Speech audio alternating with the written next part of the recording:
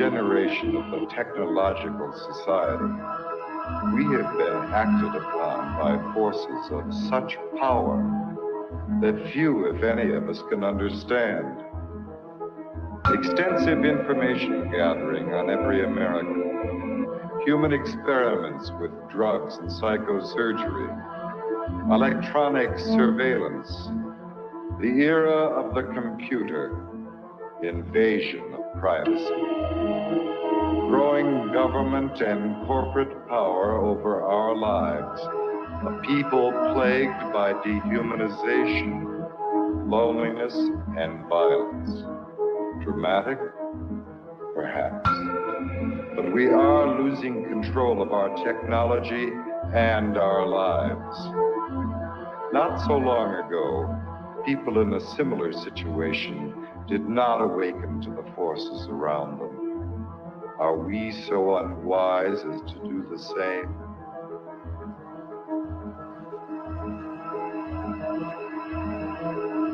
Behavior control.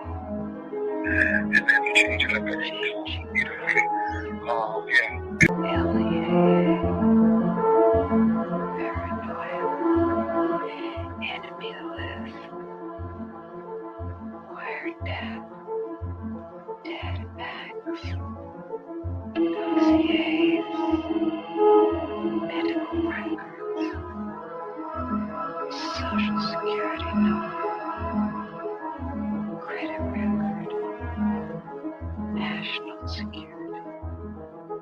I was with another agent, Pat Webb. Pat was an explosives agent. So we kind of opened the door just a bit to the cabin. And as we opened the door, we were both pretty much overcome as we looked across the cabin at the shelves that were built on the other side of the door. We could see coffee cans and bottles and jars, and they all had labels on them, and they were very meticulously done. You could see that some were labeled with the name of certain chemicals. One of the things we saw was a hooded sweatshirt, that was hanging up there. And the cabin smelled as if you might start to think, if you really think about this. This is a person who lived in this cabin. They had a cutaway spot in the floor to go to the bathroom in if he needed to. Had built fires in the cabin.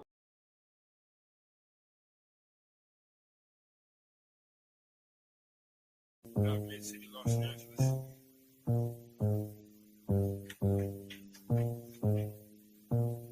They're coming sitting right on the keyboard. Working away. Vocals, you got subtitle. I gotta go to work so I can work it out. Come on, computer, make it work. Come on, satellite, work with me. I gotta go to work so I can work it out.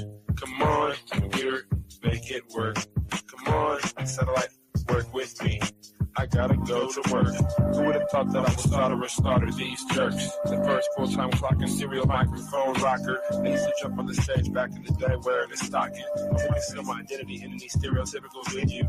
Never will I reveal the serious way that I feel. I'm on job time, all I do is talk into the steel. Use my style to hide and conceal, profile and be out while they smile and just say that I'm real. Bad luck strikes in 3, all of you will agree. I didn't have a heat shield, they rained triplicate on me. But it's squares versus circles, then any of you can compare front and back are differentiated by a 90-degree squared circle. If you know what I'm talking about, you know the code, work it out. Forced entry, I was disguised as a sentry. I gave not a care, life is an adventure to me. I obtained secret money and manufacture inventions, fracturing the line between space and time dimensions. Restructure the torque and the structural integrity, so I can walk on water while the returning surface tension. This making me an acolyte of the greater unknown, the word shark, king of these murky seascapes. Within my patriarch society, you cannot dethrone the intricate degree and climate that I seize from the police state. I gotta go to work so I can work it out. Come on, computer, make it work. Come on, satellite, work with me.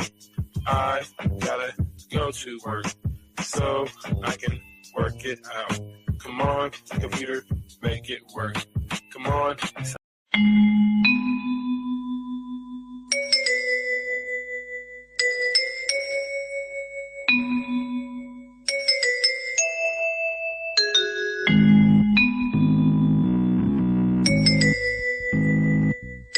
I packed up ingredients, stacked up my laptop, downloaded their military cookbook PDF. Elements, everyday chemicals at my reach. Household bleach to extract the potassium chlorate. Boiling on a hot plate with hate, recipe for disaster. Plastic bomb blaster, I mix up 5 parts wax to Vaseline. Slowly dissolving gasoline, add to potassium in a large metal bowl. Heat like dough, so they leave real slow. Gasoline evaporates, cool dry place. I'm strapped up, cross my chest, bomb belt attached. Deeply satisfied with the plan I hatch. Electrodes connected to a gas cooker lighter. Switch in my hand, the situation demands self-sacrifice, hitting back a vice with a £50 price.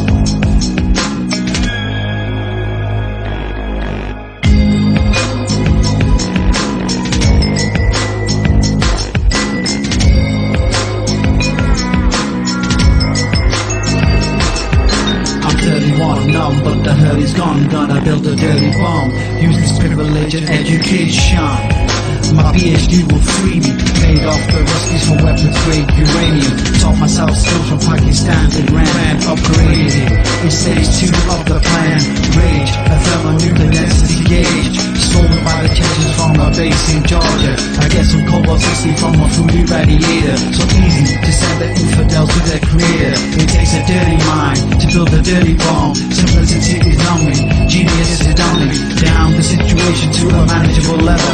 To make the world impossible to live for these devils. A suitcase, a Semtex, a mobile phone trigger. Blow them all to hell for $1 million figure.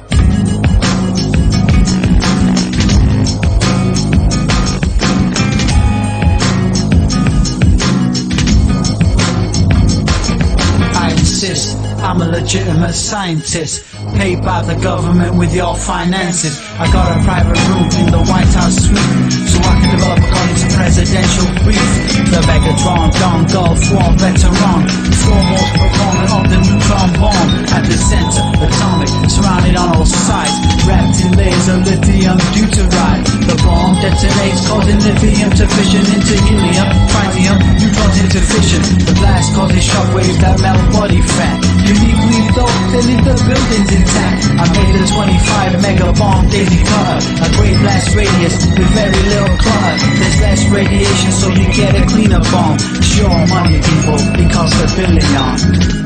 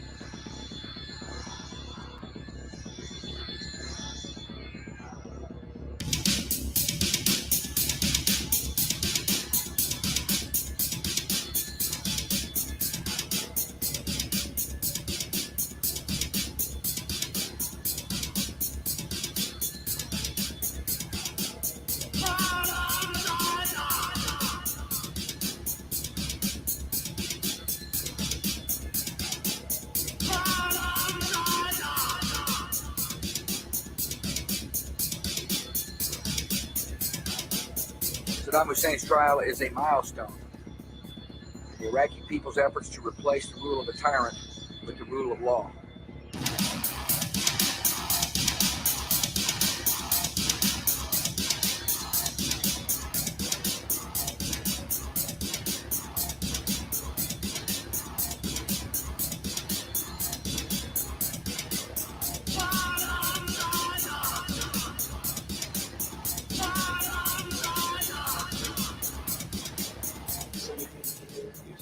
Well, as Margaret said, our position on the death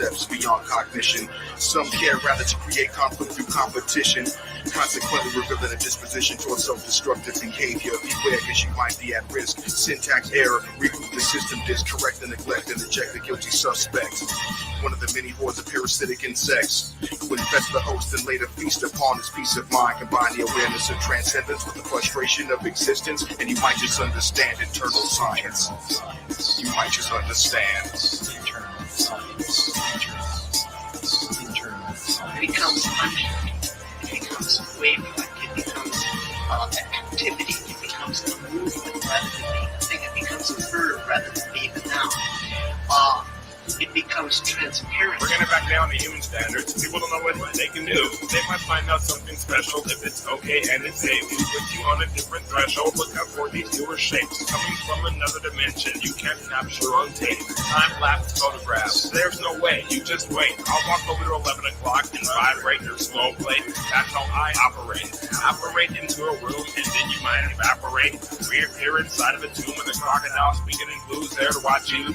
In a windowless wall, this wormhole gloom, and different magic on the door that you try to walk through. If that was me, I'd rotate out supernaturally. In a few years, once I get my naval planning here, you will see me airborne without one glare or a stare. We're here to help the world out of the situation that we're in. Internal science is what I'm about. We'll inform your next of kin. TV lab, ST waste, let's begin. Internal science. Internal science. Internal science. Internal science. Internal science. Internal science. Internal science. Internal science. Internal science. Internal science. Internal science. Internal science. Internal science. Internal science. Internal science. It becomes unchecked. It becomes wave-like. It becomes activity. It becomes a movement rather than being a thing. It becomes a verb rather than being a noun. It becomes transparent.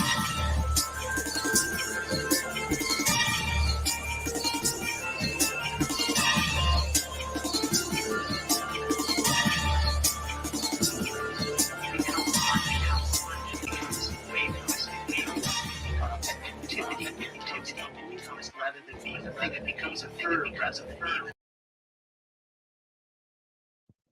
Greetings and welcome to The Machine Lies, where we talk about the lies of the machine on the machine that lies.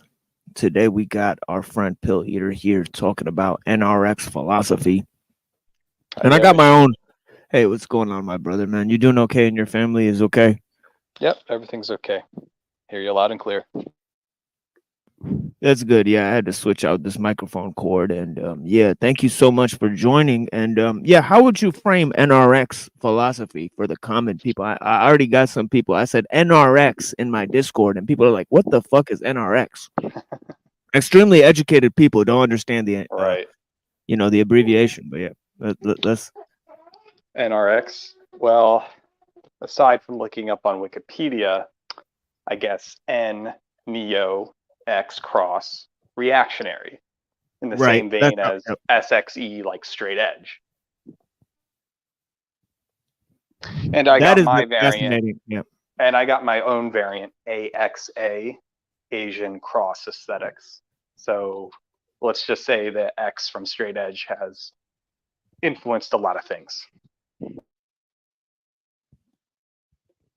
That's interesting. Straight edge is a movement within punk, dealing with a sort of, and it's funny because it deals with a sort of conservatism within the punk movement. Isn't that funny, right?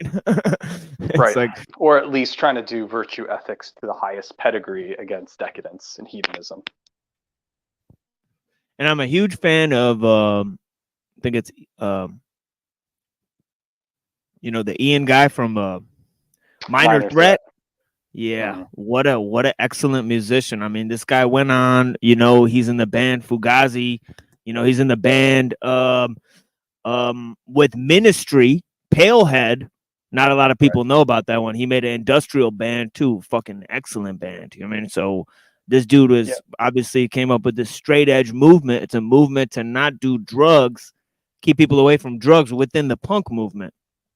There's also other factions too. There's also Friends Stand United, which is more like the activist party that beats up people who break laws. There's Oh, that's interesting.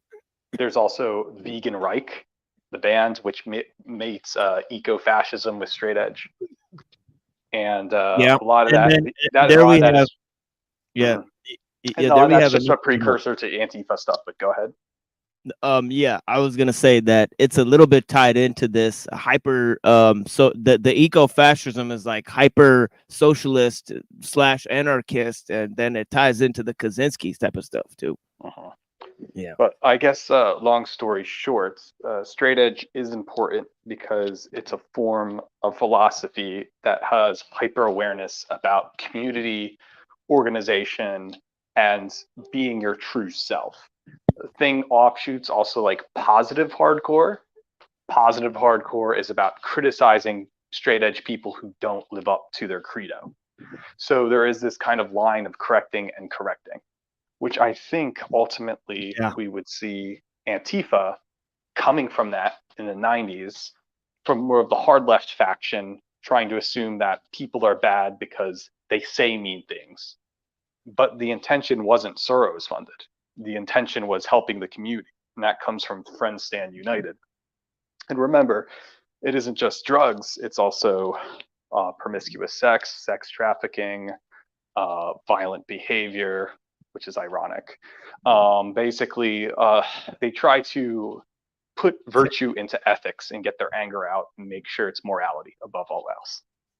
Yeah, and then ultimately what it reminds me of is the token rebellion of the modern kind of counter right sort of religious enthusiast of today. You know, that there's a kind of token rebellion happening among kind of religious people, and it's this kind of Christian, Muslim, Jewish token rebellion where it's kind of, you know, and that's how it fits into neo-reactionary. I think that's how the kind of digression aside, we could see that NRX comes from SXE, straight edge, but coming from the likes of I wasn't Moldog expecting and I wasn't expecting that as an answer at all. So I'm delightfully surprised at that framing. I mean, it's relative because its origins means that it is one, a radical movement,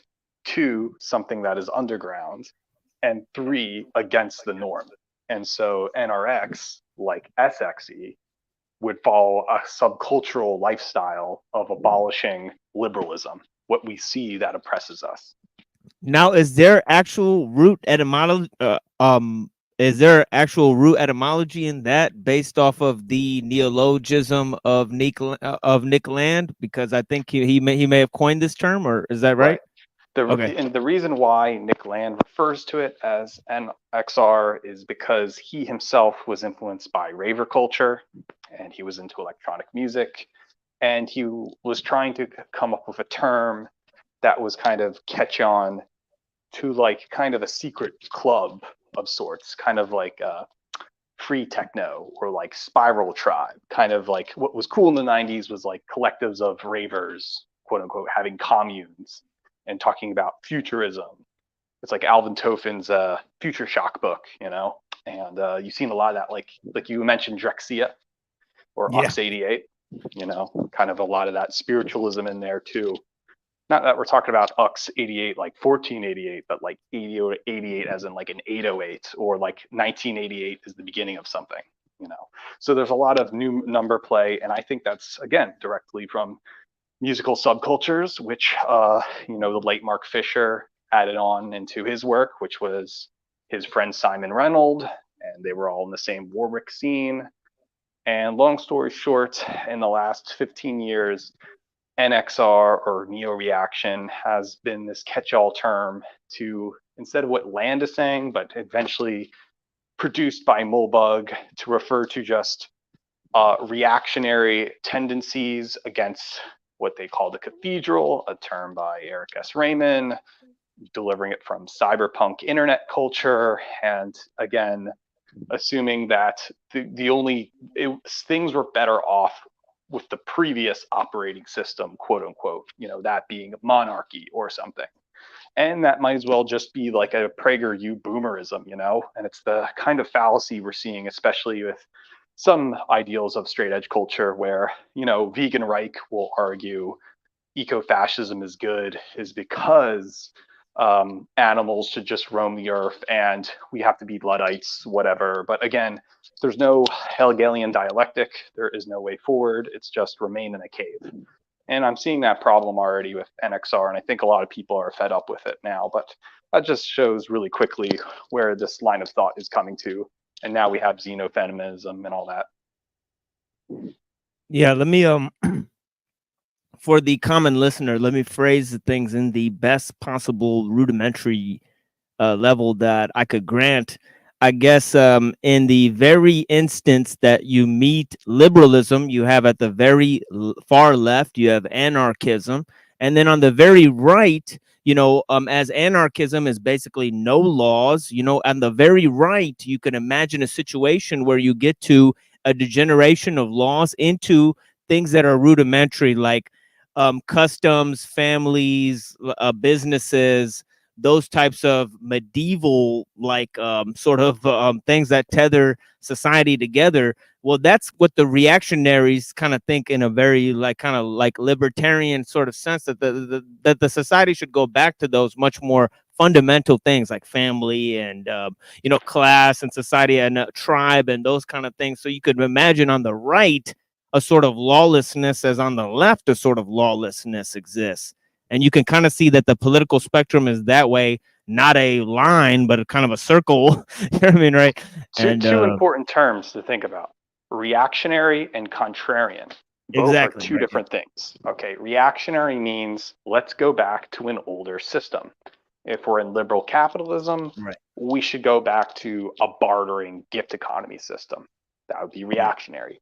Contrarian would mean whatever you stand for, we do not like. If you're a liberal, I'm a Republican. If you're a Republican, I'm a liberal. If you're this, I'm that. If you're into that, I'm out of it. Just like that one Christopher D. Babylon record. Yeah, that's like one of my favorite lines. Yeah. Yeah. That's a contrarian line. That would be a contrarian line. And also, I noticed he has a poster in the back that says, "If you're gonna go out like a motherfucker." It's like so I'm trying to connect this. Do it in style. Right? This goes back to Nick Land, raver culture, the Warwick School, electronic music. We can see that this early punk subculture was flirting with, you know, straight edge being reactionary. Let us go to a better place in time when things were right. Maybe PragerU talks about 1950s America, that's reactionary. And then contrarian being that, you know, I just don't like you because you represent that. Therefore, I should do this. Hence what Molbug would be doing, and not just reactionary. So you have like Dime Square being a bunch of liberals not liking their liberal parents or their liberal jobs. So they're going to just say the opposite, like an opposite defiant disorder. That would be contrarian. And I think we're seeing the best of both worlds today. And we're confusing the reactionary with the contrarian and the contrarian with the reactionary. And we're not seeing the Hegelian dialectic way forward. I mean, this is kind of a big criticism of its own, but I just wanted to point out those terms really quickly. So neo-reactionary would be, how are we reactionary in the terms of liberal technological capitalism? Well, and we're all defense and we're no offense, and we don't realize that the best offense is a great defense. And it's like, you know what I mean? It's like, I just see all the shit going on. I'm like, you know, everybody's being tricked into thinking that being ironic, contrarian is the way to win. And it's like, well, when people are putting on theatrical productions and you take them as serious, and then you become a contrarian to attack this theatrical production that's been put on for your eyes only, and then, you know, the average person isn't aware of what's going on, what's really happening. Well, you're becoming your own worst enemy, and your enemy is laughing at you. And that's kind of what I see going on as well. I mean, I want to read something about this Eurasianism for Pill Eater, because I think there's different types of Eurasianism. We're not talking about Alexander Dugin, and we're not talking about Dugin Eurasianism. We're talking Yeah. about Yeah. racial and sexual Eurasianism. Yeah, exactly. And I want to bring it to that level with Dmitry Mitranovic. Have you ever heard? You know, the guy who Came started the across Black. it. Huh? I came across the name. Yeah, and he's basically one of the fathers of this Eurasian concept, along with the Gurdjieff fellow. You know, G.I. Gurdjieff, right? And both Alan Watts and Dugin and these kind of people, these Esalen Institute, like Russian intelligence types, they really study a lot of this stuff. Alan Watts is pure Eurasianism. That was early Yep, Eurasianism. that's right. That was He's literally literally the like first one. Yeah, he was like he's Asian right. studies major turned CIA Yep. informant turned New Age. So he saw that back in the 50s, Yeah. and I think what he did was good. I think he was just trying to tell the West how to think in Eastern terms, and I think he did a lot of good. But eventually, like you said, it's just going to benefit BRICS, Dugin. I see sexual Eurasian, whatever. And there's a lot of ties we could put into that, but he's kind of like a forgotten canon of history in a weird way. Watts. Yeah, I think these 3 paragraphs will just, blow you away on this Wikipedia article about Dmitry Mitranovic. It says the utopian and messianic ideas of Mitranovic influenced by philosophical concepts of Husserl and Peter however you say his middle name, Ouspensky, who actually, basically was the guy who Alan Watts and Gurdjieff really, it's like Gurdjieff, Ouspensky, There's then another Alan guy Watts. called Kuraswamy. Yeah, that's right. One. Yeah, that's right. Yeah, Kuraswamy is a huge one that's into the tantric Buddhism aspect. Yeah, the art people liked Kuraswamy a lot. So like John Cage was citing the Dadaist.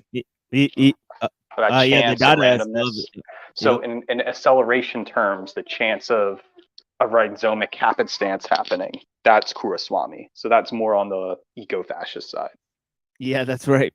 And this is what he says. He says the esoteric doctrine of G.I. Gurdjieff, this guy Gurdjieff right here, funny looking fellow there, the rascal guru, as a lot of people called him. He would play tricks on his followers. The psychoanalytic school of Freud, Jung, and Adler were brought to the attention of the public, not only in a periodical, The New Age. This was this Alfred Richard Orage. This guy was a prominent Satanist. But then it says in 1927, Mitranovic was entrusted with the founding of Adler's Society, the English branch of the International Society of Individual Psychology. Okay, this paragraph's not so important. I'll skip that. But this is the really important one. It says Mitranovic advocated a metaphysical utopia based on Plotinus, Clement of Alexandria, Lao Tzu, and Jacob Bohm, who Hegel considered the most important German metaphysician. But I just want to say something really quick, which is that I don't know a lot of the stuff that you just said, but every piece that I did understand lines up exactly with my own research. And it's like, it's so weird to see like all these strange connections with like Hegel and, the Gurdjieff and all these like weird little things that you wouldn't put together. Mitranovic, like, well, the ideas of Gurdjieff and especially these ideas like of Kuraswamy, of this tantric sort of practice, in this left-hand path practice, it's mainly about seeing the body, as Gurdjieff called it, spiritual machines. He actually coined this term, spiritual machines. And it's funny that Kurzweil uses the same term, in the age of spiritual machines. Right. And then when we talk about left hand, right hand, it was Julia Sevla that said left hand is literally left-wing politics and right hand is literally right-hand politics. Right. White, black.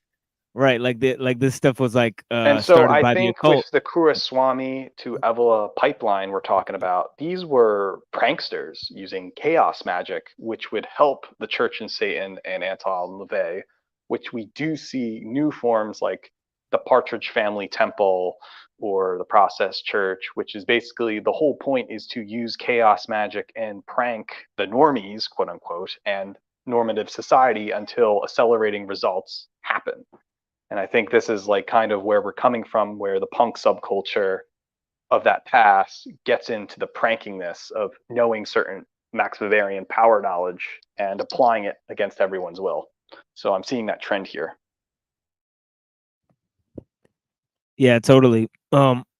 Let's get up into this video here. This plenary. I think we're like only 5 minutes into this video. We'll play some of this and let me know if at any moment you want me to pause it and comment on what this young woman is saying. She's interesting. Yeah. I'm gonna blessings, Neuro. I'm gonna be gone in a few minutes because I got to get ready for some stuff. But I want to read two quotes, one from each of your books, if you don't mind. And these For sure. These are random quotes that I just picked up, and I think I just literally picked up two random pages in both books that I haven't read before. So here's the random quotes. First from Machine's book. Some Gnostic sects even wish to kill God and reinvent him. Mainstream Christian historians have pointed out that many early heresies and heretics helped expound and influence mainstream Christian teachings. One does not have to look far to see that the Jewish heretics have seduced Christian teachings, and that Christian Gnostics and Hermeticists have not only influenced Jewish traditions, but also originate from the same traditions. So that's the first quote. And here's the second one from Pill Eater's book. Here's the second one. So from Pill Eater's book on, that was on page 119 of Machines. This is on 191 of Pill Eaters. So on Pill Eater's book, here we go. So this is from the chapter Asian as a Social Construct. Do we use the word Asian as an ideological weapon to describe the benefits of belonging to one egalitarian whole? If so, this means that the singular Asian race is Eurasian in detail and is anything but an Asian one because it adapts the Western influence of liberal egalitarian term of blank state Malays. What then is race? And so we're kind of dancing around both of those topics. I just think that's kind of fun. I believe that 100%. If white is just a Malays, then Asian is a Malays. So you can't call someone Asian if it's just not Chinese, Korean, or Japanese. It must be something of culture and aesthetics.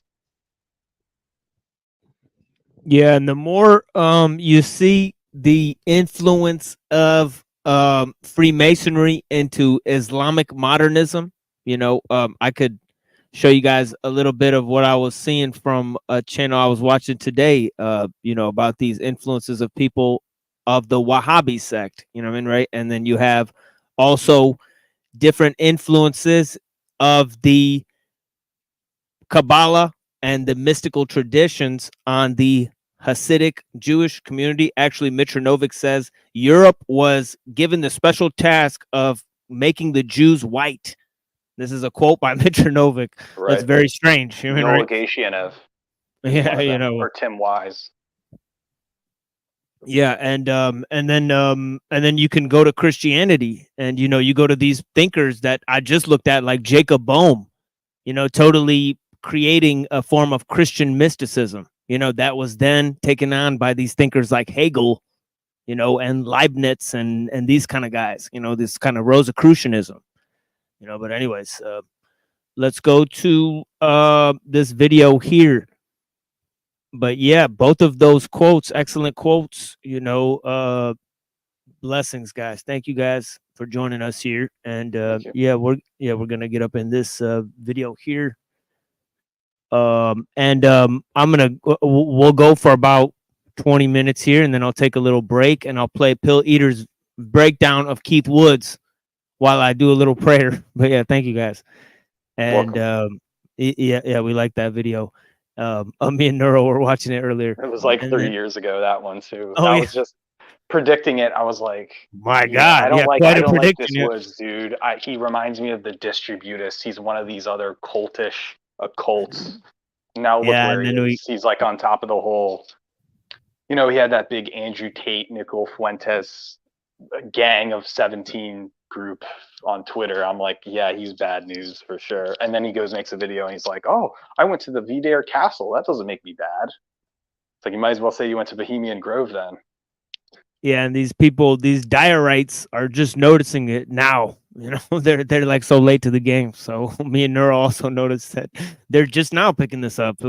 Stuff that you claimed years ago was coming down the pipe. You know, so it's obvious sentiments. And then I got a perfect video for our smoke break for Eurasianism.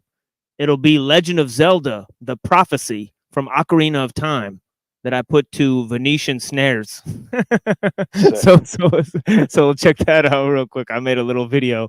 Yeah, Trevor Brown is classic Eurasianism, I would say. Yeah, you know what I mean, right? The art of Trevor Brown, especially those doll albums. Yeah. And also, can you deny Eurasian futurism in the Ocarina of Time game, right? No, you can't deny that. Yeah, it's totally and you can't deny it with Venetian snares, Trevor Brown type of sadist play either. That's very much the AXA subculture. Back to straight edge. That's right. So we got it all coming for you guys in a minute, and then we'll get back to this video here. But yeah, and then we'll open up a panel, and I'm sure, Pill Eater, you could. Then if I open up the panel, you could leave at any time you want. I mean, but yeah, thank you so much. Because I know these panelists are not conducive to conversations at all times. But yeah, blessings. I find it telling that the type of violence about which he is most worried is what he calls organized human-on-human violence. He is not wrong to look back on the 20th century in horror and to long for a politics free from enmity or war. Nevertheless, Schmidt poses a clear challenge to such a goal when he states, in the concept of the political, that the friend-enemy distinction that forms the lifeblood of the political is not a mere figure of speech. These terms, he wrote, receive their real meaning precisely because they refer to the real possibility of physical killing. Okay, so to come into this, what she's talking about is Moldbug's adoption of Schmidt, which is the philosophical writer behind Nazism. So what we have is a intellectual elite, American, European, Jewish kid, okay, who self-avows that his parents work for the deep state in this country, and he's adopting the views of Carl Schmitt, the writings of the Nazi Party, right? So it's a very interesting dynamics, just to cue you guys in on what's going on here, so we're just exploring their philosophy here with Telos Journal. This is by Telos Journal. Thank you, guys. Violence, for Schmitt, is the existential horizon of political activity. It is the possibility contained within the moment of political decision. Yarvin does not even dispute this definition.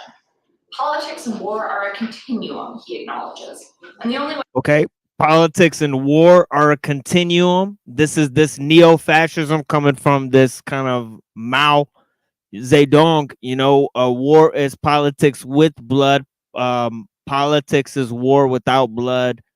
Ethos. So the reality of violence, the political economy of violence, and also the whole thing from Machiavelli and the Straussians. This is also coming in from that whole side, from the sort of neo-reactionary level. So it's coming in. So neo-reactionary, where do you get it? You get it from modern, right? Adoption. So they want technology. They want to have old values, but new science, right? Let's just put it that way. That's the neo-reactionary, right?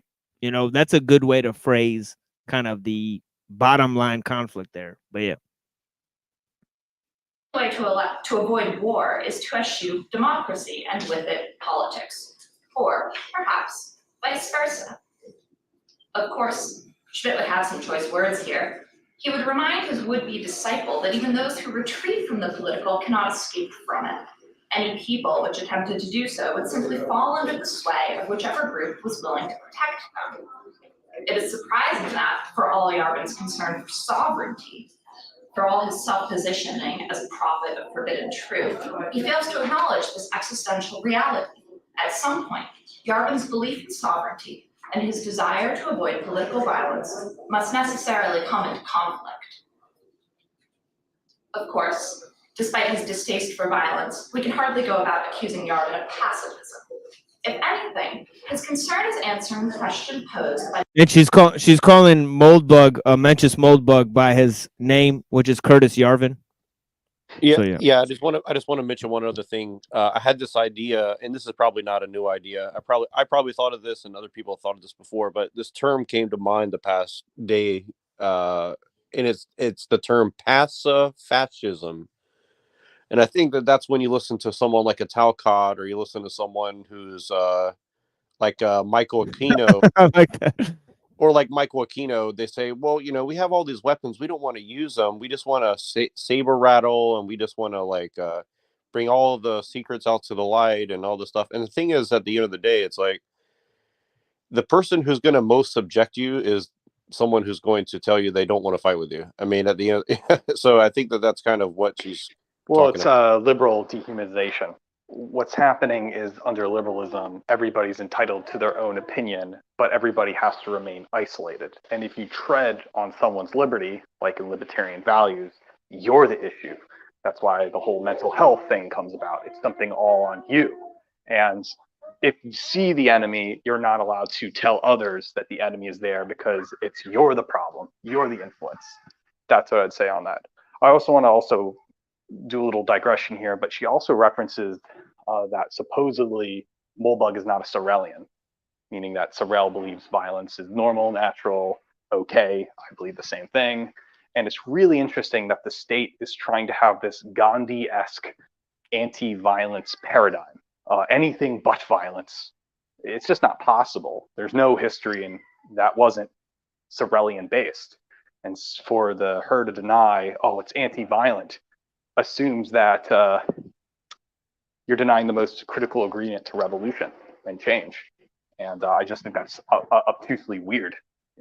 They certainly use violence to support BML and the trashing of cities for George Floyd, but not Moldbug, not a white guy or Jew guy.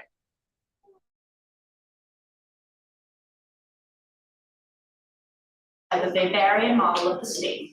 It is deciding who has the monopoly on the legitimate use of violence. For Yarvin, the real is the economic. His formalist manifesto attempts to short-circuit the question of legitimacy. He does not care. Okay, I think that's an interesting point. The real is not only is the existential the political, but the real is the economical. And it's these two kind of weird, and ties into his libertarian political expressions. I think that's just a fad sect.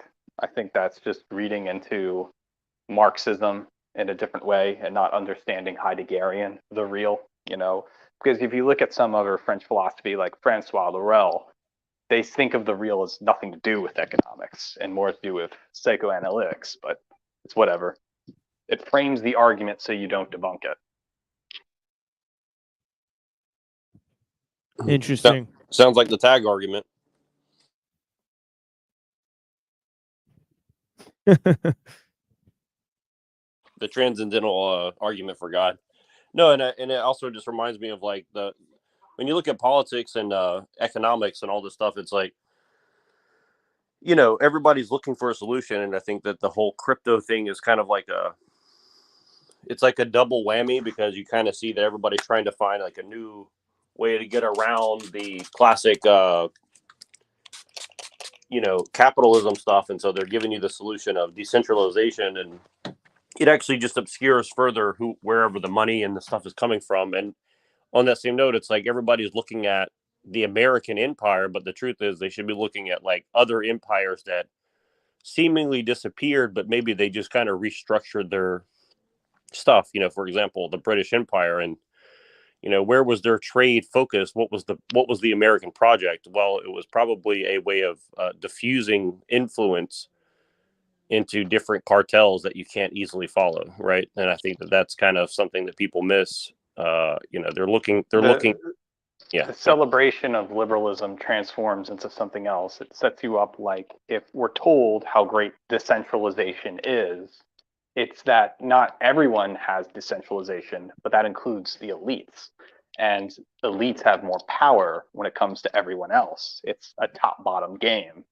And so when you give elites decentralization power, you create an elites that's harder to kill and more evil. And so that's the problem. People are celebrating Bitcoin as if it will be a money that you can use, but it's just setting you up for it. Yeah, in Soviet America, you don't control your coin controls you, essentially. Who should own a particular unit of territory, but only who already actually does. Formalism, then, is the granting of formalized contractual legitimacy to the existing structures of ownership of political, physical, and cultural capital alike. He puts it quite simply, and here I quote again.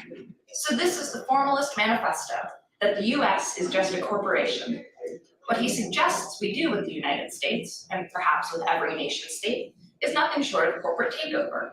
Reformalize the assets, liquidate if necessary, and then let the shareholders decide what to do with this economic venture. In his essay, Now, this goes to his kind of economic theory that's pretty outlandish, you know, which is this patchwork theory, which is that these you create this kind of neo-tribalism where people are part of these kind of pirate utopias, and they're basically part of a joint stock corporation. Well, you know what it sounds like? It sounds exactly like what the sovereign citizens say, and because that's exactly what we are. From a certain point of view, America's always been a pirate, corporation, essentially, of something how people think of like the Dutch East Indies, whatever the hell you call it. You know what I mean? Yeah, their philosophy is downstream of this. There's But no the way it's problem not. with Mobug is that he's trying to justify 4chan culture as the utopia. In other words, you can have your ethno-nationalism so as long as you stay in the pods and eat the bugs. It's just that everybody, again, it's extreme libertarian, dystopian neuromancer ideal of the world, and we're supposed to celebrate it as a utopia. No, exactly. He's trying to get that whole cyberpunk subculture and try to say, oh, isn't it cool we're divided? No, exactly. And I think that's really that's why I talk about William Gibson's work so much about neuromancer, because like that is kind of like the thing that they're pushing for. Like it's like they want to see the ugliness and beauty. I mean, like they want beauty and ugliness, and it's Two words here. When we say dystopia, it's bad. No one wants to live in dystopia. When you say utopia, it's like Thomas More's ideal of socialist realism and such. When did, in the late 80s, that dystopia became utopia? It seems like the entire genre of quote unquote cyberpunk is nothing more of a trick of light to say dystopia is utopia, and we should be celebrating that we're staying in the pods eating the bugs, and there's nothing wrong with it. At least hang tie is real. No, and all these people who are raging against all that, like you see this whole giant media production of like, oh, we're against the eating of the bugs and stuff like that, and the whole point is they're actually conditioning you to be against it until like basically your grandchildren will have no choice, and then you say, well, I didn't have a choice and I didn't participate, and it's because I'm a sovereign citizen, and you think you're going to have a stake, but you don't. Liberalism has the best of you because it works in Malthusian social order to depopulate. It's kind of like again, if you have an entire subculture celebrating cyberpunk for the aesthetics and interest, they never celebrated the fact that everything is bad, because people would rather celebrate what is good. People like anime because it's a better reality. The problem is when you have video games like Cyberpunk 2020, people are celebrating a potential reality where everything is Eurasian and high tech. And that's what I talk about. But nobody is celebrating the fact that it's Malthusian and you stay in the pods and it's a dystopia. And so again, what they're doing with the entire genre is making sure you enjoy a hell where there's degrowth, depopulation, and we're supposed to celebrate it as what Yarvin is talking about.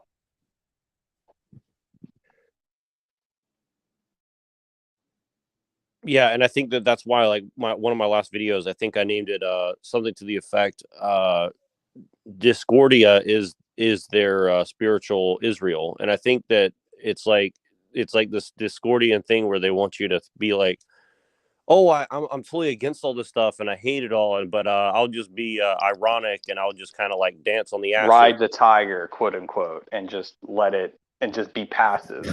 they like to say, like, just listen to Trapo Trap House and take the grill pill, man. Don't do anything. That's a great. And I've seen that all in New York. Yeah, that's actually a tantric metaphor, riding the tiger. it's interesting. And see, this is why we have people like Ted Kaczynski and people trying to basically, when the cyberpunk future happens, there's at least one individual that's going to blow it up, and we go back to Sorelian violence. And so this lady is saying, oh, well, he's not violent. Well, if this continues, you're going to have more Kaczynskis in the resurrection of Sorelian violence, because nobody wants to stay in the pod and eat the bugs and be gaslighted like it's some anime futurism. It's not. I'm for anime futurism, but not Gibson's kind. I think Gibson's a Fed. Oh, he definitely is. If you read any of his books, I mean, there's no way that this country guy from the middle of nowhere knows all the shit he knows. I mean, right. You know, I'm just he's living saying, a comfortable life in Vancouver while he's talking about how deep fakes will make everyone vote right wing. And then he's on Twitter saying, oh, well, if you don't vote Biden, you know you're going to vote Trump. Something wrong with you?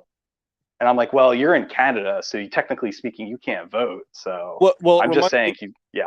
No, it reminds me of me sending you that that Dead Kennedy song, which is called, if anybody has a chance to look up the lyrics of We Have a Bigger Problem Now. It's a remix of their old song, California Uber Alice. But when you understand that Jello Biafra is not telling you that you're going to be controlled by Zen fascist, and you'll work for the master race with a happy face. He's not telling you to tell you that he's against it all. He's actually laughing in your face because you're doing it to yourself. I mean, I think that's really what we're seeing, and I think that's really what the whole Gibsonian stuff is about. And again, it's not even against Gibson. He probably doesn't even know how he's been used, right? And I think that's what's going on. A great example, as I wrote, is that, I mean, another digression, is that in the 1980s, there was an excessive amount of celebration of Japan, that Japan was going to rule the United States of America. Even in Neuromancer, Gibson thought payphones would still be alive and we would be hacked into the system by using a it's just, there's a lot of flaws to Neuromancer, but it shows you a lot of that is a zeitgeist byproduct of what has happened. And there were some people who tried to make Japanese Eurasianism possible, but it blew up by the year 2000, and that victor rather was China and Korea. And that kind of debunks all of the Sprawl trilogy, and also as well as Bridge trilogy. Though I do think Gibson was right in Notre Dame in that, sure, San Francisco, the Tenderloin is shitty, but no one made a housing unit out of the Bay Bridge. And there still isn't any Japanese Eurasianism. Again, a lot of this seems to be some fantastic pursuit of celebrating Japan as the greatest good Asian G7 ally. Meanwhile, as recent as last week, Joe Biden says Japan is xenophobic. And again, remember, it used to have been called G8 because Russia was an ally. When Russia left in 2014 because of the Ukraine-Russian war, it became G7. I think it's going to become G6 if you have this kind of gaslighting against the Japanese. Once the Japanese get a military, I think Japan's going to join BRICS. If they want to survive, at least. Right. That's just, I hope G7 becomes G6, because if you allow Joe Biden's anger saying, why aren't you having Muslims in your country? Well, then they're just going to leave at that point, because it was never about anime futurism. It was just good Asians representing white liberal interests. And so that's has nothing to do with like anime whatsoever. And so I think G7 will become G6, but it has to be G7 because they are the good Asians that represent the false narrative of George Floyd statues everywhere. Yeah, and I just want to mention one last thing, because I'm going to jump off here in a second. I saw a video talking about how some Greeks had converted to Buddhism a really long time ago, and reminded me of the whole Platonic project as well. And I'm just saying, like, a lot of us don't understand that this whole East and West has been going on for a very, very, very long time. And I think that we don't really realize that the syncretist is, whether we want to say that it's quote unquote true or not, they're using those memes or whatever you want to call it as a tool and a weapon against us. And I think we have to really start looking at what they believe, or we're going to be totally crushed. Shame politics, the Puritan ethic in capitalism. In other words, if I can't win over an argument, I'm going to shame you into buying McDonald's by using a Nordic gamer and a crying Wojak. And you're going to buy this McDonald's over Wendy's because I'm using subculture, the Puritan ethic of guilt. And that is a Eurocentric ideal of chasing the Jones, materialism, and clout chasing that only exists within the white mind. And I think that's going to be utilized. And again, it just goes back to Max Weber. Yep. And I think that when you look in the East, like that's the thing is we think that, well, they must be just like us. They're just in a different condition. It's like those things don't really exist. And number one, and I think that we're seeing the worst aspects of both the East and the West being constantly synthesized. And I think we're right. And it's creating the most dysfunctional anti-whiteness with Asian hive mindness of creating, but no production. And so you have a bipolar disorder of two worlds not understanding true space Eurasianism. Oh, well, I wanted to speak on, hopefully he gets this thing, and maybe I hate saying things twice, but yeah, with Neurojack, about what he was talking about in terms of how it was going back to the past. Yeah, you have this thing with Nagasena, the Melinda Panda. He's talking to the Greek king Melinda, and you also have it in the Alexander romance. Obviously, Alexander conquered all the way to India, so there's the spread of Alexandrian and Hellenism inside India. So there's lots of instances of that. So you have this kind of Eurasian model, in the ancient past 70 as well. wives too. He also had over 70 kids with 70 different women. So that's also something to consider as well. Yeah. Yeah, so it's interesting stuff. But yeah, we're gonna take our break here. We're gonna play the video by Pill Eater on this Keith Woods, and then we'll play another short video of someone else noticing it too late, which is interesting even to us, but yeah, distributist equals suckers. Keith Woods plus distributist equals suckers by Pill Eater. And I'm going to make some coffee, and I'm going to come back and discuss this video where we were watching with Pill Eater a little bit more before I open up the panel here. And we'll also watch a cool video I made, Eurasianism with Zelda. Blessings. Dope. Yeah, let's check it out here. Distributist plus Keith Woods, and then his dinner at the castle.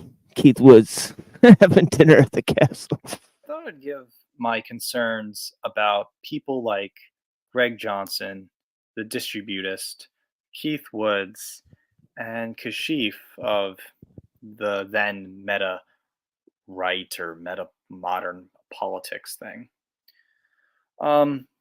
I've been associates with these people before, and over the past year or two, ever since the radical change within the American system and political environment, I kind of had my own realization and also a criticism for these types of individuals, all playing a part of this kind of fake Mark Lombardi-esque kind of webs of conspiracy.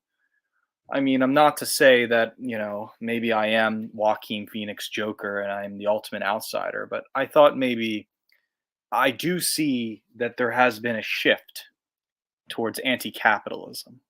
And I do see that there is this shift as well as trying to make this political sphere more socially accepted by the large gentrified forces that like Black Lives Matter and whatever. And this thought has been around since 2013 in the areas of Stark Truth Show and subcultures of the New Brunswick, New Jersey scene and whatnot. And it finally has kind of went full round circle on the internet. and now what we knew as quote unquote the alt-right are now being Marxist, as J.G. Michaels might have said.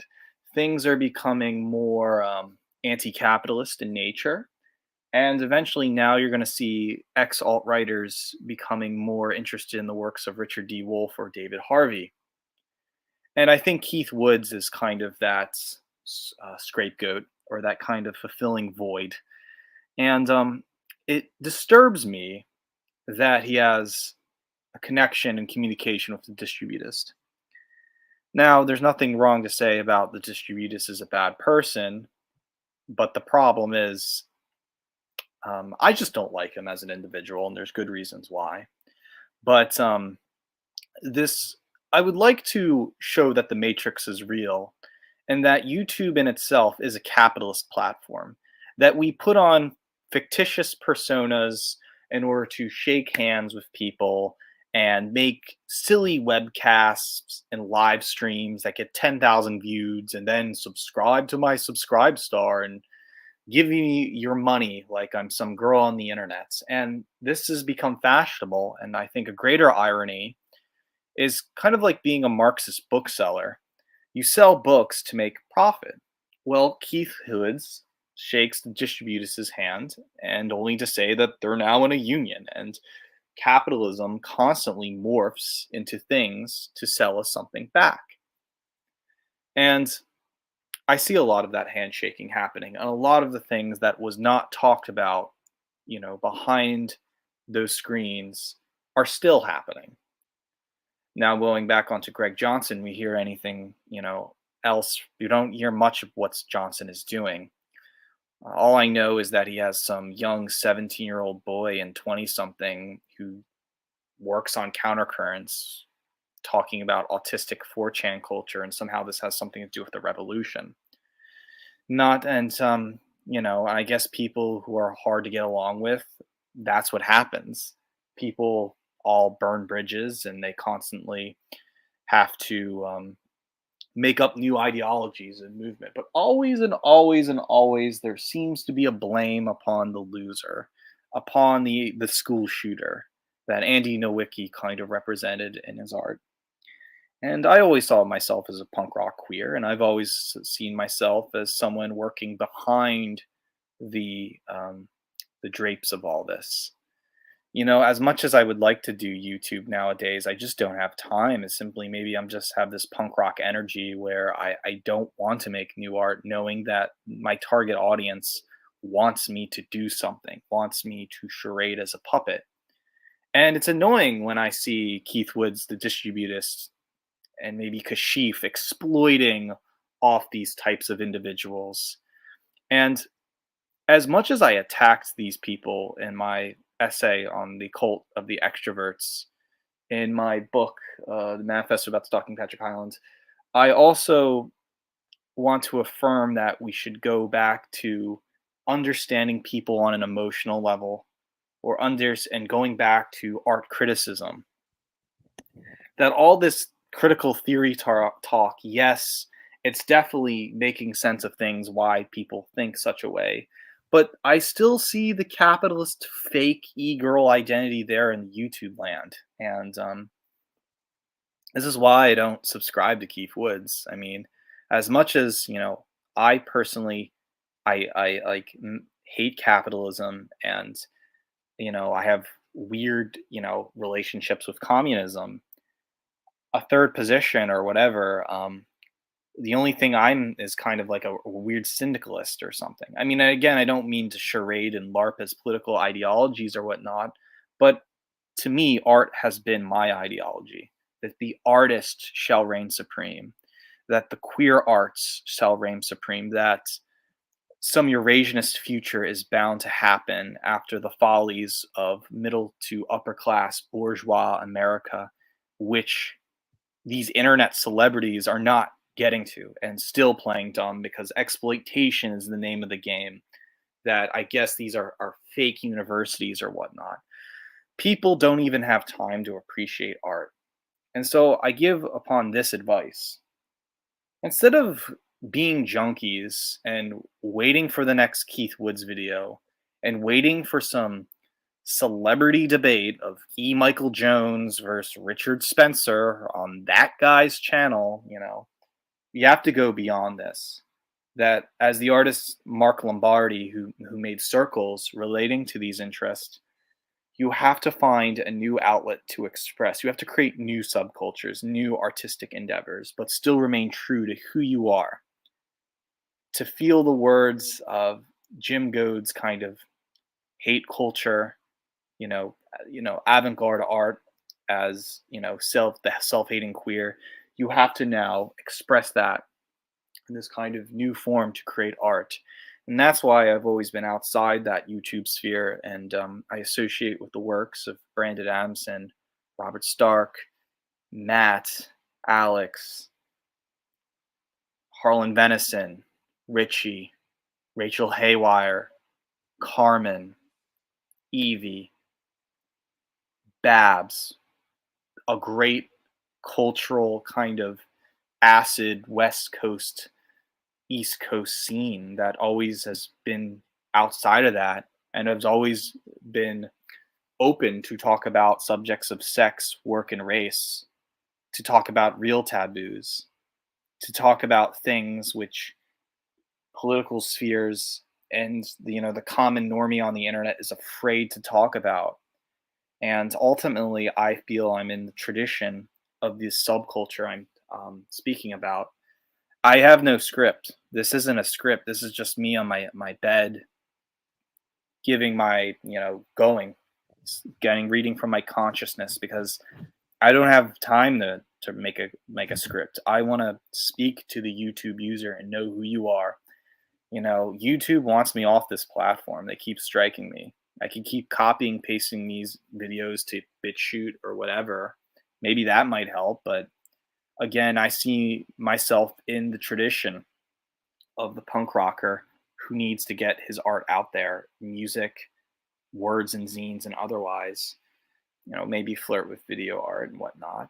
But I don't have time to whore with these individuals on the internet who like to say that they're for this anti-capitalist future, but simply don't practice it. They all bitch and mock and cry about the Antifa soldiers and the BML outside who are actually doing something to the society. Maybe that's why I became more interested now in BreadTube. Maybe that's why I like Reeducation or Non-Compete and Vouch. But even though I dislike their opinions on race, I always seem to see that BreadTube is offering something which the fat ass distributors can't even do. Why do I think he's fat? Maybe it's just because his avatar. Everyone plays favorites. Everybody wants to make connections. Everybody wants to do this. Everybody wants to make money. It's so shallow. Why would you exploit yourself as a consumer to do that?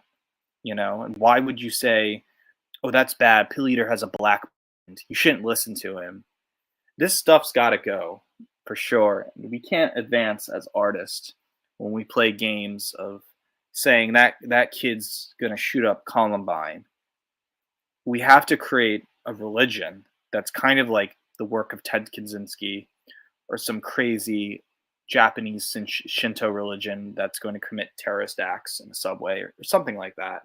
I'm joking, but maybe YouTube doesn't care. They just want me off this platform. Probably they got advanced robots trying to kick me off. But let's start making art. Let's start having existential views on individuality. Let's start Eurasianism. Let's get crossed out AXA. Let's practice what we preach and being comfortable consumers, protecting bourgeois America. And as Realicide and Robert Inhuman once said, punk is not comfort. Let's do it. AXA. Hell yeah. And here's the producer of Jay Dyer noticing this too late. Slow boy whiteboard, talking about Keith Woods going to dinner at the castle. Just would like to say that Vouch was a different person when he had 700 subs. But yeah. I know why everyone hates him now, and he is a Beverly Hills agent. Just putting it out there. So consider that video from a long time ago, folks. But yeah, you know what I mean? But yeah. Rumble anyway, so that's kind of what matters. But yeah, what else? I was out in the US recently, in West Virginia, Berkeley Springs Castle, the Vidar Castle, which apparently is going to be in Fallout 76. I used to be a big Fallout fan, but apparently, I guess it's 76 is the online version.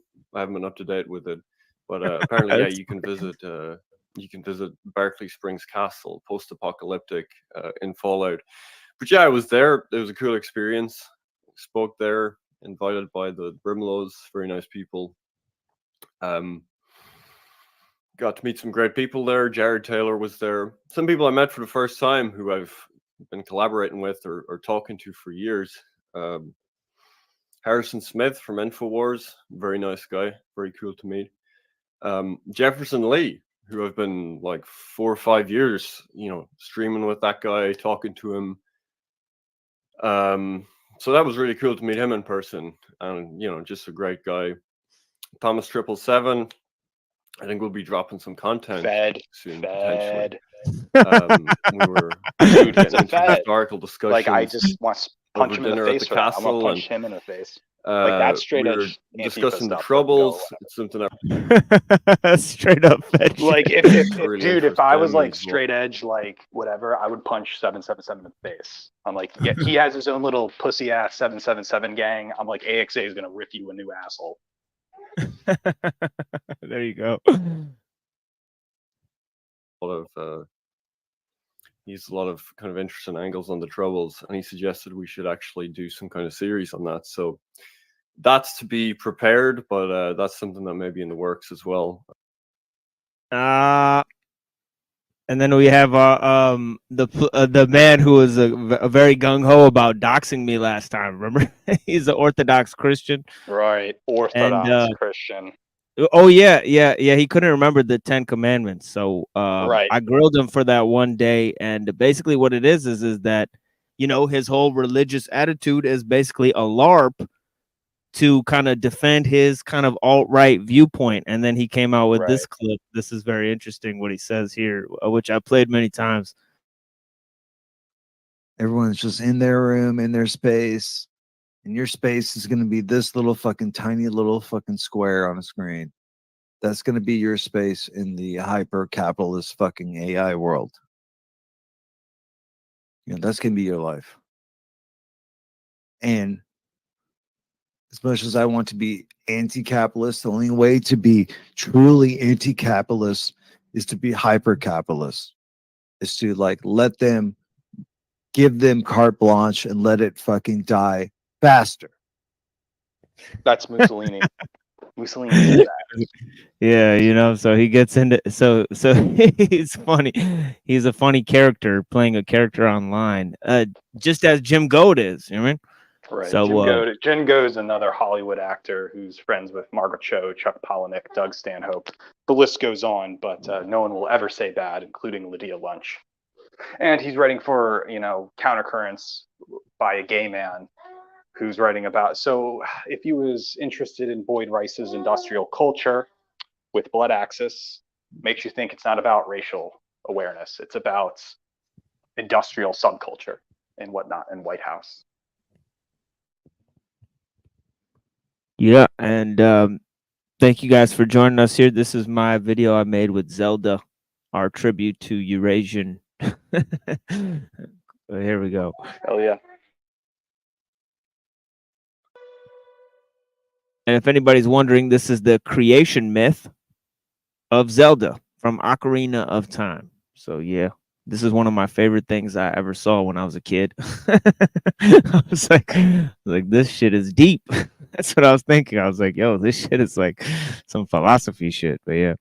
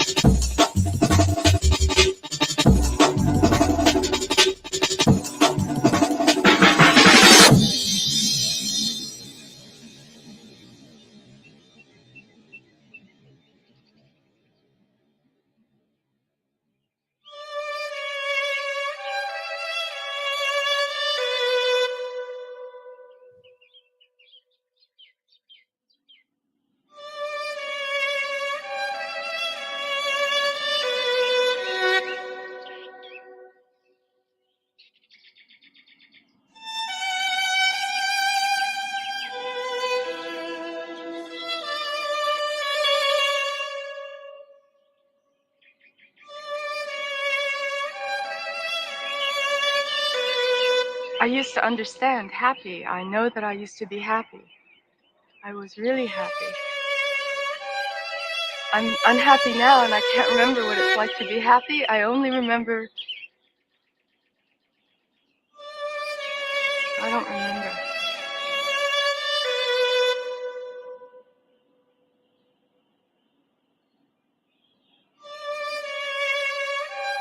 I remember being happy only in comparison to not being happy, which is what I am now.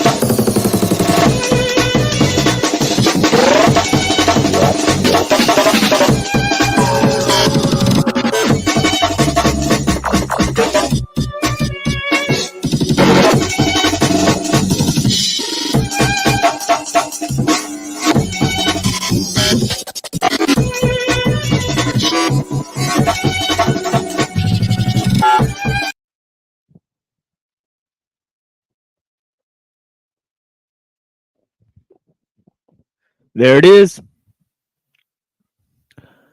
The future depends on thee. Link. Thou art courageous.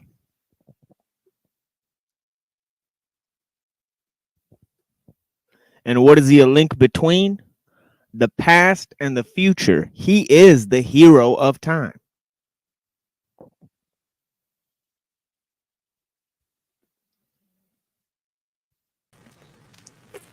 That reminds me of Final Fantasy VIII. If you ever look at the storyline of Final Fantasy VIII, very. You're kind of robot there, Neuro. But yeah, you're talking about Final Fantasy VIII, but you're very you're very roboto. Yeah, I'll jump off. I dropped the link in the back.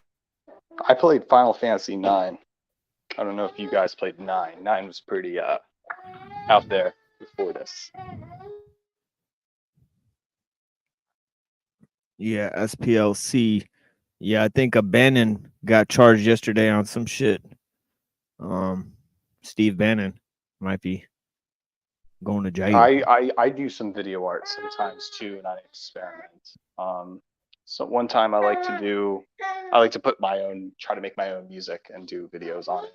And I was thinking of like I try to make my own music. I think like 10 years ago I used to do AMVs, but like I do like the collage effect you could do with some of that. See what kind of projecting video with music that you could play at a potential party. You know, if you're having a party in Brooklyn, you want to do that. There's some power in it.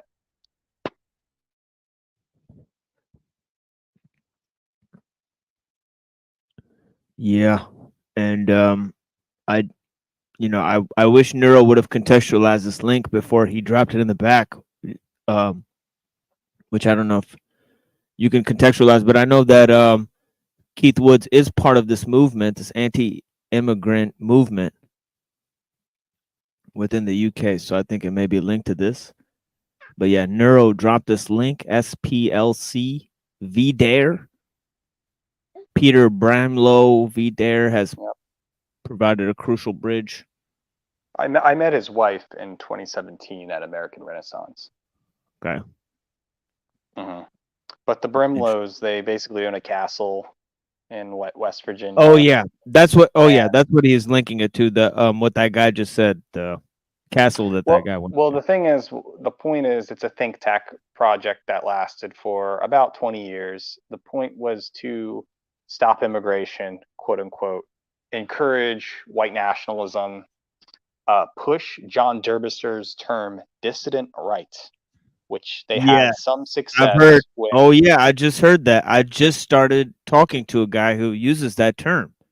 And the funny part is that it was coined person in 2012 by John Derbyshire for his book collection that just referred to paleoconservatives associated with BDARE. But the term became new light when Richard Spencer abandoned the alt-right, and there was some stain on it. And so by 2019, 2020, there was a new, in the last 4 years, the alt-right, the post-alt-right changed brand and called the DR, dissident right, which I think is bad semantics, by the way. It assumes that you are within the right-wing cultural establishment, you just disagree with what that right is. There's no such thing as a dissident left, by the way. There's only a catch-on trademark dissident right. So again, I think it's a bad setup. We realize how it's a bad term. And if you want to be culturally right-wing, but dissident, in other words, disagreeing with the establishment, you're still within the state's effects. So it's futile. It's like you're talking about yourself.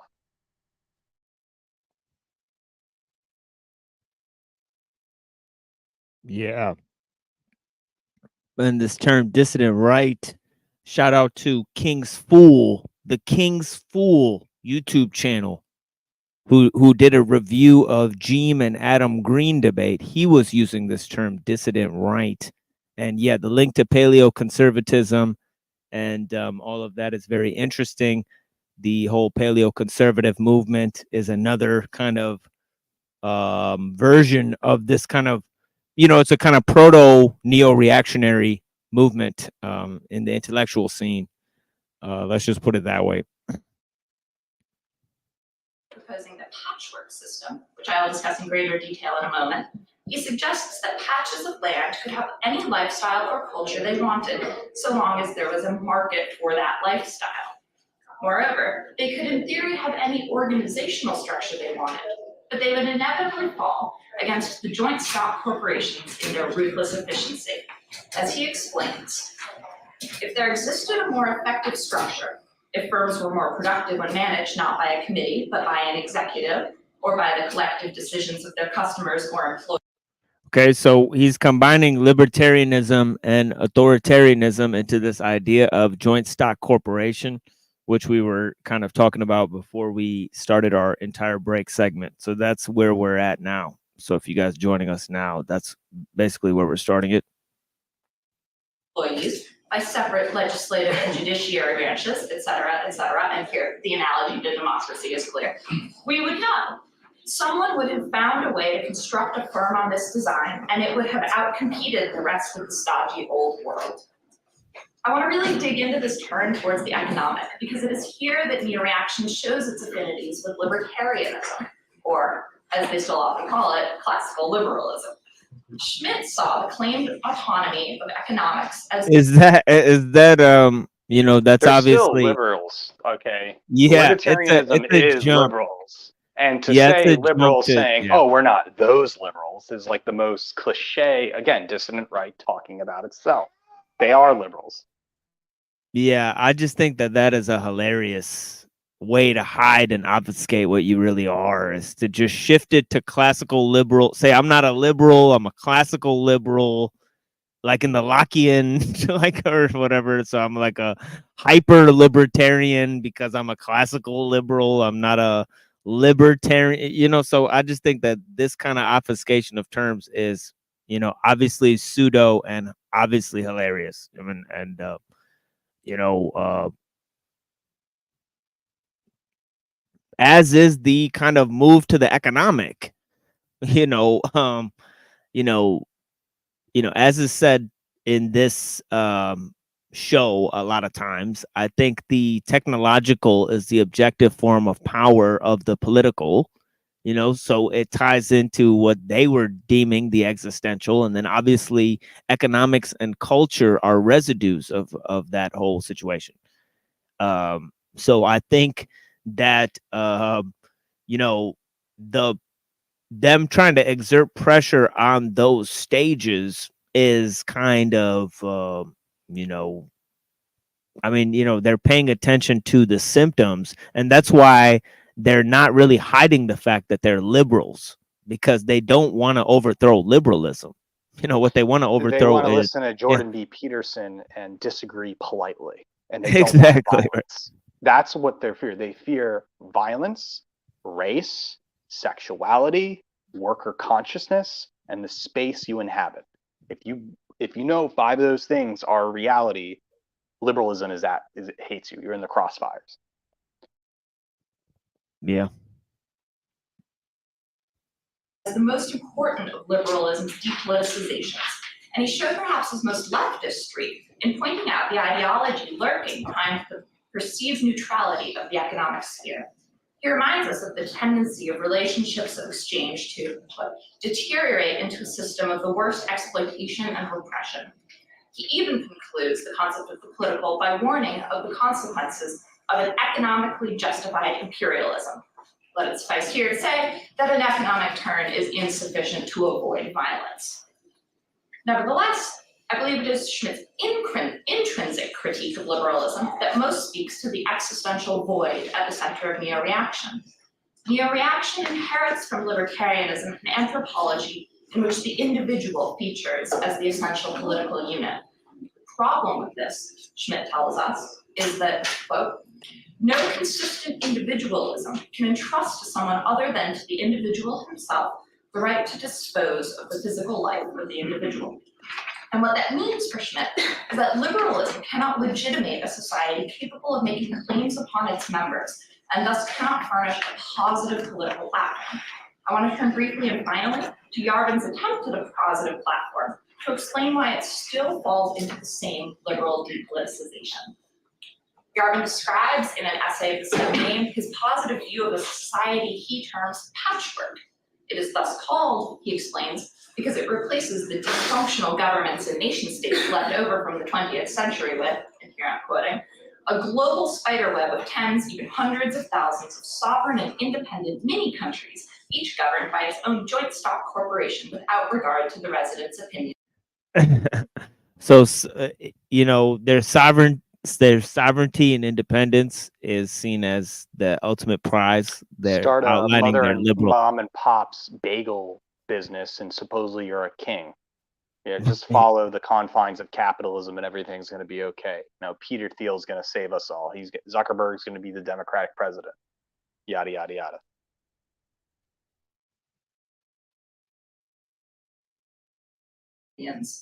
Our relationship to these states will, of course, be that of customers, not of citizens. Quote again, to live on a patchwork patch, you have to sign a bilateral contract with the realm. You promise to be a good boy and behave yourself. The realm promises to treat you fairly. Of course, Yarvin delivers his vision with his tongue firmly planted in his cheek, but I want to take seriously his model of how the individual protects her flourishing against a potentially predatory government. Yarvin's ideal political society holds the right of egress as its essential grounding. Once he has jettisoned political freedom, replacing it with the personal freedom of contracts and markets, the customer's veto becomes the only check on power. As he tells us, if residents don't like their government, they can and should move. It is, in short, all exit, no voice. Perhaps unsurprisingly, there's very little mention of culture in this essay, Yarvin only concerns himself with the possibility that, like North Korea today, a state could effectively trap its citizens within its border. It is striking that his Okay, answer to this hold problem on. is, once again, a return to economics. Yeah, this all exit, North no Korea. voice thing. Yep. Okay, Okay. there's tankies that love the DPRK and they celebrate as North Korea as being true Korean freedom. Okay, so if you're a BRICS guy, you're gonna say nothing but good about Kim Jong Un. If you're into Caleb Maupin, North Korea didn't anything wrong. In fact, we got to reunify Korea. So, but if you get a G7 outlet, then we know North Korea is evil and wrong. People are trapped. So I'm just saying there's two sides of the coins here, and if you create an argument of semantically believing North Korea is this totalitarian state, you're missing the point here about BRICS reality, determination of people, and all that stuff. But again, it's whatever.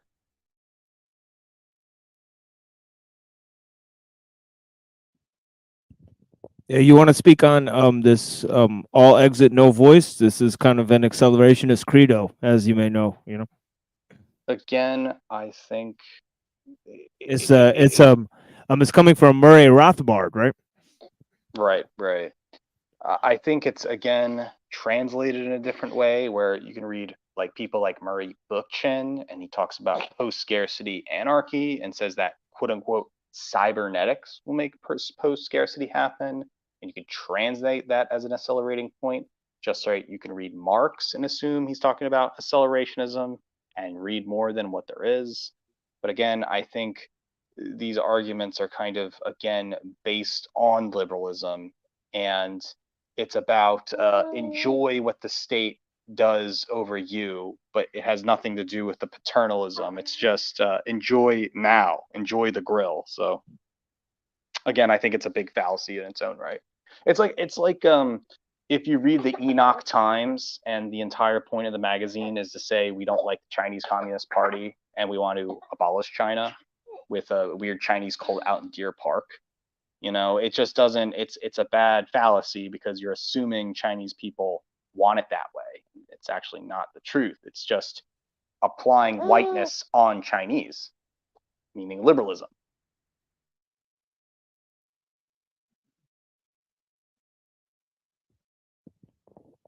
Yeah, I mean the fact of the Enoch Times and just it being this kind of like this Chinese fed like incursion. That's Well, yeah, like here's what like I'm this saying. The hyper. Enoch Times loves to say, "Oh, freedom this, freedom that." They don't have free. Oh, well, tell me when do Chinese people do have American-style freedom, where you can put George Floyd statues and trans flags? Because that's what you're going to do in Taiwan if you give any more power. So if I was Xi Jinping, I would say that's satanic. Yeah, and then the whole thing with the whole Rothbardian credo with the all exit, no voice. Yeah, kind of assumes this kind of global, you know, obviously this joint stock corporation pirate utopia thing can only work in a globalist sense, and that's a hyper liberal sentiment. And then also it goes to this kind of aspect of this you know, globalization that the all exit, no voice is like, yeah, you could go wherever you want, you know, like you said, that it's, yeah, it kind of presumes this kind of globalism, you know, which is, I mean, it's horrifying results, you know, but yeah, he wants this system to function. I mean, you know, I mean, assuming like he wants all power everywhere to dissolve, and that's a global project. It can only benefit the elites, because once elites have the same freedom, there's still hierarchy and people can still have power over you.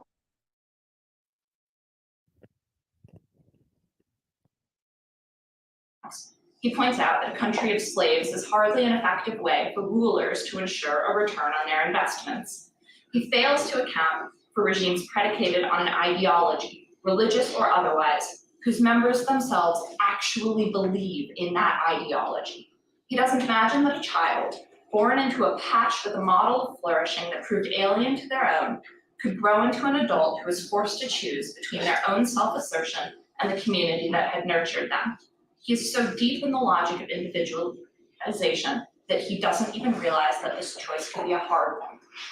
Nick Lamb sees exit as the essential Anglo-American political action. He tells us, when Anglophones disagree, they have often sought to dissociate in space.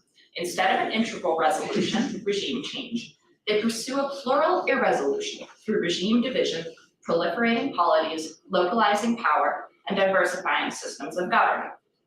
If this sounds familiar to you, it's because it's also the basic thesis Schmitt makes in his work Land and Sea. And now, I want to be honest that Schmitt's opposition of the terrestrial to the tholastic mode of existential politics is one of the moments in his thought that gives me the most pause. Yeah, this is where it goes to this, what Neurojack was talking about, land and sea, and this kind of idea of the state as a joint stock corporation is already what the kind of the sovereign citizen kind of ideology sees it as. You know? So it's kind of interesting that they're already moving along that accelerationist ladder. But let me go to this real quick and show this Nick Land here. Very short video here with this little thing about hot and cold collectivities. And it's interesting. I want to get to this quote that he actually quotes Moldbug at some point, because she just mentioned land. Let me go to this. Okay, here we go. And this is like a maybe 6-minute clip, but yeah, cut in anytime you want here. I'm gonna skip a little bit, but I want you guys to see this book here that he's referencing.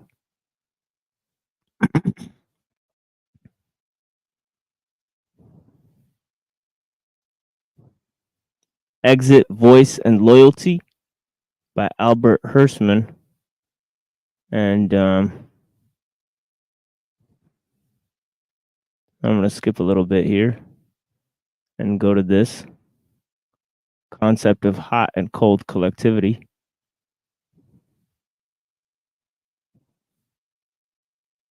Okay, hold on. The disloyalists have their own model of collectivity, biased to the commercial ideal of free exchange and to the technological ideal of virtual connectivity. The opportunity for frictionless switching within a global network or network of networks epitomizes disloyalty. Frictionless switching within a global network. This is what he just uttered. As a positive techno-commercial achievement, and networks are collectivities. A techno-commercial achievement where networks are collectivities. Let's go to this. He's got this idea of a hot collectivity. Kind of a Shiva cult, looks like, in India. Attachments. Cold collectivities are based on pragmatic calculations. Hot collectivists have motherlands and fatherlands. Cold collectivists shop around. Loyalty in this ideological sense is essentially a macro-social phenomenon. Disloyalists are probably no less loyal to their families, friends, and dogs, although they are quite likely to have smaller and more highly nucleated families. I'm going to speed this up. Friends and cats or lizards rather than dogs. There are discussions to be had about differential rates of divorce and parental abandonment within the spectrum, and we can be confident that the loyalist social conservative constituency will ensure such a discussion takes place. The pure loyalist idea of society is that of a big family, while for disloyalists, it is a functional arrangement of strangers. If strangers seem somehow like a bad thing, your loyalism is showing. Humans are excitable social animals. See, because loyalism is part of the hot collectivity. The cold collectivity is part of the, as he said, swift and changeable, frictionless switching within a global system. Global network, he says, actually. If this spectrum were reduced data and its denial. Right, exactly. People are data, right? A bunch of fucking people in a Facebook network that you can move around. That would be cold. They don't give a fuck about you. It's like a transworld depravity. It doesn't matter where are you from and what you're from, you're still going to commit evil.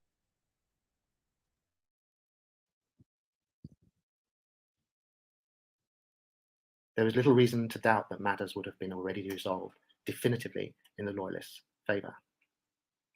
That the spectrum exists as an ideological generator and not merely a measure of departure from virtue. This is another thing within the spectral philosophy that Giorgiani talks about a lot, is like nothing's a hundo. It's all Hegelian. It's all spectral. It's all past, present, and future are all ontologies, and you know what I mean. The whole Mark Fisher, kind of how he's deriving it from this kind of ontology of merging past and present and future, and that's why kind of it links to the Zelda thing and the Fallout thing, because Fallout and Zelda are portraying these lost futures and also this notion of archaic revival into this past realm, that this Atlantean, realm or whatever. But again, I wouldn't go so far to worship McDonald's as being our savior and thinking that McDonald's is the values of communism, which you can read Fisher's interpretation of ontology that way. And that's the scary part. And so just like Nick Land saying, or Molbug saying we should worship Thiel as the next president, we might as well. But it's crazy, like I mean, it is at every single exit. It's kind of weird. So again, I would say that Fisher's ontology gets you by celebrating the mundane, which is a bad influence.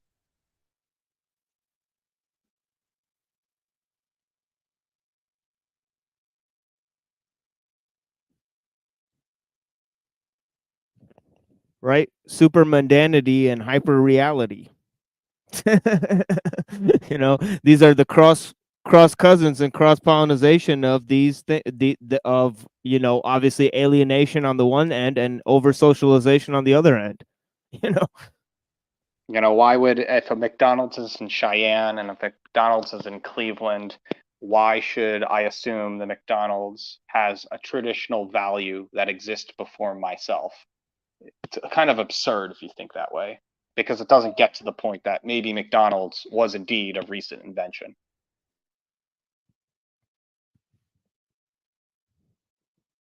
Yeah, this guy doesn't realize he's already been ontologically conditioned, and he looks like a fuzzy peach pussy face. So it doesn't really matter what you say. Anyways. Ginger cop. Is due to the positive sense of the disloyal pole, which is competence. If there is a single striking pattern to modern history, it is that disloyalists or cold collectivities tend to win. Romantic losers are losers for a reason. Pretty much whatever it is that you're trying to do, doing it coldly works best. Loyalism, after all, precludes selection. To choose among options is already disloyalism at work. The discrimination between success and failure only operates outside the sphere of loyalty. Pragmatic calculation selects between connections. Passionate attachment, by definition, does not. Run a performance-selected system against an unselected one, and the outcome is predictable. The tense and primarily disjunctive relation between loyalty and competence is the keystone of modern social science. It is rediscovered every time a social phenomenon proves tractable to models based on games, systems of exchange, or unintended spontaneous order. Every theory of modernization that appeals to some species of alienation acknowledges it. Social process and loyalty degrees there is catalaxy, and that is the only social phenomenon that is understood to work. Bam! Here we go. The examples of disloyalty and cold collectivities couldn't be more clear. Couldn't be more, enveloping. See, look, this guy said it perfectly. Imagine being emotionally affected by pixels from the Black Mirror. It's like, you fucking clown. It's like, look at this shit. Switching, defection, shopping, objectivity, deracination, xenophilia, openness. Well, it seems like it's a mixed bag between Emil Durkheim and some other crassness, which I'm trying to wrap my head around.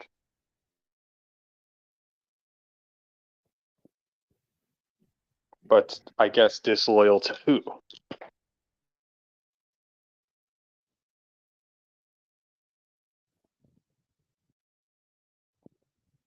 Well, I find it very interesting that he provides some examples of the anti, and then you can kind of calculate disloyal to who through that, because look at what he says here. Games, systems exchange, or unintended spontaneous order. Every theory of modernization that appeals to some species of alienation acknowledges it. Social process and loyalty degrees there is catalaxy, and that is the only. See, switching, defection, shopping, objectivity, deracination, xenophilia, openness are all that is understood. seen in these three things. The culture of the Anglosphere, the Correct. commercial model of hypercapitalism, Yes. and also virtual network technologies, which Absolutely. occupy a global network, of exchange. And basically it's like he's okay, so what are these the opposite of? What is the commercial model the opposite of? What is the culture of the Anglosphere the opposite of? What are virtual network technologies the opposite of? It's like you could really calculate these things in an intelligent manner if you study these people's ideology. Well, here's the thing.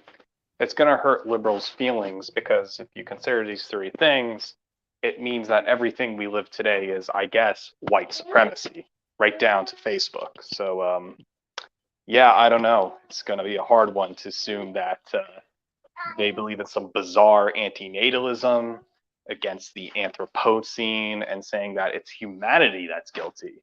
And again, it's the same anti-white politics coming in this weird Judeo-Kabbalah nature of assuming they're above the minions they see as humanity.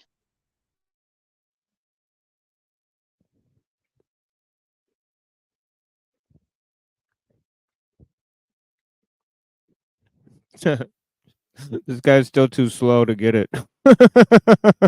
It's okay, Truther. You'll catch up one day. Work. There are other things that work naturally, but their functional principles are incalculable.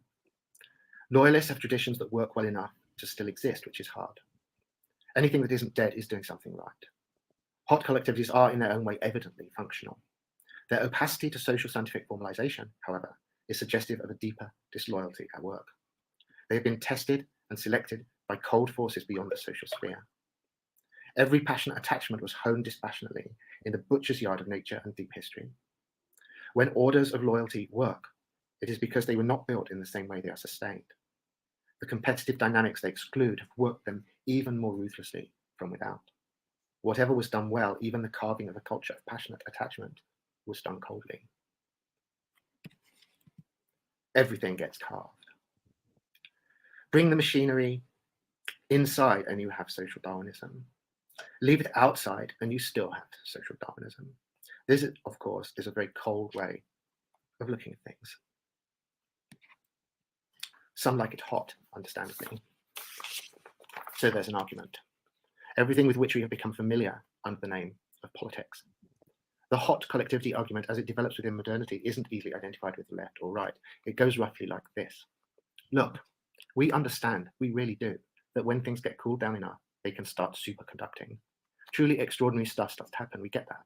It's unintelligibly extraordinary stuff these days. Growth, change, connectivity, artificial intelligence, whatever. But we're not made for this temperature, we need more warmth. And we're going to insist our leaders deliver some for us. There's a whole thermopolitics discussion about squabbles over the temperature control, which soon gets huge, but that's not why we're here, is it? Ultimate exit begins where the fight over the thermostat stops. If you can't stand the heat, get out of the kitchen. Don't argue or compromise, split. Cold by nature and cold by destination. Antarctica, the seabed, the asteroid belt. I don't know whether anybody here is old enough to remember Siberia. That needs to come back. Political heat dissipation is what the 21st century is about. Archipelago is actually the warmest version. Meta-utopia sounds toasty, but really. Anarchy state in utopia. Robert knows it. This fucking, have you ever seen Robert Nozick talk about his forays into Eastern religions? It's very interesting.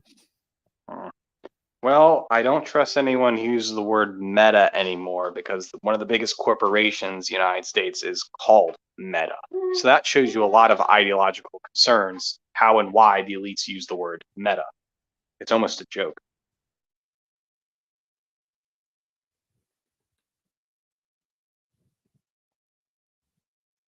It isn't. It's meta-ethical and implicitly recognizes that the intent. Yeah, as is the word non, I think. If you're not, again, it goes back to contrarian and reactionary. What side do you take? Right. Integrity of an exit-based system depends fundamentally upon its moral indifference. Dynamic geography and experimental government searches for optimum switching conditions, which are icy. And in the end, the great Yeti, neo-cameralism. I'm going to assume that people here get all this stuff with cold clarity. Here's the prediction. Okay. There we have it. There's adaptation. I'll read this. The basic idea of patchwork is that as crappy governments we inherited from history are smashed, they should be replaced by a global spider web of tens, even hundreds and thousands of sovereign and independent mini countries, each governed by its own joint stock corporation without regard to the residents' opinions. If residents don't like their government, the cannon should move. The design is all exit, no voice. Frictionless switching in a global system. Moving capital from one place to another, so no one has property. If there's a job out in Ohio and you live in Tennessee, too bad. And next year begins, the job is in Idaho. And that's moving people around like capital. And everyone's nomadic, and you're enjoying it as if you are living in an Epicurean anarchist society when it's just capitalism moving sway and forth to the means of profit. Okay, it's been a brilliant 2 hours here. I'm going to watch 10 more minutes of this, open up the panel, and as the panel comes in, I'll stop watching this video, and we'll try to engage these people if I can. But yeah, you're welcome to stay as you like. Brother Pillator, thank you so much for this experience. Have this experience with me. God bless. Yep. Yeah, we'll do it again real soon, as your schedule, allows, and mine. Absolutely. Yeah, blessings. Yeah.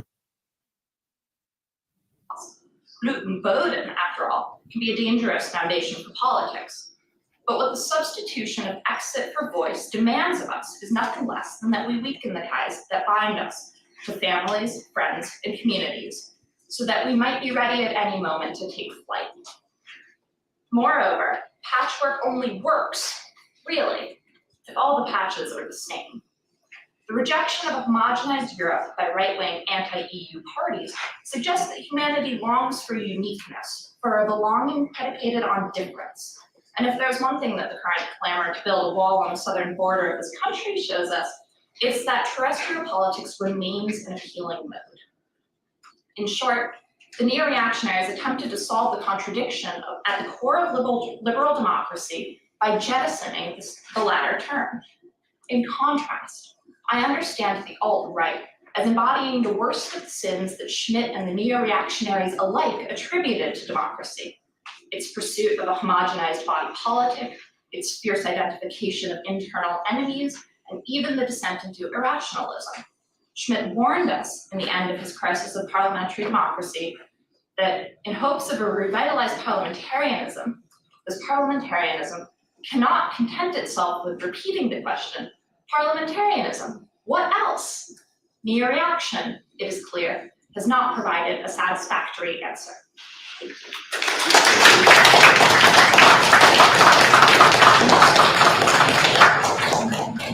you very much. Our next paper is by Seethe from Virginia Tech. His paper is entitled Readings from the Book of Third Nature as Political Theology, the Dark and Light. Okay, so Courtney covered some of the bits about Curtis Yardley, which I thought was very useful. So I'll sort of bounce around within the paper, trying to develop politics, and then maybe, if you will, a kind of, is there a political theology here? So a few facets of this, fairly complex but strangely attractive movement, the dark enlightenment are in order. But where does it stand? Because of its links to the alt-right and many of its supporters' ties to Silicon Valley-centered venture capitalists, cyber-like. Yep, those guys like Peter Thiel and all those kind of guys funding this whole experience, and also recently Elon Musk and that whole Twitter X thing.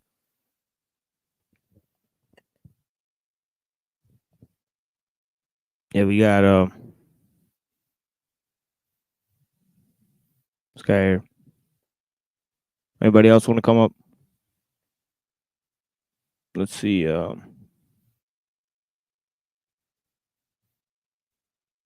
Oh shit! Is this is muted somehow? What am I doing here? Libertarians. Wait, hold on. Oh, okay. I was not looking at my screen. I was not looking at the studio. Sorry about that. Welcome, Lanza. Yo, So yo. we got. Okay, I'm trying to see if I have both of the links pinned. I'm sorry because I have two different networks right now. So okay, there we go. All right. And thank you to the 31 people who chose to stay with us this evening.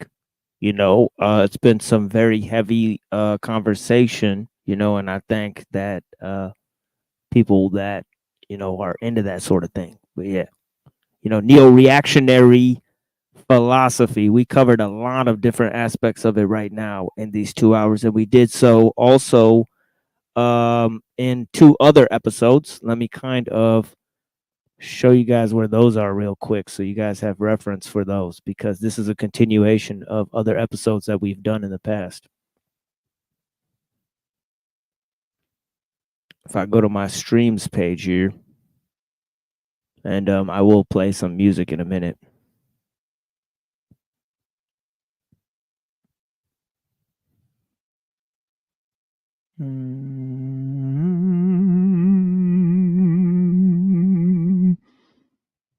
Shit, I got the music in my bones. It is what it is. I mean, okay, so Afro-Duganism. Okay, this is the first one we did. Welcome to the Machine Lies, where we talk about the lies of the machine on the machine that lies. I just named it that because I was coming back from kind of almost a 2-week break where only one of those weeks was planned. And then Afro-Duganism and Judeo-Islam among the technological malaise, dark theosis and dark Confucianism. And I was heavy trolling with that title. But yeah, it is what it is, right? Those who get it, get it. Those who didn't get it, the fucking train already left. You had a chance to hop on my thought train. I extended you an invitation, and then the train left without your ass.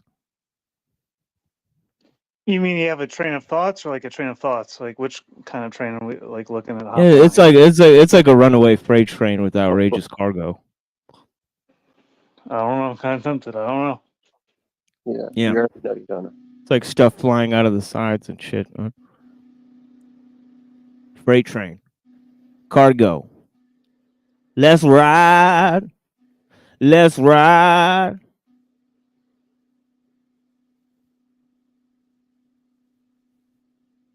Let me play some fucking music for you guys. I gotta smoke some things here, and I was gonna. Oh, I know Truther Cop likes Atmosphere. How about that? You like Atmosphere? I love some Atmosphere, dude. I was Let's do actually it. going to send Let's you do one it, of the boy. songs recently. Let's go. Let's do it, boy. Atmosphere. Oh, what's going on, Billy? Hola. Yeah, hola. Yeah, that's right. Hola. Yeah, I that's remember right. that one back in the day. Yeah, that's the Lucy Ford. That's an OG album, man. That's a great album, man. I remember, I think I had that when I was like 14, 15. Yeah. Yeah, what do you guys like better? You guys like that one or Overcast or Dino Spectrum? Yeah, I can only say the first stuff. Yeah, I mean, I'm a huge Dino Spectrum fan. You know, it is what it is. But you know, but yeah, that first stuff was interesting, man. Stars and spikes are like wheels and bikes. They're just vehicles you use to steer other people's fears. On the new Cannabis album, he's talking about Malthusian social control. Yeah, I know. Yeah, it's actually I'm just like, interesting. I think he's reading our minds or something. Yeah, people won't be able to contextualize some of those My lyrics. favorite lately has been God's Bathroom Floor. I don't know what album that's from, but that's Oh man, you know about God's Bathroom Floor, huh? Yo, I played that on this show many times. Really? I've never heard it on your show, but I've definitely heard it. Oh yeah, I maybe played that did on this before I show knew many of times. it. Come on, dude. 1 for the cannabis, and 2 for 2 your for the Dianetics. show, 3. Come on, bro. You know that's the line, dude. Dude, 1 for the cannabis and 2 for the Dianetics, dude. Oh yeah, Once 2 he for said the that, I was like, Dynamics and 3 oh for those who man. try to get it, and 4 for the. Fuck, I gotta Yo, hear it, dude. I can do it though. people aren't gonna catch up to that line. Dude, That line is very the deep. Scientology line. I had to look that one up when I heard it. Hold I on. got a few books, L. Ron Hubbard. I got a few occult manuscripts here. It is what it is. Right? Because those people are trying to watch the populace. I mean, they That's what you see in that line? They propaganda. They propaganda. I think I laid it out. You know, watch the first 2 hours. You know, I laid out a lot of the occult connections. Right? It is what it is. You know, those those who have eyes to see, you know, God is heard and not seen. Right? It is what it is. The house of God is a traveling house. I have no fears. As has been demonstrated. To all who have eyes to see. Anyways, let me you know, the thing is that I'm gonna have to play something else while we go ahead and get this ready, because I have to pack this pipe here. And give me a second, guys.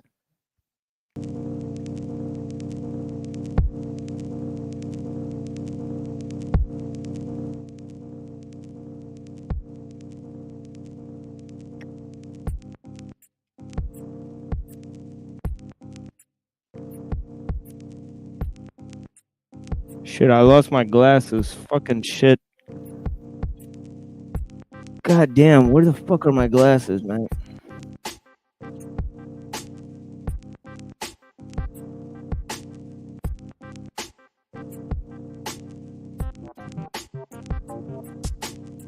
Okay, well, that's no good. Oh, okay. I know where they are.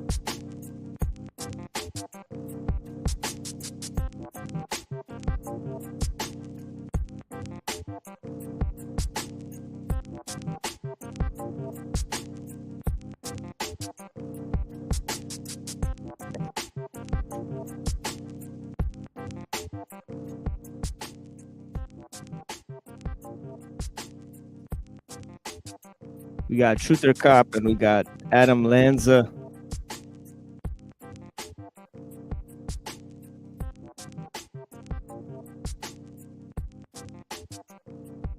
We also have a flying squirrel attempting to eat into the ceiling of my home. I want that presence to be known as well.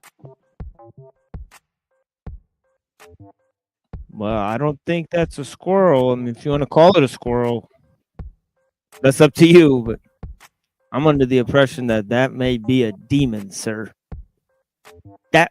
You may have gotten yourself a demon, sir. Well, what I actually have, if that's the case, is a flying squirrel on the hunt of a demon, and I appreciate his effort if that's the case. Thank you very much, flying squirrel. Please chew into the foundation of this home. Thank you very much. Yeah, you know, Truther Cop's got a, but he likes it. He doesn't care if it's a demon. That's interesting. He doesn't care if it's a demon. He should be scared. He should be scared. You go running. You go running. You go run, boy. No man. Fuck these demons. Might be an ethnic demon. You go run from Yeah, that it's thing. probably one of the. It's those Santeria things, you know what I mean? Because you fucked around with those truckers with them Santerias on you. Bro, I live in listen. Truck stop cop. Goodness gracious. I live in the woods. Okay, I've recently seen that people live in much more privileged homes than me, and that shocked me. That's a whole different perspective than I expected. I live in the woods. Okay, I'm in the middle of nowhere. I might have a lot of money, but I'm in the middle of nowhere. I gotta put my judgment on lens when I listen to you, bro. Jesus Lord.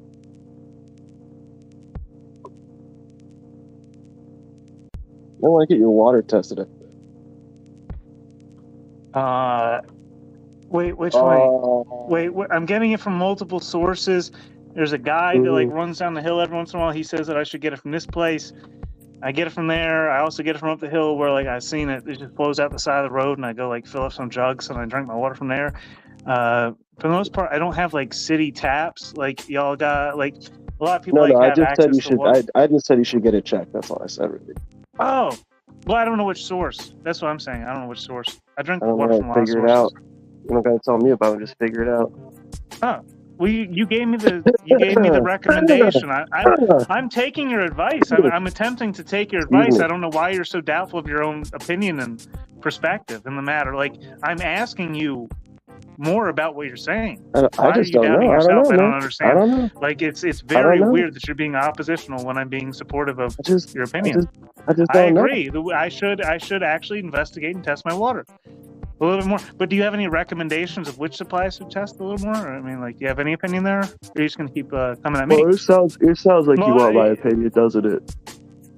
Sorry. It sounds like you want my opinion, doesn't it? Verbally with words. You started to give me your opinion. You started to give me your opinion, and then when I asked for your opinion, you all right, shut the fuck up, bitch, and just big argue time with in me. yourself. I guess JG would say big time in me. You know. You're yeah, here's my opinion, but you want it? Oh, I'm too good for you. It's come on, dude. If you're gonna give me your opinion, give me your opinion. I want your opinion. What's up? I told you. You didn't listen. You didn't want it. Shut the fuck up. All right, I'll shut up. What's your opinion, dude? Let's go. You ready? Let me know when you're ready to hear it. I didn't go to Kabbalah school like you, bro, but I could play with you all day.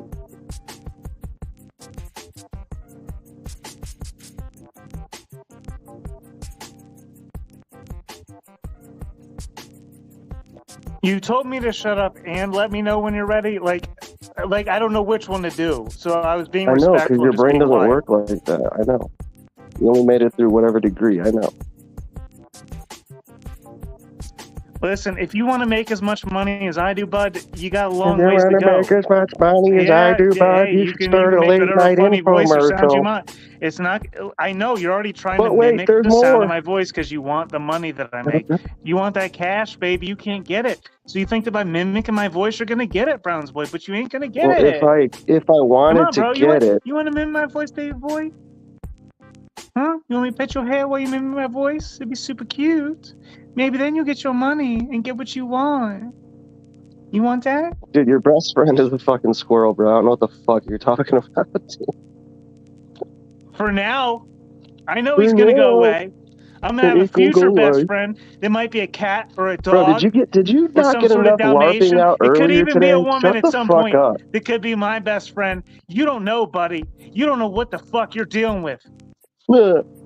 What, dude? What are you gonna do, bro? You live in the fucking. You say you live in the woods. It sounds like you live in the fucking concrete jungles of fucking New York. It sounds like fucking Albany, New York, or some shit.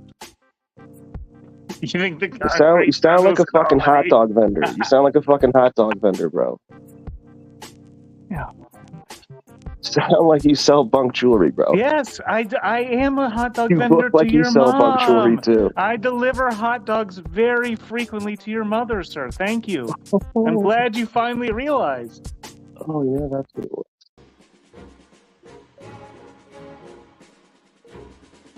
So what are you here for? To sell hot dogs to your mother for $10 a pound. For and real, only what are she you knows here what for? that means, but I think you might have some inclination as well. for sure. I just want to know the next answer. What are you here for real?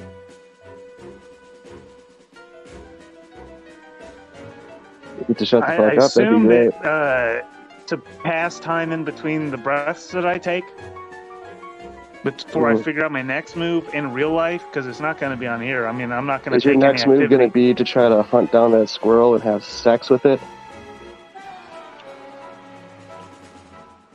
Are you going to have sex with that flying squirrel? You're going to have flying squirrel sex? Browns boy, I know that most of the internet You brought might up be the like flying adapted. squirrel. You said you were Oh, sorry, interested Adam in it and you Lanza, couldn't Adam wait to meet Lanza. it. I know that much of the internet might be like towards that whole thing, but like my OnlyFans is much more discreet than that. And listen, All right, shut the fuck up, it's dude. not Shut what the it's fuck about. up. Just It's shut the not what it's fuck up. about at all. You're retarded. You're literally It's not what retarded it's as fuck. about at all, okay? It's okay. We can sit back at any time and we can just enjoy the show.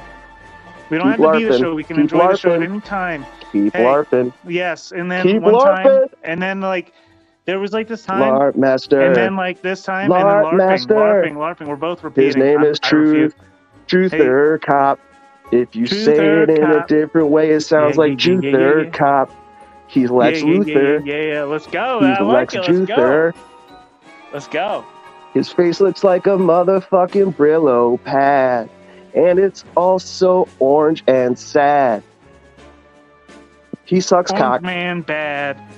Vote And he's for good. Biden in 2024. Adam Lanza's mother is a wiener buying. Hey.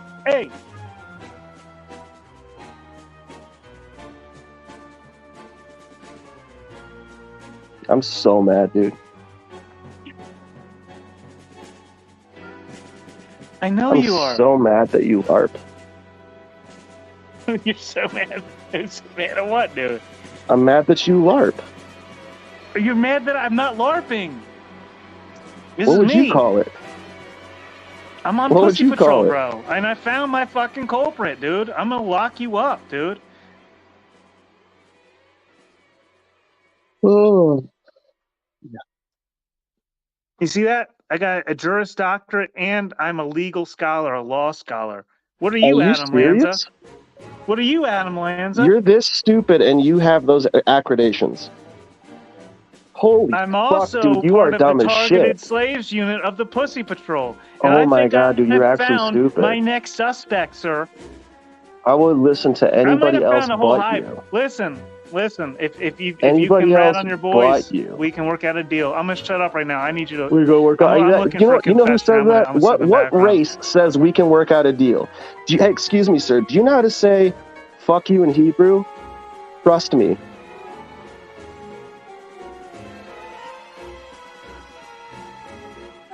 How does that make you feel? What do you want to do about it? I want to know what you want to do about it. I want to know what you want to do about it. Well, I want to know if there's an equivalent to when you get your balls smacked at fraternities with paddles. I just want to know in the sorority side if you had any experience with an equivalency.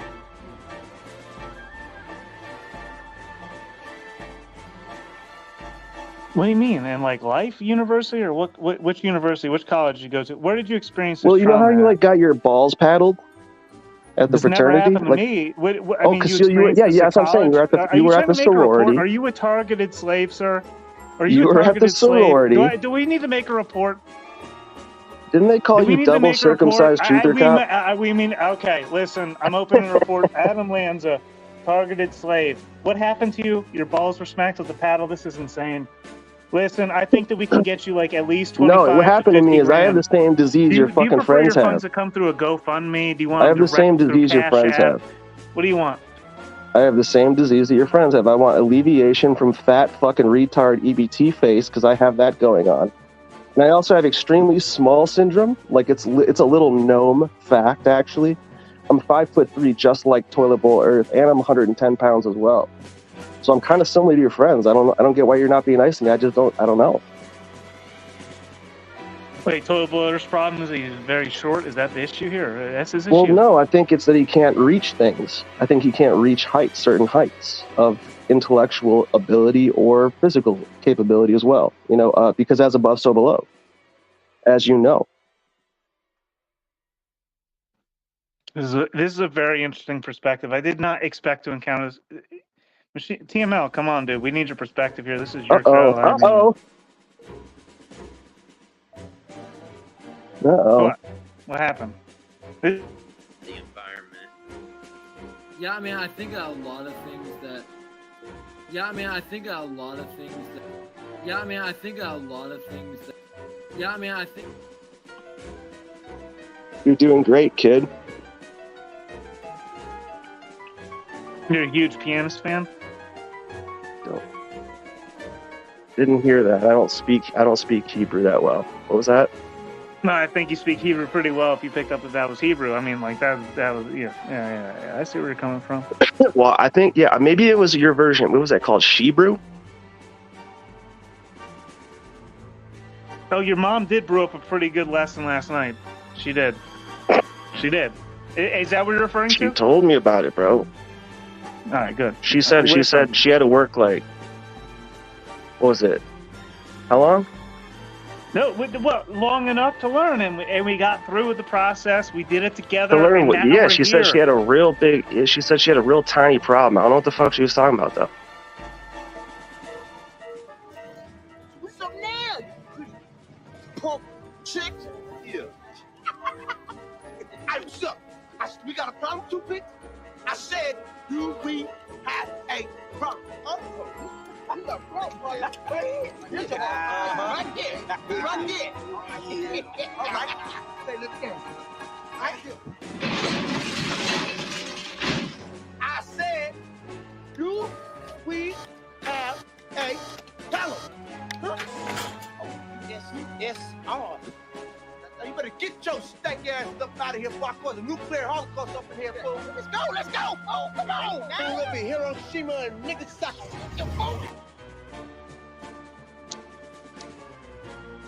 That's right. 60 was frames a second of getting your ass whipped. Tie your ass to the whipping post, boy. Who did? Me. No, your mama did for a moment, but she wasn't supposed to tell you about that. She didn't tell me about it. Dude, she was. You must have paid her well. Thank you. Thank you. Hey, I see. Listen, man. You definitely fucking work magic. I can tell you that. Oh my God, it's all about the money. All about the money. Listen, Adam, your mother is a respectable woman. She didn't tell you about what we did. Listen, I got nothing else to Mother say. Russia? Case closed. Which one? I know. I'm going to continue the investigation, Case but closed, it doesn't belong on you anymore. Case closed. Too bad we can't say that about your asshole.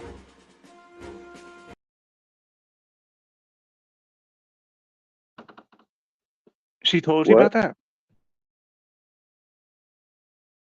No, sir, I don't think I have any use for rubber nipples.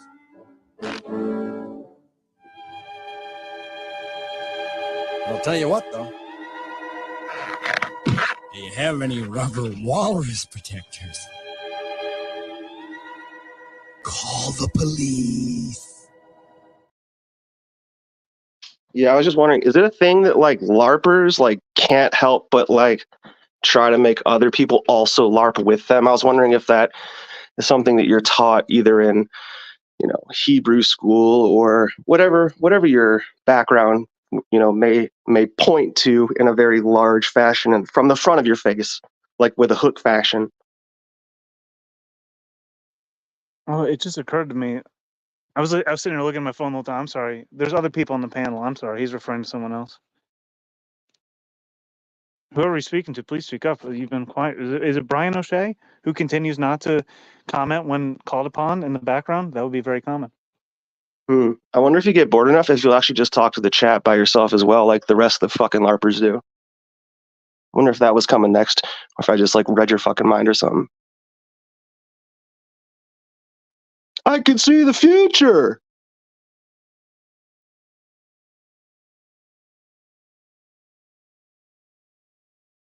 Death wish.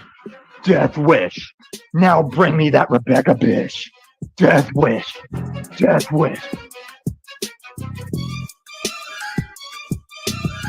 Now, in my younger days, I used to sport a rag, backpack full of cans plus a fofo mag, G'd up from the feet up, blued up from the shoe up, hardcore up, smoking and drinking till we do up, teaching my class just to fuck your tool up.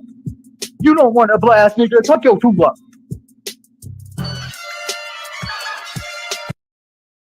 Dude, who is? Yo, you're gonna fuck around and make me give Truth or Cop Brown syndrome.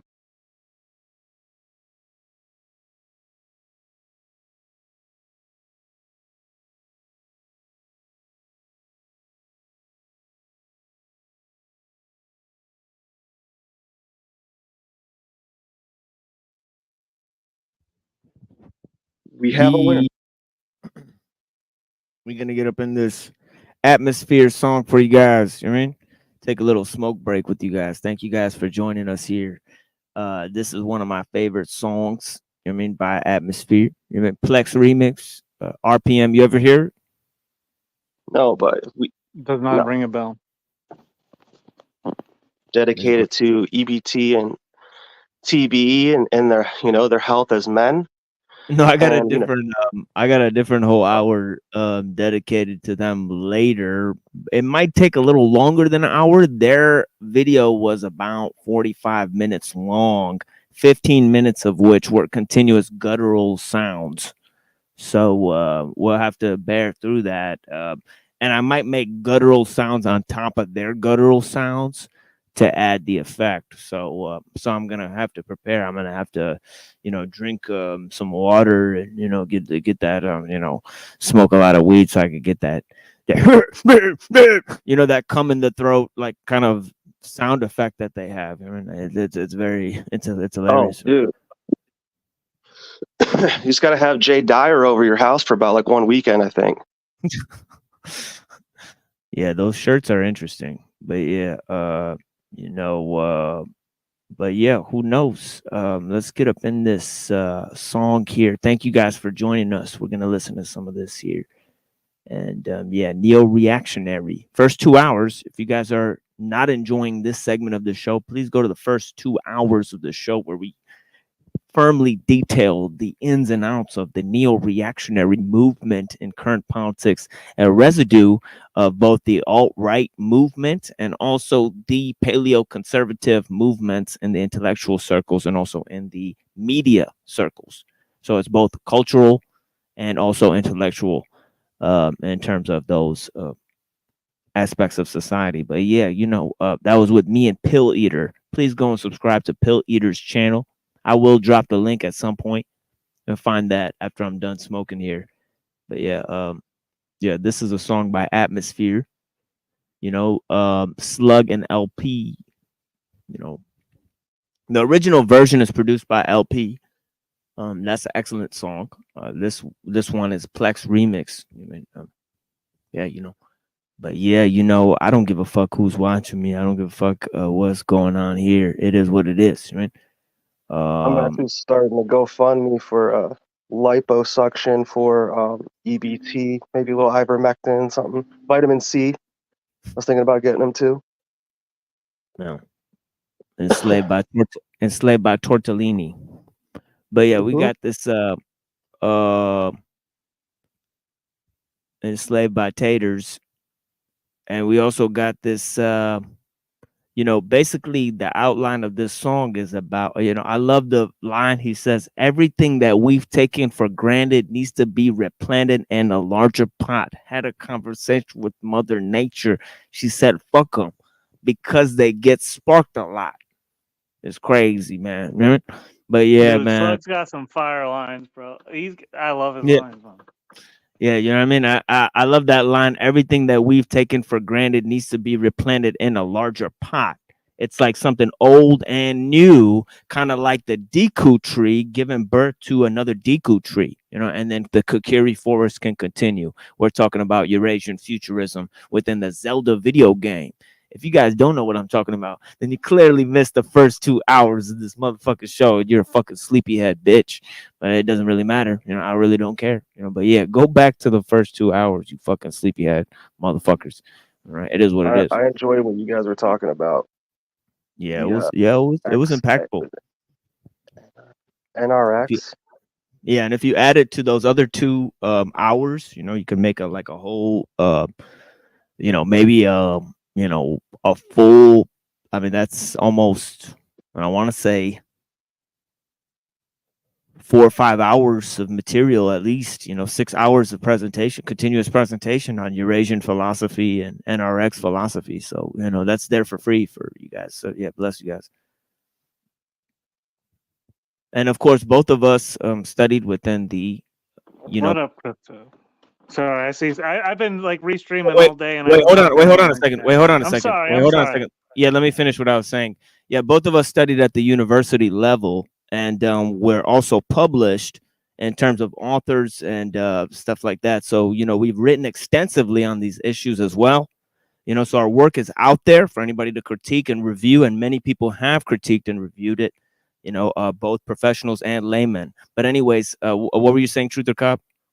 Well, I see Crypto Alchemist is out there, but also when you're critiquing and reviewing the work of any creator, it's important to, you know, for the most part, limit the critique within the view of the creation and not the creator to a certain extent. I mean, like, people get so personal out on these freaking streets, like they go to the creator, they go to the sources, like, and then it's like, I'm going to go to the sources, friends, and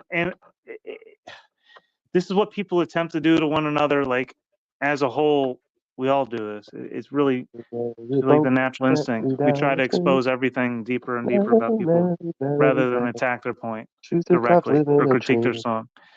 What's up, Adam Lanza? You got an opinion on that? I was talking. Yeah, we got Adam, crypto. I thought you We might got appreciate crypto. this. We got crypto. Grifto, alchemist. You know, robbing people with the Bitcoin. He's sitting there in front of Jay Dyer, and Jay Dyer can't even call the guy out for being a fucking alchemist. It's hilarious. Why don't you tell him about your alchemy, dude? Like, I'm sure he'd love to hear about that. All right, it's like fucking clownish. I mean, Listen, if anyone can talk, if anyone can turn their chemicals or whatever thoughts into gold, I'm down. Like, if we can do this morally, why not? I'm not objective to it. Yeah, it's like kind of like what's understood ain't got to be said, homie. Yeah, let's go to this fucking song here that I love so much. And this is a dope ass song. But yeah, I hope you guys appreciated this first 2 hours out here. I mean, and somebody's restreaming this shit. Who the fuck? Oh, yeah, I Truth just or started the Cop. restream. He said we're gonna play some Atmosphere. I named it Oh, Atmosphere. okay. CML. Let's go. I got you, Holmes. I got you, Holmes. Here we go. Here it is. The moment you've all been waiting for on the Truth or Cop stream is this one song by Atmosphere, and you guys could, you know, every word of this rings true. You know, for you guys out there, both friends and enemies, it is what it is.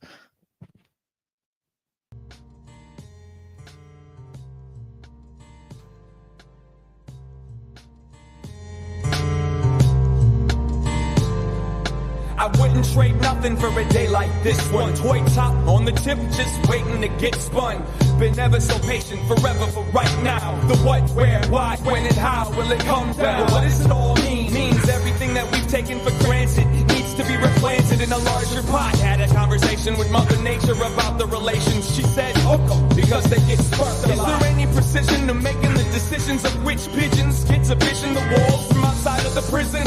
Honey child, would you please set me freedom? Remove the blindfold so I can meet them and greet them. Hit them with a hammer, pound them with a fist. Beat your face against them till you lose your consciousness. Ain't going nowhere, it holds its ground. Keeping an eye on the soul to see what type of head is poking out. And when the cops come round, what I know becomes less. Check the lost and found, sneak a peek up its dress. Leave a healthy tip, but put the ashtray in my pocket. Cause I ain't ever even seen the inside of the cockpit. I'ma have another all-nighter for breakfast. Open up a head trick and revel in the excess. A little solitude, small piece of serenity. Just enough to balance all the negative energy. These people find a way to making me lose my mind. Wanna die in my bedroom and never be found. Wearing nothing but my headphones and a cigarette. Watching this cheap turntable spin round and round. Pitch control don't work, the needles are dirty. The pitch control don't work, the needles are dirty. The pitch control don't work, the needles are dirty. The pitch control don't work, and the needles are dirty. The pitch control don't work, the needles are dirty. Pitch control don't work, the needles are dirty. Pitch control don't work, and the needles are dirty. Pitch control don't work, the needles are dirty.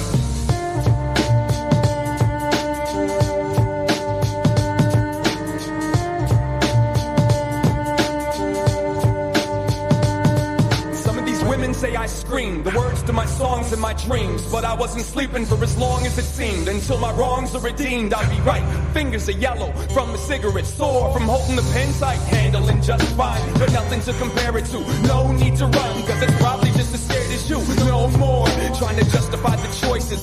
Praise the Lord that she wasn't born voiceless. I'd like to thank all the supporters and all the bridges over all the troubled waters, and all the mothers that gave birth to control-freak daughters, and the kamikaze sheep that walked straight into the slaughter. I'm not mad at you, nah, I'm glad that you had the chance to gather a reason to climb this ladder. Best believe my shell toes match my halo, and I'm on a mission to fix this turntable. The pitch controls don't work, the needles are dirty. Pitch controls don't work, and the needles are dirty. The pitch controls don't work, the needles are dirty. The pitch controls don't work, the needles are dirty. The pitch controls don't work, the needles are dirty. Pitch controls don't work, and the needles are dirty. Pitch controls don't work, the needles are dirty. Pitch controls don't work, and the needles are dirty. And if I could fly, then I wouldn't have to drive. And as far as I'm concerned, everything could stay alive. I'd wear a Walkman when I travel, so I could rock the music without the talking and the babble.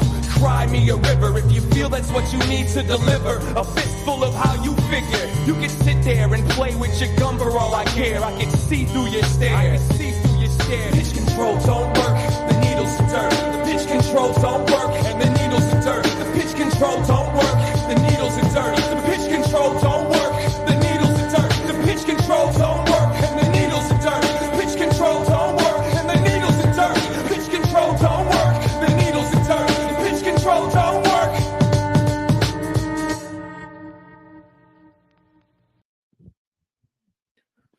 Yep. It is what it is. I got more music. I got more videos. Whatever you guys want to do. You know, I got more. I got to talk about whatever subject you guys want to talk about. It is what it is. Thank you guys. Thank I you. love atmosphere as always, man. Shoot, whatever. And Adam, you got something to add here, man? So Thank you. Yep. You ever hear people gotta love them? People gotta love them. Can't live with them. Can't die with them. Just sit back, analyze, and try to wonder where I fit in. They call me hypocrite. They call me arrogant. But then they wonder where I've gone and they wonder where I've went. Mm. The only one that reminds me of is Puppets, and I can't freaking remember. Like, you put me on the spot. Like, my thoughts are like, you know, I'm sort of refining myself there. It's like I get put on the spot, and like, Oh there's yeah, I could details, put like, you on the spot with a lot of things. What is the Sefer Bible? You sent one to two well, people. I'm saying like What is that I was about? gonna say I know about the the Sethers. details aren't very specific, but with that, the Sefer Bible is an American Dr. Stephen Pidgeon, the Sefer Publishing Group, basically went back to the old records of the oldest material they could find and reinterpreted the Bible as it was most accurately as possible. But the biggest thing that they did, the biggest difference, is that rather than saying like Jesus Christ, it says Yeshua HaMashiach, or instead of Jerusalem, it's like Yesharusalem, or you know, I'm pronouncing it all wrong. All the names of the Father in there, you know, they transliterated a lot of it. It was the biggest thing is that it sounds, rather than, to me, it's like everybody's biggest argument against Christianity is, you know, the name, it wasn't Jesus Christ because there was no J until like 500 years ago. Who cares? Well, that wasn't his name. That's not how it sounded. That's not how it was spelt. That's not how it was said. Of course people care. Is Tommy actually here? Thank you Oh, to yeah. Canuck, Serum, and Lumatami for joining the panel. Well, I dear couldn't friend leave you up of here with the these channel, and Tuesdays. here, give me a second, Lumutami. Dear I friend of understand. the channel, Canuck. It's a blessing to have him as always. Many great conversations with Canuck in terms of the ideas I talk about on this show. It's very blessing to know the brother Canuck Serum. But yeah, Illumitami, what's going on, dude? How's it going? And also Illumitami, a great friend of the channel. Blessings. I wanted to know what Truther Cop has on Carl. He claims he's gonna make a move on Carl soon. Yeah, Carl is a socialist activist. Something to do with online trolling. I don't know what's going on. Listen, there's a lot of Carls in my Illuminative. life, and I am planning to get to the bottom of who Carl is. I've invited a guest onto the panel. I'm in talks with another major panel network that also has a prominent Carl that could be suspect in this investigation. I am on There's the no case such here. It's thing. very interesting that you'd call it out, Tommy, because I haven't really made this known, but I'm glad you picked up on that. I am on the You case. told me. You told I'm me right around the straight up. corner figuring out who Carl really is. There's no such thing as a major panel network. The act of being a panel channel means not major. I don't know about that one. That sounds like a fallacy, Illumitami. I think you know. I think you know what you're saying is. I think you're leading people on. I don't think it'll go anywhere. Not on YouTube anyway. I think panels might get bigger in a sense, but I don't think YouTube will boost them. Yeah, I mean, Like it doesn't work But for how they make money. And doesn't YouTube own like StreamYards now, though? I heard that YouTube literally owns StreamYards. That would actually impact that decision. Yeah, it's possibly owned by Google. You could sign into it with Google. I mean, you know what I mean? So it's Google, YouTube, StreamYards. These are all one and the same thing, obviously. you're signing to OnlyFans with Google. The big G, man, stand for ginger. Well, the BlackRock, it all goes back to that BlackRock Vanguard. But at the end of the day, it all comes back to the fact that there's an external presence in control you of the ever physical seen, reality, leading with endless temptation that never stops. Never Have stops. you ever seen that whole thing on was it Larry Finch who invented that AI system underground, and it's in that movie Hypernormalization by Adam Curtis. Have you ever seen this movie? No. Okay. Well, this is a very interesting film, and I don't want to get struck for playing Adam Curtis, but I saw it a few years ago. yeah, this is an excellent documentary that explains the growth of the BlackRock and how a lot of the growth of it was based on technology, how he implemented technology in a new way. If I may offer something, it need not necessarily be restricted to the lens or filter of technology. Upstream or a higher order view of that, I don't mean that snarkily, would be access to asymmetrical information, regardless of what field of endeavor you're involved in. So technology just happens to be a highly reproducible, highly precise form of accessing or wielding asymmetrical power. Why asymmetrical? Right, asymmetrical in comparison to who? It would map onto the context of whatever conflict or tension has an asymmetry involved with it. For example, breaking the code of an enemy would mean you have an asymmetrical advantage if they believe, for example, their code is still secure. So that's a simple example. Map it onto any field of life or conflict zone in life.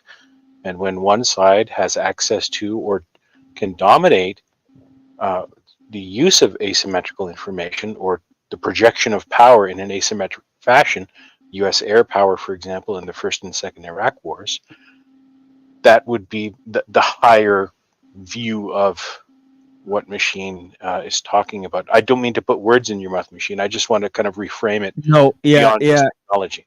Yeah, that's pretty much precisely what me and Pill Eater were talking about the first 2 hours is asymmetrical power and how it operates, basically the economic and the cultural realms, and the use of accelerationism on those terms. When we were talking about the difference between hot and cold collectivities, you know, these hot collectivities are these sort of reactionary binds, you know what I mean, of family and church and state and all of these kind of primordial conceptions, you know what I mean, right? Nation, God, and country, and right? Nation, God, people, country, and right? And all of these kind of conceptions, these primordial conceptions that you can tie back to ancient Athens, you know what I mean, right? So these are hot collectivities, but these cold collectivities of the technosphere, the Anglosphere, you know, this international politics, you know, this asymmetrical, you know, realization of power. You know what I mean, right? It's kind of this kind of understanding of soft power and also globalism. You know what I'm saying? And it functions more and more on the growth of technology. And, you know, those, you know, within the elite structure, they've already gained, you know, notice of this. Right? You know, Once in certain areas of life, once an asymmetrical advantage builds up, think of compound interest. You know, when it comes to money or an investment or a savings account, very crudely, if you can map the idea of compound interest over into politics or crafting of legislation or influence over members of various boards of directors, and then maneuvering your influence across various boards of directors into creating a kind of a shadow interlocking directorate of folks that happen to join an international club or consortium, you then begin to see, after decades and even centuries, of a kind of a crystallization of asymmetric power in that sense. Globalism, in the current, if you're familiar with arbitrage, right, buying low, selling high, securing a product or an asset or a service in one sphere where you can shave a few points off down the line, insider trading, anything else like that, that works best with the greater amount of velocity of money in the system. More people are spending, more people are earning, more taxes are being levied, more transactions are being taxed. So every time money changes hands, you get a little taste. And once you dominate the market in a city, and then a county or province, and then a state, then it's a block of states, and then it's the entire globe. The financial system as it exists now has been slowly designed and cultivated and snipped, kind of like a bonsai tree, into the current form, where arbitrage is kind of being milked out of every aspect of the system. If you can offshore labor costs and onshore gross profits through financial incentives and I'm sorry, not incentives, through financial services, City of London and other places, you have a perfect way to game the system. You have access to global cheap labor. You have access to the best tax havens on the planet, the best financial planners, and the most stealthy or most maybe selective clubs within clubs within clubs, access only memberships, that kind of stuff. Arbitrage, asymmetric advantage. It's everywhere. But that's also how they're including everybody in the system now. Whenever we go to this digital money, every tribal person that has a smartphone can get involved in planetary commerce. But as far as the market and crypto, it's all pretty much, it's not the classic game it was. They're just controlling it with algorithms because of that pool of wealth. They can just control prices and manipulate. That's what I've been dealing with for like 4 years. And I usually, like, even on my channel, I make reference to the chaos isn't a hole, it's a ladder. And recently Andrew Tate was talking about how, like, if you're not rich or you don't get your family's bloodline rich in the next 10 years, you probably won't ever be. I think they're going to do that with society too. There's not going to be as much chaos. So there's not going to be as much opportunity. It'll just be a whole lot of controlled level ground.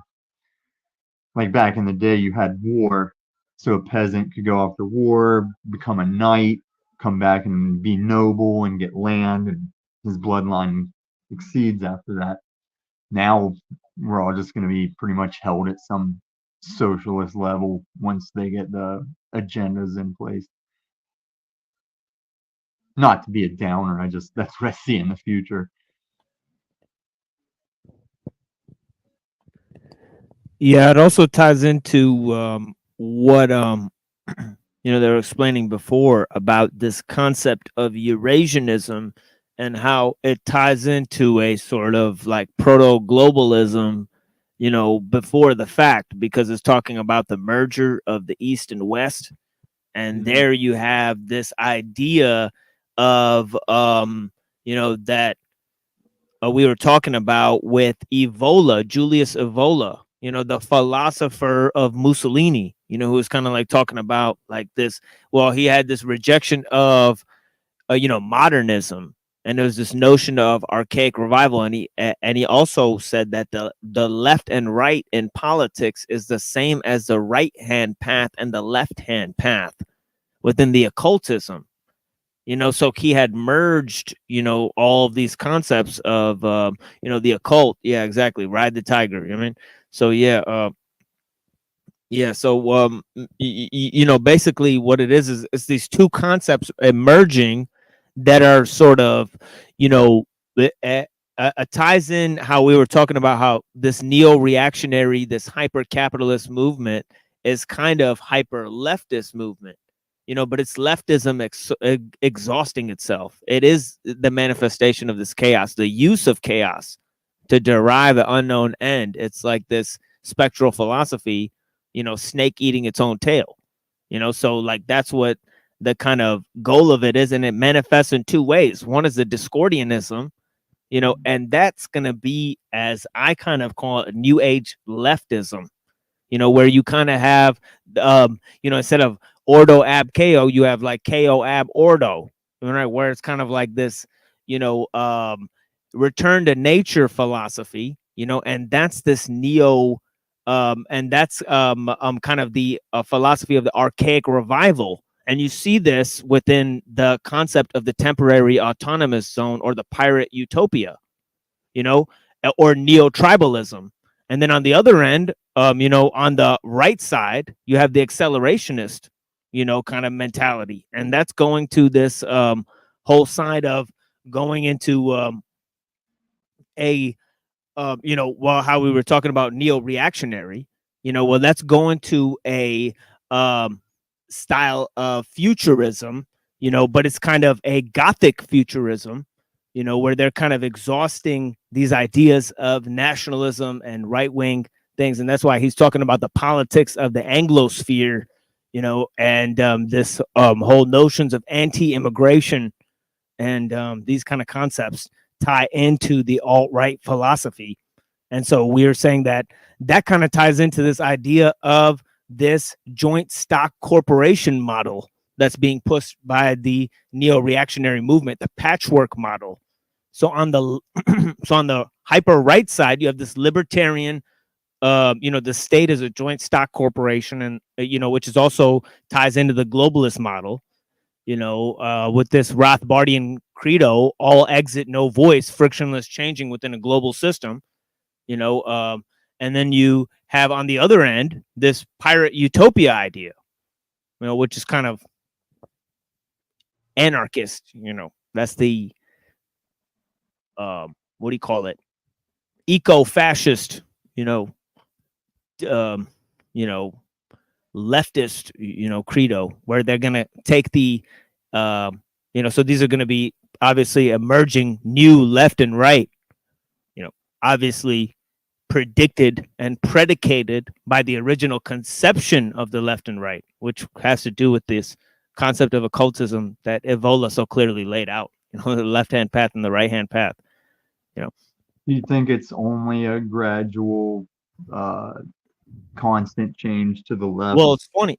It's funny because within Messianism, it counts as, you know, the Christianity and Islam, that represents the right hand path and the left hand path, you know, because they see Christianity as a sort of neo-paganism, and then they see Islam as following the law but not having it in the true sense.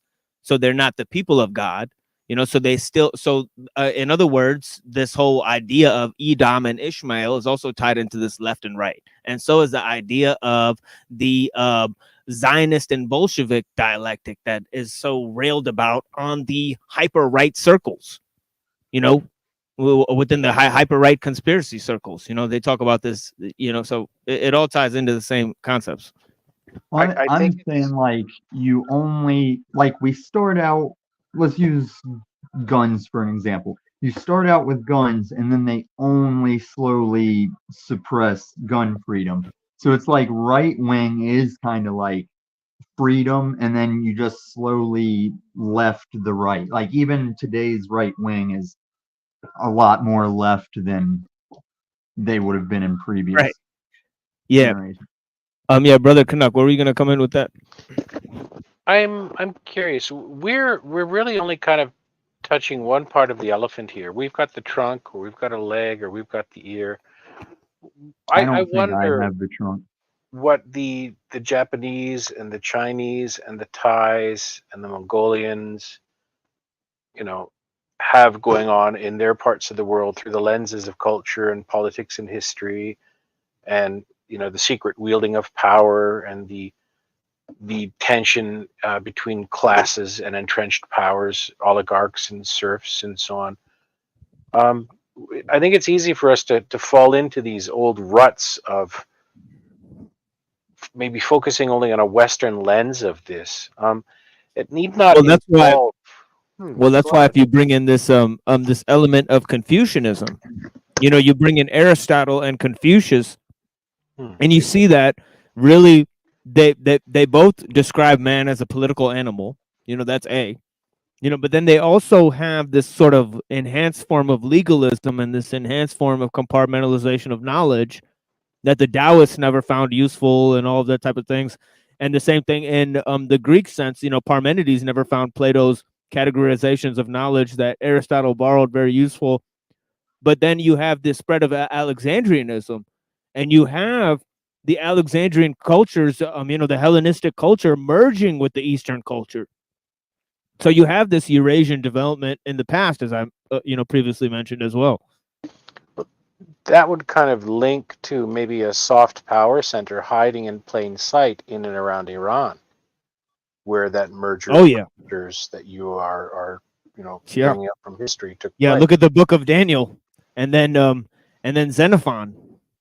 You know, you look, you read the Book of Daniel, and then you read the Cyropedia of Xenophon. I've not read any of those. I'll maybe ask you for a list of maybe Iran or Zoroastrian related things to read. But with respect, Machine, I don't mean this to slight you or denigrate you, but you very clearly care a lot about and have a deep interest in theology and philosophy. I have a layperson's interest in it, and perhaps because I am not overly, I guess, religious or faithful in a traditional sense, I look at a lot of this with, you know, the esoteric just being a facet of the apperception of what's going on. Forgive me if I'm wrong. I don't mean this as a slight. I'm equivocating a bit too much, but I see a lot of folks on your channel talking very specifically about what seem to me, and my perception may not be accurate, but they seem to be rather limited into the lens of Christianity and Judaism, perhaps Islam, or some of the Western mystery traditions. And that's only one aspect of it. I mean, there are forces at play that are primarily secular, who wield power for the sake of wielding power, who don't necessarily, in their heart of hearts, have any attachment or genuine belief in the power of religion and theology beyond the social, beyond the ability to mold social trends and thus forecast the future from that molding. I'm wondering if maybe we get a little bit too lost in the weeds of the esoteric aspects of this without maybe recentering. Well, I'll tell you what I'll tell you that you hit upon a excellent point, and because the occult is only just a residue of several other factors, and I'll briefly mention how I think this development happened in terms of historiography, for the layman.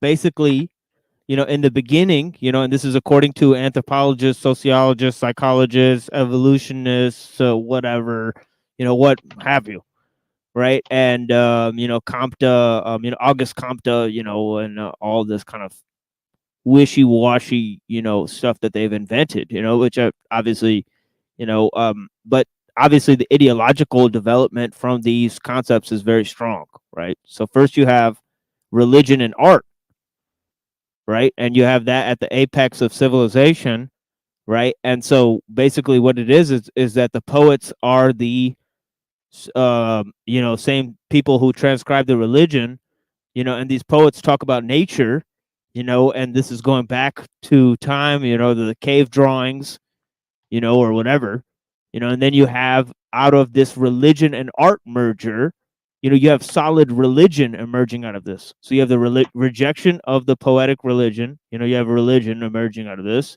and this is tied into the state, the theopolitical state, and the emergence of this, really, the Republican state, and then you have this kind of emergence through that, of these political centers, these cities of the world, that mainly develop around the rivers of the world. There's 4 great rivers of the world. You can read world civilization writings or whatever like that.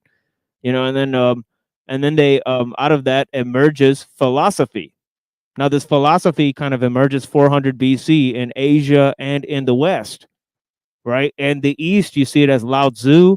In the West, you see it as Socrates. And this develops through time until the 1100s, really. And this philosophy kind of then gets mixed in with the religious aspect of things. So it totally deforms Christianity, Judaism, and Islam. Because they get inundated with Platonism and Hellenism, right? And then you have emerging out of that the rejection of Aristotle, in the science, so the development of science. And then in the modern age, you have a recapitulation of art, which they saw as an ancient tool, back into science, and the birth of modernism. So you have science and art combining into modernism. And that's briefly a view of the architectonic and the historical. I don't understand most of what you just said. I'm sorry. It is what it is. Well, perhaps I could read a statement from August Comte, if I could find my book here. That'll make it more clear. But yeah, give me a second and let me try to find my book, and I'll read a thing out of that. But yeah, briefly, they kind of said, that, in the most simplified form, that that there was first the sort of religious, and then what grew out of that was this metaphysical, of the Plato and Aristotle. So he considers, and this is in terms of Auguste Comte, he considers that an improvement, because it's dealing with philosophy and not superstition of religion, and just looking at animism and nature and Homer and that type of thing, right? Heraclitus, basically, this pre-Socratic philosopher said, that Homer should be flogged. He believed there was one underlying principle in the entire universe, right? It's funny that yeah. Can you go over that again? Who said Homer should be flogged, and why? Heraclitus. This is a pre-Socratic philosopher. So this is how philosophy rejected the religion of the poets. You see? But why did he say Homer should be flogged? What was his gripe with Homer? Because he's saying that gods are fighting with each other. That's ridiculous. The underlying principle of the universe isn't fighting with anybody. It's creating the entire universe. It's not fighting with itself. He said, imagine gods that are all quarreling with each other. He said, that's ridiculous. Is it not the Hegelian dialectic, problem, reaction, solution? It's you create a paradigm wherein you disagree with yourself in order to bring it forth. An argument, the thesis, antithesis, and all this.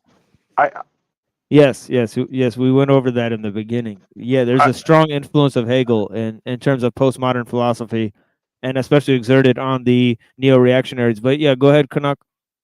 Heraclitus sounds like he'd be a real dick to talk to at a party. If you were to say something was red, he'd probably want to break it down to every fucking shade and berate you about why you didn't use the correct High-ass color. motherfucking highfalutin. I couldn't fucking touch your skirts if I wanted to. You guys are too presumptuous, both of you. You got too much knowledge, and you need to realize that people you gotta relax it and communicate to the people. Tommy, are you keeping up? Communicate with the people. I'm just hanging out. I didn't know you guys. Shit. I'm trying to work on stuff to hang out. You gotta communicate. I'm not gonna get all philosophy, bro. But I know my microphone is probably better than yours. Did Heraclitus not know that Homer didn't know how to write and came from an oral tradition? He must have known that. I guess he dismissed that as being not important in discussing, deities, forces of nature, personifications of forces in society that pre-literate people may not have had exact words to communicate. Well, you talk about you talk about the Hegelian dialectic, and if you read Hegel's lectures in the history of philosophy, right, he actually says that this Hegelian dialectic is actually being and becoming, right? These two things that are basically fundamental principles from these two guys, Heraclitus and Parmenides, right? If you read, the brother Paul Unslaved, who's on the other channel, he has a quote by Heraclitus in his avatar. It says, "A man's character is his fate." Heraclitus was basically a proto-Stoic philosopher, right? He basically, he was responsible for inventing the ideas of Stoicism, right? So, anyways, this three model shit on what I was discussing is being and becoming, which is tied up in this idea of nature as the realm of becoming and the transcendental realm as the realm of being, where nothing actually changes. See, Parmenides said that nothing changes, and Heraclitus says everything changes all the time. There's no stability to anything, right? Just like Hegel believed, right? Hegel believed that, right? Hold on. Now, TML, I understand that, you're gonna.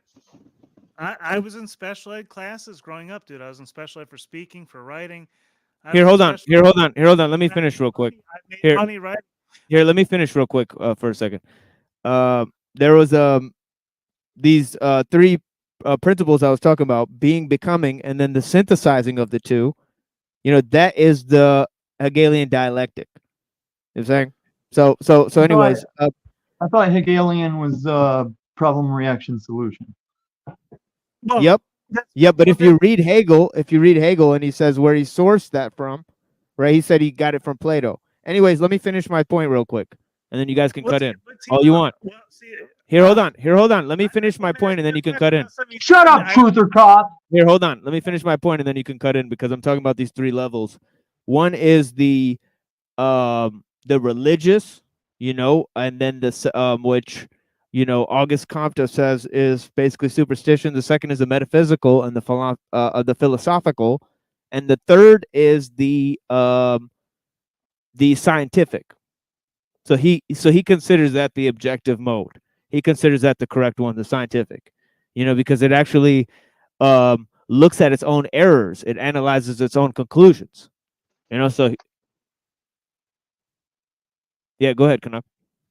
Oh no, I was just going to say that that seems like a rational synthesis or compromise, so long as it's understood by folks that it's not the science with the little trademark symbol beside it, but the actual process of scientific thinking, right? Not a result, but a way of doing things. So rational self-reflection with kind of well thought out dogmas, resting upon well thought out dogmas or axioms. Yeah, some would say he coined sociology. Let me see if because without leaving this station and going to go run off and find my book, I'm just gonna go ahead and look this up for you guys, because it might be easier that way. Because Hegelian dialectic is very basically, as they say, problem reaction solution.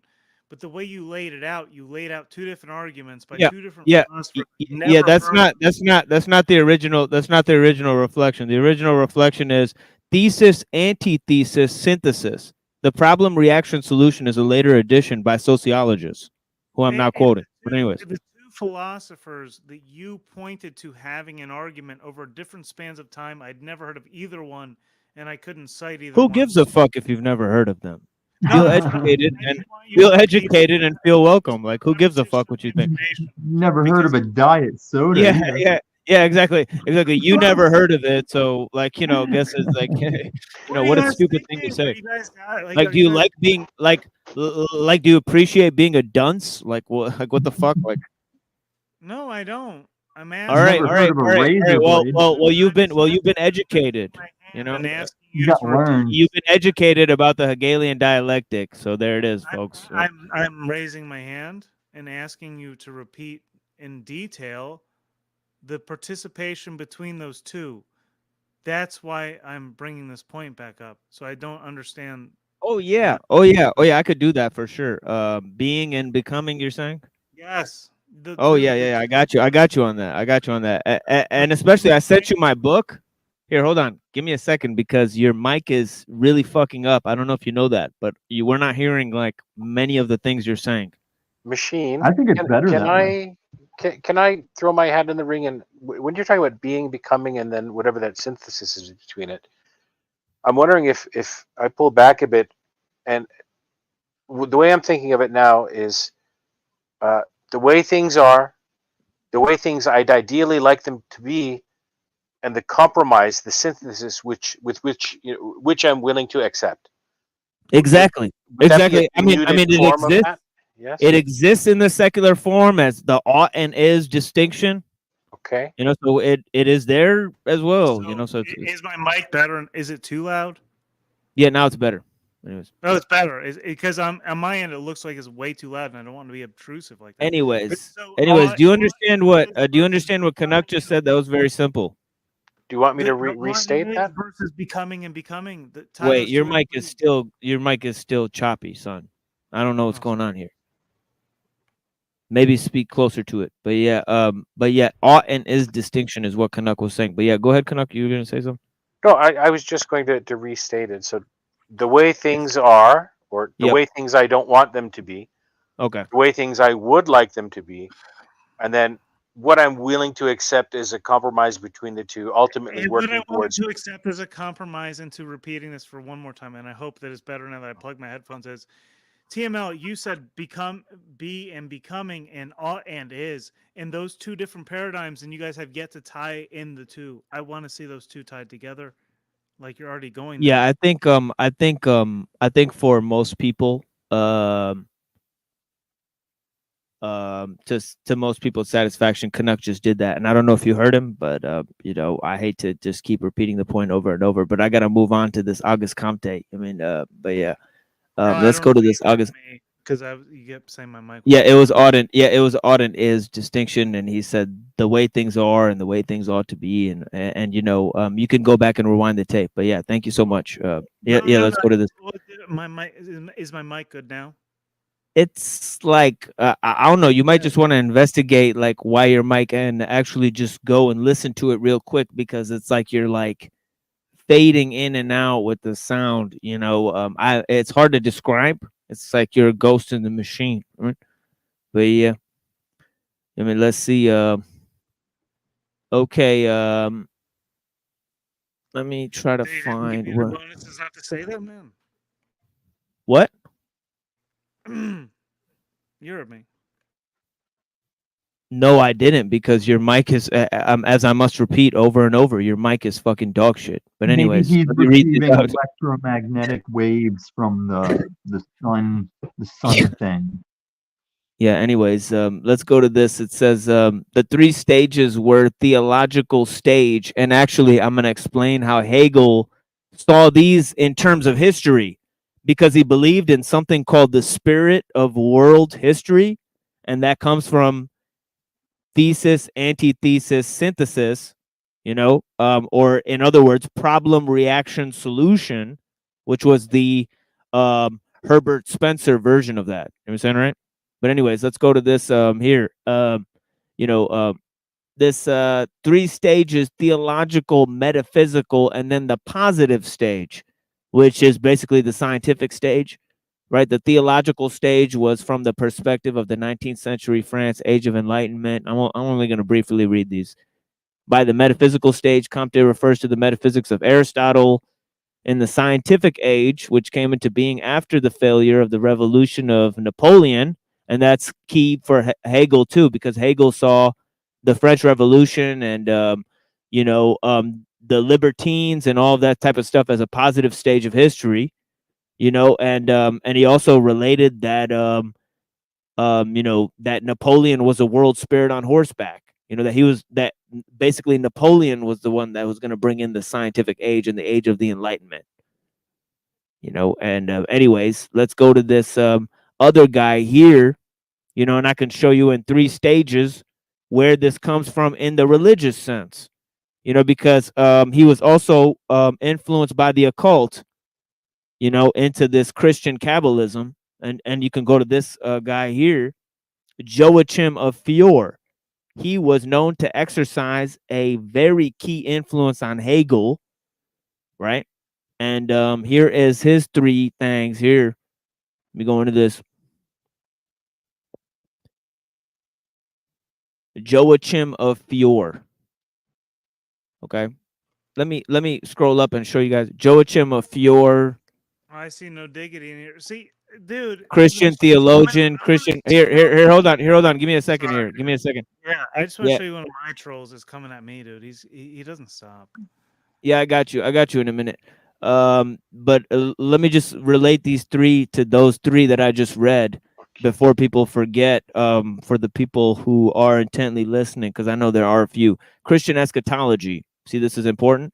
Christian eschatology is a minor branch within Christian theology. Joachim of Fior was a Christian theologian, a Catholic abbot, and he divided history into three stages, just as I just read, in the modern sense.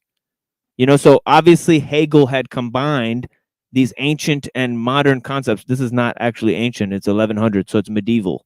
So let me rephrase that. But look at this. His theories can be considered millenarian. Okay, that's very important, because Hegel is used to support a kind of pseudo eschatology of progress and millenarianism in terms of his secular worldview.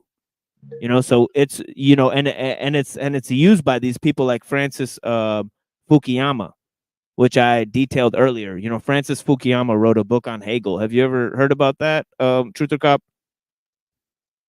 That guy who worked in the Bush administration? Brother TML, I love that you present me oftentimes as some sort Yeah, of a he was scholar. he was in the Council on Foreign Relations. I have no idea half the time when you. Yeah, he was in the Bush administration, and also I believe he was the president of the Council on Foreign Relations, as was Alan Dulles. You know who Alan Dulles is? Jesus. No. The Dulles brothers are as dirty as they ever came. You don't know who Alan Dulles is, Truth or Cop? Them dirty Dulles boys. You can hear me clearly, right? You said no? Oh my God, no, you can't. All right.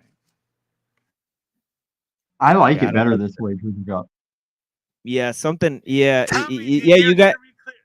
What is Is wrong it? Guys? Is it just me, or is he just fading in and out? Right? Yeah, he barely fades in. Yeah. There is some fade in and out. Yes. Like, see if your wire is plugged all the way in or something. I don't know. Yeah, something's. Yeah, it's definitely. I'm not doing it, but yeah, but yeah, I don't have time to do stuff like You that. might But yeah, have an anyway, electromagnetic field closing in on him. yeah, it might be the squirrel. Anyways, the age. Machine. Today I saw a picture of an Egyptian piece of art. I think it was Horus with a sun disk staff, and someone put under it, "The solar flares will continue until morale improves." Yeah, I remember that. Yeah, that's funny.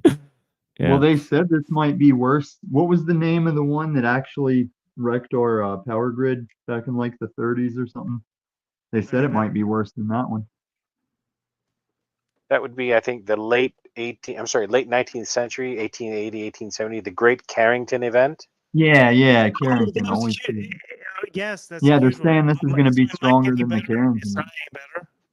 No, Damn, you it's sound even like you're in a worse now. fishbowl. You It's sound like worse you're in a now. fishbowl. Yeah. Just leave and come back for the cop. See if that does it. Yeah, he sounds like he's underwater. It's kind of weird. And But check yeah, all your connections. Maybe restart your devices. yeah, let's check this out here. And this relates to what I just read in terms of the the religious, then the metaphysical symbol, simplified by his allusion to Aristotelianism, and then also the positive or the scientific age.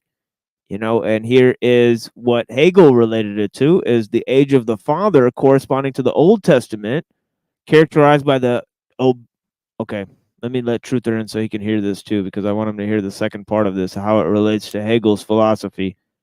Okay, so the first one is the age of the Father corresponding to the Old Testament, characterized by obedience of mankind to the rules of God. The second is the age of the Son, between the advent of Christ and 1260, represented by the New Testament. Man became the Son of God. The age of the Holy Spirit, impending a contemplative utopia. Notice that terminology, contemplative utopia, the kingdom of the Holy Spirit.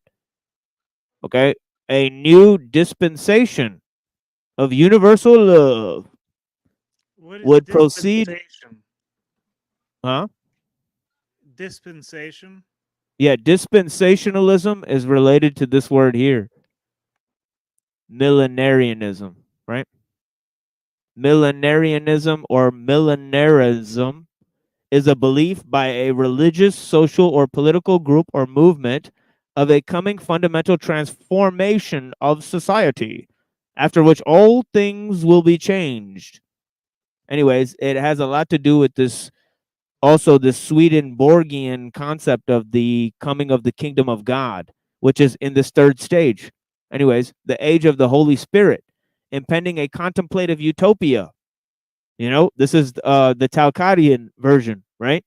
The kingdom of the Holy Spirit, a new dispensation of universal love, would proceed from the gospel of Christ. Sound familiar?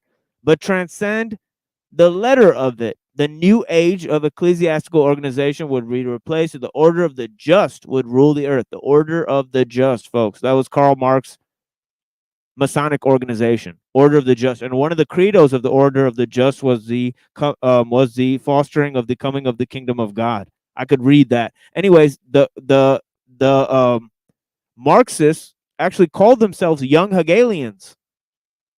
You guys know about that? No. That I wasn't familiar with, but this sounds not suspiciously, this sounds to me like all of these utopian movements, historically they would understand what we would call like the fourth turning, right? The four elements of these turnings of history, the churning. They would understand that definitely within that religious context, but it sounds like a lot of utopianism, and that without realizing it, they're endeavoring to recreate the Tower of Babel. If the Tower of Babel is a mythopoetic, symbol for monopoly. Well, that's the thing. It's like there's these two concepts that are invented in the 1800s that kind of talk about progress, but they kind of don't. One talks really about progress, and that's Hegel, right? Because he's talking about how like this, this constant improvement, through problem, reaction, solution, thesis, antithesis, synthesis, it's constantly going to bring about positive change, throughout history. So that's why this concept of millenarianism is tied into it, because it's always going to get better until we reach the kingdom of God. And the sign of that, they think, is the progress of science and technology. Now, the second part of that, and that's how it ties into transhumanism, but then the second part of that is this whole Darwinism. And Darwinism is always change. Everything changes, but nothing progresses. Because if you ask Darwinists, is Darwinism about things getting better and better? They'll say no. It's just about things adapting and changing.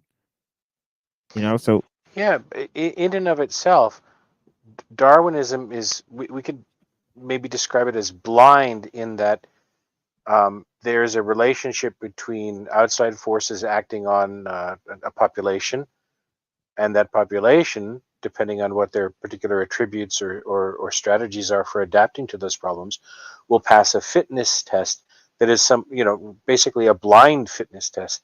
This is where Fabians and others like them come in, where they want now to design the fitness tests, whether it be at a genetic level through typical or traditional eugenics, or at a kind of a civilizationally eugenic fashion through cybernetics and social engineering. So they now want to design or perhaps steer, like the Greek word kybernetes, oarsman. They want to steer us now through which particular shoals we will have to pass through, and shoals being fitness tests. And this false idea, not false idea, this maybe unreflective idea of just progress, more progress, more progress. They'll eventually need to take a breath and rest, and maybe engage in what the Japanese do, which is refinement rather than blind progress, or not blind progress, unthinking progress for progress's sake. I don't know if there's much of that level of reflection in the philosophy you've read with Hegel and Marx and some of these others. Do they really just want to race after an endless kind of exponential, growth of progress? That's their goal?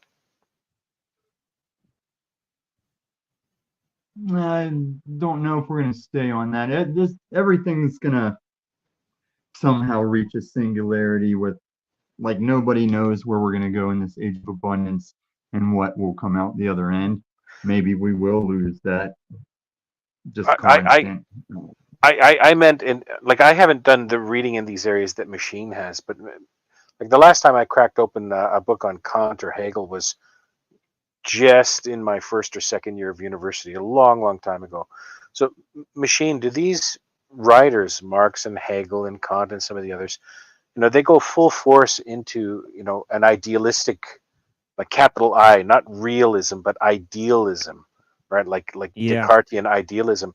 And do they see progress as this just forever renewed font of energy or do they ever kind of build into their philosophies the idea that they need to rest and reflect and maybe recalibrate, the compass pointers that they're following? Or are they just too arrogant for it? I get the sense maybe I'm answering my own question, but could you share a bit? Well, this a whole thing of well, it comes out of German idealism, not the Cartesian kind. French idealism is a little bit different. Yeah, I don't know what's happening with Truther there. He's coming in and out, but yeah, I think his equipment is malfunctioning, so it is what it is. Yeah. But TML, can I say something about Truth or Cop? Yeah. And I know you feel it because I feel it, and that's why I came up here. Truth or Cop, TML has a fucking amazing fucking memory. When he's in that zone, don't interrupt them because you're doing it on purpose. And I know why you're doing it. And I have respect for you, Truth or Cop, but that's not the way to do it.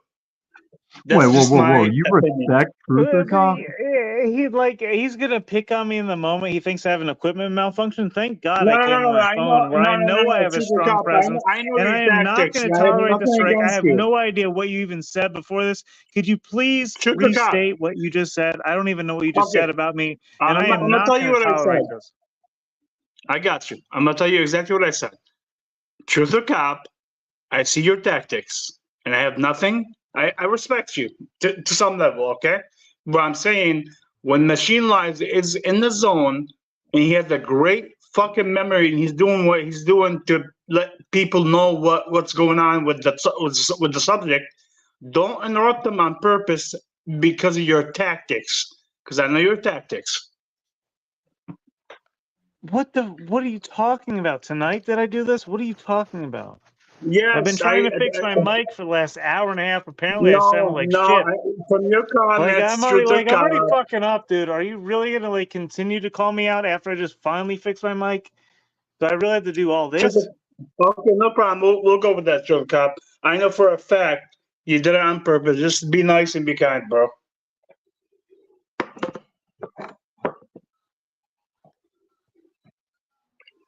I think maybe you see tactics where his personality just sucks.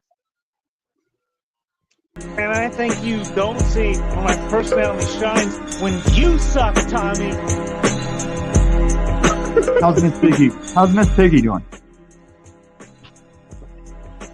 Give my regards to Gonzo. Who?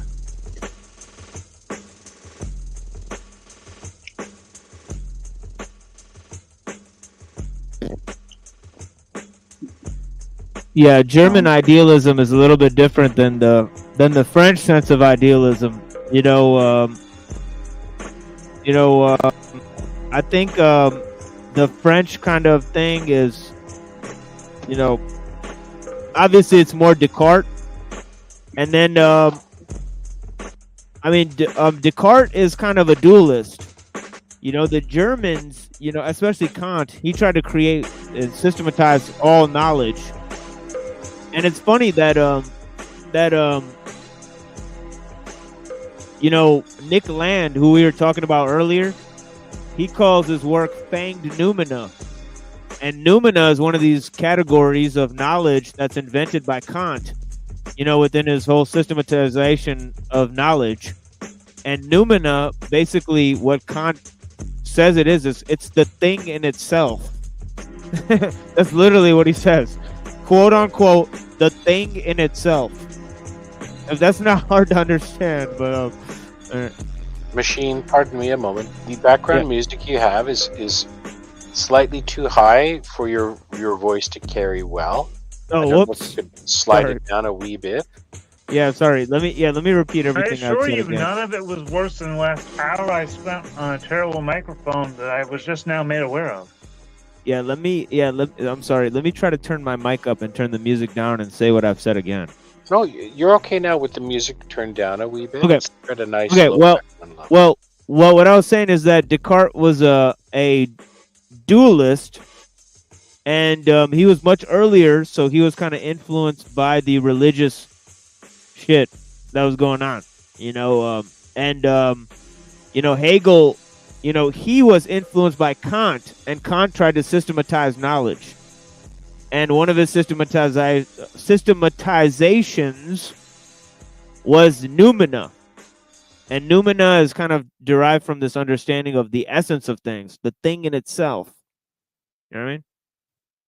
And what this Nick Land character was saying is this fanged noumena. It's like this vampiric idea of the future that invades our present, right? And that's why this concept of accelerationism, right? This concept of time dilation, right?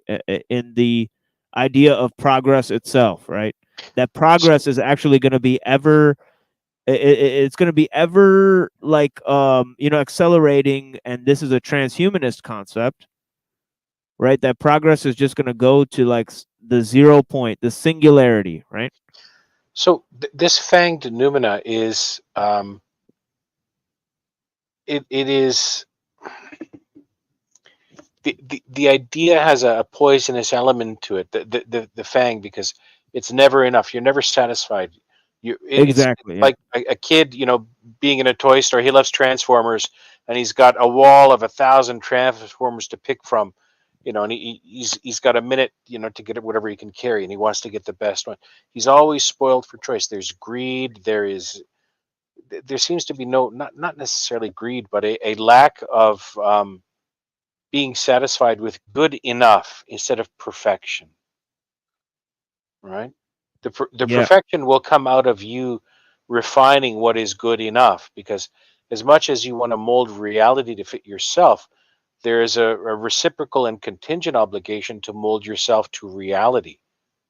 Or not, perhaps not mold is the right word, to acknowledge the steep energy cost, maybe the bankrupting energy cost of fighting too much against reality.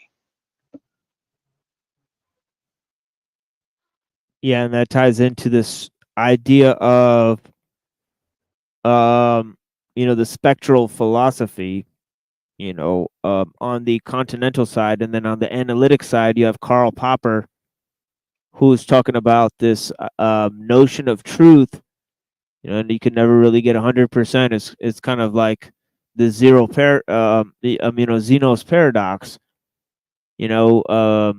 Zeno had a paradox. Well, you Hold on. can't ever get 100% truth in writing because it doesn't exist outside of you. Yeah. It always Yeah, that's one way. Well, that's one way, because this is also tied into the hypersensitive individualism. So yeah, it's all within It's like yourself. that. It's like the opposite at the same time. What I just said, right? Like, you don't want to be too but it is true though. It has to flow through you. You have to have that personal identification experience. We each have an individual fingerprint. We each breathe in and out every moment, and that's something Now, we when you have all the talk, time. I cease breathing until you're done. What? And when you talk, I'm not breathing, and my neck swells up like that meme kid at the lunch table. My face gets all red. Aw. You just want a little massage in the back. You massaging me? What are you talking about? I'll give you a massage. We can't have But it sounds truth. like and you we need have a to. massage, dude. That's all I hear. No, What did I say, reminded brothers of- and sisters? Did you sound Truth like or I cop? say brothers and sisters? I don't need a massage. I'm Truth reminded or of cop, that say Alcoholics something to you? Anonymous and the idea of a higher power or a better future version of yourself to work towards. Yeah, the step 3. That's 100% truth, right? It's Yeah, unattainable. when they prescribed that originally, he took LSD at that stage. Well, okay, but I'm just talking about, for different people, a higher power is the God of their understanding, or the dad you ought to be to your kids, or the spouse you ought to. That higher self is the guide star with which All to you will navigate. experience is you and the breath of life that flows through you and the personal identification that God gives to you in a fucking moment. And that's it. You've been over at That's what you're Talcott left too with. long. And that's what you'll die with. That's what you're born with. There is no explanation beyond that. From there, we can build a different perspective and come to different agreements. But That come on seems now. like right now? a Are you on LSD right non now? sequitur to what we were discussing. I think Your Tarek may have to mom's be a right. non sequitur, but she's actually not though. Your mom's actually always a sequitur to anything I need. So what's going on? Your mom's here. I'm sorry. Tarek, you Do you were really right. think we view you as anything but a virgin? Come on. Lighten the load. Yeah. Truth or cap, you get intense. Machine, I I'll know. chat with you later on. I'll check back to see if maybe the environment's a little different. Did you happen to catch did you happen to catch what- Here, hold on a second, Tarek. Did you happen to catch any of the first 2 hours, Canuck? In and out while I was playing with my cat. Yeah, she's been Oh, okay. rather needy Okay. today. Okay, Needs a well sleep. then Yo, then if you have any questions, just feel free to message me at any time. Blessings. Okay. Cheers to you for Can now. Yeah, thank you so Can I much. say Yeah. something before you leave? One thing before you leave. Yes. Truth or Cop is smart. He can read the room. He's doing something on purpose. And that's what I was trying to say, okay? Tarek, I think I don't know that. Ah, Shrek, he's just No, he lame. It is what it He's is. just It is. lame, Shrek. He's just a Yes, I dweeb. know it is, but it's you know what? Like the chat, the people want to hear him. He is very, very bright, and I want to hear him. And Truth or Cop is trying to interrupt the flow, and that's why the man just left. So, I am Tarek, not trying to interrupt the flow. You were correct up till there. Like oh my goodness. Tarek, I'm curious. I don't think I've interacted with you He before. is Hello taking and good off though. evening. Canuck, no, Canuck, don't you simp up to Canuck. Don't tear it, bro. What's your deal with me? Address me directly. I'm right Dude, here. I What's have up? nothing It's against clearly you. an issue you have with me. I'm very offended. I might not sleep through the night if you don't explain to me what happened. What did I do Okay. wrong, man? How do I make you You're happy? just a Truth dweeb. or You're just Cop. lame. Yeah, Truth or Cop. You know what you're doing. And I told you, I have respect for you. I know what you're doing. You're really good at what you do when you want to interrupt the room. So what I'm trying to tell you is you're doing that on purpose sometimes to fuck up the flow because Machine Lies is in the zone. Let him I am speak so never we can doing all it to hear him. fuck up the flow, Tarek. That's where you derail. Okay. I'm never doing Okay, it. maybe I'm Yeah, wrong. he just No, naturally I am fucks not. up. I'm doing it to not be a fucking target. But I get insecure sometimes, and I preemptively defend myself, and that might be an issue. Okay, if you want to call that out, and I do that, please. But I am not doing it to fuck up any flow. Okay, Let's no be problem. I'm fucking just for real. saying. Okay, I appreciate your perspective. that's all I You want to don't say. need to That's all. feel like you got a target. It's more like miss us with that bullshit. Listen, I am here because I'm concerned about each and every one of you. I am part Oh, of you the ain't gotta Pussy be concerned Patrol, about me. the Oh my Targeted God, that's Slave Unit. Targeted Slave Unit. And if anyone feels like they're a targeted slave, I'm here to protect you. I'm trying to suss y'all out. Y'all aren't easy to deal Only with. thing you're A gonna lot of protect is the victims out Golden here. Corral, A lot boy. of people out here they can't deal with themselves and their own personal dynamics, and they want to run off and obfuscate and blame me. And that's okay. I'm willing to be the fucking scapegoat. I want to be hung 1,000,000 times. Well, you will It's be. all I good. mean, What's up? all these guys you said you're gonna make hits on, they used to be your friends. So I mean, obviously. I said I was going to make a hit on someone. Well, you're going after Carl. He helped you ruin your channel. Destroyer hasn't been around. She helped you ruin your channel. Destroyer's Do still you have around, and Carl's do you still have any around, friends? and I already told you. I What have a name is huge Destroyer expose on going by Carl these coming days? up. What name is Destroyer using these Yes. days? Yeah, I should probably tell you. What am I, some sort of snitch? Well, I figured I'd notice it's her. She'd probably still spurgle the same. Tarek, I was wondering if you could perhaps maybe plainly explain what you're referring to. Oh God, here we go. No problem. I know Truth or Cop, okay? And I seen him today at Edjax. I have nothing against him. He's really good what he's good at, okay? Good at eating. He knows. Good at masturbating Okay. alone. Good at Yeah, he knows. Kermit the Like Tommy Frog knows him. impression. Yeah, Tommy knows him. Okay, and I know him real well. So when he wants to come here and interrupt the flow, he's doing it on purpose. That's just my opinion. I could be wrong. That's what I'm feeling. And if I'm wrong, I apologize. So what I Tarek, think, Shrek, when was the last time I did any of this? When was Shrek, the last time I I was on think- Team L's? Team L's, I've done a couple weeks on here. Jax, I haven't been on in months. I've been on like one time other than today. So like I'm making a statement. Tarek, you're damn straight about that. I know how to fucking run this scene. And Tarek you don't. sees and he knows who the fucking alpha male Tarek is is here. what it And is. it's Tarek. What you see as espionage, Tarek. Truth or Cop wants to be clever and witty, and he's just bad at it. Yeah. He doesn't have the personality for it, and you think it's like espionage.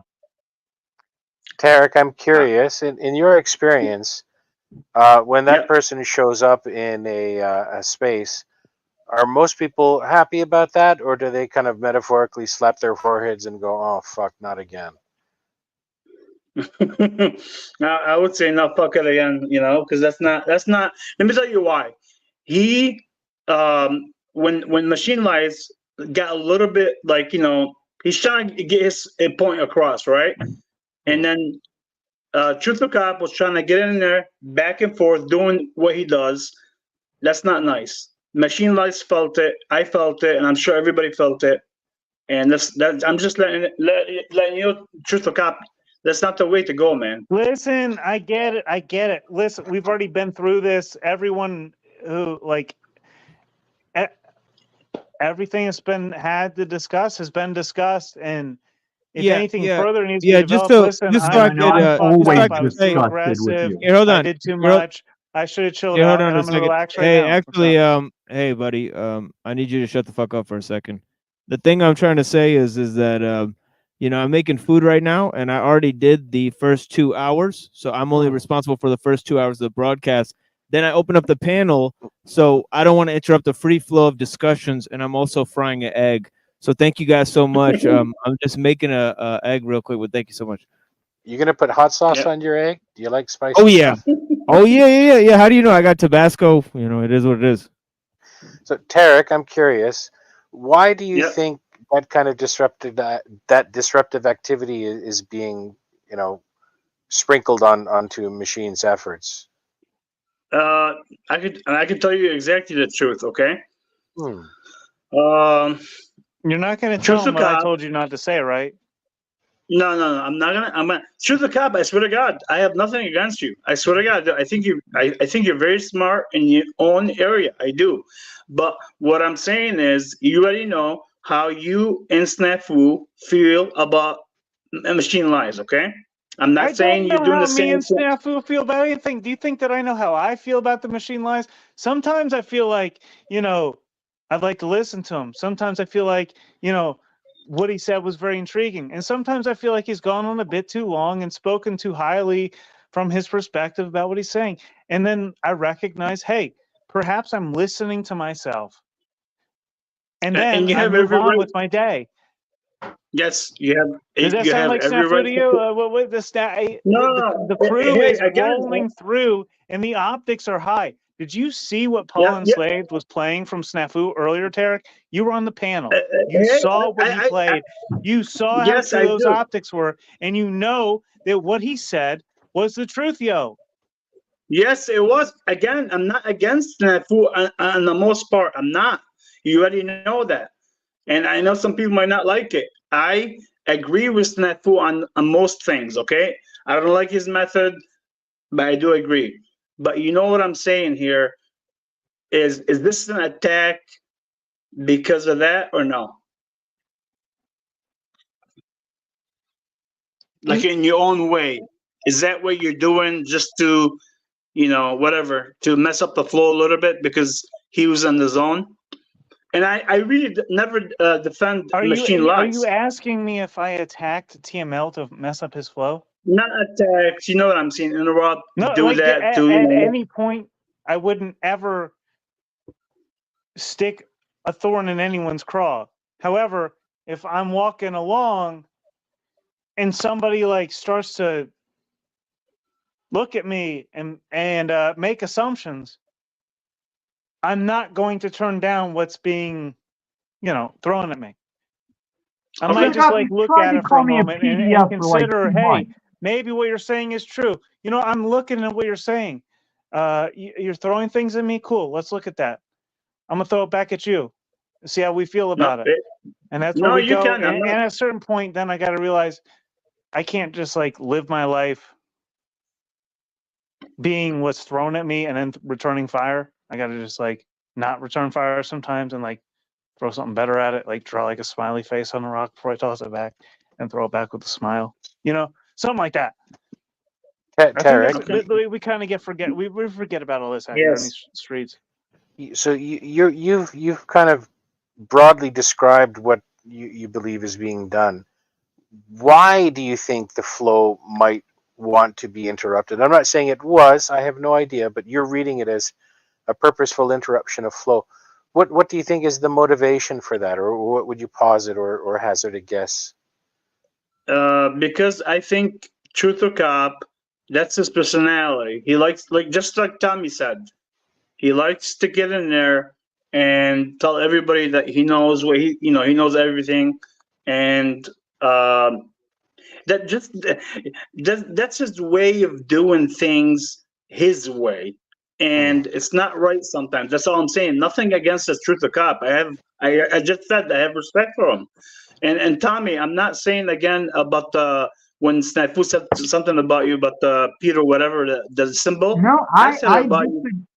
I disagree with having respect for Truth or Cop. That's where I don't see eye to eye with you. Like, you don't. Oh, okay. What would you respect him over? That's my query as well, Tarek. If I may, forgive me. I'll be quiet in just a moment. Sure. I'm not attacking you. I'm genuinely curious.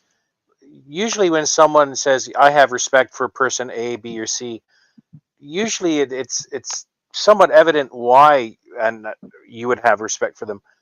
Given what I've seen here today, I don't have much ground to kind of contextualize your Canuck, who are you, by the way? Let's challenge. By the way, Tommy and I have been going at it for like 2 years now. Tarek, this is our first time even engaging each other directly. Canuck, listen.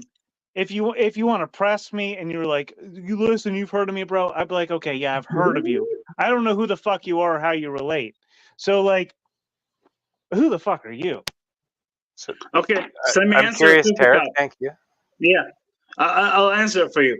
When I say I have respect for him in some ways, I'm not saying 100%.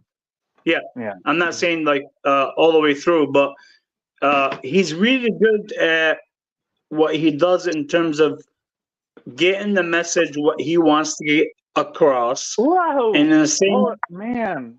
No, There's I too think much he's going, really good at- dude. I've been Tommy. Fucking kill my ego for a moment, please. He's good at not having a good personality.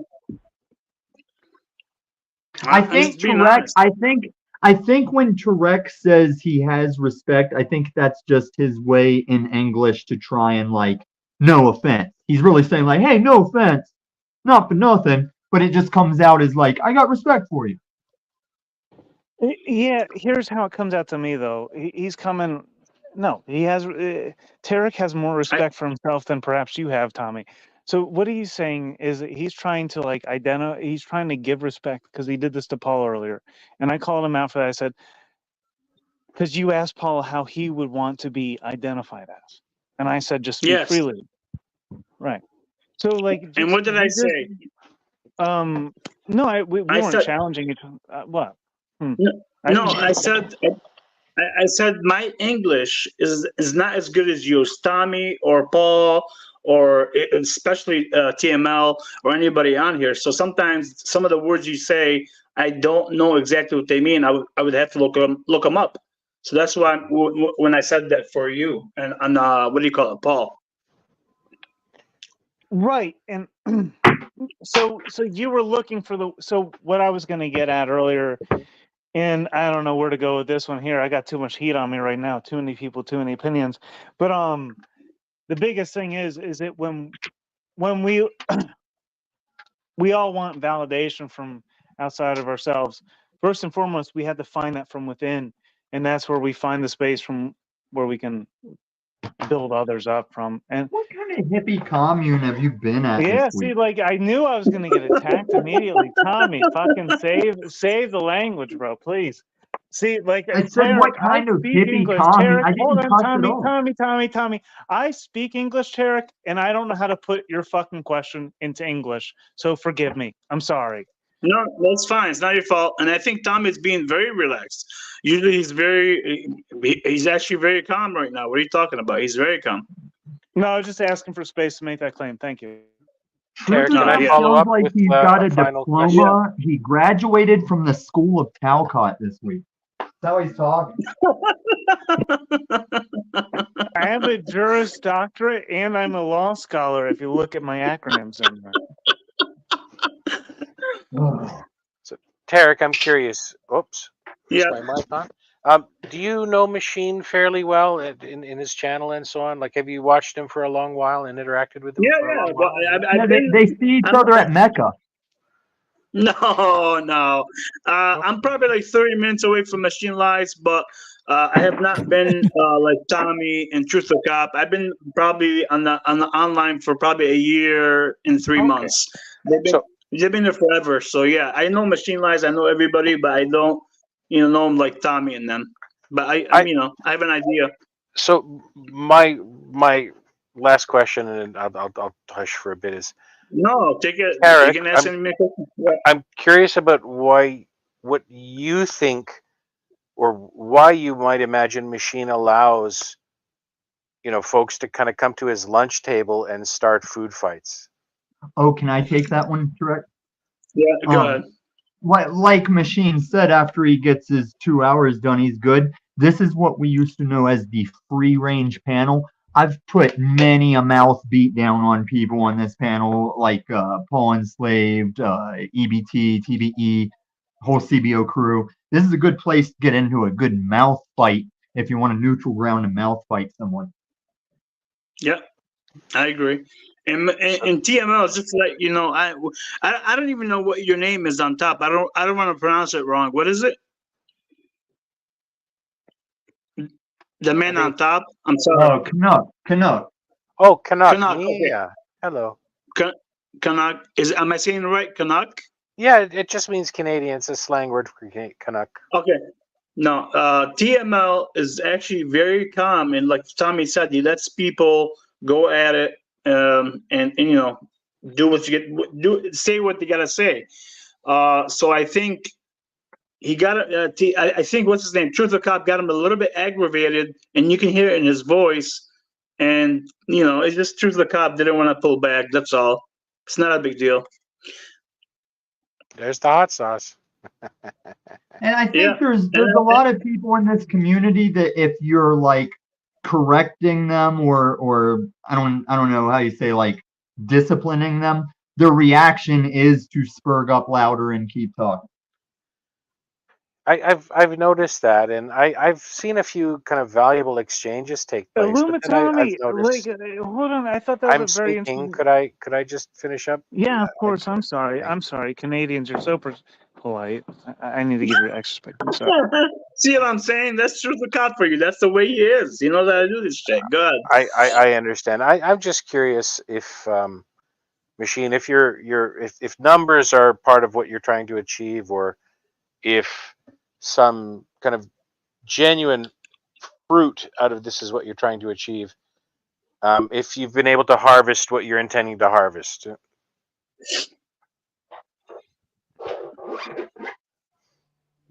Well, I guess yes, Machine what? Oh, yeah. I guess in terms of harvesting the numbers and also analyzing the various interactions, as Tommy did say that, I kind of I guess, have a neutral perspective, and we will try to engage in higher level debates on this channel. So we will kind of get into that. So yeah, we're trying to host debates, but what I need is a debate squad. So I'm now vetting people. Maybe if I get 12, as many as 12, then I could set up a competition 2-on-2 each between each of them, and get a bunch of debates lined up. So, we will eventually move into that. So we'll have different aspects to this channel. I'm also developing a course. I'm making members only, based off of my book. So I got some of these things coming up. Stay tuned for what I got. As I said, these whole series with Pill Eater will develop them into a special on accelerationism. So it is what it is. Yeah, but thank you guys for joining. There will be lots of the first 2 hours I present lecture material that will be serialized at some point, and cut off from the panel exchanges. The panels will be their own thing. Eventually I'll move the panels off the channel is what I plan to do. So I think I was then mistaken, and I thought most folks would be at least tangentially or with some purpose trying to stay on a topic largely related to your lecture material, but I've been misreading that connect or that disconnect. Yeah, maybe in terms of, if you'll notice, usually I send the links out in the Discord early. So if people would like to join earlier, you can message me, and I will. If you want to come into the first 2 hours of the discussion, those who are serious, obviously I will allow them. And of course, you're one of them, Canuck. So the first 2 hours are always open to those who want to have a serious discussion. And message me before, and yeah, I will definitely engage you guys in that. So yeah, definitely, yeah. Thank But you very much. for now, as I'm kind of searching for interactions, I think the open panel format, as volatile as it is, will remain active for at least the next maybe 6 months of this show or so, and then we'll see where to go from there. I think As much as I disagree with you, TML, right now about everything and all things, but it's very easy to connect with you on Discord. It's very easy to connect with you and set up an open discussion. And it is actually important that we hone in on certain topics for discussion beforehand. Well, the thing you guys got to remember is the prime result that happens in these panels that we call cooking. It's not always guaranteed. Like sometimes you just out of nowhere something great happens, and sometimes you can make a plan for a big thing and it goes nowhere. It's just the people dynamic, the equation. Yeah, I agree with that. Like, it's just, man, sometimes you'll play it and play it and play it, and it'll be nothing. It's amazing. Yeah. Yep. Yep. Because it's I like totally agree with that. we're all a part of the equation, and then you take in like how we each are going to interact, what our day was going like for each of us, what the subject is for each of us, and it's all variable. Machine or anyone else, did you happen to catch any Northern Lights action in your part of the world? I wasn't able to see anything. No, but I completely did see the prepared eclipse. for the. Go ahead. Yeah, the eclipse I saw, but not the Northern Lights. Yeah. And all I did was completely prepare all my electronics to be protected from any possible EMP result. That's supposed to continue for several more blasts. We're supposed to have a few more over the next couple days, I assume. Yeah. Huge. So it's like it's slowly wearing away at the infrastructure of America and showing the weaknesses where we can really strike and shine, where they need to light the most. These are the moments we're being led into. And y'all can hate on me all you want when I say this shit. I don't give a fuck. Well, even whether it's a solar Luther flare Cop, or not, they could straight use up. it. They could use it as an excuse to just turn the internet off or shut the power grid down. It's straight up Fed posting. Yeah, Crazy. that was short bus segue. Short bus segue, non sequitur. Oh, listen, all I'm saying is subscribe to my channel for more information. God almighty, people actively seek you out to listen to that voice. You sound like fucking Kermit dying of AIDS on helium. I know I just sound like Kermit, dude. Come on, dude. We I also can't be would have worse than accepted Kermit. Ray Romano dying of AIDS on helium. Ray Romano is No, but Truth to Cop does what he does. He's really good at what he does. So I'll give him that. What is that? I mean, he's knowledgeable. It's not like he's been around. He knows a lot of stuff, and he's really good at tactics. Yeah, we're all getting older. I think you're just a nice guy, Trek, but I don't think you're really. There's nothing you can really credit Truther Cop with because he's just a fedora neckbeard weeb. It's hard to compliment him. Tommy, maybe you're right, and maybe I don't know him loaded that with well. plenty of 'Cause I know cash. you- Loaded, flush with cash. Don't forget that part. What I'm saying, like, I don't know him as much. I don't have that many interaction with Truth or Cop. I just seen him on the internet. I had way more interaction with TML, you, and other people. But maybe you're right. Yeah, I am a nice guy, but maybe you're right. I don't know. All you need to know about me, just an direct. All you NPC. need to know He's is just that an I have NPC. plenty There's of nothing cash. really to say about And it. if you need a job, you need an opportunity, you just tell me the right information, and I'll find you that opportunity, bro. When one calls There their ain't no genital lesions jobs. There ain't no more jobs. Did you see that Chat GPT bot self-evaluate itself? There ain't no more jobs.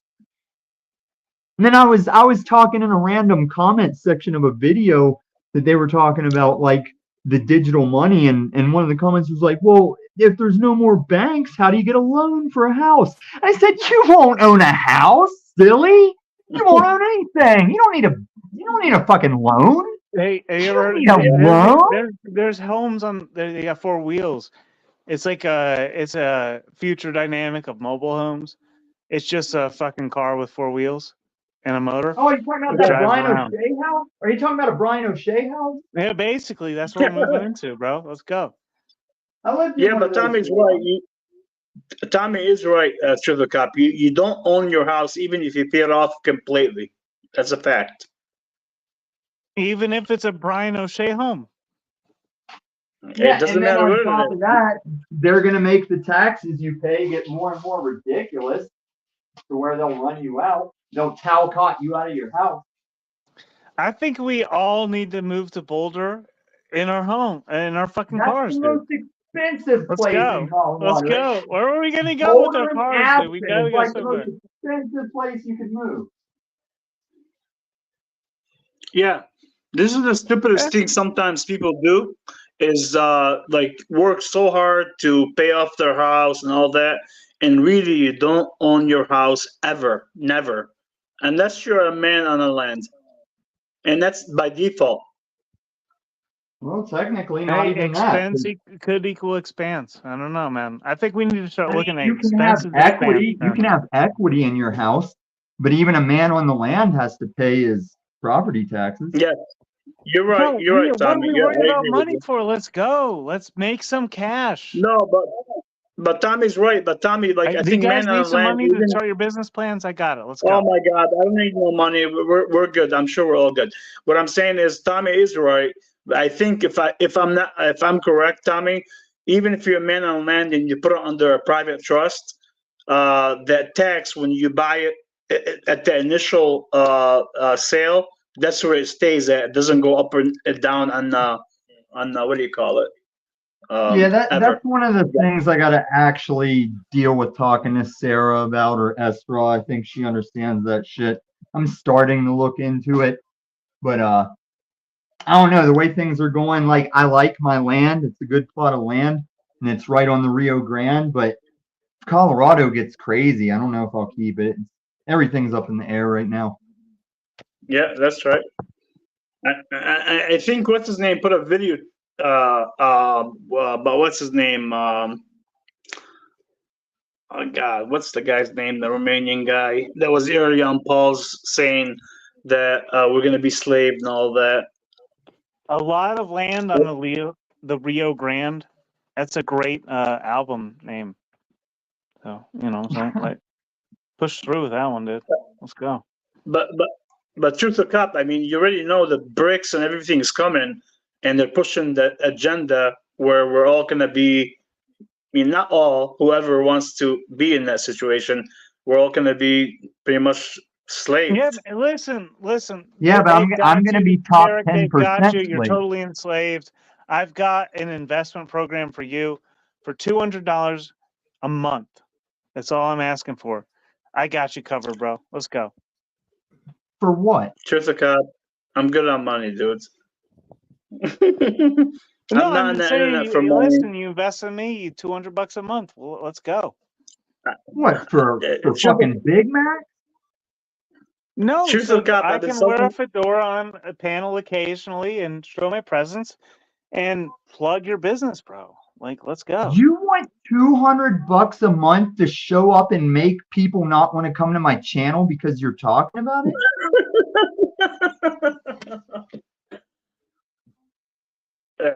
Truth to But cop, no, just in case you the didn't know, brick I've been thing, selling. I might Yeah. just be a man on the concrete jungle land because BRICS is going to use XRP and America's going to use XRP. The Fed's going to use XRP. I'm in top 5% in the world holding XRP. I might just not have a house. I'll just walk around. I'll just eat at a restaurant when I'm hungry. I'll help people if I can help them, and I'll just like sleep somewhere. I might just roll out like that whenever things get crazy. Well, Yeah, speaking I of don't which, blame you. Benton's ahead of the curve on that one. I mean, is Benton around? I saw Benton earlier. Can we get some, channel dynamics from Benton? No, come on. You're taking a shot at Ben and Tommy. No, I'll take Stop. shots at Benton. Oh no, He's kind of mentally ill right now. Yeah, I don't have that much respect for Ben anyway. I'm just saying he taking shots. I know that's truth or cop. He'll take shots like that.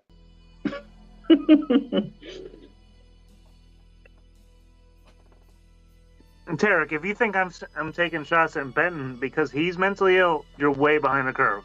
I'm sorry. Listen, Benton's a cool dude, but you don't want to get wrapped up with what he's dealing with. He'll just throw his crazy in your AO. Like, I realized that because whenever he came at me on EBTs 3 months ago, I realized he quit his job back then. And he's just on some kind of spurg right now. Yeah, he is. Like, it blew my mind. The way this community is, like, the way we're all talking like we're stand-up men that handle our shit. When he showed up here to say he's headed to California to see what benefits he can get, I was like, is this fucking reality right now? Are you serious?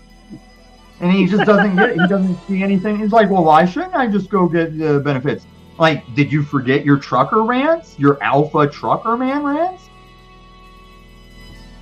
It's weird. Yeah, Tommy, that's what happens when somebody gets really desperate and, like you said, he's spurging and he's not thinking straight, or that's the way he is. He's just trying to play the system. Well, and it's like I also told him, like, I ain't telling you all to just take whatever a doctor says flatly. Like, I researched even what the vet gave me for my dog. But that dude's been trying different foods for his problems for 2 years. And it's like, you should go see a doctor in case something deeper is wrong that you'd never figure out as a pleb. And he gets mad if you say that, mad if you suggest, like, have you tried yogurt? Have you tried a Tums? It's like, but then he's just gonna tell you about all the food he's trying. And then, like, he'll break up talking about poop with saying he's not gonna talk about poop the whole time. Yeah, his streams are pretty unbearable. Like, the last one was very bad. It was very difficult. Yeah, they used to be good, but I think he is, like, flying off the deep end.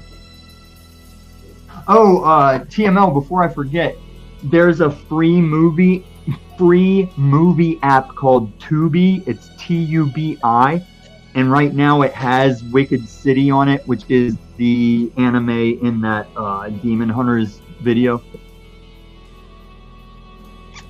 Oh, okay. It's also got a lot of good movies on it right now. It's got, like, the first 3 John Wicks. It's got They Live. I just sit here and keep rattling them off. Dark Crystal, Labyrinth. It used to be a shit fucking movie app, and next time I checked, I was like, wow, this is a lot of good stuff. Tubi's always have interesting choices for free. Well, back when it first hit Xbox, I thought it sucked, but now they even got, like, the live-action RoboCop series. I'm gonna have to watch that. I didn't even know there was a live-action RoboCop series. We need to get back to live-action RoboCoping here, Tommy. I cannot believe you would just come in here in a TML space and represent the ideas that you've done so far, sir. And, he got his 2 hours out of the way. I can say whatever I want. I mean, he works with the likes of you and Brown's Boy. Of course there's going to be disheveled speak, if you will.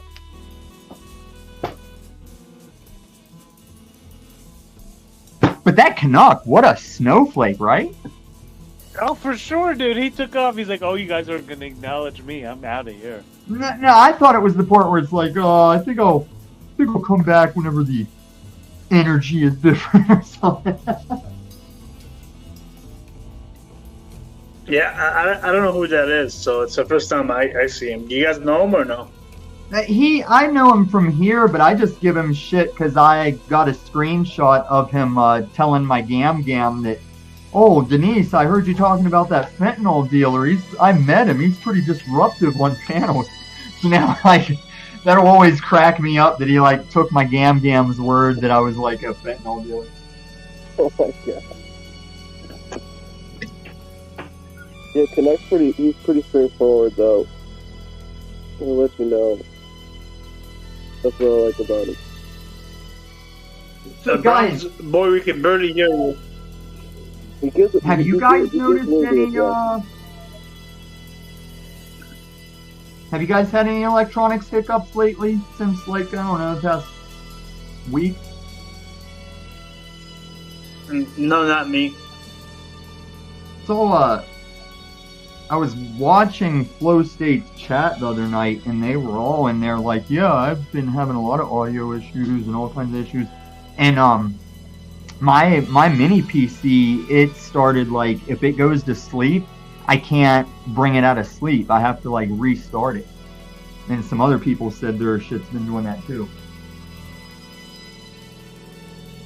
Yeah, maybe they're getting ready, Tommy. Well, that's not. There's solar flares and there's EMPs, but the fact is, everything is so digitally connected these days. They can just fuck with you. I mean, your Google can change anything that's Google. Your email can change your email. Even whenever you install an app, it's like, are you going to let this app make changes to your computer? And you're like, yes. That's the only way you can install it. Right. And those are all those conditional terms of acceptance for the algorithms presented by the black box. I mean, I get the conditions, but the fact remains, they can just fuck with you. They can just Mandela your computer information. Right. Yeah, so what will you do to keep a fucking record of that, though? You know, like, what do we do about that? You'd have to write by hand with a quill. You'd have to get a vial of ink and a quill and parchment and back up all your digital stuff on quill and parchment. So it constantly brings us back to the point that we can only be there to experience ourselves and our position in reality and correlate that back to reality. That's it. That's all we have. That's it. Are you talking like your daddy? Are you talking about tricking yourself out of position in certain ways? I ain't never trick myself out of position. I agree with Don't you dare. I agree with you. Well, I mean, I agree with you. Worst case scenario, you just got to memorize everything. What do you want to do? No, but the best case scenario, you bring forth new life, you bring forth a new perspective, you bring forth a new opportunity and something that is new, fresh, and living through you. That's how we put our fingerprint in the fucking earth. That's it. Yep, I agree. Or you can write them down. I mean, I write a lot of things down. It's a lot of work, but yeah. Well, that's another thing I like about the world is something only survives if people give a shit enough to maintain it. Like the Roman Colosseum is only still there because people give a shit to refurbish it. Or the sand and desert would have taken it long ago. I'll agree with that. I'll say a lot of buildings are actually gone also strategically, keeping wars. Tommy, is it me or we can't hear Bronze Boy? Because I can't hear him. No, I like it better that way. Him and Truthicop, I like it better that way. I've been agreeing with Tommy, so I don't know if he can hear that, but he doesn't care anyway.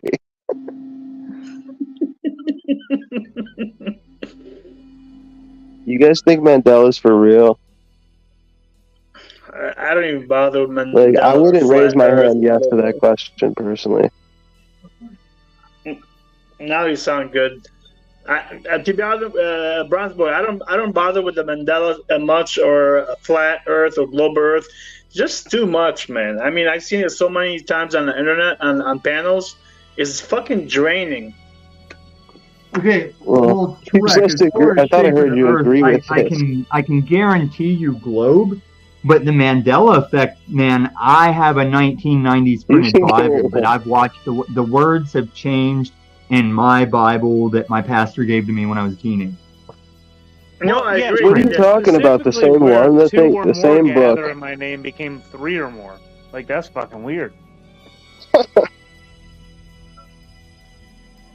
I think my dog wants to go out. I don't know, dude. If you, Tom, if you just said actual like words in a physical book, have you noticed them change? I mean, I didn't what's watch the them next crawl step? across the paper, but I grew up in church saying, "Forgive us our debts as we forgive our debtor," forgive us our trespasses as we forgive our trespassers. Now it says debts and debtors. And then it was like the lion will lay down with the lamb, and now it says the wolf with the sheep. And there's another one I can't remember. And it's not like I watched the day it changed, but I can open it up and go back to those passages, and it's changed. Okay. Well, I think I could possibly prove Mandela wrong right now. There are But companies. I don't agree with Snafu. I heard Snafu saying the Bible is pretty much shit now because of Mandela effect. I don't say that, but it's definitely mildly fluctuated. What I say is there are companies. He said that on Talcott just now, and Talcott did not give him an opportunity to respond. In all fairness, but yes, please. Well, Talcott's an antichrist spirit. There are companies that are like set up. machine lies. Machine lies. You know the Christian Bible. You understand it phonetically, if not as a Muslim that just understands. You know Jack Talcott's up there saying a bunch of antichrist mumbo jumbo. And if you don't catch it, we need to go up on his panel together, and I'll just What Machine Lies would call that would be theosophy. Is already. I hear him saying that in my head. That's called theosophy. No, I can. can He can explain it better. I don't know, man. I don't know what the fuck you guys are going towards. No, he's talking about Jack Talcott. If you go to, I can. well, if you go to the Institute of Noetic Sciences, it's not exactly theosophy. It's a type of, transcribing of certain theosophical concepts. The problem is that theosophy was invented in the 1800s, so you're going too early for ideas like those kind of Rupert Sheldrake and Joe Dispenza, and also what's that guy's name? Bruce Lipton, Dr. Bruce Lipton. You know, you guys look those guys up. You know and also the ideas of anarcho-syndicalism for the political side. So there's different ideas there that are relevant to the Talcottian discussion. And I've discussed many of them here. So I've already framed those issues here. And I just think phonetically Lipton and ton of lip. Just kind of, I don't know why they go. He's all about epigenetics. I watch a lot of his videos. Yeah, that's right. Yeah. He talks about cells and the biology and how the human body changes based on epigenetics. I will say though, he's doing a great job of sitting on his ass. Yeah. Who, Bruce Lipton? But yeah, Jack, you understand, Jack doesn't know the Bible like people think he does. He doesn't know the Bible like that, and nothing against him. He doesn't. And he says it himself. And I confronted him a couple times on the Bible scripture, and I'm not even Christian. And he did not want to answer the question, so I let it be.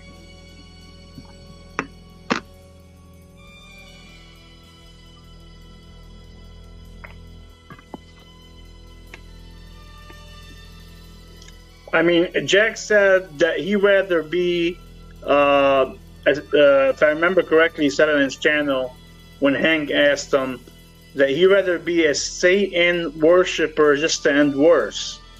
How does that work with somebody that's claiming that they are Christ being and all that?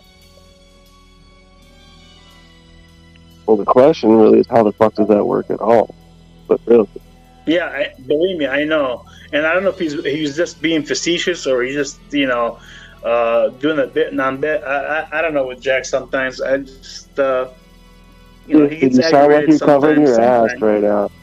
You sound like you're covering your ass. Nope. I sound just like say what? what you think, because you just keep saying, like, you say what you think, and then Well, I think don't want to offend. No, I'm not trying to come attack Jack or anything like that. it's I'm not, just saying. the truth I isn't feel an offense or a defense. I guess maybe it's a defense. You're right. No, you're correct. I'm just trying to be maybe polite, but he doesn't know the Bible. He said it himself, and for him to say, "I'd rather be a Satan worshiper just to end wars," that to me just speaks a lot. So I don't know his mindset sometimes. He's more about love and light in Christ, but it doesn't come together like that. You can't have love, light, the stuff that everybody's doing, and then put Christ in there, and then say something like, "Okay, I'd rather be a Satan worshiper than worse." Okay, hold on, everyone. We're gonna have a little musical break here, 5 minutes, and I'm gonna smoke here and also grab my coffee. So thank you guys so much for joining us here, and we're gonna have a little musical break. So yeah, so just 5 minutes, and then we'll be back with the discussion here. Thank you guys so much. And No problem. Yeah, what's going on, guys? You guys feeling okay? We are good, TMO. I'll be right back, though. Okay. Yeah. Just seeing what's up, seeing what everyone wants to talk about. I got this video here going with this song. This is kind of a cool video. I like this.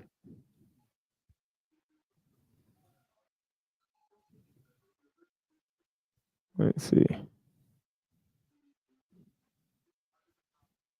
It's like this. Oh God, this song go with it. Let's hear this song. This is a good song. There is no sound yet.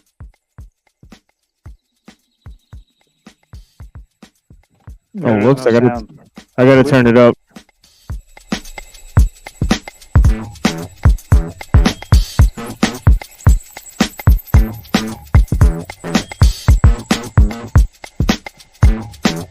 Can you guys hear? Yeah.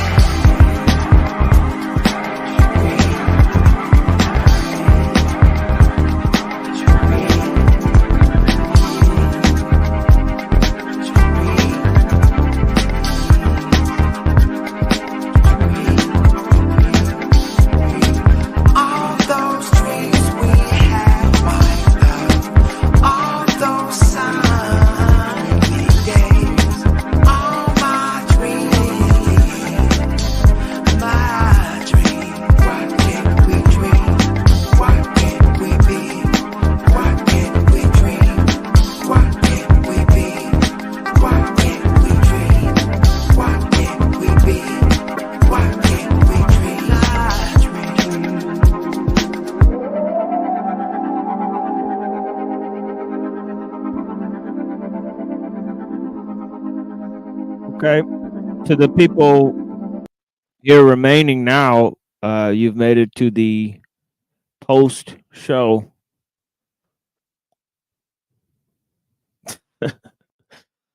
We have The Brave and post-apocalypse, Ford yay! fatalities.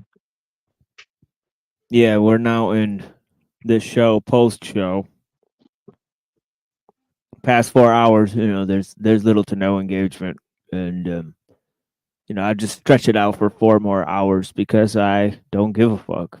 It is what it is. You care. Illuminati, don't let them get with us. What are we doing here? No, Avalanche that's come at what me. was weird last night. I did an 11-hour show last night, and everybody's used to me not having as big a panel and not letting people be free. Last night, people could do whatever they wanted, and it was like they were scared to get off the wall. I'm like, no, I don't care. You can do whatever. Let random Yeah, that's fan the Philip K. is that the Dickhead all he case, wants. Tommy? You kicked me off the panel several times for not having my camera up. Well, yeah, It was the you're- first time you let me up in a long time. I have to admit that, but like, come on, dude. Like, everybody that was coming up for beef, I made them cam up. I made your daddy cam up. Made Brian cam up. Made a fool of Brian O'Shea thinking he was wait, going to you come know up my and flex dad? for- My dad came on the camera. Yeah, Paul Enslaved. No, I mean like my actual father. You know him? Well, you're white, aren't you? But you do act What do like you a mean- dude that didn't have a what do you father. mean am I You what? do act like a man that didn't have a father. I had too many fathers. Is my issue. That's the same father. That's the same Right. issue with my son. Right. Same issue with my son. You're welcome for that. You'll I thank thought they me were later. called rabbis. Dude, did you know Random Fan has a daughter? Do you really have a son, Truth or Cop? Wait, Random Fan has a daughter? Yeah. Hmm. You really No. have a son? Yes. I don't That's all have you any get kids tonight. that I know of. Yeah. I don't know how, but I do. But yeah. Because you couldn't afford $60 for a Plan B pill? Yeah. I couldn't afford $60 for a hotel room for the night, man. What are you talking about? So where did you conceive your child at? Somewhere between Richmond and New York, dude. I don't know, Mom. I don't know. That's all you get, dude. That's it. I remember Richmond. I've been to Richmond. I think I got stung by jellyfish in Richmond. Do they have a beach in Richmond? No. That's in the Can you that's get in the to a middle of beach the from state. Richmond? Virginia Beach. Chesapeake Where- Bay is all up through there. Yeah. Yeah, I think my brother was in Richmond when we went to a beach while we were visiting him, and definitely got stung by jellyfish. And after that, we noticed like there's jellyfish washing up all over the shore. Your background's kind of canceling it out. What is it? Is it a king or something? Oh, they got a jack on the other side. Spades. It's all spades, man. I roll plus.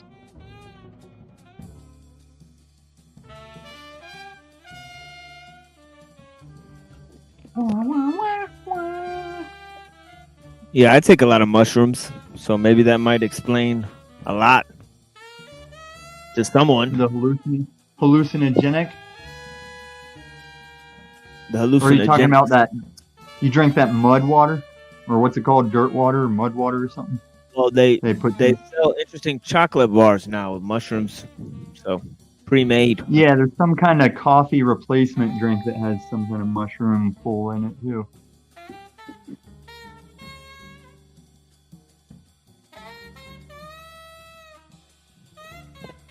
And Yeah, I one do time we grew magic mushrooms one time, picked them fresh, blended them up in Sunny D. Oh man, I had tenacious visuals That's that night. at 200% vitamin C. That helps dissolve. It's a lot of acid. It helps dissolve the psilocybin. It works excellent. Yeah. So yeah, if you Yeah. take a vitamin C supplement with the mushrooms, you get increased visual effects from the mushrooms. They dissolve faster. Is the thing. So yeah, Mhm. I really like the psilocybin mushrooms. I like taking 5 grams of psilocybin mushrooms. That's one of my favorites. And also lots of sativa. I roll up maybe like 5 or 6 like blunts of sativa. You guys recognize you're in the presence of law enforcement, right? I mean, Where? Yeah, but it's legal. yeah, Right. yeah. Law enforcement is present at this location. I hope you guys recognize this. Your title, your department, police, they're here. Truth or Cop, 36911. I do need How to go many get some of these toy store truthers will go badge. to heaven? I do need a toy store badge for the next time I do some Detective McGee. I actually got all the hair and facial hair to carve out Detective McGee right now, but I need to find some kind of badge. I think it's like $50 to get your own custom-made badge with your own details printed on it, like in a Nah, too metallic much. fashion. Too much. But No, I just want like a plastic Come on, KB though. toy. Hey, man. What was your name and badge number? Truth or Cop, 36911. Thank you. Yeah. So was your and bear of name course you need Truth or to- Bear? Yeah, no, but my bear name, it was disclosed in a video that was struck by Owen Benjamin's team. Although I was somehow, it was actually what they would want to be online, so I'm not sure why they struck it. Very odd behavior. It's funny that your trolls were in the chat saying, of course, Tom wants to take Carl down. Like, I don't care. I just wanted to know what you were doing with Carl. Carl actually emails me. Listen, I only have access to Carl's personal emails once or twice a year. Oh, Like, they're it's not just- personal. They're all disposable. I've pissed him off enough to make him delete one, but he still emails me.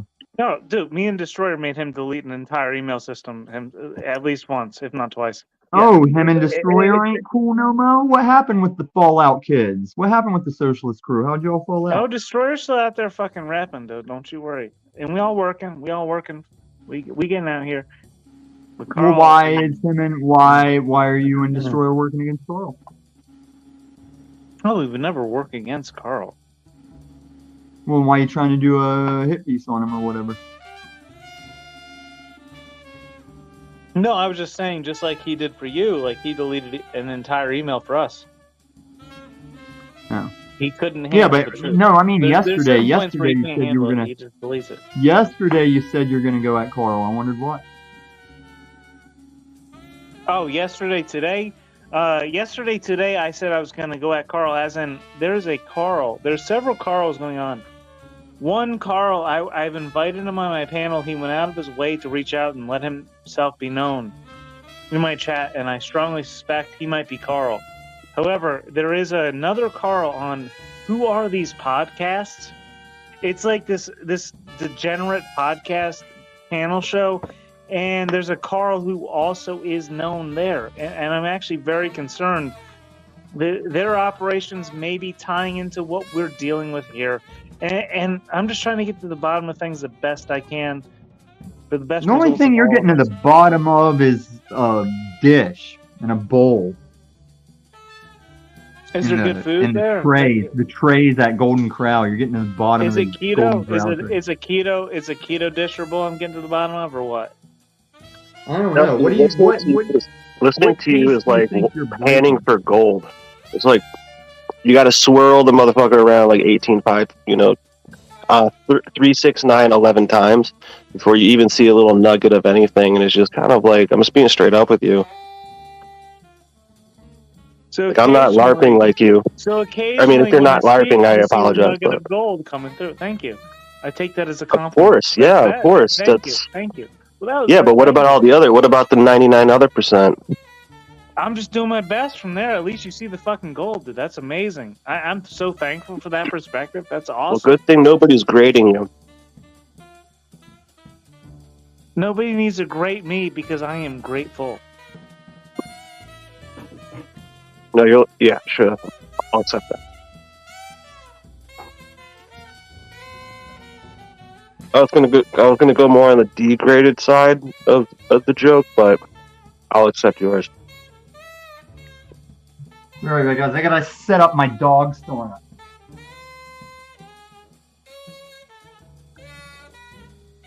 Sorry, I haven't been here, so I don't know if people have participated stupidly or, with intentions of sub intentions.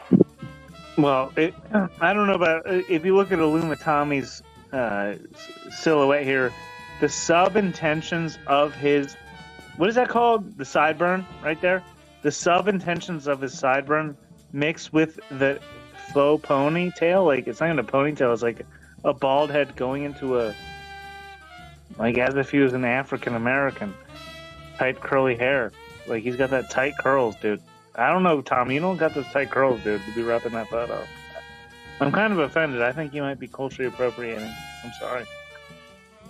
Yeah, culturally inappropriate. Like that reminds me of those side wars or whatever. Weren't there people that got burned inside, like side burns or inside burns or something?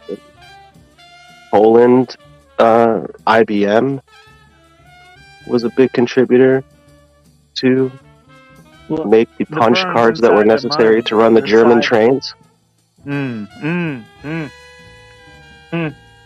But they shut down IBM in Germany, but they stayed open in Poland. And there are a bunch of steel companies from the U.S. that also participated. Ford also. I would love to have. And that massacre, non-massacre. That would be. How amazing would that be to have a special guest on who worked for the IBM, participated for that in some way during that time period in history? That would be amazing. That's who I want on this panel. Yeah. It's not a bad guest. I can't really hate on the suggestion. You mean a Jew? They've been here. No, but I mean like somebody who was there during the time and has a testimony of what they saw. Can we get freaking George Soros on here? TML. Oh, wait. No, a dude who was in the North Korean War. Anytime you need, when you're desperate for a situation, I know a Jew we can get on the panel. But until that moment, we don't need to go there, dude. Come on, calm down. Chill out. Not just I know plenty. I have my friend Benjamin, and I think he's some sort of cyber analyst as well. So it is what it is.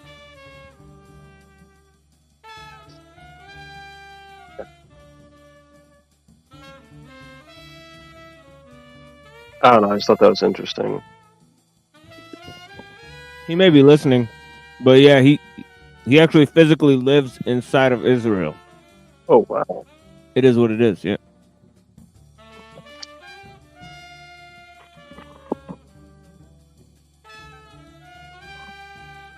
On or in? In. Would he say that? Or, I don't know. I must speak on his behalf. He always poke at the weirdest shit, bro. I missed that last part of what you said. He's making a joke on if he was... What was it? Is he on or in Israel? That's so stupid, dude. Sorry. In.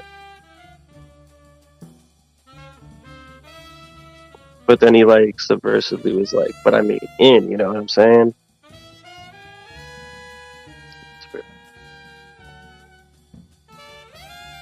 Well, can't really be inside something until you've known Brown's boy's mother.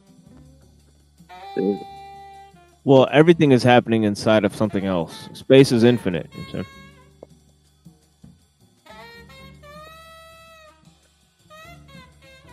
Every space has infinite divisions.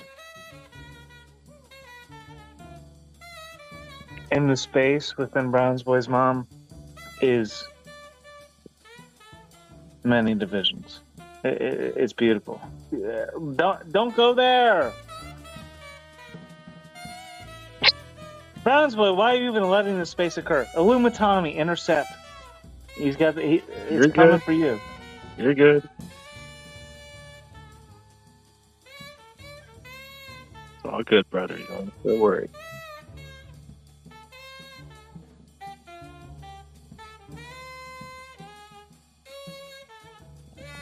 What do they call that? Qualified immunity? Well, thank you for recognizing. Well, that's what this called it. Yeah, the qualified immunity. I qualified for this immunity charge. But did you? Can you? What the hell does that even mean? Where are we going, man? I mean, what have we been talking about? I gotta go to bed. I'm just trying to like figure out what's going on before I go to sleep. You want me to come tuck in and read your story? Please. You know would what I love bet that. you live like? You know Uh-oh, who we you... got the- no, we got your it boy. just hit me, Truther Cop. Do you know who you live like? You're like fucking Clarence from Pee-wee's Big Adventure. Up on panel, Carlitos. I'd love to meet the famous or infamous. He doesn't. Carl. He doesn't. At this point, many people have uttered your. Yeah, that motherfucker ain't never paneled in his life. He's got a Y'all fear of need it. to listen. Subscribe to Truther Cop. I will have a my goodness, a surprise guest appearance from Carl coming up. It may not be that one in the chat. I don't know, but I'm gonna get to the bottom of who Carlo is. Carlitos, freaking manufacturing his. I'm gonna shut up now. I'm done. Hey, Truther Cop, remember last night when I used my show to run you down through all your little troll thumbnails whenever you tried to act like you're having a show about people numerous occasions? Well, at a certain point, we I talked fell about asleep, how you but weren't. yeah, I remember certain Yeah. parts. Yeah, what's going on? Yeah. That was cute. I didn't even Thank you finish for it. telling me We could have that. kept Dude, going. that We was could have an awesome kept going on answer. with I the fell hoax asleep so war, with the fast. mine, with I'm so Wizzy. grateful for your perspective, Tommy. Thank you. Oh, yeah, Truther Cop. I've heard of a flamethrower, but dude, a flamethrower? You need to chill, bro. Hey, that's not bad. That's not bad. See, when you don't force it, Adam, you pull off some stuff. Yeah, but it's like in the lulls, like in the of the. It's like when it's going nowhere. Somehow. Mm-hmm. Yeah, that's where your value shines. When there's nothing left to find value in, that's where your value suddenly radiates. Yeah, like the meat, like the bars can't really get lower, sort of. Yeah. But did you? Good to see you, Carl. See, Brown's boy, you look out for Carl, because after he hit me for like freaking 2.5 years, like you got nothing one's on me, seen him. dude. No one's seen him. No, I've seen him. I've seen what he does. He's done way worse with me than you. He's prepared me for you, Brown's boy. And you ain't. I don't know if you got what it takes, dude. We'll see. We'll see. Oh, let me get you guys' YouTube opinions on this. I'm trying to cut back on my mild copyrights because they keep my channel from having the subscriptions with the emojis. And I'm always going to have a mild copyright from my Doomsday ripoff intro. Do you think if I cover enough of the faces with people from the community, will it eventually negate that it thinks it's Doomsday?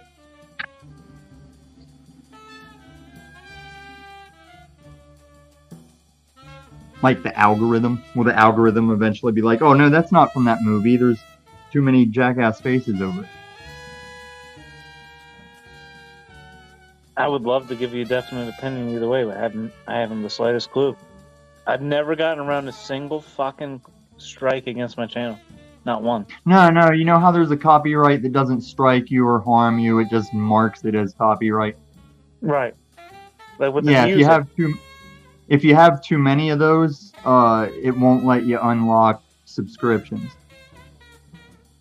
And all money aside, I just want to make custom emojis for in the chat. Yeah, I don't know about that. Because my issue was that a couple years ago, I collected Oh, you got more issues than $130. I have $130 in Google somewhere. in a bank account that they won't let me access because I didn't give them the proper fucking information. And since then, I Wow. didn't ever bother to fucking monetize my new channel because fuck it. Like, they just hit $130 for me like that. So fuck it. Like, Yeah, you got to clear $100 to get it sent to you. Anything over $100 every month, they'll send it out to you. and then once I finally got to 130, then they're like, you don't have the proper bank statements and shit. To, like, Why did you not prove- give them the proper bank statement? I did. And then when I had the money, they said I didn't. Take one guess. Never mind. Well, your mom was involved, I'm sure, at some point. What did Carl's chat say? I can't read him on the phone tonight. It says, can we please acknowledge that Tommy is killing the overlay game out here? Oh, he's referring I to that accept angel fucking image and shit. Yeah. Alex, Dude, no, that's Carl's just such a Snapchat. fucking That's fan. just Snapchat filters. Dude, But that Carl, that why are you Krang, such a the fucking Krang Illuminati death. bitch, Come on, dude? I'm telling you, You're man, with such- the dude. Krang death. Carl, I even why are made you Benton such a an bunch of Illuminati trucker overlays. simp, You don't even dude? stream no more. Dude. Oh. And when Flow State was like, "Oh, Tommy, you're dog whistle narking yourself out for still being on meth. I know how long it takes to make those things." I'm like, please. Sometimes I'll make one of those 30 minutes before the show. It'll just dawn on me, and I'll whip one up. It doesn't take that long at all. Well, Illuminati, please comment on OTW in those same regards. I mean, Jesus. No, I don't even watch the damn show. I only watch it if somebody comes to me and says, "You gotta go see this." But other than that, OTW is dead to me. He did have a killer shot. He came on Garbage. Jack's shot. Dude, he came in Jack's show earlier and, like, he had a good shot. It was actually an interesting... That's not the way he's gonna scene get back going on. in. It's not the way he's gonna get back in. I don't know if he can get back in. No He's way, too much, please. he's too God much a forbid. son of his daddy. He's the Canadian son of his daddy. No, you're not telling me that I am that, please. He's your sibling. No! Do not compare me to a Canadian, Tommy. That is one thing I will not fucking accept. Do you know how long? Tommy, you I was call thinking me the all same sorts of thing. fucking shit. Carl, You cannot Hoax ever War, compare me until to a Canadian. until I straightened Hoax War thought Truther Cop was a Canadian for like the first however many months he knew who he was. Bro, He kind of looks well, I like one. He appreciate- doesn't say I much appreciate- like you're them. telling me you... Sorry. He's got what? the stack of a Canadian. He carries himself like a Canadian. Who? Yeah. You. You can feel the This you is can feel no, the this Queen's is crown on him. intolerable. This is intolerable. Dude, I played that clip of when Wizzy was punking you around, rightly Dude. so. And I didn't even get to Dude. the time I did. But you take a beat and you take a bitchin' well, Truther Cop. It works in the dynamic of the shows. And that's how the Canadian comes through. Like, what part of No, the no, show we've is moved on. We've moved on. We've moved on. We're just thank God. talking Fedora Mostly Neckbeard. false Fedora politeness. Neckbeard weeb right now. Nah, let's move on, please. I couldn't. You need a samurai sword. Do you have a samurai sword to go with the fedora and the neckbeard? No, but I saw a dude with a giant key earlier, and he knew exactly how to use it on TikTok to make money. It has something to do with the fucking Disney game. Fuck is that game? I'm trying to gamify my channel a little bit. The Kingdom kinda Hearts. had a- Kingdom of Hearts. No, not like a video game. There's video games for that. What's the channel called? In the Woods TikToker? No, it was probably like gay as fuck TikToker. It was terrible. I'm not putting him on blast. It was embarrassing. It was pretty bad. So, I would never be on TikTok. I'd never put it on my phone, but I did realize if they're going to suppress TikTok And most of because these they can't... folks, Miss Turban wearing Truther Hello. Cop face. Hello. Still here, Carl. Fuck you. If they're going to suppress TikTok because the government can't control what's said on it, then they're going to get rid of Rumble. They'll either tyrannize Rumble or get rid of it. No, just like something in my intuition says this Carl dude's just fake as fuck. No, he's socialist. That's his really only his shortcoming. He's I don't pretty good know him at editor, all. he's a I pretty just funny think dude. it's something about it. His only shortcoming is he's Canadian and socialist. It's such a fucking drag. He has such potential. He's a Canadian fucking socialist. But yeah, Carl, email me a P.O. box or something, man. You can have the shiatsu socialist. What was it? Was it a shiatsu? I got this. Was it not your stream that we played Carl's Laura Loomer video on? No, Brown's boy, I have a little cloth banner. I don't know where I picked it up in life. It's a little, it's like a Pomeranian or a Shiatsu dog wearing a little communist Chinese uniform, waving a little communist flag. And Carl loves it. I'm like, you can have it, man. I'll mail it to you if you want. The video TML. Hava Nagila. Hava Nagila. Hey, he's Muslim, bro. Chill. That was your show. It was your show. We were going through my channel. Oh shit. Speaking the devil's language. Kaluma Tommy knows, dude. This is Carl's video. I'm not Jewish, but I host Rose from time to time. What have you asked Rose's opinion of Carl's video? Carl would love Rose's opinion. Well, Rose is only racially small hat. She's not practicing small hat. She just has the genetics of small hat. Carl doesn't give a fuck. He's also half cyborg. He just wants that slingshot fucking narrative he can throw in there for his momentary video so he can take it out. I agree with that hat. Rose is half cyborg. She has a rolling chassis.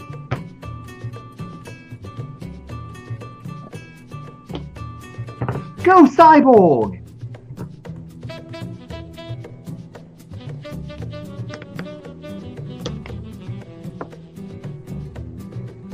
I'm a rough and tumbleweed. Is this the Welsh people that came at Paul? Is it? This is like No, that reminds me of the dragon, but no, that was Welsh News Network. It's not them. And I wouldn't say they came at Paul. They talked about what an idiot he is to his footage, and then left him sitting back in their backstage. I was like, see? I was waiting for the channel to just leave him back there. The Welsh? Yeah. Welsh News Network, they used to watch Paul's stuff and just hate on him. And every time he showed up, they just leave him in the backstage and talk to him in the backstage and not let him up.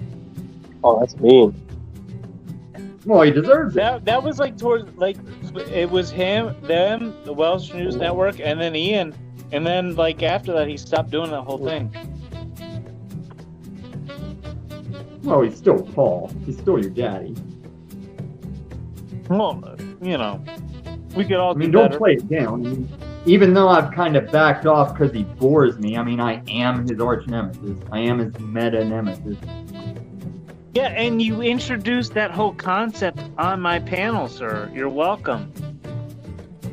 What do you mean I'm welcome? I'm welcome for all the bullshit you put me through on your panel? Oh, fuck you. You came up on my panel and you started putting me through some technical difficulty bullshit. Really, I had to put this I've come up on your panel many a time.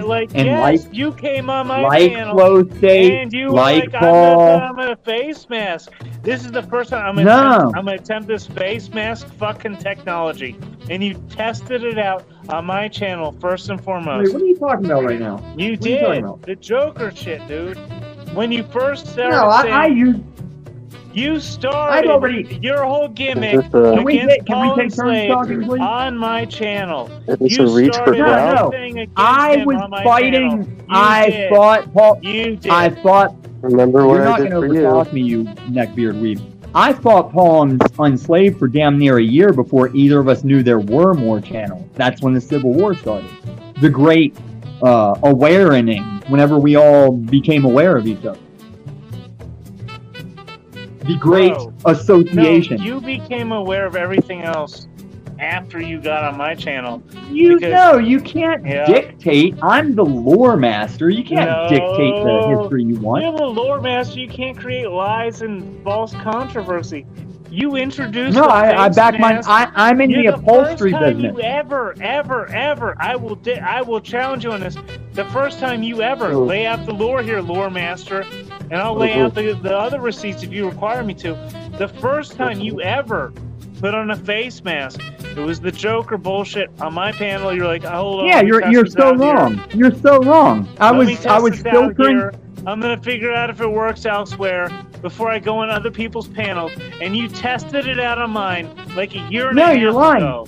You're No, I'm lying not because lying. I am not the first. lying. I am Shut not up. lying. I am not lying. Shut Don't tell me I'm up. lying.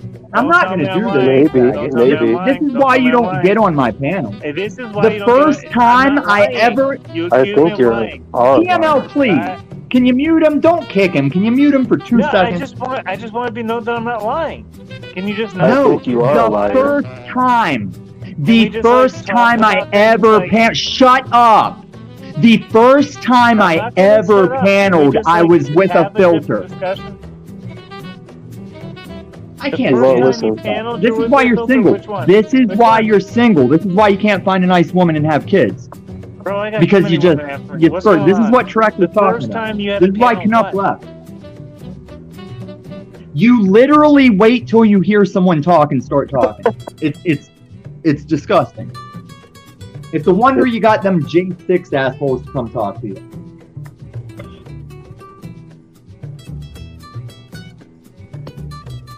Hey, Truther Cop, have you figured out there's not going to be a 2024 election yet? And even if there is, that's going to be the last president this country ever had? What does that have to do with you? What does it have to do with anything? Dude, that was such a... Why are you always making it about me? I don't have to sit here and talk about me. We were on you, and then you pretended to be about you, and then you Oh, I wanted know, to because flex. you're obsessed with me. You're obsessed with me, and you live in a favela. Yeah, I am obsessed with you, Tommy.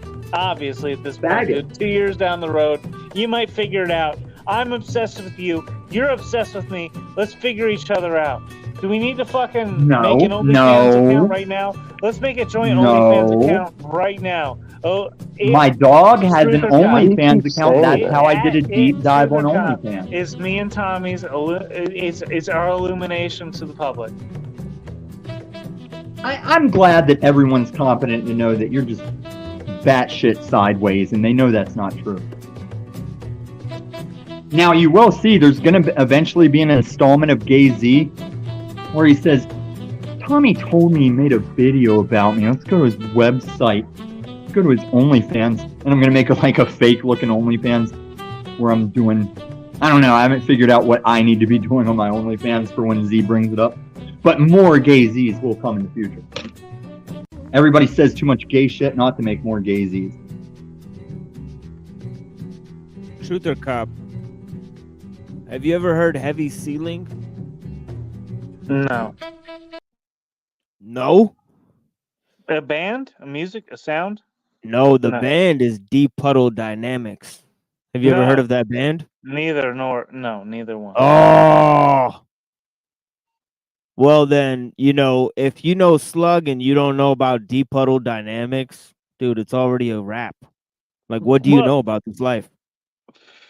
I don't know He much doesn't about know it. much about all I life. could introduce from that perspective would be ideas and abilities.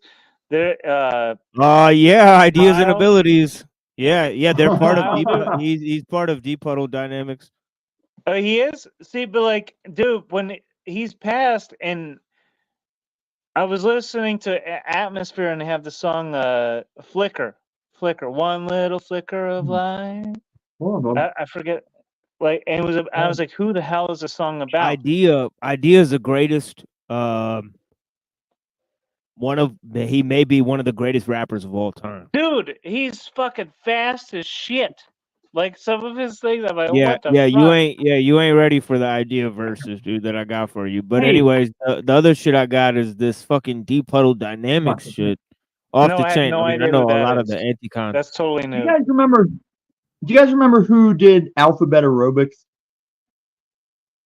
Or Alphabet I think it's That Alphabet was Aerobics. Black Alicious, I think, wasn't it? Black Alicious, that was it. Thank you. Yeah, I remember that shit for sure. The rapper is called Gift of Gab. He's fucking amazing. Yeah. Yeah, he's an excellent rapper. Yeah, Black Alicious, their first album was the shit. Okay, The fucking Black. listen. This is a dark perspective for me, and ideas and so African American You're perspective. about to get a dark perspective with Heavy Ceiling. You know, have you and if you've never watched, dude? All right, listen. I don't want to get into it tonight if you don't want to, but Ideas and Abilities, their Smile music video. He's dead. What he laid out there was literally what happens to people allegedly when they take the new technology that was designed many years after the fact. It is a dark music video, and I can't watch it. Like, after I listen to the song many times, it's like, this song's awesome, and then I watch the video and I can't watch it. He starts pulling dark strings out of maps on the wall, and it turns into veins, and it's just blackness coming out of human veins. And it's fucking weird, dude. But he's like, through the darkness you smile, right? No matter what they throw at you. And I agree with that. But like, he was predicting beyond, like, what none of us can even say right now, and we all know.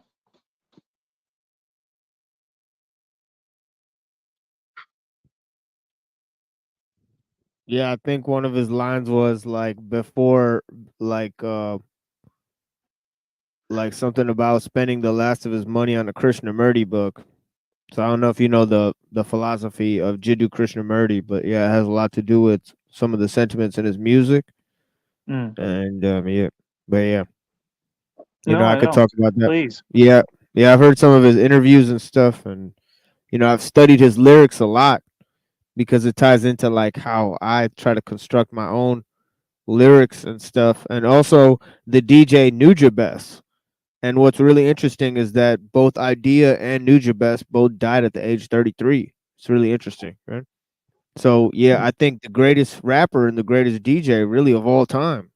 You know, they passed away young. I mean, imagine the type of music we'd have if Idea and Nujabes were still alive. I believe that Nujabes is really like the DJ of heaven. Right? Like, I believe like if I ever get to heaven, like I'll be there. Like Nujabes will just be the DJ. It'll be the shit. Right?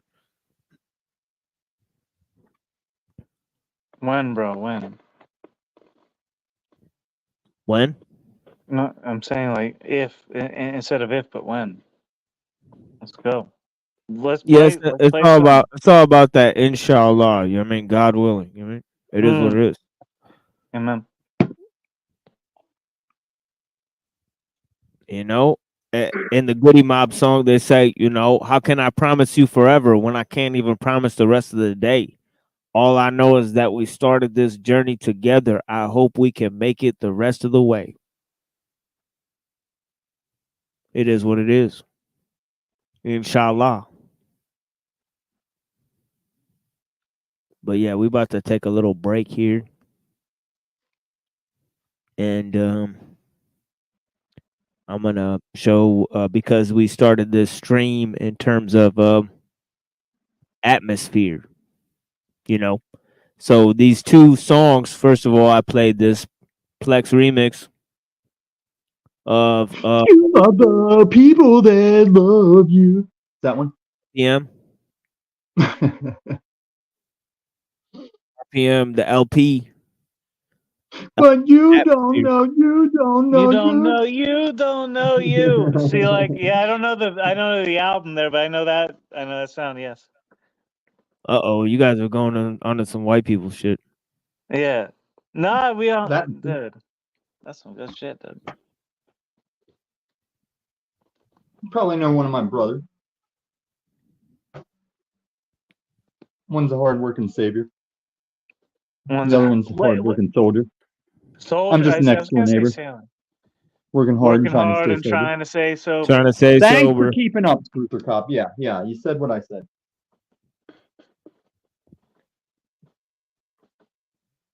God, now I know why they leave you in the basement. Well, they're trying to find a replacement. Is all I can say for one.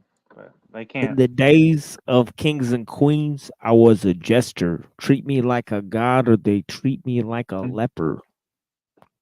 Hey, I see you move back and forth between posts. What are you doing? See, Tommy, Carl called you out about like repping that song in the chat one day, and you said, "Fuck you!" I'm like, you were like calling him out on those lyrics in my chat one day. I played that song, dude. You and Carl went at it over What do you this. mean calling out?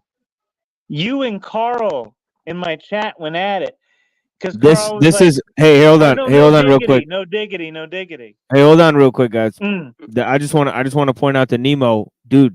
UG Krishnamurti is my ultimate shit. That is one of my favorite philosophers of all time because like I consider him the ultimate epitome of cynic. You know what I mean? Somebody asked him what his diet is one day, and he literally said, "I prefer." Man, I think he said like he said I only eat a milkshake made of the flesh of the dead babies. That's literally what he said. Like he's just like trying to fuck with them. It was literally fucking ridiculous. I got And a then picture and on then the he said cloud somewhere. and then he said that this physicist said to me that there is no space. So I said to him, if I fuck your bitch right there, will there be space? Will I have space to do it? That's what he said. Crazy. He brought it very much into context. Yeah, that shit is crazy, yo. Yo, but No, yeah, man. that's in UG that Krishnamurti well, is fucking mad genius, yo. it's not a Rick and Morty game, but in that first person shooter game where all the alien guns have Morty's voice, the sister's like, oh, what are you just gonna leave me out here in space? And everyone is always in space all the time, everywhere. It's pretty funny. He was trying to be the anti Jiddu Krishnamurti. So yeah, he was he was also of the Theosophical Society. So yeah, both him and Jiddu Krishnamurti, although they tried to be this great rebels of the Theosophical Society, they were pretty much still in the whole fold of it. Yeah, so it's very interesting. Yeah, yep, textbook fraud. It's interesting. Man, I'd hate to come across you and Carl at a fucking coffee shop. Carlitos, I already He's so fucked fucking Carlitos up when he pretentious. I'd did. be like, I gotta He get out of didn't. here. No, he didn't understand the left right dialectic collapsing into like modernism. Like he didn't understand it at all. Like he doesn't understand postmodern philosophy. And then he didn't understand when I called Hamas a leftist group. I was trying to frame this for Truther Cop, and Carl didn't understand what the fuck we're talking about because he can't understand like anything. Carl, you need to watch the first 2 hours of this fucking show. You'll understand the left right dialectic and how it's completely collapsed. You're in a fucking false dialectic, my friend. The reason it's hard for him and Destroyer and Truther Cop, they have this thing where they just say what they want reality to be. Listen, Carlitos is a very sharp individual, especially from Illuminati's paradigm that he's presenting here with his bullshit algorithms of denial of the truth. No, you don't want to get me and Carl going again. I done smacked him a number of times, and you're not even around for it. You were irrelevant. Oh, you're Carl's trying to at least compare me Carl. and Destroyer, Carl and you is don't at even least know an who any of us adversary. are. You don't Just even keep know any of talking, us. fat boy. You can't even keep up Just with any of us. think about Fat how boy, much of an fat boy, adversary. I was Think of how complimented much today, of an and maybe I adversary need to Carl like do is some when he more can't exercise. Do I overtalk need to do people. some push-ups fucking right now, dude? You To like got a not lot be of a fat nerve boy? telling Is that anybody what to I do need to be? push-ups, you fat piece Is of that shit. what I need to be? No, I'm asking if I need to do push-ups, you fat fuck. Are you that Yeah, fat? you need Are to you do that push-ups insecure? in your bed, Listen, Tommy, offline, you stop off doing this meth. panel. You're gonna have to do push-ups to keep up that physique and that sharp chin. You're gonna do some curl-ups every once in a while. Listen, you're not doing that fixture, that the thing that it just drives you to Are lose you the weight. okay? Are you okay? You're gonna Are you in have to any kind like of relevance right now? some personal drive to achieve your goals, sir. What's up? I just like your daddy doesn't understand. I've achieved many, many goals. I've superseded either of you in any physicality you'll ever achieve, and probably monetary, despite what that silver spoon shoves down your back pocket. See how he is? See how he is, TML?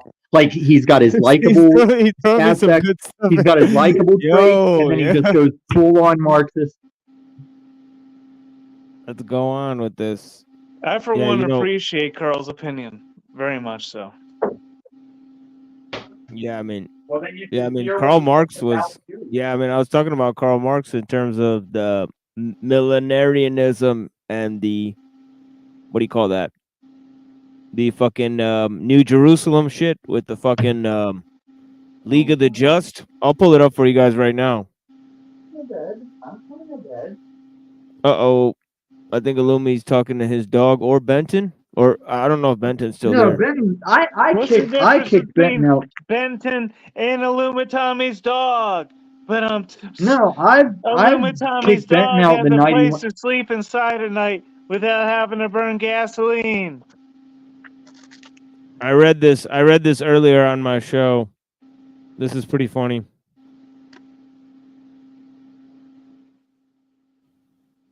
Joined the protest. Look at this.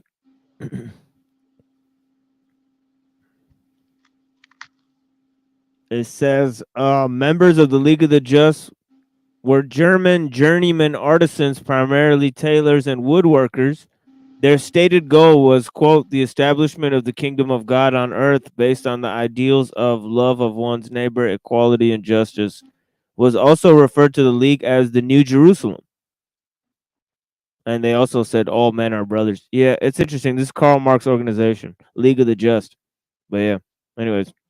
But Whoops. here's the Accidentally thing. signed out. Here's the thing. I'll admit the Jesus way is saturated with socialism, but it's voluntary. The problem with Marxism and communism is it's forced. And that's really the biggest difference. I mean, every dichotomy in our existence really comes down to, is it voluntary? What's the difference between a doctor and a mad scientist? Is the patient voluntary? Also a clean needle. Well, you don't need a doctor or a mad scientist to be your junky girlfriend with a dirty needle. What's the difference between the pimp and the scientist at that point and the doctor? I mean, like, you know, they're all sticking something inside of someone else. What's the difference? You really got the spirit of your daddy in you that hard? Like, pimps aren't the one fucking people. Pimps just get paid off of the woman fucking. But you wouldn't know that. You're always, well, I think you would know that. It's probably the business you frequent most often. Probably see Jack Talcott while you're there.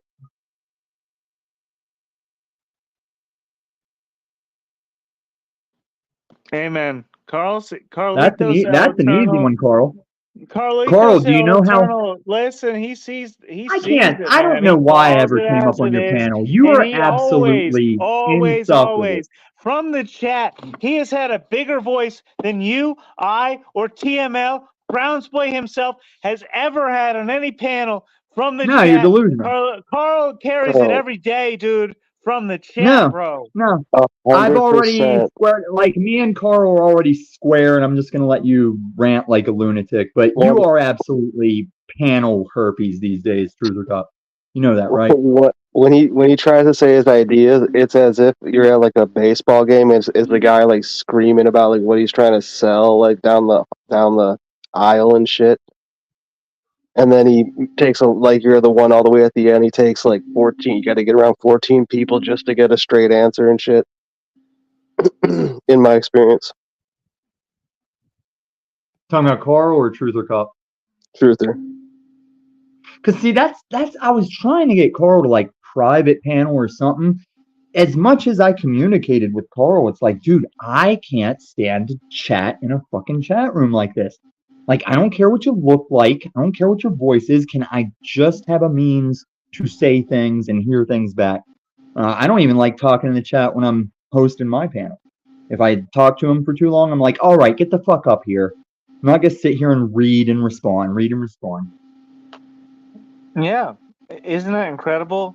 And the whole time you've seen me up on panel, you've only seen part of my body at work. Carl is the other half Oh, of my that's body. disgusting. Just I don't moving. think your body's ever been at work. That's why it's in the shape it is.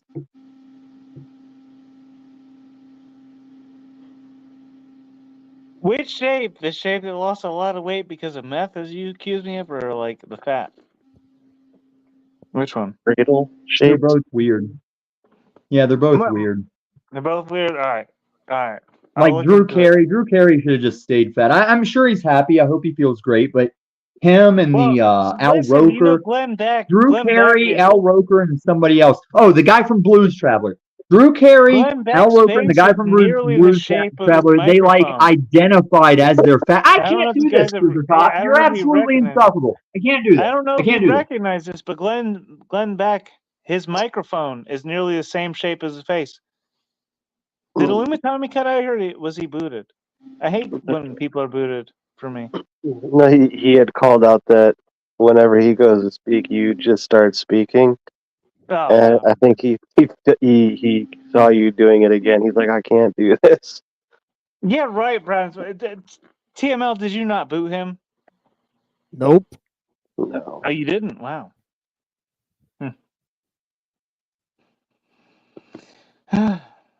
Yeah, I've been doing this a Paradigm long gets in me time. yeah. I've been doing this a long time. I actually don't boot anybody until they constantly interrupt the other panelists. So then I just have to boot Except for them. me the other day. You did boot me pretty prematurely. I don't want to stand up for myself too much, but you booted me prematurely, dude. And I think you're finding disagreement. Yeah, I don't remember. Yeah, I don't remember that. Yeah. I don't care. I don't give a fuck. All I'm saying, I know that what I'm saying is true, but whatever. I'm happy with myself. And you know the thing I just said? Yeah, I didn't care. No, it's true. I think you might have hit the pinata too many times, my friend, if you know what I mean. You are funny, Wait, where? dude. There's a pinata somewhere? Are you talking about like Mexican? Oh, yeah. It's fucking. Are you talking about Mexicans, dude?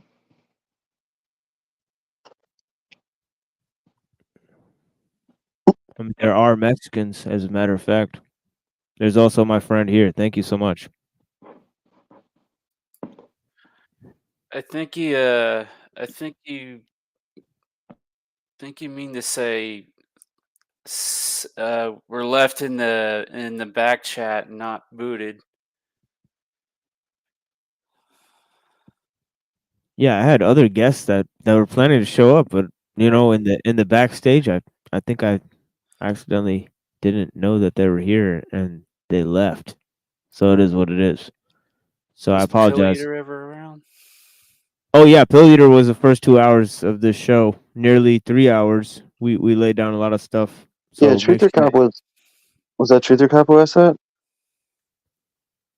Pill Eater was on here before me. Yeah, Yeah, Pill Eater was here he before was the like the first guest. Yeah, he was. From Yeah, what I he was saw. here without the panel. I had invited him with a private link. That being said, Reddington, I've never had a chance to talk to on panel. What's up, bro?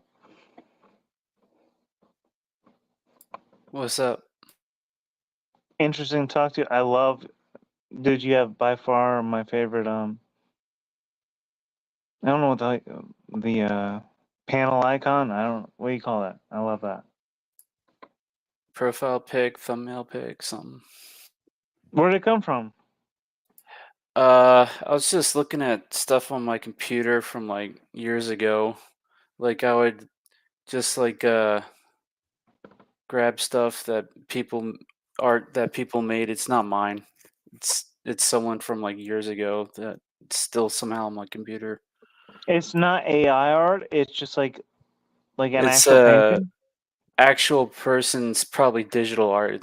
It's probably not tangible medium. But it wasn't just like AI like made No it up. AI. This was like it could be up to 10 years ago. I forget.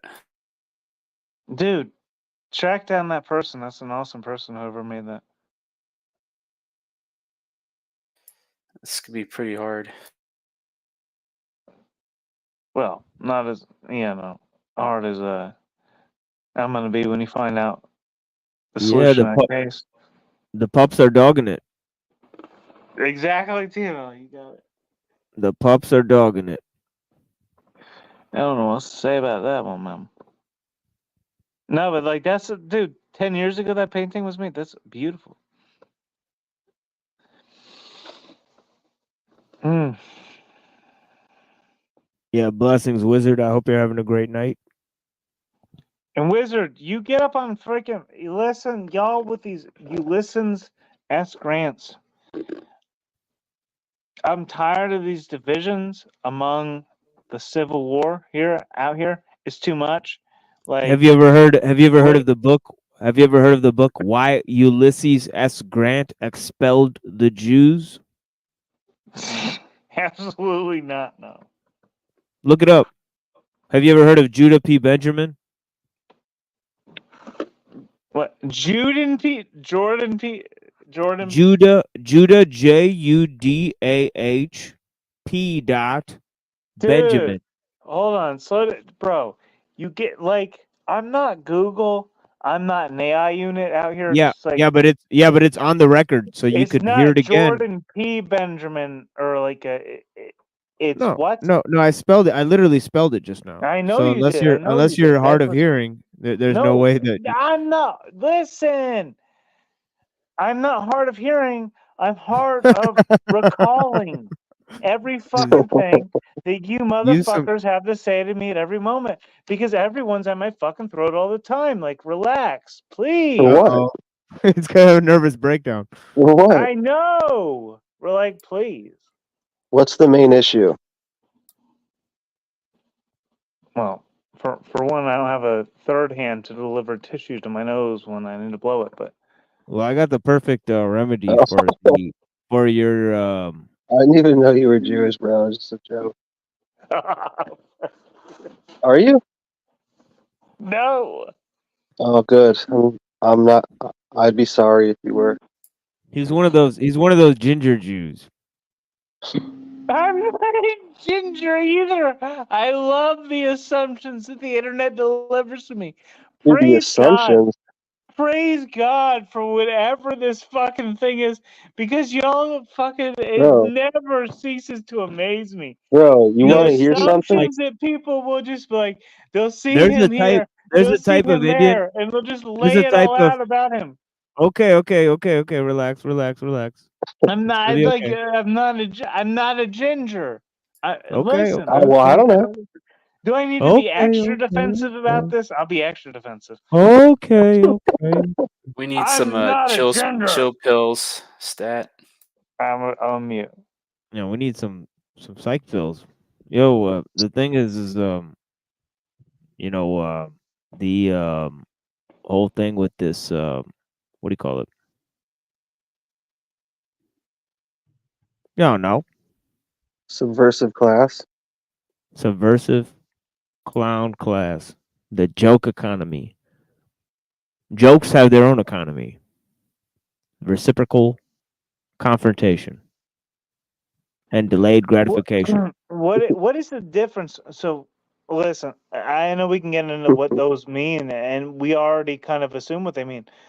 What is the difference between where we're trying to like reciprocate one another I think in the movie. truthfully, and where the joke, like where people are Yes, just making dishonest jokes? Where's that play in? it's not dishonest when in Pinocchio, every time he lied, his nose grew. And then it makes a big giant Jewish cursor on the screen, like my nose. My nose is a big giant Jewish cursor upon the screen. Like, look out for that, Is it dude. on there? And if you follow my nose wherever it goes, you'll find the money. So just give it to me whenever you can, and we'll Sounds make sure Fruit that Loops. happens. Yeah, listen. Fruit You got a Loops, brother named vegetable Lucky loops. Charms It's and Lucky a Charms sister or on the Lucky cheer Charms. I squad. don't care. Give me Yeah, your money. and a That's all I'm sister on the saying. cheer squad named Cheerios. Listen, I don't give a fuck. Just give me your money, dude. Give it here. Captain Crunch is his dad.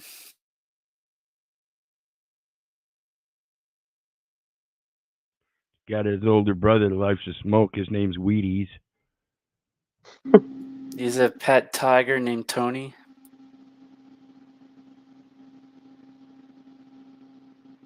And nothing What's up? pets my What's up, tiger Truther? like moaning. What's up, Truther? What's up, dude? Al Pero, I love you, but what's I'm the gonna deal? push you right now immediately. I'm gonna push you right now. I'm gonna do it. I'm not skipping. I'm not going around it. Get on pause. What's going on? I don't care. Let's get back to the truth now. And now. What do you mean get on Paul's? I'm going back to Paul's. Yeah, you haven't been on there forever, dude. Let's go. Yeah. You got it. You got whatever you're facing. And, You and I got just it. like man. to mention once again, see, it wasn't me that brought up Paul. Paul doesn't even enter my mind. I did that. You I guys, did that just now. I did it. yeah. Bro, honestly, you couldn't pay me to do that.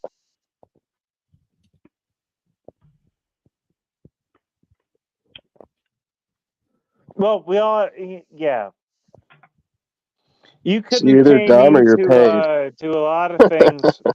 Or Hey, both. yeah, people do, bro. You ain't never like have you ever moved a wheelbarrow full of sand for like $20 an Can't hour? hear the microphone. Have you ever moved a wheelbarrow full of sand for $20 an hour? I Or dug 15? irrigation trenches for 10 years. I may or may not be known as the nicest white guy ever by two separate Puerto Ricans that ran landscaping companies, if that's what you're asking. All I'm saying is we have a price for our time and our effort. I've done the same. Yeah, but I pay a different toll than you. Yeah. Well, I don't know about that. Well, of course you did, but Well, you know about it, but of course I do. Yeah, Okay, 100%. interesting. Put that one together. No, I will. Don't worry about it. You can expand. I will too. You can get fucked. You can be a bitch in the background as usual, and nobody will care. Neither will I. But I am willing to hear a story about why you No, I want to want be to in the hear foreground. I want to hear all your advertisements. You're either too dumb or paid, or too dumb and paid to continue doing. Personally, I'll tell you what you need to know when you need to know it, and whatever everybody else as needs to my know. bitch, I don't accept that from you. You're your own bitch, so you can accept from yourself what you want. If you want something from me, you can ask me for whatever you want. Shut the fuck up, please.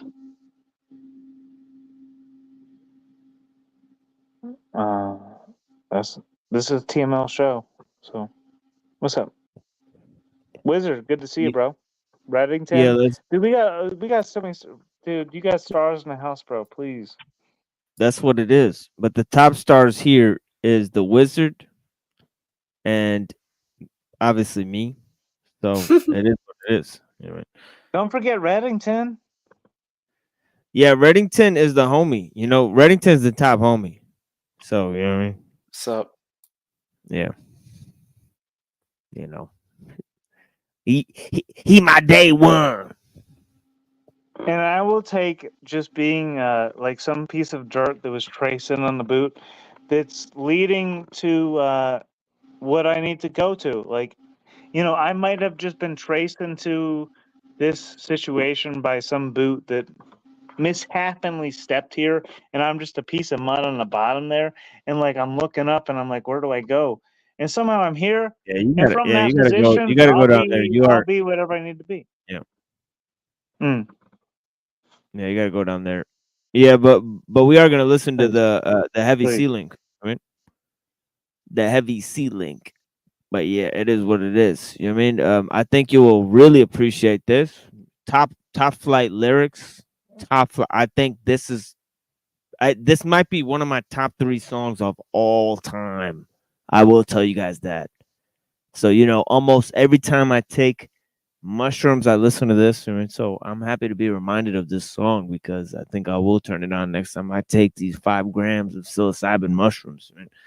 Because yeah, I love to take 5 grams of psilocybin mushrooms and listen to this goddamn song. It is what it is. Also, Slug from Atmosphere, you know, great lyricist. I mean, one of the greatest lyricists. I mean, very underrated, I think. I mean, in terms of lyricists, go. Because he's not really a freestyle guy. He's more of a writer. So, yeah, he does what it does. And, yeah, I like writing, too. It gives a different vibe than the whole freestyle thing. I mean, I like to do the freestyle, too, but I like writing a lot. I mean, it helps you think of different concepts and also invent new internal rhyme schemes.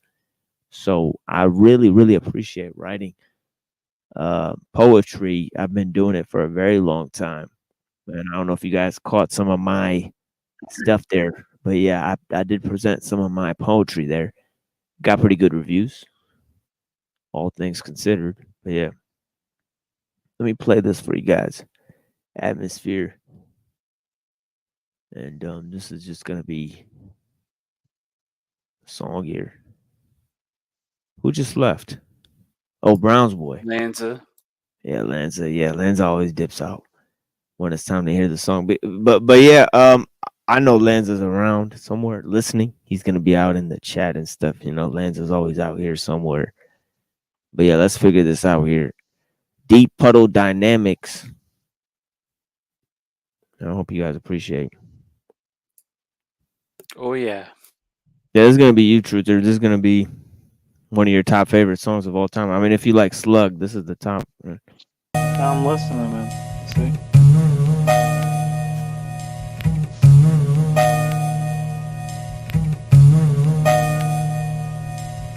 Where those two walls and that ceiling meet, where you'll be peeling me from when the dreams become abilities. The trilogy of growth, I'm at the second level, where every word is special and I'm lost inside the echoes. And when it settles, I touch that third stage. I shuck these mental shackles and blast my way out of that bird cage. Earthquake signifies an active foundation. It's got the posture aching, keeps my head out of these constellations. From this high, I may identify the obstacles. When I get this high, my head becomes a hospital.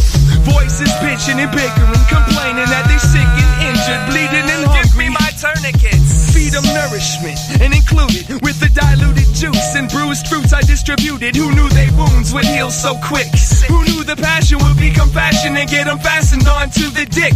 Might as well have let them penetrate. The view from here shook me, looking at rookies that try to emulate. Take the time to break the rhymes down for what you gather. Only after will I climb to the rafter without my ladder. Stability, overseer, stand over, ability. Hover provides contraceptive and meteor showers. The sky is falling, the earth is collapsing. Seas freeze, seize my support structure. You simmer, I make shape but provide shade upon your living mass. Granted, I'm branded with a limestone trim. So your epicenter split into shambles while the lights turn dim. Sheep, stop bellowing, hug your teddy bears. In Santa with the light in my center. Cynical minds mind your master. It's only a shame of their rock slide, landing on your backslide. Who needs to walk you laymen? Spend all of your time inside. I see it all, I saw it all, I encase it all. And with all my power, they should have built more columns for me. The ball's still rolling, there's only 2 pins left, brother. Whether above or upon, I promise to always provide some cover. Quit breathing so much, this ain't comfortable for me. But I was more affordable than the ones that they had built in the early 90s. Oh my, look at those memories, listen to them complain. Some bitch about champagne, others talk about how they should have took the train. Regardless of your stature, status, or economical bubble, I'm still on top of your world, even if it's a pile of rubble.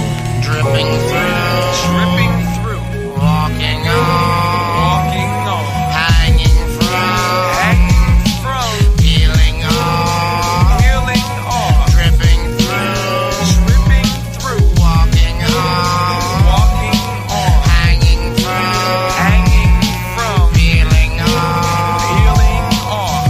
What in the name of human built this ceiling? How industrious it must have been. Awful continuous to span those reaches and rays. Not a wall, empty space only between. No corners, ceiling, the lid perceived on a system of physical laws. How high? Height being among the first 3 you can't touch. It goes on to stretch an unexplainable linear roof of instance.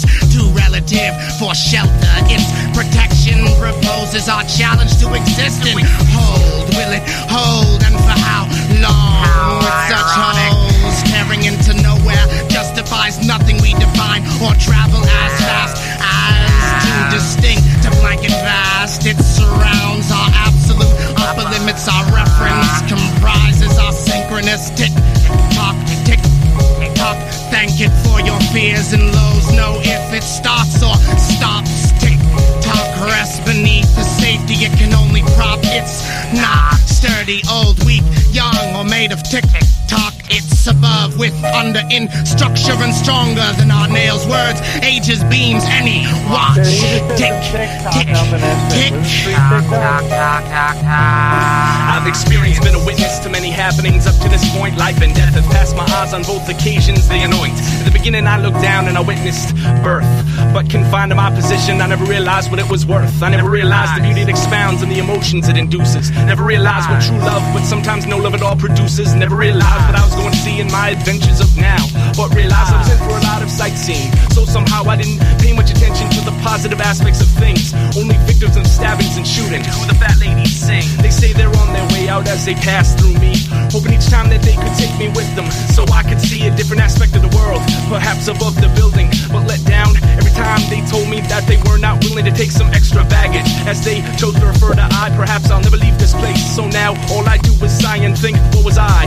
But I was so misled that I only showed my interest in souls that were covered in red. Now I look back and I feel that I was cheated with precision. The different aspect that I had longed for was so clearly in my vision. Got sick and tired of negativity and I was due for a change, but never figured out that I needed not to rearrange. It was all before me, and I could have seen life as well. Now my one-track mind has only stories that no one wants me to tell. Tripping through, walking on, walking on, hanging from, peeling off, tripping through, walking on, hanging from, peeling off. Dude, nobody could sound worse than me right now, or that singer who was adding on to Slug there. But like, and it's still fucking rock, dude. So like, don't be afraid to represent. That's all I'm saying. You're talking about the low bass guy with the monotone voice in the back, drawn and on. Like, it was somehow worse than I could imagine myself being, but he still Yeah, did it. Are you talking about Dose One? Yeah, Dose One is he's one of the freestyle legends of all time. I mean, yeah, he's Keep judged. ragging on Dose One, man. Yeah, he's judged actual freestyle battles that actually happened today. So Dose One is one of the freestyle champions of this world, along with Idea. You know, they came up with Idea and all those guys. Rest in peace. Yeah, yeah. Well, So yeah, see, Dose they know One. how to trigger motherfuckers who are just like looking into it like me. Like, it's like, you know, he knows how to like get me upset, and then I'm gonna look That's into right. him and That's follow right. him. That's right. He's also got this this song called "That Old Pagan Shit." Anybody heard that song? That's one of the greatest shits of all time. I mean, sampling Godfather Don. I mean, yeah, man. Dose One, definitely crazy shit. Dose One and Fat John made an album together called Untitled. One of the greatest albums, hip hop albums of all time. Interesting album for sure. But yeah, Dose One. But yeah. Ages, beams, any watch. TikTok. Is the line TikTok reference. Now they're all voting to like ban TikTok in the mainstream because it's too quick to let people carry forth their own narrative. Like, too many people around the world are able to assert their opinion on the global stage immediately for their recommendation to be followed. So there's pushback. Yeah, it's that blockchain. Everybody putting data elements in there. Understand this AI takes in your opinions, and it collaborates with other people's of the same opinion. It's a statistical database, and it's keeping now time statistics on your thoughts. And it starts to block the chain wherever it sees fit.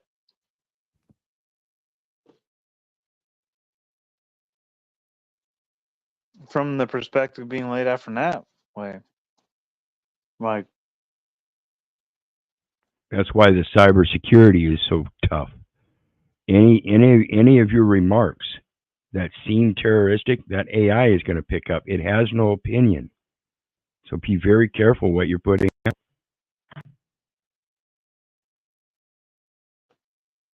And as you said that, like, you cut out, like, but because God is there to, like, to be the intercessor, to cut us out when we have to be cut out, to lay out the messages needs to be laid for us, that we can fucking like everyone, y'all, we could like be at rest at certain points. We are at war, but like we're not. Like, and at a certain point, we'll like come to a recognition within ourselves where that makes sense, and finally we'll be at peace as a people. But like that's gonna be like, I hope less than 65 years away. That's all I hope. That'd be kind, but it might not be. I got about 65 years left. Good, thank God. Let's go. Somebody over another panel was just getting on me because I'm dying of cancer, he says. He evidently doesn't understand that 7-8 months ago I was sitting on a couch, couldn't move with fentanyl patches for pain. 105 pounds. Here And I what am. Carl doesn't understand is that I hammered his mom, his mother. Is that not is my headline something different than it was before? Do I need to change it again? What was the dosage? Like 100 micrograms, or what? Like 3 times three days a patch, or? No, it was a slow release for 37.5 micrograms a day. So Wow. about 100 milligrams over a 3-day period. Yeah. But I'm 145 pounds now. Ain't touched them for 7 months. Doing 150 push-ups a day.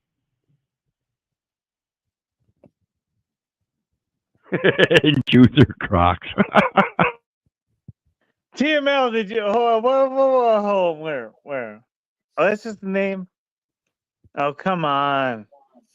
This is so subconscious awareness of these. There's a bunch of people out here that they're writing books. They love that they've written a book.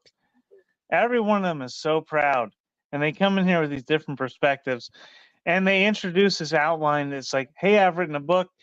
Here's a perspective I can outlay. You didn't write a book. Fuck you. Here's the overlay in behind," and they think that they're so special because they've written books and some people haven't, and very unique dynamic of organism happening. I'm sorry, did I project too much there? I'm sorry. No, you're fine. And Carlitos, and that's because everybody likes the drama, and I'm not the drama queen, so they can go ahead and like that old Keith. That's fine. Yeah, on that note, I just wanted to talk. I had a question for Mr. Truther Cop. My nose is not that stuffy. It's kind of close, though. There's no way. Fuck off, dude.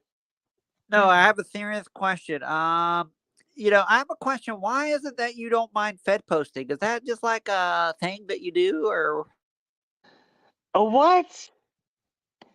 Can you unplug your nose and speak like a human being, please? Listen, I naturally do this. I don't have to plug my nose to speak like this. If you have this plug your nose to speak like this, it's inauthentic, and it's kind of a corporate beta male perspective. Well, here's the thing, Juther Cop. I'm just wondering, why is it that you feel comfortable Fed posting? What does that mean? Fed posting. FED posting? Meaning what? Si, senor. Meaning what? Who is even speaking? What is your name? Well, Mr. Wizard just said there's something about terroristic threats. You don't mind kind of talking about that? And I was just wondering, why is that? Why can't you spell like a very basic word? Fed posting is when people make threats online.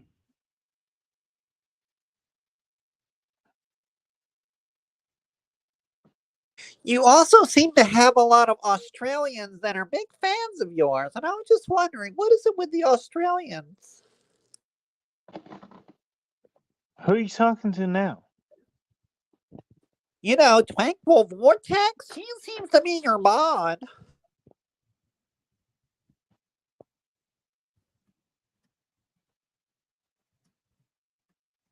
Denise? Are you talking about Denise? Tranquil Vortex, you know, the shitscuss, you know, from Australia. You're very comfortable with them, and I'm just curious, why is that?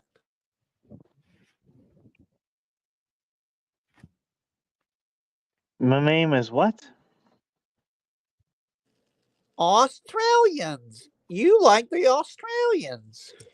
Yes. Steve Irwin is like, dude, my first fucking, like, I loved him, dude. What's up? Yeah, Is you're Terry out there? Is Terry you're hitting me up? definitely Is avoiding Terry the out there question. hitting me up? What's up with Terry? You're What's up with her? definitely avoiding the question about Terry's Australia. up. Terry Irwin is hitting me up. I want to speak with her. I want to speak with Bendy and all that, dude. Come on, what's going on there? I want to know. What's with the you know, agents working in Australia, and you're really close with them? What is that? Well, back in the day, I was really an advocate to get Steve Irwin. The first celebrity I ever was able to contact was Steve Irwin. I mailed him several times. I got signed letters from him as a high schooler. Like, this was over a decade ago. And he and Terry were very adamant about what I was doing. Very they liked what I was doing back then. And so I continued on that path, and since that point I kind of ended up where I am now. And if I have fans in Australia, I'm sorry that I haven't like followed up regular, but like I'm here, I'm doing my best. That's all I gotta say about that. What's up with that? What's up? What's up, Jessica? Girl, what's up? Been forever.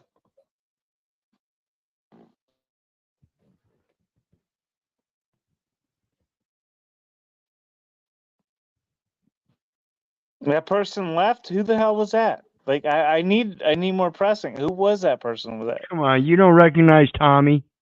That was not Tommy. Yeah, I That think was it was Tommy? Tommy. That was Tommy. Oh Lord. Some of the Don't the make words he hold on. I need utilized. proof.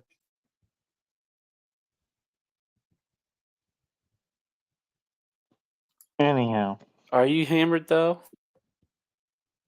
I'm hammering your mom. If your mom was Adam Lanza. Adam Lanza's mom. I was No. hammering.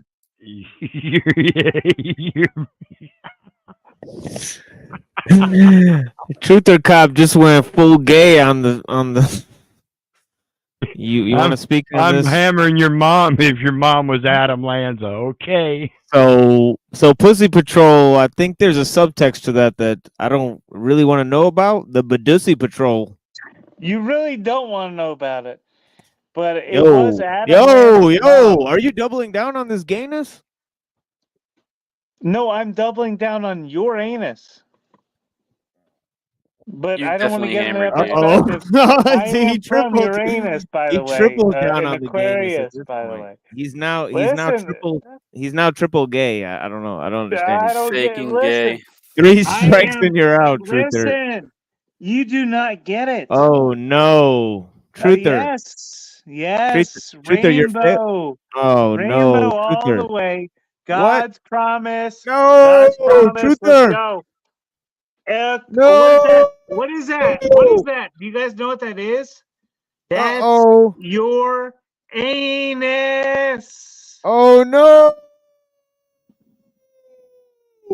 Say it ain't so, Truther. I'm sorry. Truther. That's what it is, dude.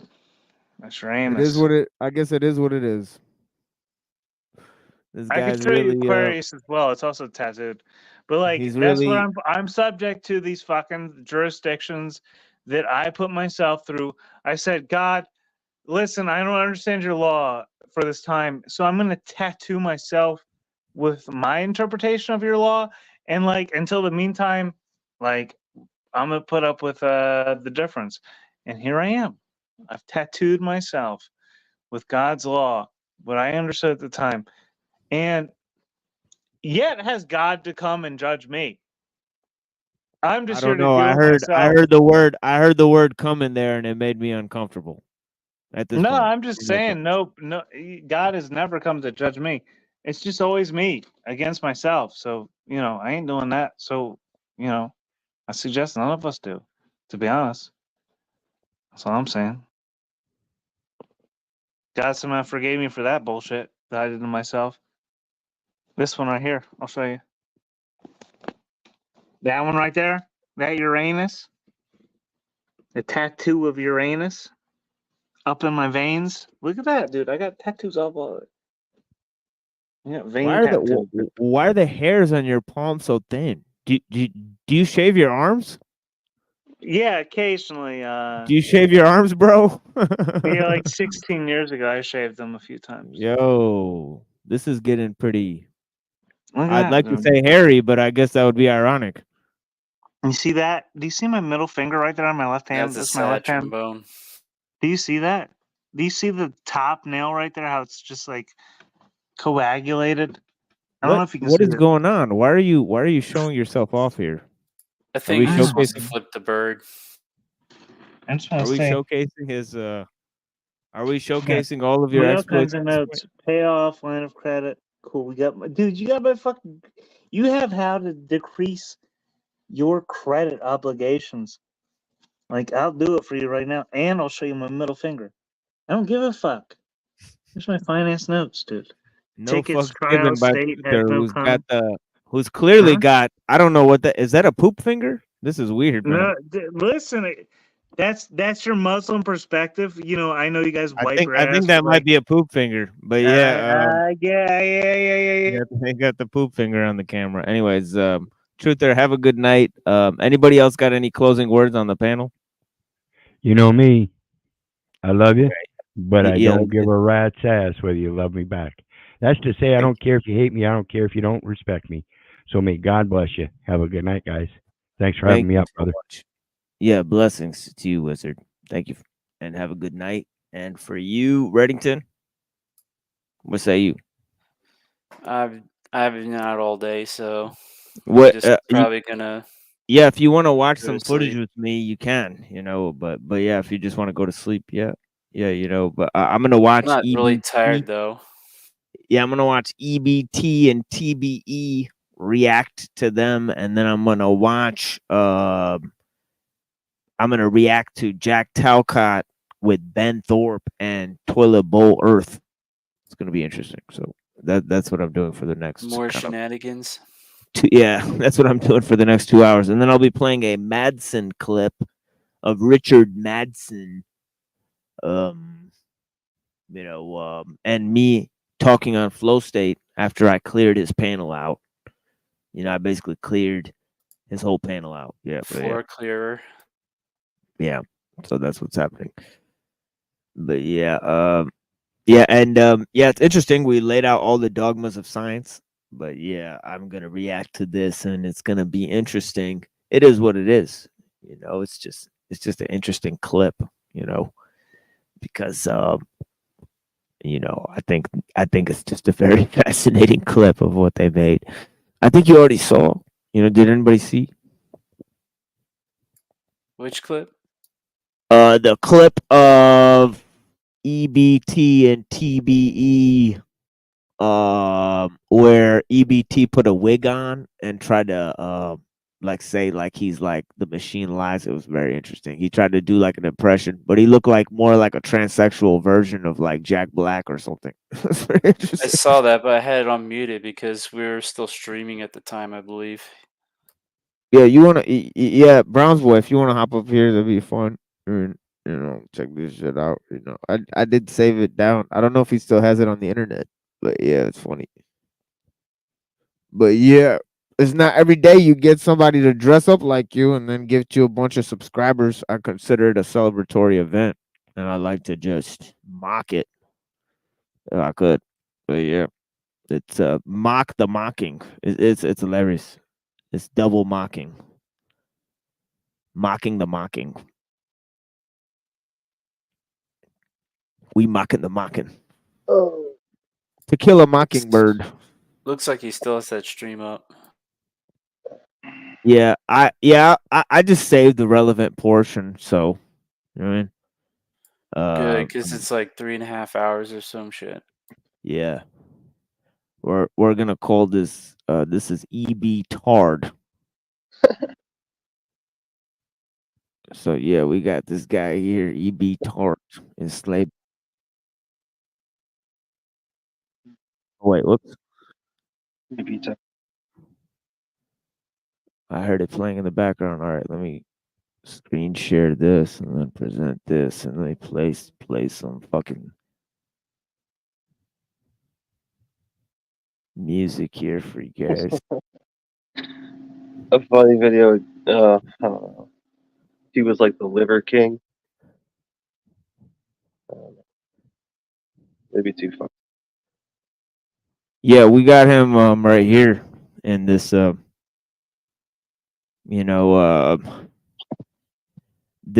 sailor guy, the drunk sailor guy from Simpsons, right?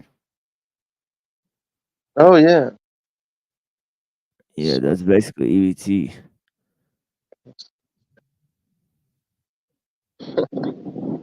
Captain Hook nose. No, he's kind of this is how he looks. I mean, he tried to make himself look like me, but it's not really working out too good for him because he's got a fat head from the drinking. It kind of swells your head. But yeah, this is kind of really what he looks like. It's actually pretty close. Yeah, he's got like that kind of, But yeah, we got EBT right here, and he kind of sounds like him too.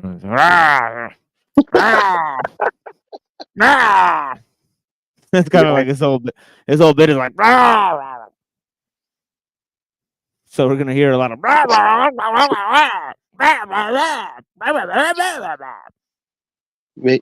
Maybe those guys met EBT like before they made the character, and maybe that character is actually just based on him. There might be some insightful quotes in all the episodes. If you go back and watch, he might be like, yeah, go ahead.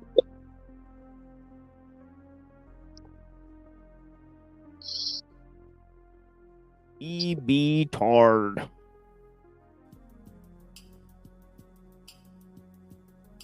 Let's see what they got. Did he actually try to look like you though? Yeah, it's funny. I was like, if that's it. Well, they had me on the screen, like it's just funny. They had this Krakow special, so it's funny. Basically, what they're doing is, I don't know. You guys will see. They're saying that this special that they did on their friend's like death, right? That like it was a joke, like that they're making a comedy routine out of their best friend, supposedly best friend who died. Okay. I'm like, okay, so I didn't understand the subtext of that. Obviously, I was on like the second or third stream with these guys. You know what I mean? The entire stream is like recorded on my channel for context. So if you guys want to go to my channel, the entire stream is there for reference. Yeah, I actually wanted to watch some of it, and I saw this is from EBT's channel, right? Well, it's also on my channel. Oh, it's on yours. I was on the stream. So That's right. All the parts that I was on the stream, on EBT stream, on Toilet Bowl Earth stream, and on Drew's stream, I've recorded all of it. So I don't know if they know that, but I have it all recorded. So it is what it is, man. Okay. All those times they're basically saying, "Oh, the machine lies as a beast," and they're basically bowing down before the intellect summoning my intellect whenever they please. Right. They're gonna pretend like I'm some kind of pseudo intellectual when I'm featured on their so-called pseudo intellectual content. Then, what does that make you then? It's hilarious, right? Right? So it's all double speak. They're like, oh yeah, you're on this special, we're on this special. If it's wrong for you, it's wrong for us. Dick sucking noises the whole time. So this is their whole fucking thing, This isn't the Jay Dyer sex tape, is it? No, this is when. No, that was last time when they basically went to Miami with Jay Dyer and basically blew Jay Dyer in the limo. Like that's basically what it is.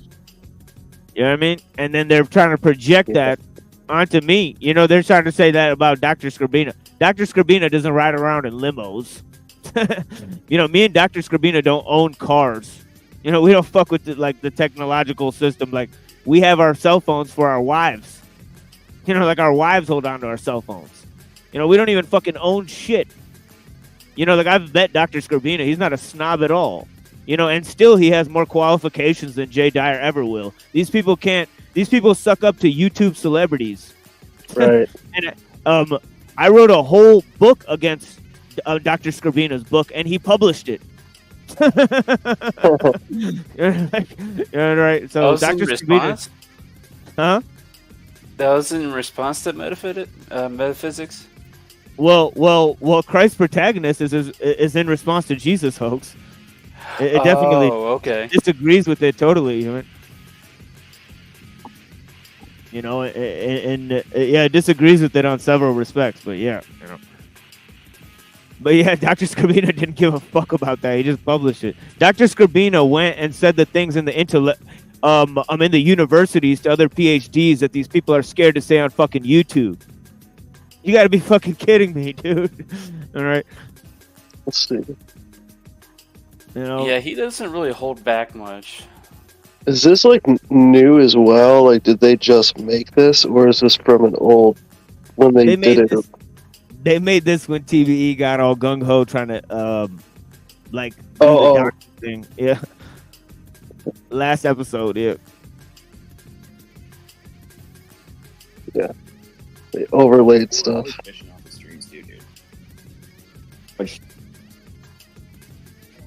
Yeah, I don't like any of that Jew category shit. No, myself. it's pseudoscience. We're going down the fucking deep It's well. funny how pussy he is. Shit, the Jew octopus up on the screen. He knew something. Damn. He knew something. Oh man. 10 you're sus. And But he didn't Ken, show what up. if- He what if didn't show Ken up and for this Vincent either. are like secretly working together, and the feud is just to throw us off. Whoa. That would be This some is- next level shit. This is who I would say is Vincent, the number yeah. one suspect right here. Primetime 99, Alex Stein. Davey was up his ass lately. Welcome back to the show. This is an exclusive for Krakow Clips. Someone sent me this intel. Now, this would be who checks out your Twitter profile the most. So you just go to this site, you put in your name, and number 1, Henrik, friend. 2 next, not friends.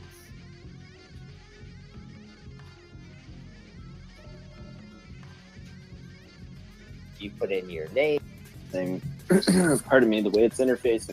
The Crucible channel got taken off of YouTube. Message Andrew Wilson personal for there. And that guy just regular there. And that guy just regularly bans people because I've been banned. Yeah, I got banned in that. That's right. I step into the fucking arena with these people. Like, actually, these dick-sucking clowns, they can't get these people's cock out of their throats when these people step on their stream. They can't even challenge them. And then we played hundreds of tapes of this guy talking shit about Jay Dyer and fucking presuppositionalism and the orthodoxy and all of that shit. Shit that he plays on his channel, by the way, to try to flex on me. And it's like, yeah, but you're too afraid to say it to the guy's face. That's the problem with you. You know, you're just a dick sucking clown. Well, he would claim, oh, I have more respect for. I mean, he's claiming he has more respect for a sellout with a gauged, like bottom half, like a drilled out bottom half, like that. I don't know, dude. That Jay, I can't really say for sure. I never heard anything good about Jay Dyer, but if he's gonna sit there and kiss his ass. By the way, at this stage, they're trying to play a clip of me talking about I talked to Andrew Wilson on this Krakow stream, where they're trying to implicate Andrew Wilson in real time for Krakow's death. I'm not kidding you. From this? Yeah, in this fucking clip, and I'm saying, well, that's fucking ridiculous because I don't understand that they're doing like a comedy bit. Because why would you do a comedy bit about your friend's death, right? It's kind of weird. It's strange. Yeah, so I'm like wondering like what's going on. Anyways, I don't even know this dude. Word. You know, I was talking to him on Discord for a little while. Oh, talking to somebody on Discord. You know, just as I feel You knew him for years. It's kind of weird. So like, funny is, he started calling me on Discord because he got kicked out of the Crucible chat. Right. You know him for years, but this fucking EBT guy, when I confront him and say, well, this guy called you a liar, Davey Krakow. And he says, Krakow's a retard. And then they talk about how much they make fun of him all the time. I mean, I just don't understand what the fuck these guys are on. You know, they're like trying to talk about how I talk about knowing this guy. So what? You know what I'm saying? Like, it is what it is. Yeah. I mean, Well, maybe they felt like we knew him better, so we can just say that you don't know him because you don't know him like us. Yeah, go ahead and milk some guy's death that you knew on the internet for 3 years. Go ahead, buddy. All right, sounds hilarious. And that's when he was he started posting that stuff about the guy who runs the Discord there. And that guy just regularly bans people because I've been banned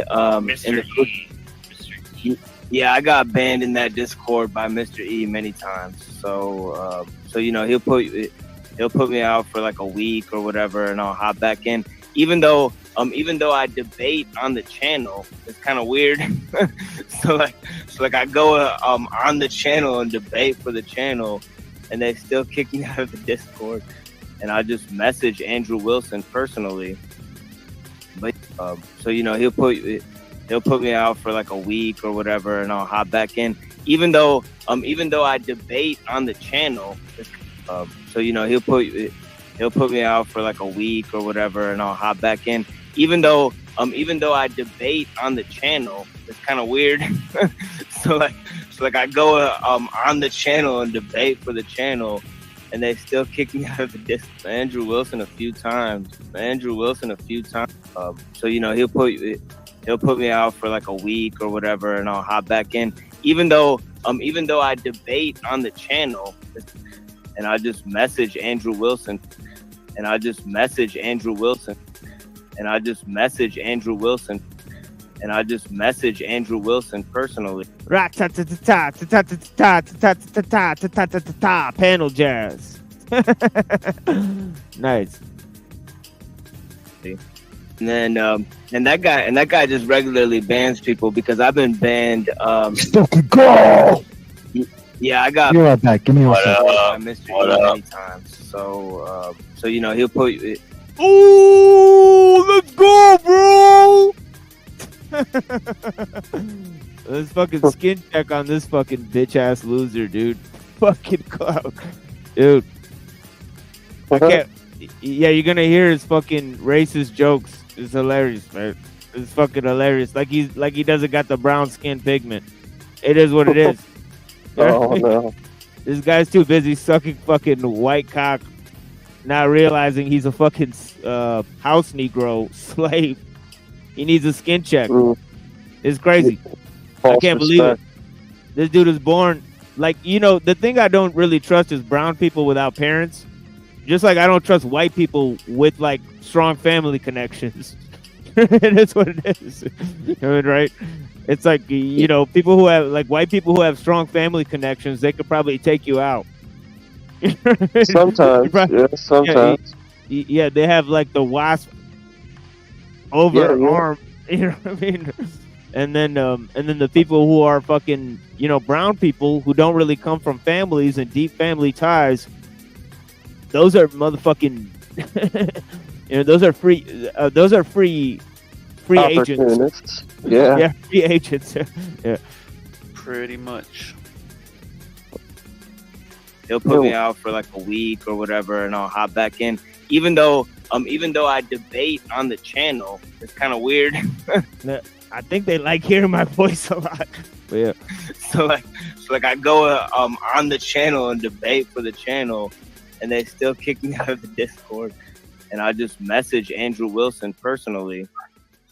But yeah, I talked to Andrew Wilson a few times, and he sends me like weird like I guess people to debate with like on BitChute and stuff. So I don't know. I mean, I'm not. I mean, I don't really know him personally, but I know like he's. I guess he's been pretty honest with me. But so this is my response to them saying Andrew Wilson is a Freemason, and he's going to like he probably like has something to do with Krako's death. I'm like, whoa! I messaged this guy on Discord. I should probably say he's not responsible for it.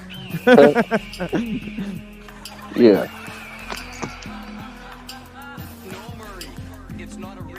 Holy shit! But yeah, I didn't know. Did I hear Cecil? Oh, there's Cecil. I told him, yeah, Cecil's out here. I didn't see him there for a second. I told him that you know, they just throw people out, and then I didn't understand the whole Jim Bob situation. But I thought it was weirdly prophetic because that same day the Crucible channel got taken off of YouTube. So it's almost like Krako like came to warn them, because he was trying to tell them to stop talking about Owen Benjamin. Yeah, why? Because Krako and these guys on their episode Yo Gamma Gamma, you guys look up Get Chalked Up, Yo Gamma Gamma, the episode, they claim that Jim Bob and Owen Benjamin were running gay ops on each other and faking a conflict for views and all this type of shit. No. That's not what I heard. That's mostly faking gay anyway. I heard Jim Bob's just a fucking little bitch. What I heard.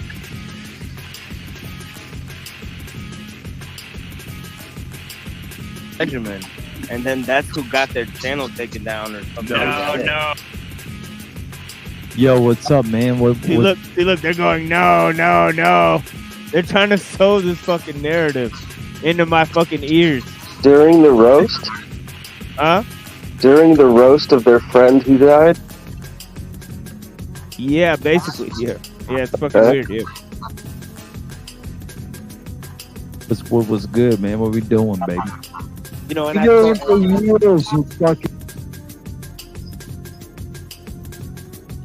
Yeah, I spent a good portion amount of my time tonight fucking dumpstering that fucking car tonight. I don't think I want to hear his. He dumpstered me. He's such a pussy. I told him, you know, you're gonna take the video down as soon as you make it. You stand on your fucking word. He's like, no, I'm gonna keep that shit up. This shit's still up on my channel. You got 3 days. You could have came to my house, pussy. I mean, like nothing happened. Right? You just fucking scared tactics. Bullshit nonsense. You can't do shit. You can't find shit. You're a big, fat fucking pussy. I bet they didn't think I had the balls to leave that shit up on my channel, dude. It is what it is. Yeah. And then this other one on EBT, they like put a bunch of stupid shit in between all this stuff. And I noticed that they're actually cutting out jokes against them too, which makes me personally fucking laugh. Yeah, they did not want to hear they did not want to hear the fucking shit against them. Yeah, we're gonna see in a minute. It's gonna be hilarious. Voice anymore. And I want you guys to get ready to make as many fake and gay sounds as you can, because it's gonna be hilarious. Fred Durst, aka Julian Assange. What?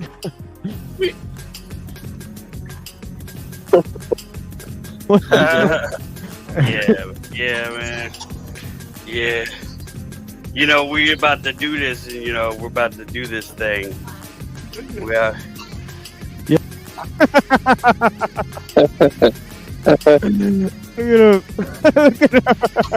It's got a headband on too. I want to know, did he go to the wig store and pick this out? Yeah, that's like how. He's like, I go wig shopping on fucking Friday. Yeah, he looks like a transsexual Jack Black. Is what I can imagine. You know, kind of going with like a fucking, what's that movie with Jack Black where they're like rock stars? Too bad that hair didn't come with a brain.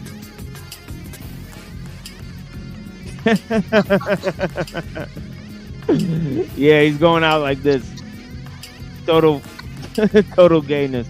Yo, why are you so blurry? Yo, let me tell you about the machine that lies. The machine that lies. You know what I'm saying? You know what I mean? Oh man. At least he kept his heritage, his true hairstyle. This nigga sucks. You know, that's what I can't find a more but what's going on, Machine Lies? Yeah, you know, I'm just philosophizing on the metaphysical intent of the, sophistry within the mental construct of the multiverse. You know what I mean? Hey yo, why can't you even pre-sup your biography, bro? He's doing a Truther Cop parody. He's mixing two people. Yeah, we in the cosmological, or the frequency, or the apostles, or the high, or sonogram, or the new phase, or the topographic frequency, or the subconscious. I wonder if Jay Dyer didn't bring him that wig and probably give him this idea, but couldn't figure anything out to make Toilet Bowl, whenever you see his hands, to make them like just look less gnomish. He looks like the lead singer from Aerosmith. That's what he Yeah, kind of looks like. yeah, it really does. Yeah, he looks like the glam rock. Yeah, he looks like you know what I mean? A bundle of sticks. You know what I mean? This guy is fucking not too much better. I mean, this guy looks like West Virginian cousin. Don't post punk. No! Some live LARPering. Everyone's just in their room, in their space. And your space is going to be this little fucking tiny little fucking square on a screen. That's going to be your space in the hyper-capitalist fucking AI world. And that's going to be your life. And as much as I want to be anti-capitalist, the only way to be truly anti-capitalist is to be hyper-capitalist. Is to give them carte blanche and let it fucking die faster. Total non sequitur philosophy of his. He hates hyper-capitalism, so he wants to be anti-capitalist through hyper-capitalism, so it'll destroy itself.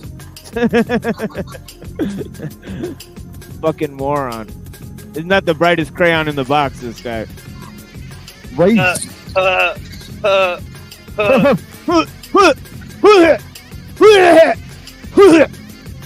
Did he ever say what the replacement would be, though? Yeah, really. What's after the capitalism? Orthodoxy. You get your little altar boy. Go tug on your priest and go in the back room. and he'll give you secret instructions, if you know what I mean. Well, that sound that they were making, it made me feel like he was like his liver was speaking. More like Yeah, he's black drinking goo in his liver. Yeah, he's drinking those kombuchas with his fat wife, so it is what it is. You know, I hope he heals himself. Same. Cocksucker. Cocksucker. Oh, cocksucker. Oh. Aww. Look at these guys, man. They got no contest. Yeah, you don't. You're pretending to be me, it looks like. They got no content, man. They got no content. We got nothing, man. Listen, man. All I have is too much cum in my throat. It's a very intimate relationship with Jay Dyer, and I'm gonna hold on to that as much as. Well, you know, I have two published debates on the internet. What is published debate? How drunk is he? What is tractor operator guy got? Nothing. Yeah, that's right. You're a tractor operator, and you LARP as a theologian on the internet. and when a theologian shows up, you go. I would prefer if he was a theologian. Yeah, I'd prefer if he was a theologian and then just LARPed as a tractor fixer guy.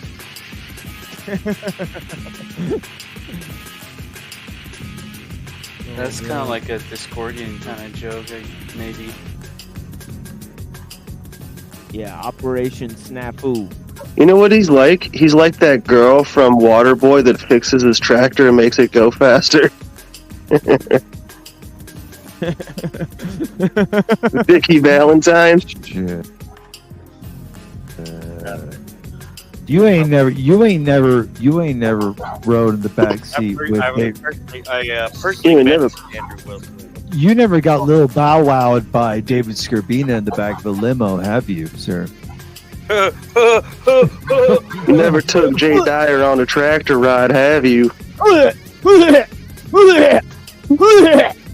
Jay Dyer. Jim Bob.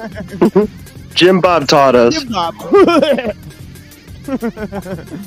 Let's read this fucking comment here. This is by fucking Peckbeck McKeck. Let me hear this fucking comment. He said there's a stream shortly after Jim Bob switched his grifting to the Ortho Pride side, and TBE went on to tell Jim Bob that he is sorry for being so rude to him. And then he says Jim Bob manhandled him like a stupid kid, telling him that he drinks too much and is too emotional, and TBE, the tough guy he is, nodding and saying how sorry he is. Nodding. Oh. Yes, he sure was nodding. He is for being this way. I'm pretty sure that I saved this stream. Oh yeah. Everybody saw that. Everybody saw that, Toilet Board, when you sucked off Jim Bob, telling Jim Bob sorry after you called him a pedo and all this stuff. See, these people can't even debate PhDs, but they suck off YouTube celebrities. That's how low these fucking these, too much cum in your throat. Bro, do you remember that time when EBT said that his mom banged all of the 1989 Globetrotters? Yeah, he looks like What I'm thinking is like his mom got him a bunch of connections, no pun intended. And I think they might be feeding off of him somehow. That's just a wild guess. And I think it's more fun than whatever they're doing. Yeah, we have him and Crypto on record saying they tried to join Freemasonry. They tried to get in on the lower levels and shit and climb up and shit, and they noticed it was fake. so-called. I mean, right. This is what they say about a lot of shit they so-called tried. And then he sends his fucking kids to a Waldorf school. This is real shit. You know what I mean? This is, this fucking guy's a snake, man. It is what it is.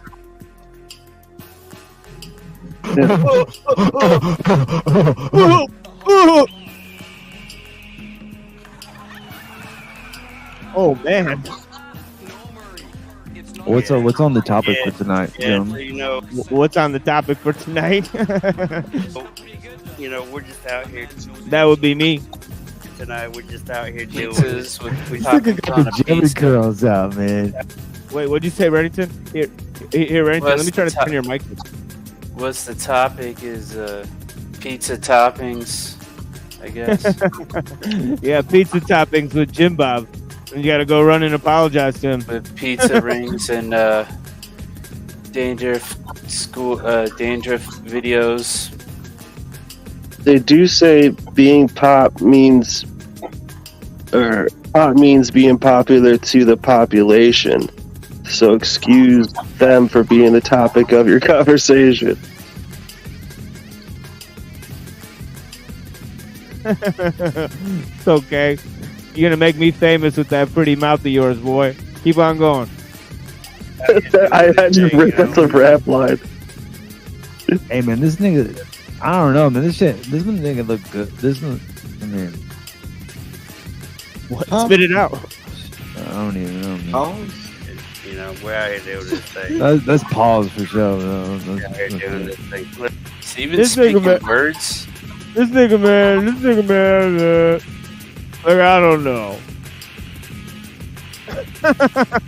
Forgot the lines? Is he wearing taquitos as rings?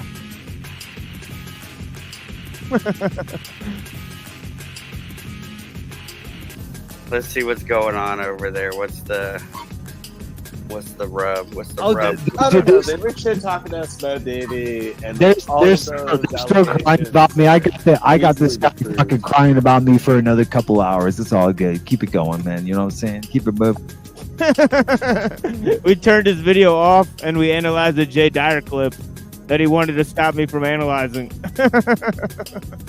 We turned his silly video off. I just wanted to get on record that he tried to look up my family's house and shit.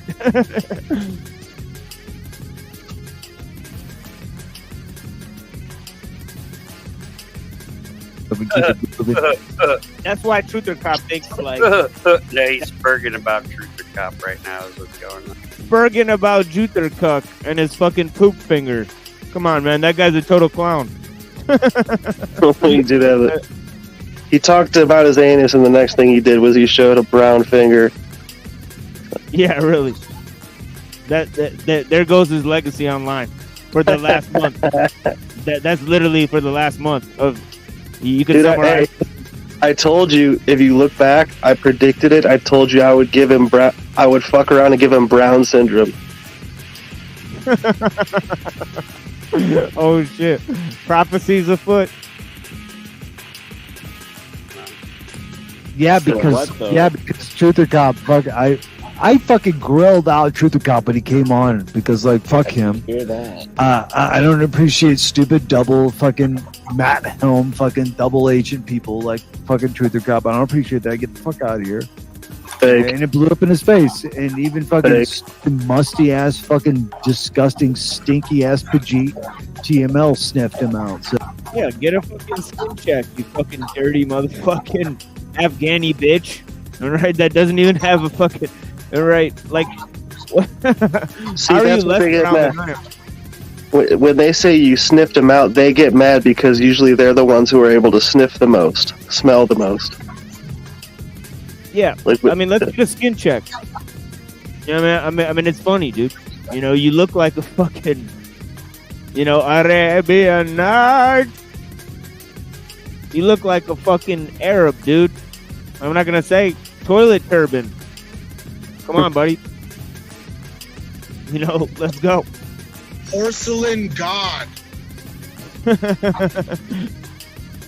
Oh, that's probably that probably inflated his ego a little bit too much, but still. Porcelain So- God. I don't know what are you gonna do?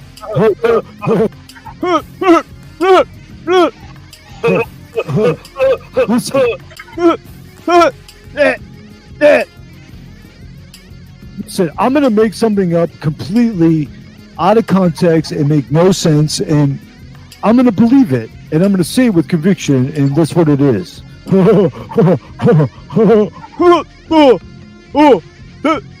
That's called communication. You just defined communication. Well, that's because, like, if when they were talking to Dyer, didn't they say some shit with a lot of conviction or something that didn't make any sense or something? Wasn't that them? That's projection, yeah. The whole thing is like, you do this and we do it too. So let's just keep doing it. Let's do it together. It's like, no, fuck you guys. It's not that funny. I do other shit. Like, I do other shit except for this. Like, if they wanted to be funny, like, I actually challenge them. But, like, I haven't seen anything funny, dude. Like, this is weak. This Yeah, they isn't couldn't- funny. Yeah, they couldn't say it to Dyer. It was sad. But yeah, it is what it is. Like, maybe it's just... Yeah.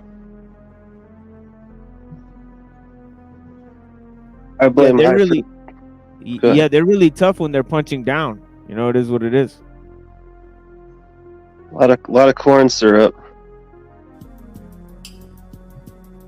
I came at him with my classic, you're a goat fucker, truth or cops a freaking sheep fucker, and his rebuttal was blah blah blah, you're a pedophiliadoro or whatever. It's like, all right, I guess I deserve that because I'm using old material or whatever, so you can rehash your shit, but that's all they can say. Like, dude, I've never been called that before in my life because somebody was mad at me or whatever the fuck. This is my first day on the internet, Like, no. Whatever.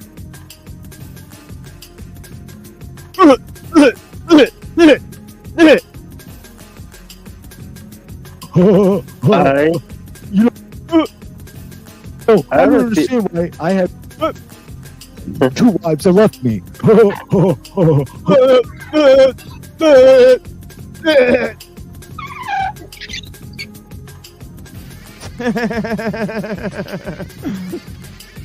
I have a theory that Toilet Bowl Earth was raised in the bathroom of the bar that EBT's mom would hook up with all these celebrities at. Yeah, Toilet Bowl Birth. I think Jim Bob fucked his mom, and then his daddy killed her. Is that what happened? I don't know. I think that's the story, but I don't know. Whoa. I could be wrong. Okay, yeah. Well, all you got to find out is who pays TBE cell phone bill. If it's Jim Bob, we got, or who? I mean, whoever was blamed.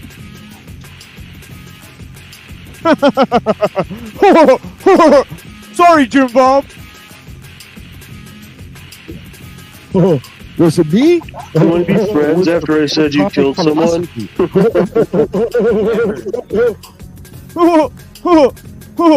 Our friend died.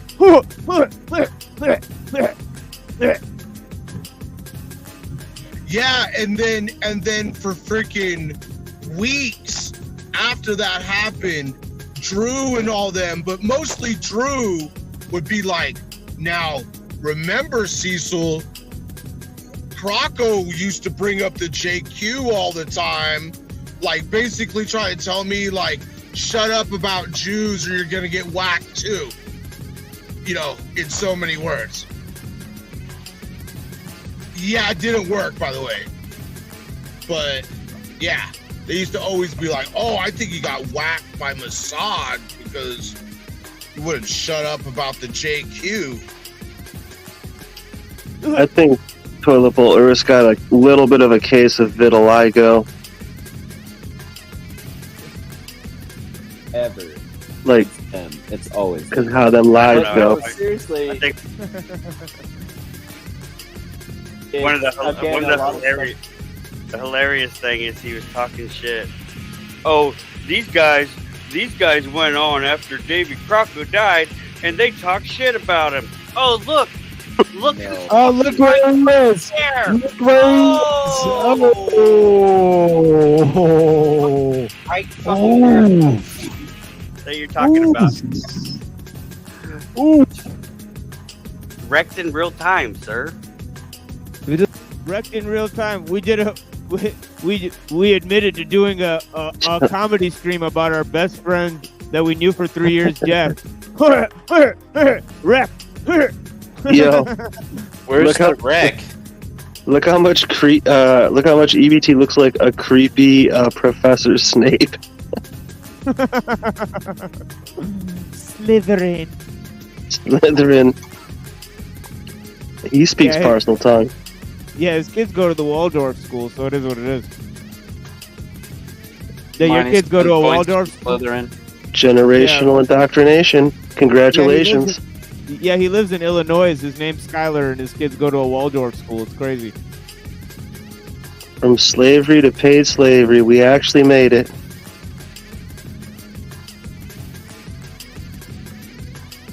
It doesn't matter because it doesn't matter. His audience are retarded. Yeah, I'll find you too, bitch. Or maybe I already have.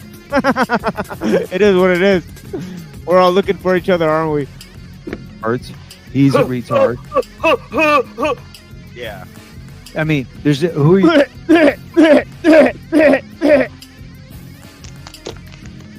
You trying to convince exactly? Anybody with the brain can fucking see this guy's a fucking total retard. Jessica Jane got lobotomized by this guy. That's you. Oh, Jessica Jane, lobotomized. Oh, he stole half of our fans.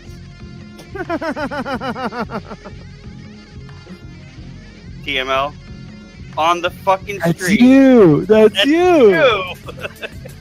That's you. That's you doing a comedy stream about your dead friend. That's not me. I just met you, cocksuckers. Remember that? Oh, you forgot to mention that part? Oh, yeah. That's fucking Do you see bro. that? Man, I wish we could just... Oh, yeah, I see. Like, man, we can't even do that. Yeah. No, I don't know. I can screenshot it and send it to you. Yeah, that's you. That's you. You right there. That's funny, isn't it? Yeah, he was fine with it then, right? He was fine with it. Freeze framing me at the worst possible moments. Oh wow! And he was like, "What? This was." He was in here for most of the stream. Wow! Oh my goodness! Tells his story on this stream about how he got in contact with Mr. Davy Crocco. Wow. And you didn't realize I was some sort of pseudo-intellectual. You just let me on to talk about your fucking Torah cards. Wow.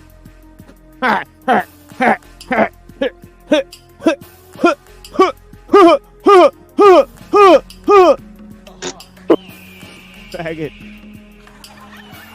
Oh wow! Is it that? Oh, wow! Wow! Wowie!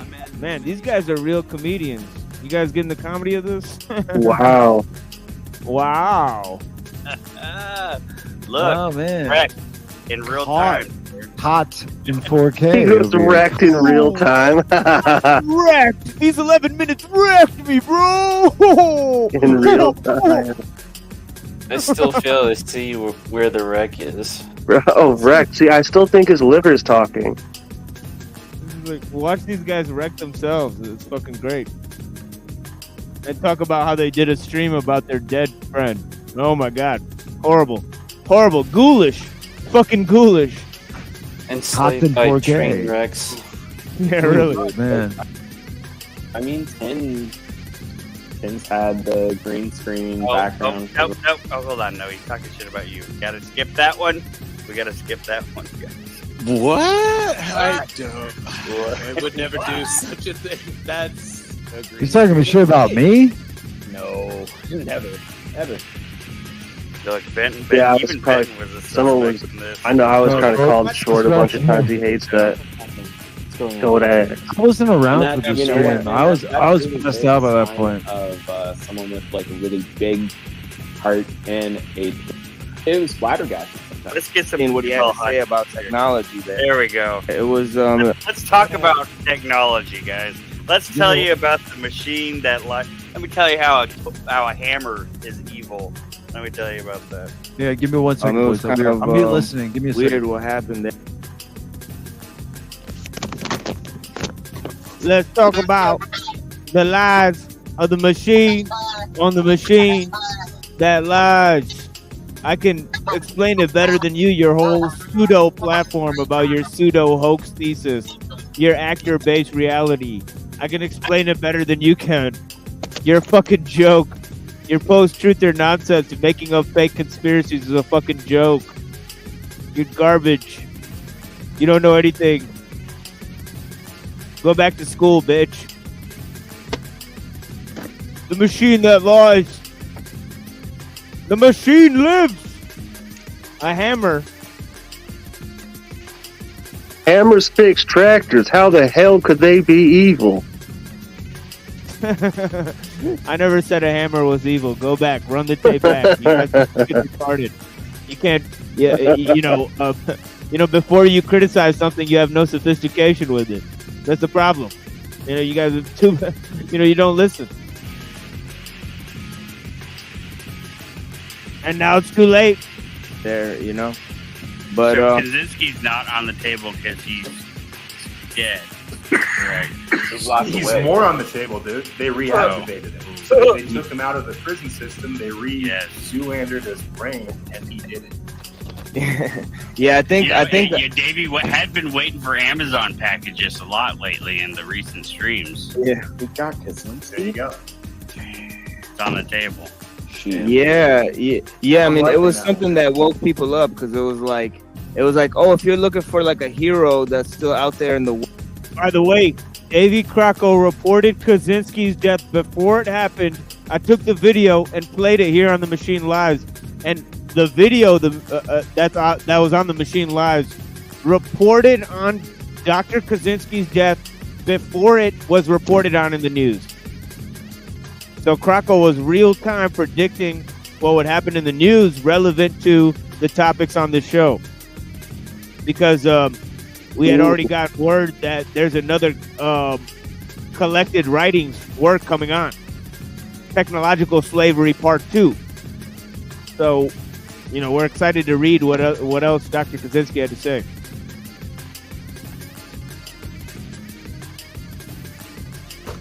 World that's gonna save you, like some type of idol, like that's gone. All right, y'all. We'll come back to that one.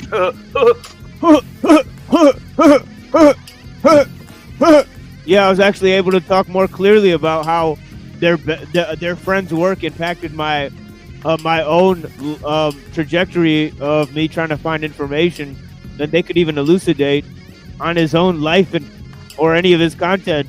They make up fake stories about who killed him in a comedy stream the day after he died. Yeah, I mean, at the very least, it seems very stupid, which makes me wonder, why is it so stupid? Like, seriously, like all of those people cannot be that stupid. On purpose. Or even on accident. I don't know.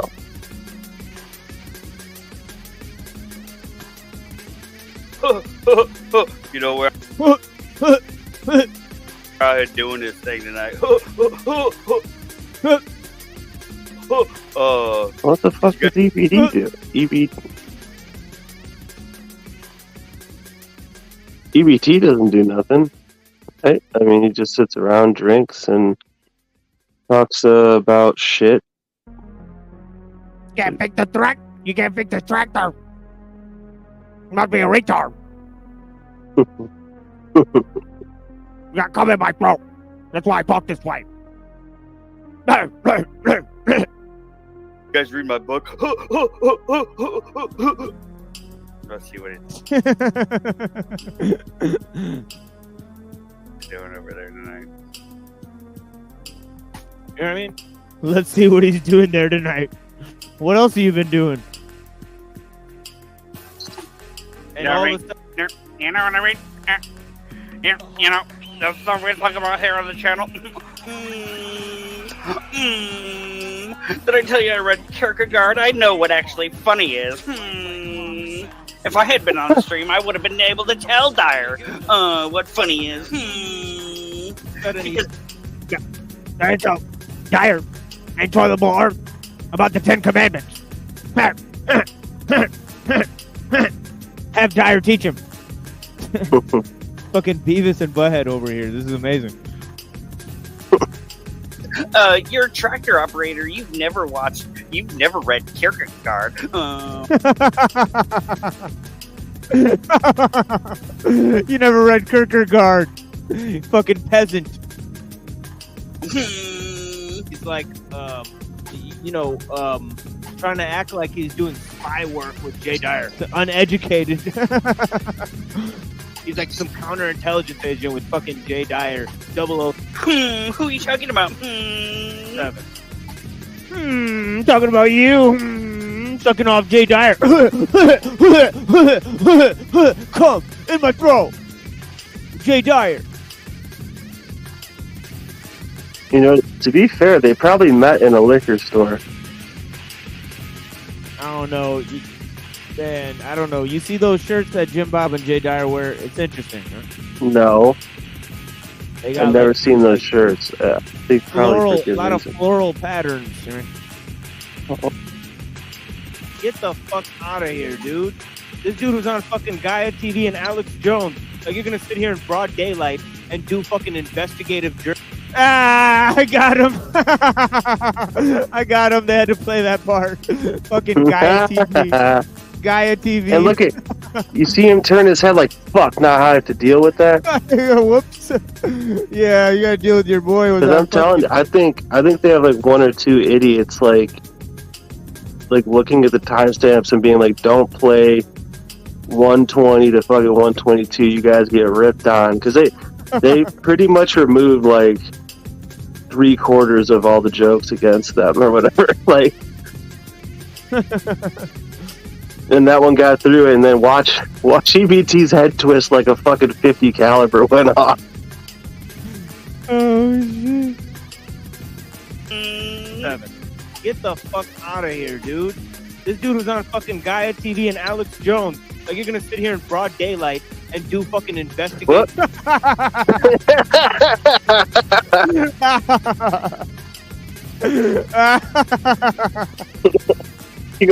Like, he literally looks around like, whose fault was that? Like, swear to God. He's like, oh shit. Let that one slip out. Deboot. That's funny. Creative journalism with this guy. At 2 o'clock in the fucking morning. Oh, is that what we're doing? Break. That is what you were doing. Oh, I gotta skip ahead. Do people believe this shit? Do people actually believe you? Oh, Yes, they do. As many as believe you. We have precisely the same numbers.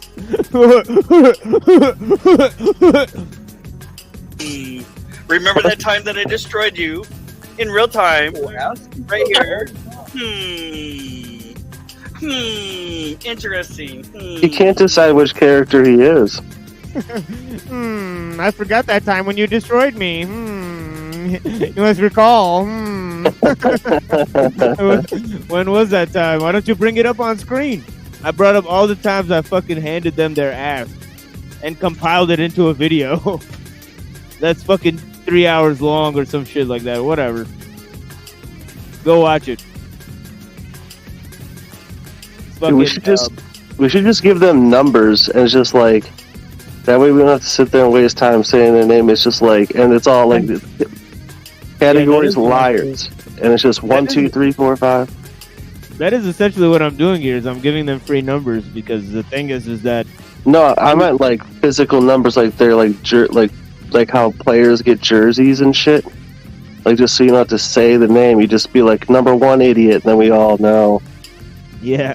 Yeah, my channel was pretty stagnant in terms of gaining any subscribers until they did these hit pieces on me. Now I've gained many, so it is what it is.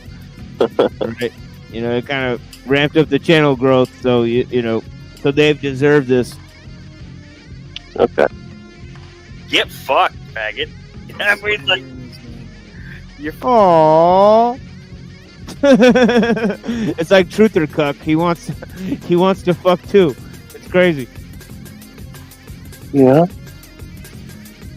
Fucked, bro. You're fucked. I think that's old. It's actually You're a fucking clown. You're on the literal fucking stream that you're critiquing us for doing, saying that we're out here stomping on Crocco's grave. You read your fucking philosophy books about what's fucking funny.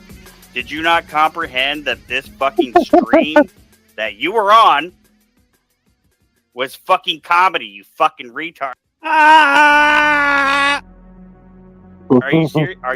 Yeah, you are that fucking. Comprehend that this fucking stream that you were on was fucking comedy, you fucking retard. Are you about what's fucking funny? Did you not comprehend that this fucking stream that you were on was fucking comedy, you fucking retard? Are you about what's fucking funny? Did you not comprehend that this fucking stream that you were on was fucking comedy, you fucking retard? Are you serious? Did you not comprehend that you just admitted that you did a comedy stream about your dead friend that just died a day ago? You fucking moron. How dumb is this motherfucker? How dumb is this motherfucker? And then they admit that I didn't know him that well. But you knew him for a very long time, didn't you? And you did a comedy stream about his death. Ghoulish. Ghoulish. Did you not comprehend that you just admitted that? That's nasty work, son. And That's yeah, nasty work. did you know that growing up, EBT, he was 12 years old before he realized his name wasn't Damn It, EBT.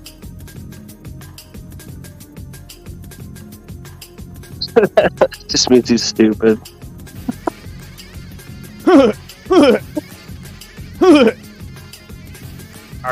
Yeah, you are that fucking dense. You are that fucking dense. Oh yeah, I'm the dense one. Yeah, you pointed it out the other day. Let's say I'm a tractor operator. What the fuck are you? You're some fucking blown out fucking dope head living in his fucking daddy's basement, fucking philosophizing on the fucking internet. Get fucked. Aww. And you're some fat fucking troll with a fat fucking head swollen from fucking alcohol and a liver swollen from fucking alcohol, with a fat fucking wife drinking kombucha teas and daughters that have to look up to Grace Thorpe and Ben Thorpe. Get fucked, bitch. And you're dressing like TML.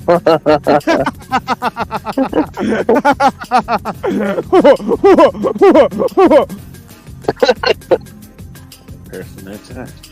But no, we brought this up like but yeah, no, the proposition was brought up a while ago where it's like, sorry, I'm trying to pay attention to the stream at the moment. Yeah, no, it's just I don't even know what the fuck. I got sidetracked. Is this an advertisement for early onset dementia? What the fuck are you doing?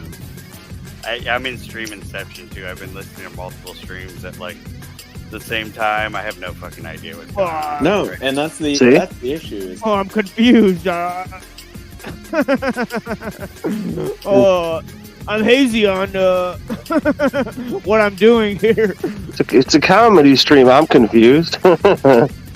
It's a comedy stream about death. It's like I'm trying to double I'm a little hazy on the details. back the John Deere thing. Something about being. I don't know. You kind of. You're bringing my energy down. You know what? You're bringing my energy down to where we're gonna do this for a minute now. In the following passage of the Aggressor. Must aggressor explain what an elder You know is, what? And we're gonna do it at regular speed. That the institution of the elders is recent. Oh, me forgot to bring it up to Jay Dyer. Oh. I was too busy. I couldn't bring this up to Jay Dyer then. I was too busy.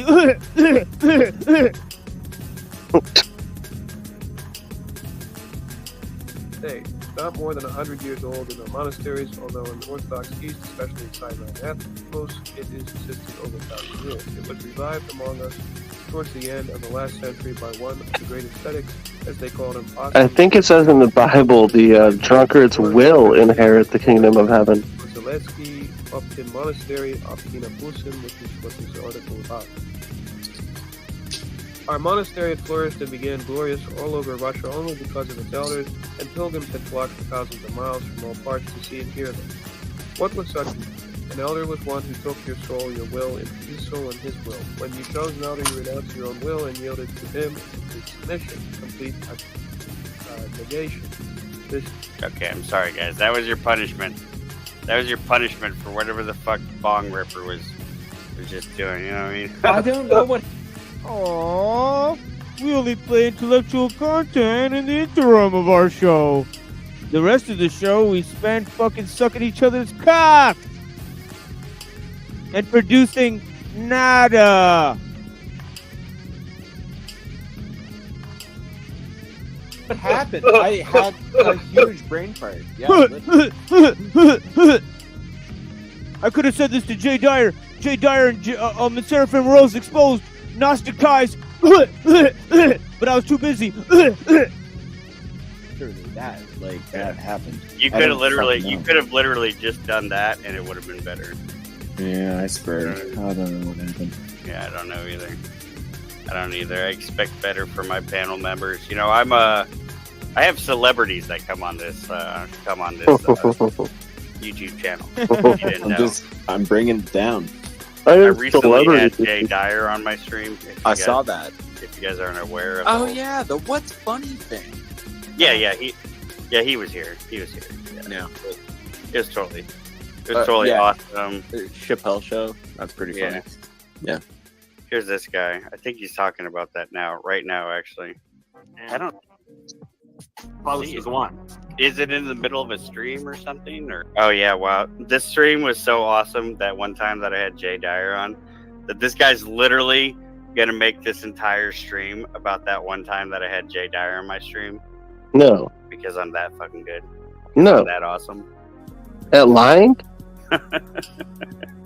Who's the fucking loser right now? Loser. Loser. Dude. Well, like. Oh yeah. Remember that? Oh yeah, because it's okay for him to conveniently change his belief. I forgot. After Davy Crocker's death. For celebrities. Now you accuse us of ill will because. That's what the fuck I was trying to say at the beginning of that stream. This entire stream that you're playing right now, we already posed it as like it was supposed to be like a nuanced, like sarcastic approach to the situation. Yeah, because we did the serious. Okay, so nothing Bong Ripper ever said to me made sense, so I stopped talking to him. True story. Anyways. Not meant to be like taken literally in any sense, or literally an after show. I had a total fucking brain fart earlier. My bad. It was the after show. We did an actual like tribute to the guy that was good enough that Davy Crocker's mother reached out personally to Drew to thank him for doing that on his channel. Wait, and to let him know that detail. Wait, he's saying that the stream they did that was supposedly satire was so good that his mom reached out to Drew. Is that what he's saying? Drew did a separate stream where he actually showed the funeral and then cried a lot. Oh, that stream. Okay, never mind. Yeah, he did a fake and gay stream, and then they did this stream where they did a comedy stream about his death, which he admitted anyways. But I mean, it's fucking weird. You know? It sounds, yeah. Yeah, maybe they should have sent his mom back this stream. You know, I wonder if she's seen this. You know, I'd be interested. It sounds like Druid behavior to me.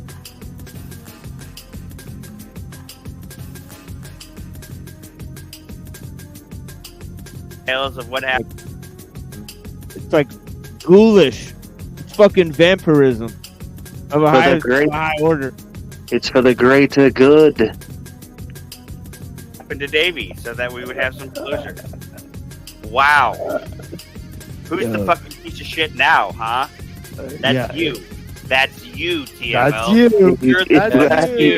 That's you. That's you. That's you. That's you doing a comedy stream on your friend. You then don't you know. say I didn't know. That's you. You don't know if you gotta ask. That's what I thought. You better act like you know. You don't have a fucking leg to stand Circle on. back to that. You don't have a fucking leg to stand on, dude. You're fucking. I don't have a leg to stand on because you don't have one. Because you're the, you know. All right, serious question. Can I ask a serious question? Yeah. If EBT needed a liver, are anybody on this panel, are they a taker? Or a giver, I should say. He doesn't get mine, I'll just be honest.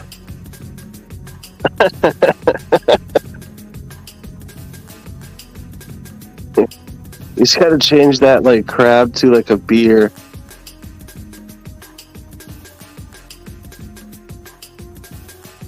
EBT.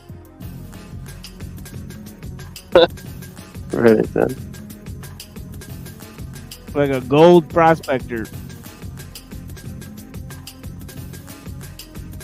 Oh. It's like he thinks he's a coach of sorts. That's you. That's you. You don't have a fucking. Who's the fucking piece of shit now, huh? That's you. That's you, TML. That's you. You're the That's fucking you. That's you. You don't have a fucking leg to stand Circle on. back to that. You don't have a fucking leg to stand on. That's you, TML. Those sound like original thoughts. That's you. You don't have a fucking leg to stand Circle on. back to that. You don't have a fucking leg to stand on, dude. You're fucking That's wrecked. you. That's you. you. That's you. You're fucking wrecked, dude. You got nothing. I didn't even rewind it that time. He just did it twice. Ooh. Let me drop the Radio Shack mic, right? Bam. Drop the Radio Shack mic.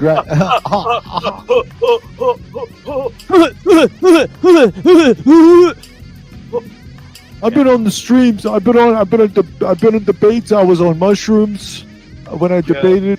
I sure was. I debated people on mushrooms whose dick they suck. They're afraid to tell them they're funny online.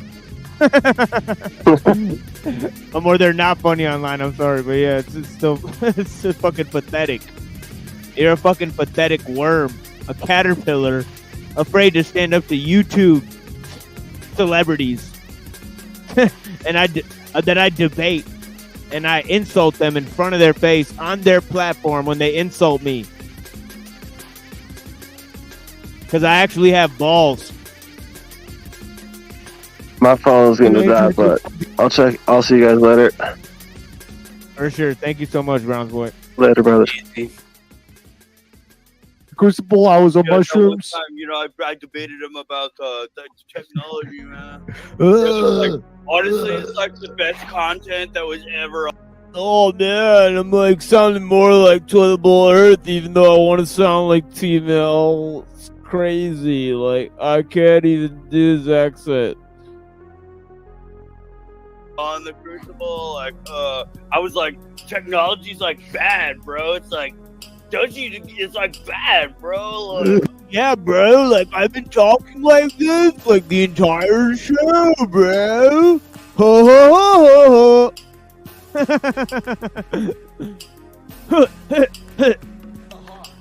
You get it? Like any type of technology is bad, and I'm using technology, and it's bad. I just want to let you know it's bad. it's so bad. Wowie, wowie, wowie.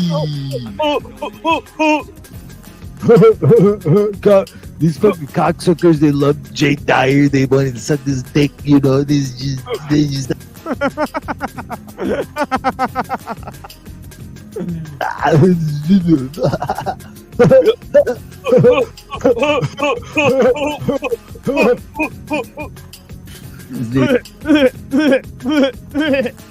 It's just straight up primitive ass nigga, you know what I'm saying? Oh, you a primitive. You a primitive ass. Okay.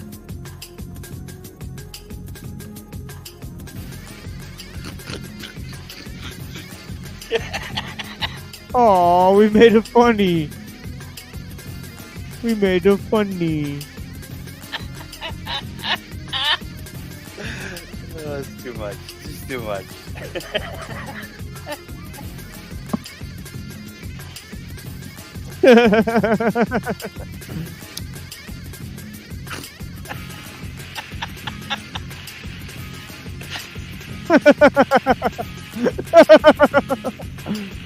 So goofy. So goofy. Oh, no.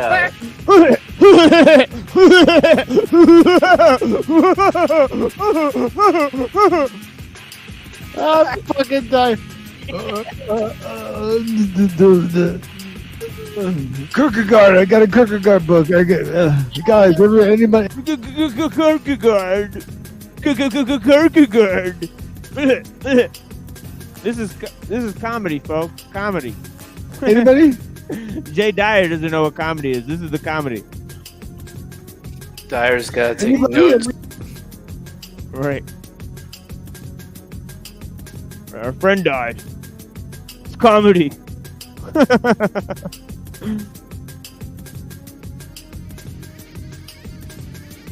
Reading a Kierkegaard book, anybody? Oh, he's still stuck on it. And it's never funny to make fun of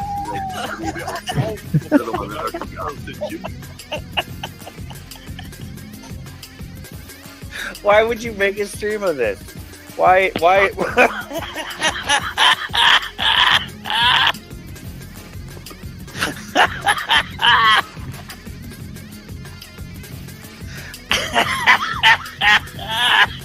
Fuck this guy. Oh my god. Stupid again.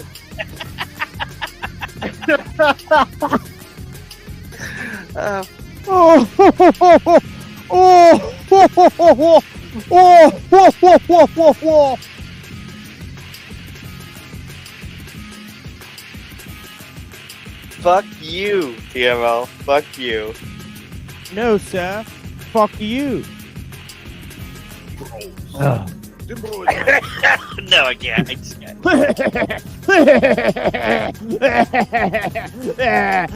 Jay Dyer. I can't. Hold on. We need to bring it back down. We need to bring it back down a level.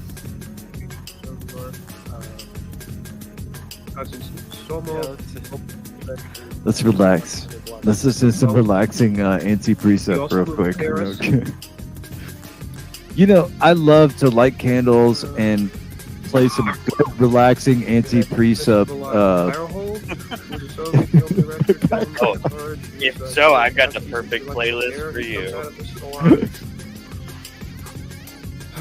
Sometimes I like to listen to Jim Bob streams backwards. Yeah, your entire intellectual, foundation comes from listening to YouTube celebrities and then turning around, making up fake stories about them, and then sucking their cock on a YouTube panel.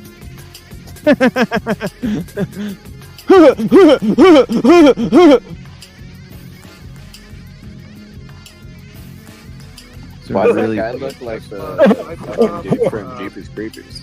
Like Berdyaev was also a sociologist, also in the 1905 Russian symbolist Salon. He's notable for switching between Orthodoxy and Catholicism. And also, Goodness, this guy is just like. Yeah, switching between Orthodoxy and Catholicism, kind of like this fucking LARP Christian panel.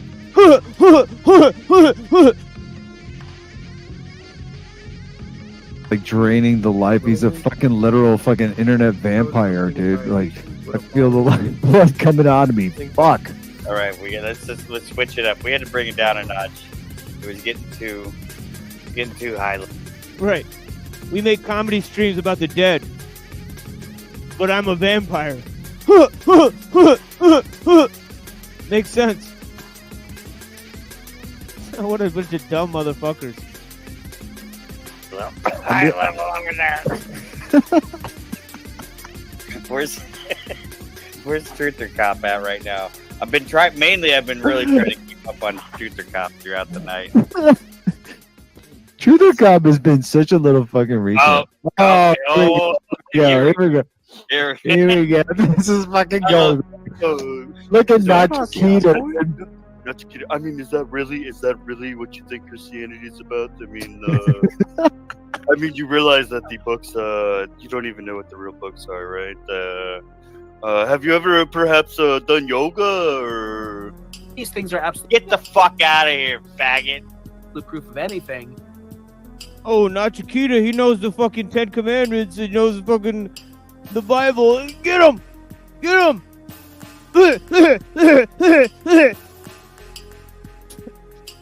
What the fuck? Try learning your own shit first.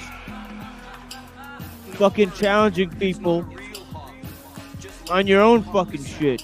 You fucking coward.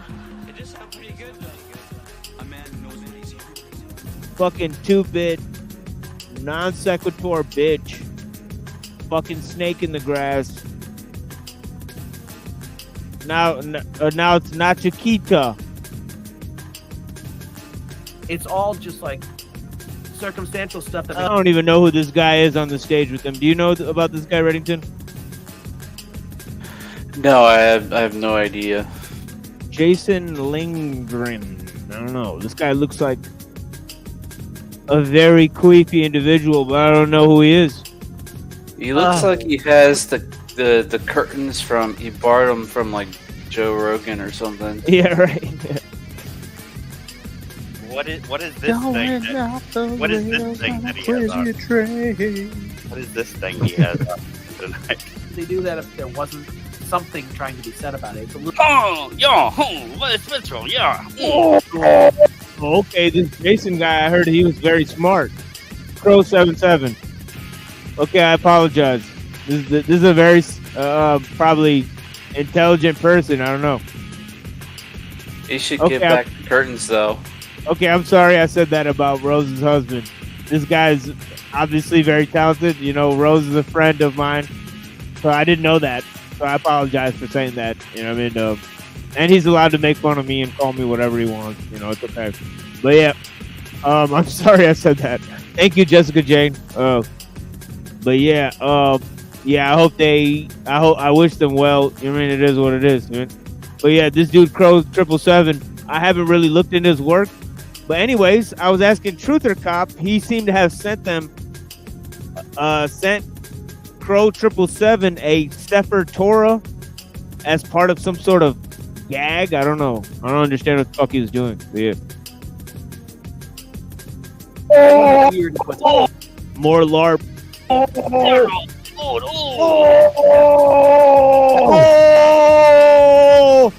not a scientist. Point though, that's the point. That's the point though. That's like what we accept as quote unquote proof is going to be different from a person to person. And the thing is, like, some things are kind of like leaning very strongly in that direction. I'm so and strongly for some people, leaning. maybe like myself, point where it's like, Yeah. okay, this is enough Isn't that the information. lead It's guitar player enough, from, like a hint and tongue in cheek and so strong, clues to kind of give you the lowdown on if he was involved or not involved, and he wanted you to know this information. I mean, there's a lot of symbology just in that movie Shining alone, but like all of his movies, like Symbology, he wanted you bro. to see exactly what he wanted you to see. There's no mistake in it. In my Oh, my. Hey, did you watch that? Did you see that movie, bro? Whoa, wowie, wowie.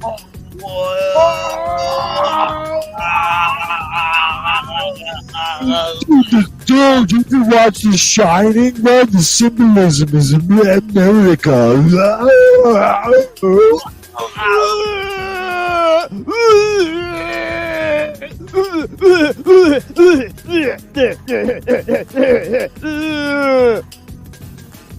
Soy face. Is that all they got? Is that all they do this whole time? This is fucking retarded. This is amazing. This is like Olympian retardation. Olympian levels of retardation.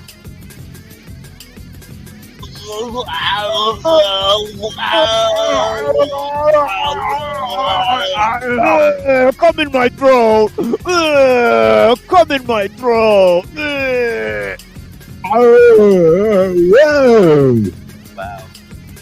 Wow. Let's continue to get our minds blown, guys. I mean, this is fantastic material right here. Because during the filming of 2001: A Space Odyssey, which was 64 to 68, she was with him. Wow, did he say 64?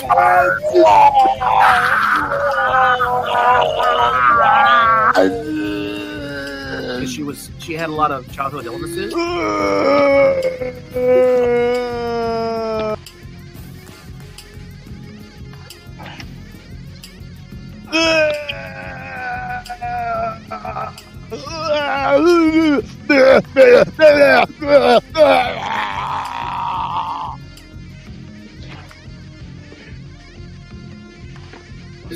And her father actually had paranoia that she was going to die, because she could have.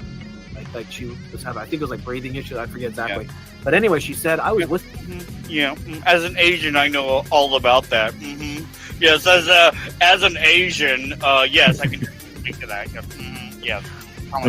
As an Asian, I know all about the acupuncture points in your body. Yes, I can show She you. didn't have time to go film. Is that a dude? FJ. Okay, so you guys have the F and the T different from. It makes all. Why is this go? Where am I right now? And a lot of it has been edited out. Supposedly, so supposedly he died. But God, please save me from this. Fuck this guy. Let's see what's going. Let's see what's going back on over here. Yeah, let's go back to Chicago, which is still me. Let's go back to this intellectual channel on the internet. Oh, I thought you said I was gonna be busy with toilet bowl for the next 2 hours.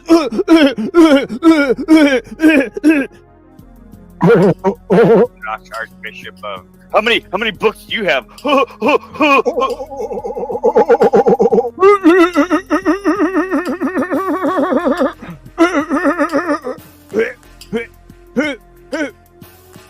The Midwest. The Orthodox Church, Orthodox Archbishop of how many books do you have? The Midwest for the Orthodox Archbishop of how many books do you have? The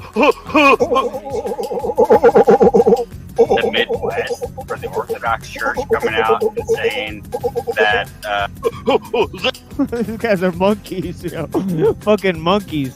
Let's play clips of EBT talking shit about Dyer, and then we'll be like, oh, but he worked with Dyer.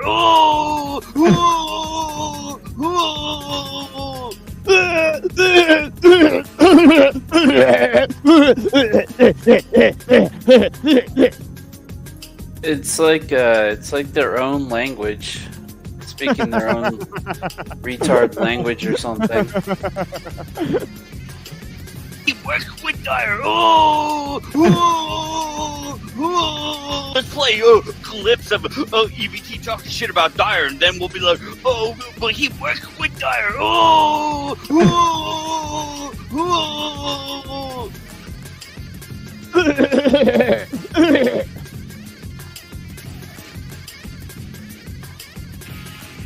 Okay, fuck it. Back to Nacho Kegels.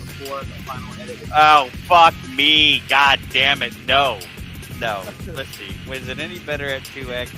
Yeah, just speed it up a little bit. No, it's even fucking worse. It's more worse. It's more worser than I could imagine that it is. No, this is good. This is like we need to know this stuff because we as Christians have been so misled. I would think I'm an introvert. And as an Asian, he understands this probably better than that. Even in high school, I was already getting into music. Look at this fucking cuck making Asian eyes at fucking Nachikita when he's a fucking orphan boy, brown little bitch that doesn't even know where the fuck he came from. What the fuck, dude? Dude, take a skin check, right? Go back to your fucking homeland, spend a week there, and figure out who the fuck you are. You little bitch boy. Come on. Stop trying to figure out where I'm from. Figure out where the fuck you are. You fucking dress like fucking... You shopped at fucking... You know, the emo thrift store.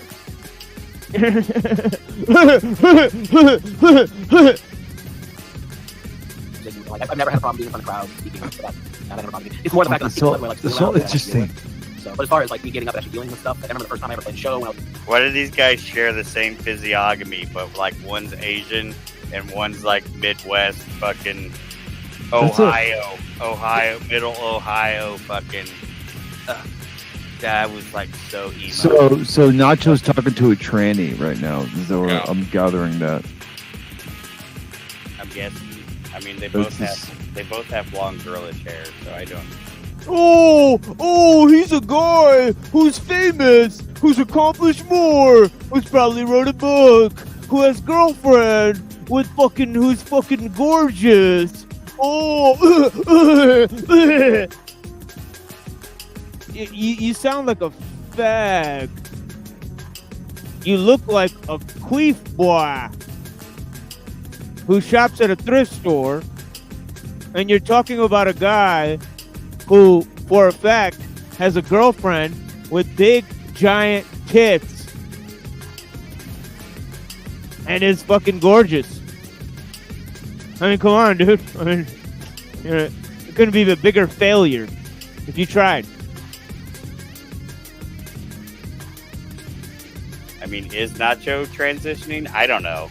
I mean, Let's go join this panel. Like and all of these so-called Mandela effects can be explained away by conflation. That you heard it from a meme, or you heard it from some kind of satire from another movie, and they just kind of twisted it. Like, you know, it's like in that movie, Scary Movie 3 or whatever. And then, you know, it's like I see dead people. It's a kind of a parody of the Sixth Sense, right? But he doesn't say I see dead people. He says that I see white people, right? I mean, that's all I'm saying. Like, some of these movies you may not have seen for years, and knowing. Oh my god, I hate these people. Oh no, please stop them.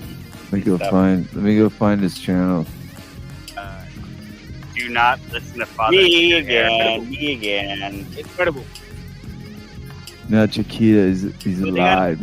He's got 50. Which is very incredible. It's me. Shia LaBeouf. Like, look up my house for it. Isn't that interesting? Isn't that interesting? Is one. I think Shia LaBeouf. I feel like my hair's about to catch on fire. And when Shia, guys, get ready for a. You might want to screen record. I'm about to light a cigarette. There's a good chance. Yo, the Michael Jackson Pepsi commercial. There's a good chance we might recreate that right now. So Let's do it. Hit it up.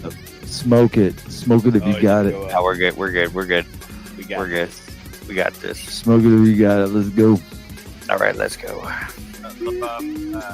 Quote unquote converted early on. He did that movie. Oh God, I don't want to listen to myself. That's even worse than listening to this fucking Asian guy.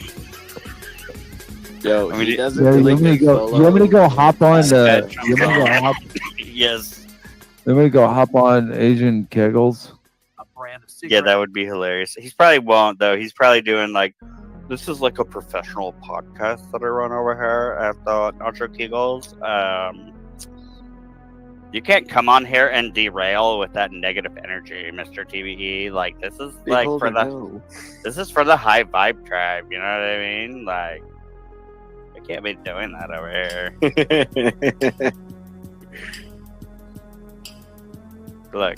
Look. He's putting his hair up for this dude. You know, everybody knows what that means. You know what I mean? They're very intimate. Well, you put a wig on for me, sweet boy. So what does that mean? Over there. I don't even know if I'm gonna be able to get in there. I don't know. Let's see what else. What else is going on here? Not a whole lot. Not a whole lot. What is this guy? Is this guy too afraid to actually come to the stream or what? Yeah, look. Kind of. What are you talking about? No, please stop. What are you talking about? No, you know what? We're just gonna go back to this guy. No, please do not play. I think he's one of the major. Do not play this fucking guy. I want to kill myself on it. Aw, don't expose my daddy. Don't expose my new daddy. I don't have a daddy in real life, so Jay Dyer's my daddy. Don't expose him, please.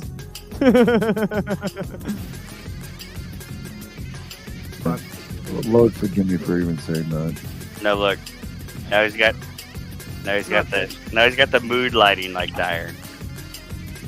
Guys, but in general, soil, blood and soil politics, like they just do it. They come together the culture, things like that. And, well, Bam. Truth or tudes. Alright, back to this guy. It's high in emotion to whatever it is that you're trying to sell, whether it's a concept or a brand, a cigarette, whatever it is. If you are able to tie it to an emotion to your target audience, Wow, deep thoughts, bro. Deep thoughts. Wow, if you convince somebody to buy something, they might want to buy it. Wow. Don't get so emotionally wrapped up in this stuff, because once you're emotional, you're no longer looking at things from an objective point of view. Now you're looking at it in something that you feel like you have a stake in. I feel like this guy is often emotional, like on a regular basis. I'm just gonna say that. He feels like it is. I feel emotions about other men. And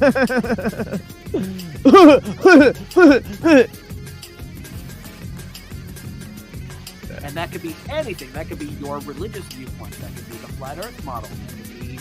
That could be. Yo, not to put me in timeout. What a fucking faggot. Very emotional about this stuff. I have never Time out. Time me out. What a little bitch. This is what I've said this a billion times. What a bitch. Not your kid is a bitch, as usual. This is what I can find and try and cross-reference. This is gay. That doesn't mean that it's right. It just means Let's go back to listen to you on the TML. Terrible. That's all we got. EBT is such a retard. You don't see my chat. Oh, they played so much of my commentary so far of what I said against them to react to it.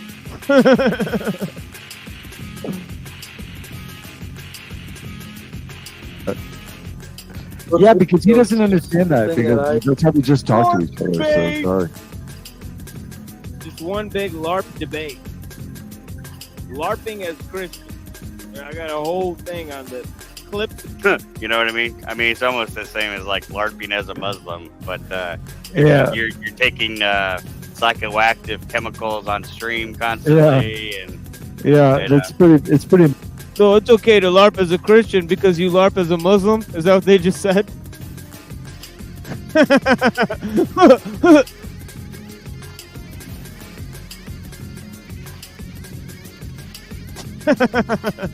One admission after another. So what have you admitted? You're a LARP Christian and that you make fucking comedy shows about your friend that died?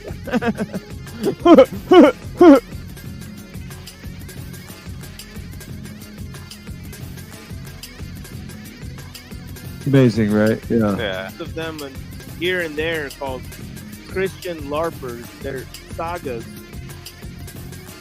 I need to take a break from the stream to smoke a bunch of weed. That's Yeah, there's definitely some Muslim stuff going on there. I just smoked my entire fucking my dad's entire college education out of my brain right now, and I spent all. I have a dad, and I know my dad.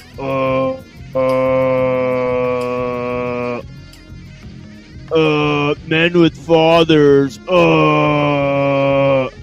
Ben Thorpe.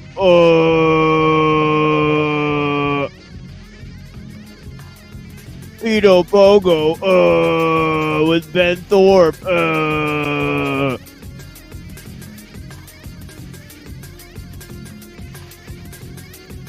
My college tuition on meeting up with David Skrbina for Starbucks coffee. Thorpe's my daddy. I'd rather meet up with Thorpe than Skrbina. At least he loves his daughter. Gross. Sick.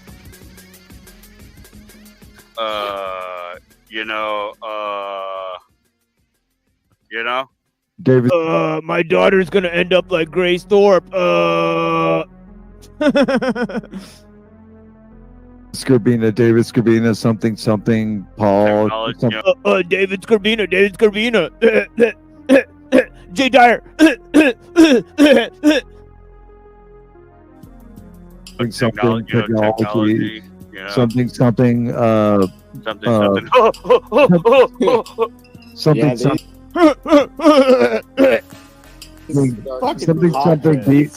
Something beat my wife. Something beat my wife. Something David Skrbina. Something. I'm a Christian cock. Let's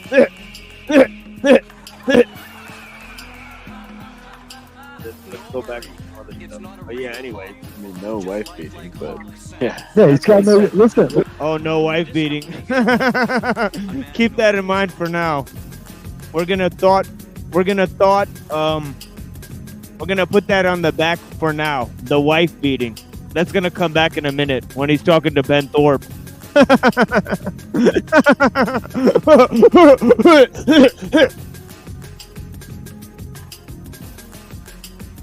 Listen, watch this guy. this pot smoking hippie. Listen, watch him. He has literally nothing, no content. What he's got to say, unless he's reading somebody else's shit. Watch him. Let me change this to some more calm. And hold on. Let me find something to read to y'all. Goofy ass nigga. Hold Yeah, Dr. just David play it. Just Skrbina. play it. Can we talk about that for a little bit? No. Just play it if you do. No, hold on.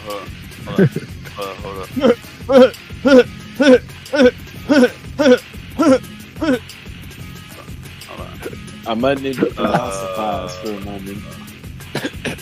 Yeah, the hypostasis.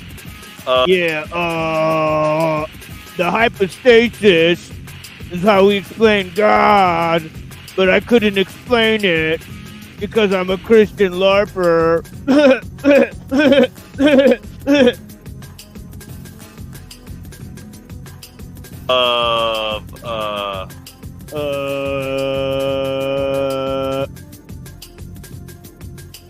For a moment.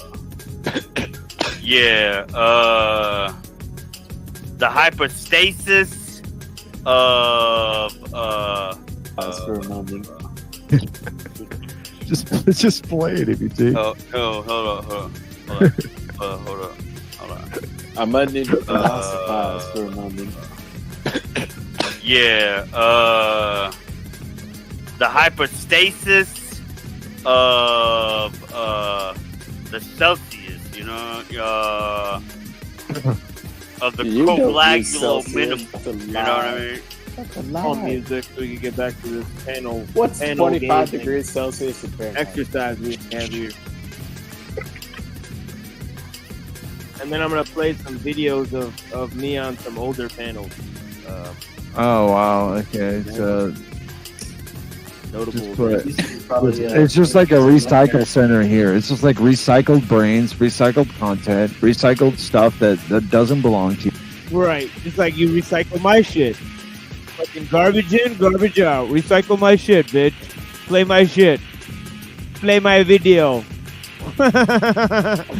Your recycled fucking trash. Non-show. Fucking is my show, bitch. Fuck you. Eat it up, you ninnies. The Nancy boy.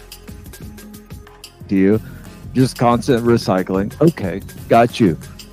You stinky.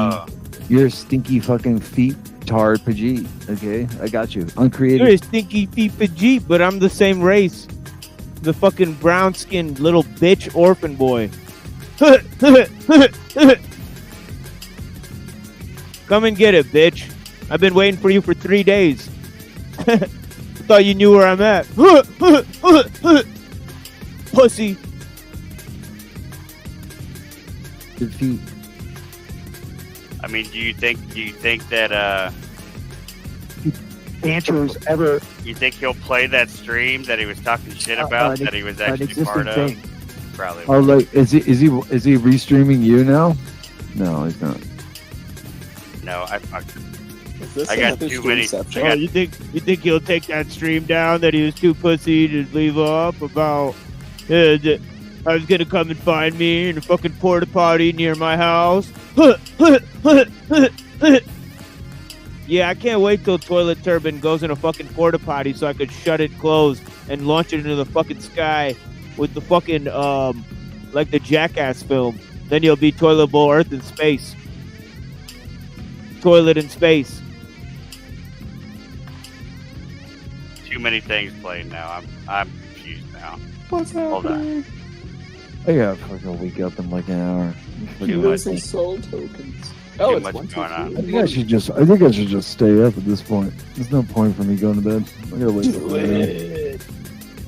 Just work it out. We got this. Yeah. I mean, you said you're Catholic, right? I mean, He's still on it. He's still watching it, dude. Hey I'm guys, not even- do you guys remember that one time that Jay Dyer came on my? I do remember it. You remember when Jay Dyer came on and we like both like sucked his dick, like because we like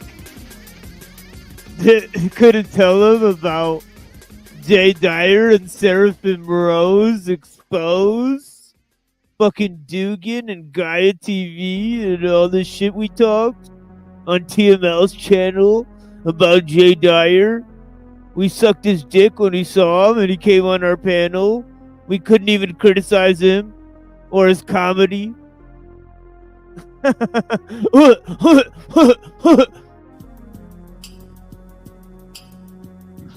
Smith, that's funny. Is this I do remember it. And I was. Oh, Smith, that's funny. It's funny, Smith. And I was so torn in between like going in on this guy and then like trying to, it was so like it was tough for me. It was a tough battle, and I decided to slink out and be like, you know what, it doesn't even matter. You're not funny. I'm not gonna fight you over it. Yeah. But you bent the knee. That's different. I did not not. gonna You lie. you fucking bent the knee and you know it. Don't fucking play around. Don't fucking. That stream the other night was so fucking They're blaming each other now. They're backpedaling and blaming each other.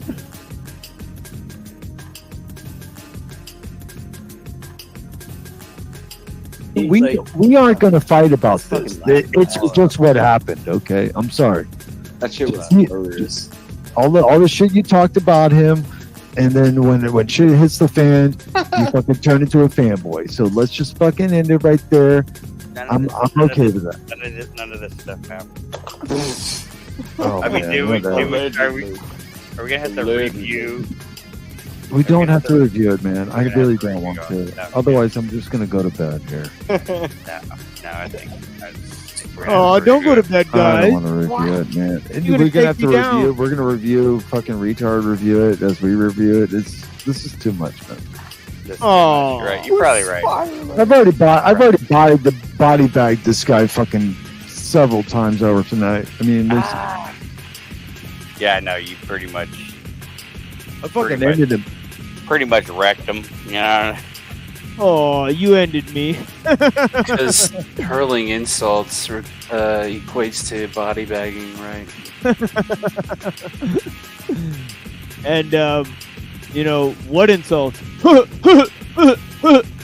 Those ones. Is that right? Those and just like basically just defamation of character. Yeah. It was, you know what was bad? It was like he kept lying about how many fucking like people were watching him. It was clear that there wasn't people watching him at all. Oh, nobody watches me. Guess I should have Jay Dyer on and.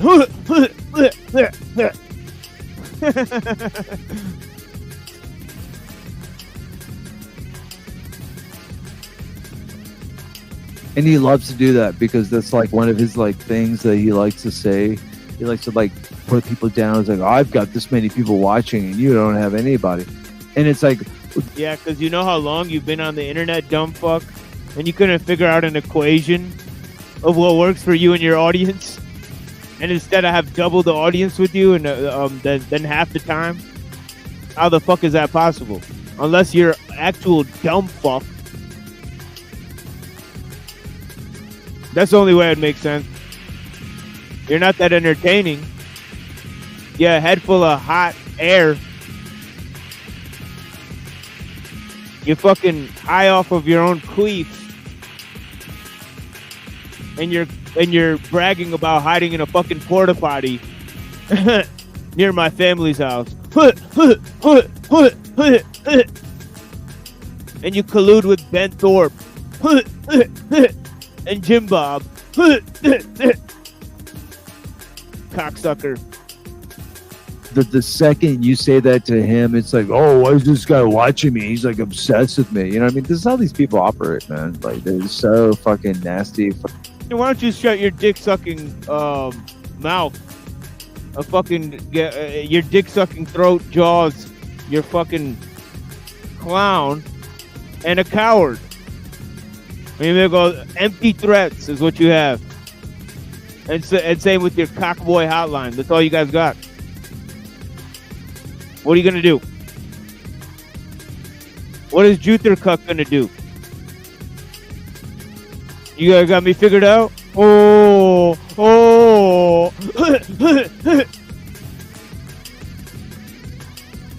Hilarious. Fucking goat fucker fucking losers, you know what I'm saying? Like, oh, man, they can't even make up an original joke. He just stole Cecil's line, the goat fucker thing. That's what you look like, a goat fucker. Yeah,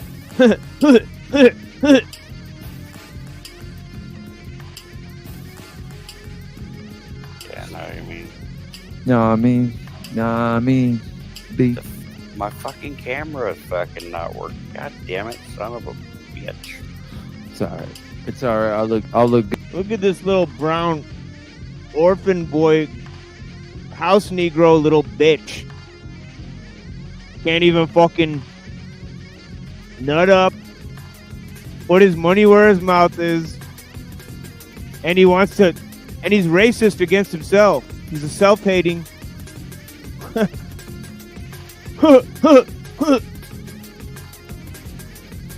goat fucker. Good for all. I'll look good for all three of y'all. You know what I'm saying? I switched screens and now I'm You don't want me totally to turn on the camera right now. I can't.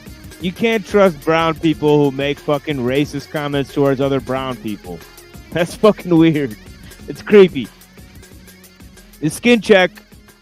I'll cam up. It's just none of us Everyone will go Yo, blind. so Snafu Snaps is gonna come after my channel now because I told him to fuck off. Yeah, you're fucked. Yeah, I'm screwed, man.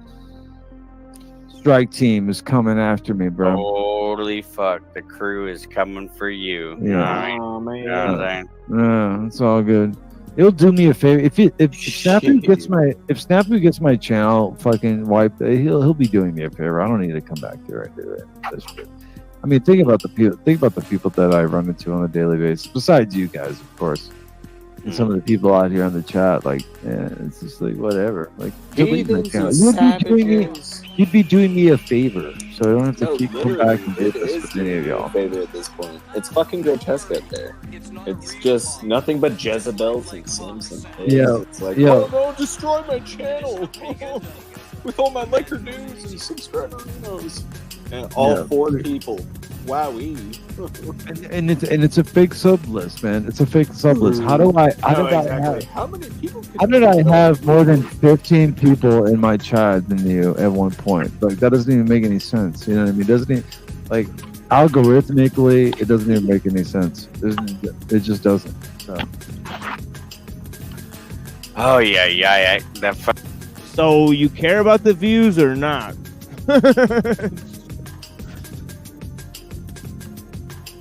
Fucking that fucking mop was fucking tearing me up. You know what I'm saying?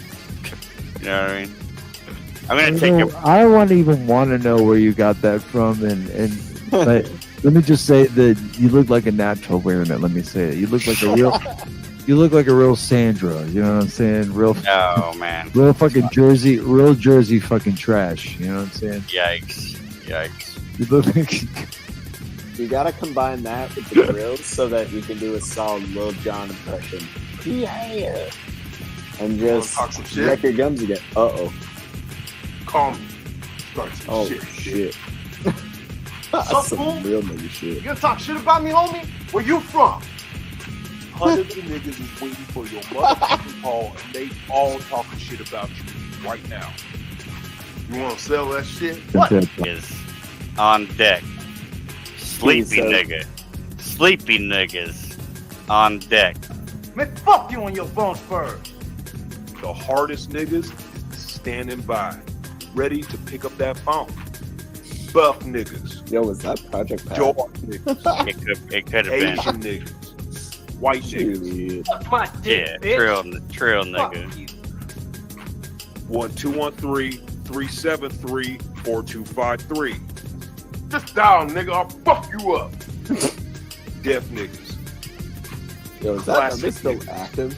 Can someone call that actually right now? Mystery niggas. Psycho niggas. Dog niggas. Jewish niggas. Got some motherfucking nerds calling me out Shabbat. Oh, my little bullshit ass nigga. Better calm that shit down and come around here and show me some fucking respect before me and my Jewish niggas come up here and beat your ass, nigga. Off top. And that's it. And of course, we got our own version here.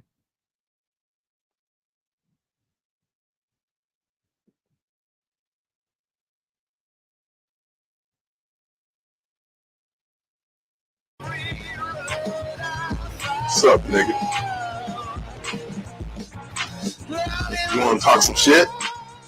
On the spot. Hundreds of niggas is waiting for your motherfucking call, and they all talking shit about you right now. In a world of pure imagination.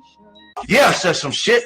What? The hardest niggas is standing by, ready to pick up that phone. Asian niggas. White niggas. Suck my dick, bitch. Fuck you. Classic niggas. Racist niggas. Mystery niggas.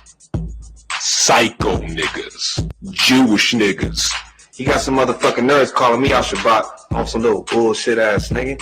Better calm that shit down and come around here and show me some fucking respect before me and my Jewish niggas come up here and beat your ass, nigga. Off top.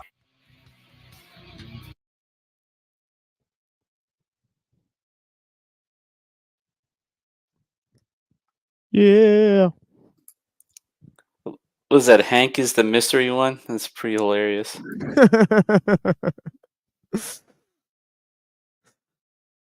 Yeah, it's a very funny thing.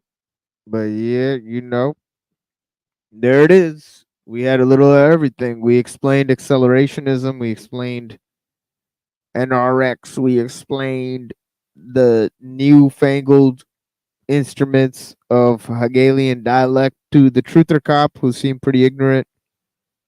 We did some other things too. And then we last of all looked at some videos of some interesting folks talking about our show as we do. We like to look at and record what has been said in a very interesting fashion.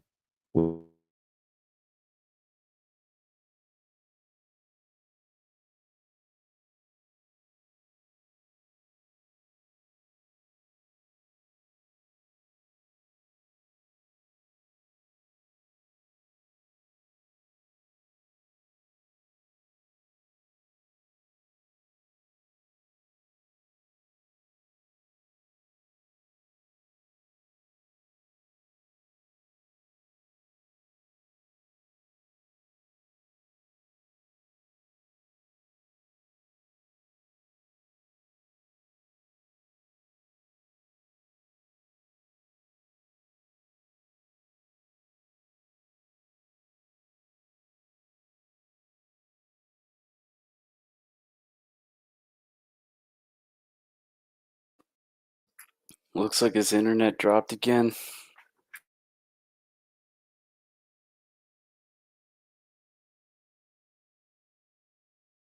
That's unfortunate. Shout out to people in the chat, I guess. Gary, Land of Dragons, Jessica Jane.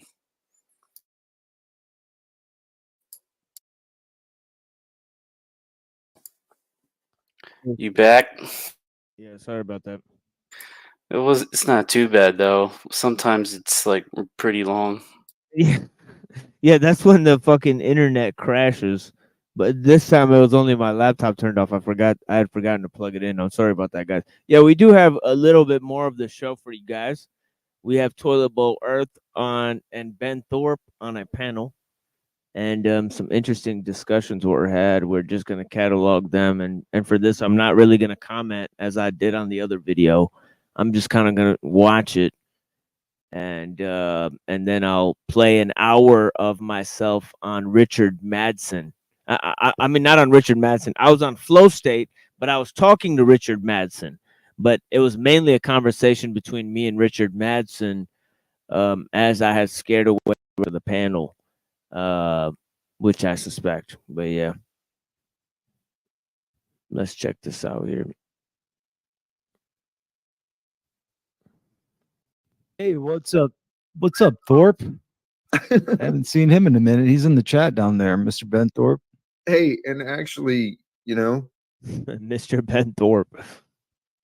The topic, what I wanted to discuss and get into was finding a clear conscience, aligning ourselves with Christ, with God.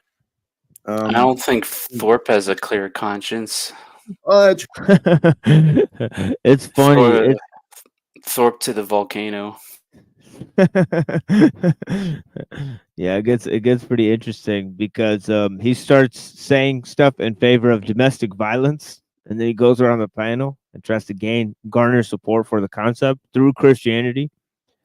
So it's funny that they're having this debate. He's got like slimy vibes or something. I never liked him.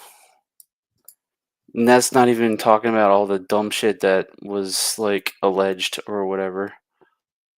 It's interesting the connection between EBT and the Thorpes, and them being the first mods for the Thorpes, and even Cockboy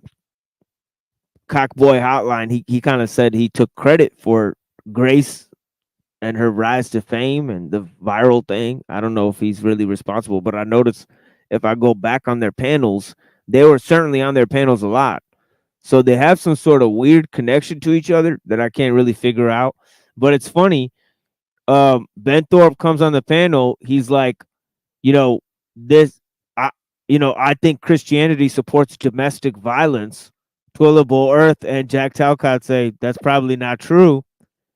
You're probably just trying to justify your own life actions. Well, in this video, Yeah, and then later in the video, Toilet Bowl Earth starts defending Ben Thorpe, so he forgets like that it happens. So it's really strange. like cringe all around. Yeah, yeah. So it's like in the same video, we'll see him switch sides, but so and the guy is promoting domestic violence. So this is such an interesting exchange. It's like on the same show, in the same like thing they switch up. It's just crazy. It's like they're doing this routine there, and it's hilarious. But yeah. That's right. You've had adventures, man. I haven't been paying close attention, but congratulations on the freedom. You're welcome to join. So Ben Thorpe is in jail apparently for domestic violence, which I don't. If I hear the story correctly, he kicked a chair, so I don't think that he really deserved that. But yeah, I don't know what the pretext is for that, but I don't understand, what happened. But yeah, he went to jail for domestic violence. That's a story, I guess. Join, Ben, as you're willing and able. Hey, real quick, Jack, I wanted to chime in on what you said earlier. Totally agree with you, bro. Self-mastery is possible, and we absolutely have it is very possible to have control over our own flesh via the spirit. And I totally agree with that, sir. Thank you. Yes. This is what I've been learning to overcome the where to start. To overcome the beast of who we are, we've got to overcome the five senses. That was shown symbolically through the 5 wounds of Jesus. And overcoming the 5 senses allows us to unite with the spirit and the essence of who we really are. And who we really are? Well, we're made in the image of God. We are here. We are here to follow the way of Jesus, I believe, and help lead each other, because he was the one, but together we're closer to the one that he was. And I believe we're supposed to unite here at this time of history. Absolutely. And, another interesting thing to add, one thing Christ said that I never really understood until some years later. But, unless your eye becomes single, right, your whole body's full of light. And I was like, what does that mean? I started to realize that it's that inner eye. It's that inner man. It's that inner opening that allows for that flow of full-on divinity within us, bro. And I think so many times, Jack, we're out here as people trying to challenge things in the physical when we need to take it into the spiritual. Amen? Yeah, dude. That's what it is.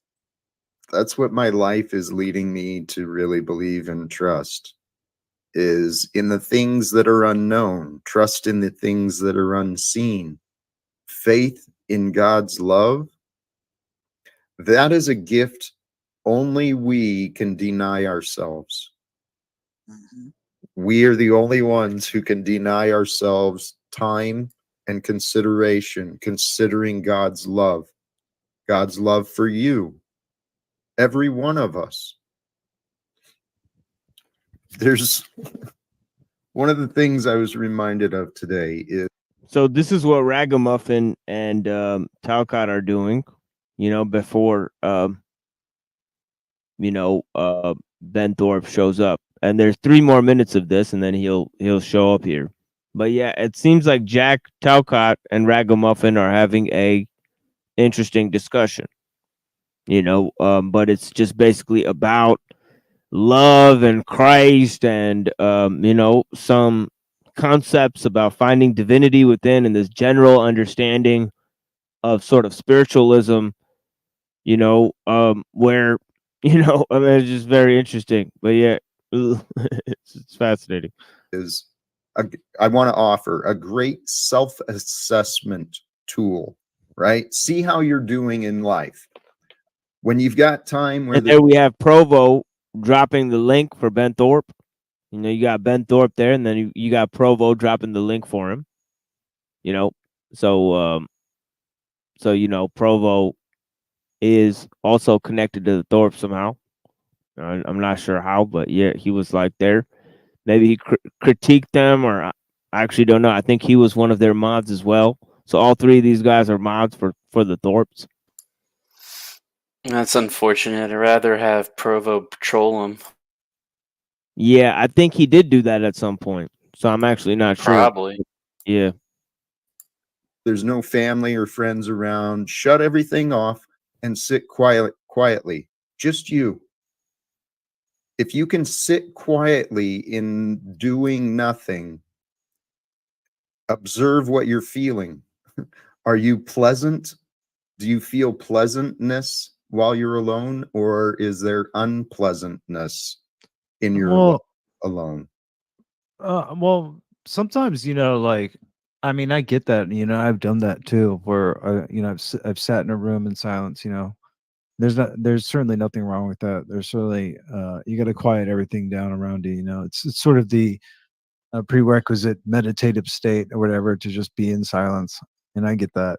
But sometimes our emotions or our feelings can take us places where, I don't know, it's not really, that's the point, something that you can trust. Sometimes your feelings are untrustworthy, Well, that's the point I wanted to get to, is when we can notice those feelings within us are an unrest, it's up to us. That feeling of unrest, whether it's depression or anxiety, anger, whatever that unpleasantness is within us, it's up to us to resolve it. No one else can resolve the conflict within us except God, by God's grace, and our own knowing, seeking. But I mean, let's just say, there's like a thought experiment here. Like some people, like let's say people with addiction issues, their feelings tell them that this is the best way to go, that this is all that they're worth, Sometimes feelings are very unreliable. You're right. Well, I disagree. The feelings are true. Our interpretations are unreliable. Mm-hmm. And there's a difference between being moved by fear and hate and anger, which is what used to drive me through my addiction, my periods of depression and suicidal thoughts. It was anger and fear and resentment that drove me. It literally drove me nuts. And through my self-destructive choices, God allowed me to take myself through hell right in front of my son. I mean, shameful, but true.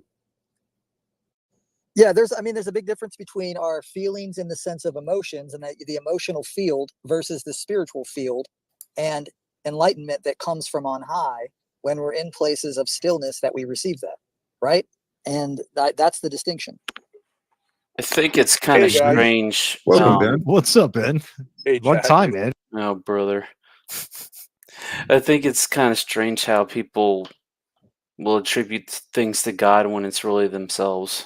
God allowed me to do this. God allowed me to do that. I think it's a bunch of horseshit. This guy is the king of that. He will say that a lot. Well, I expect that from Talcott. I mean, it is what it is. No, I meant the Thorpe guy. He says that. Well, yeah, that too. Yeah, he says God allowed me, like that's literally a preface to a lot of his statements that he makes. It's a cop out for a lot of people. Yeah, I was in jail for a little It's while. sort of like a humble brag in terms of like false humility. It's like a false, right? I like your avatar. Is that a young Ben Thorpe I'm looking at right there? I don't think so. It's just shaved. Oh, Looks okay. good. Yeah, Yeah, that's are you catfishing? That's a younger picture of you. Oh, That's kind of a weird comment. I know it's very weird. Cringe Very. flex. We can just make up terms all the time. I don't know. Go ahead, man. Sorry. It was in my photo, so I don't think it's that old. But Jack, I've been thinking about your motto: "Live without fear," because I've been living with a lot of fear. When you go to prison, it's intended to make you. I learned this from the other prisoners. It's intended to make you like terrified and dehumanize you, so you never want to go back. It was brutal. I can imagine. God allows us to do that to each other, though, and I think jail and these prisons are actually just what you're talking about. These institutions that are designed to inflict fear and terror of disobedience. It's we live in a satanic world, and it's this We live world in a we live satanic influenced world. We don't live in a Oh, satanic beautiful. world. Thank you. You're right. All things. I mean, God moves through all things, and that includes the darkness. And you're right. This has been a very And there it is. That's you. I mean, Reddington. It's not that this man could have possibly done anything that prompts him going to jail. It's the problem with the jails. It's the problem that the world is actually run by Satan. You know what I'm saying, right? So let's excuse this man's character, right? That was like hair splitting on TBE's part. I mean, what's the difference, really? Practically, there is no difference. That's just saying God allows Satan to influence the world. Well, we'll tell God to stop doing that then. influenced world into the ideas of selfishness and revenge, punishment, war, division. Yeah. I mean, I believe in jails as like a last resort for society. And there's a certain way you guys were talking about meditation, especially in the jail I was in. It's called intake, where they deprive you of everything because they want you to like sign a deal. You're forced to be with yourself, which is scary if your cellmate is crazy, which all of mine were. But they kind of, if you can gain your own space, it's like they locked us up 20 hours a day. And it was freezing, so you're under the blankets, and it does force you. I was pleasantly surprised to find that I was actually quite peaceful the whole time. I had an initial desire to smoke cigarettes. A couple days later, that was gone. I really wanted to have a cup of coffee. A couple of days later, that was gone. And I didn't find that I was filled with anger. You know what I mean? You'd expect all the slights that have been done to you to bubble up. I was a little bit angry because I went to jail for 12 days for taking a walk with my daughter, who begged me to take a walk with her, which tells you something about our society. Yeah, but I was not that's the a only little one in wild. jail Yeah. for those types of things.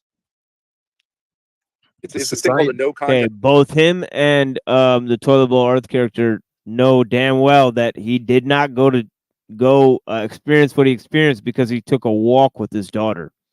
That isn't the pretext of what happened. But anyways, I heard it was something different, but yeah. Order. It's absolutely crazy. I mean, go ahead, Jack. Go ahead, Ben.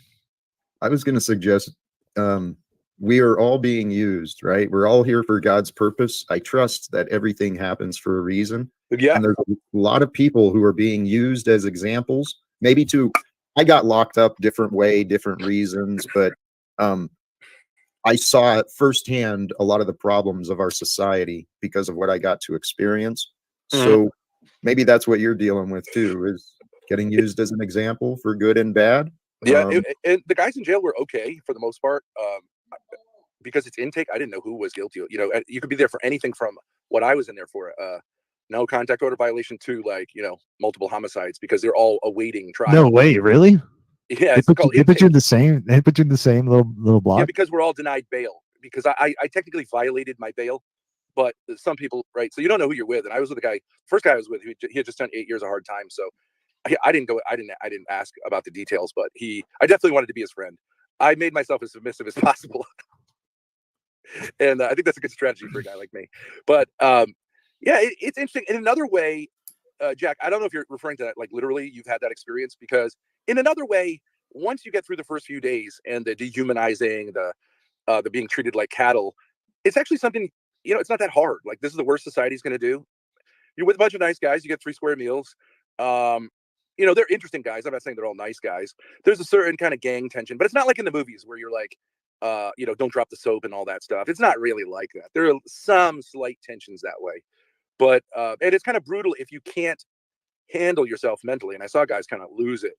But the real thing that was interesting is I think the majority of the guys who were in there for these domestic violence things in which nobody called the police, or like the other person who was the victim didn't call the police.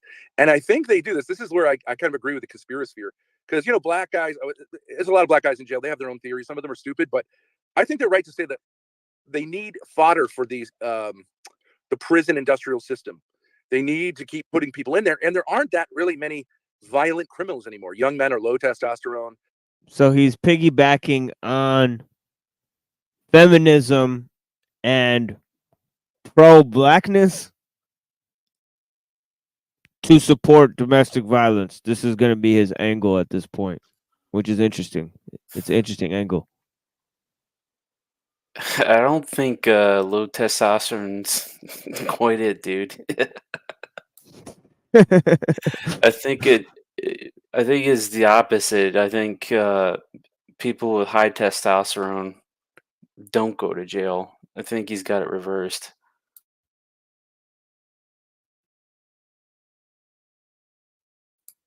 You know, they do petty stuff, but once they got the drug Right. offenses Yeah. reduced, Right. they need bodies to fill these cells. So they've taken up this thing of domestic violence, which is I have no idea how you can justify. It seems unsustainable. It seems unsustainable to fill people with prisons when people don't want to be in there. You know what I Do mean? y'all When people know finally, y'all know about Kill the Messenger and like the story of Gary Webb? If any of y'all don't know about that, I highly encourage you to research this. But Gary Webb was a journalist. It's funny that like these post-truther guys or whatever, like Truther Cop and Toilet Bowl Earth, that they don't know about basic shit like Gary Webb and Alan Dulles and shit like that. That's fucking sad. You know, how do you not know basic conspiracies and you're somehow a post-truther? That always strikes me as a little bit amazing. Right?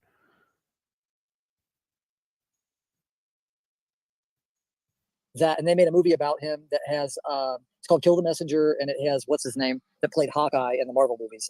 Gary This Renner, guy's gonna explain to him Gary Webb, who was exposing the CIA drug trafficking, and then he got shot, and then they found him dead, committed suicide, and I think he was the guy who they found shot himself in the head twice. It's like, right.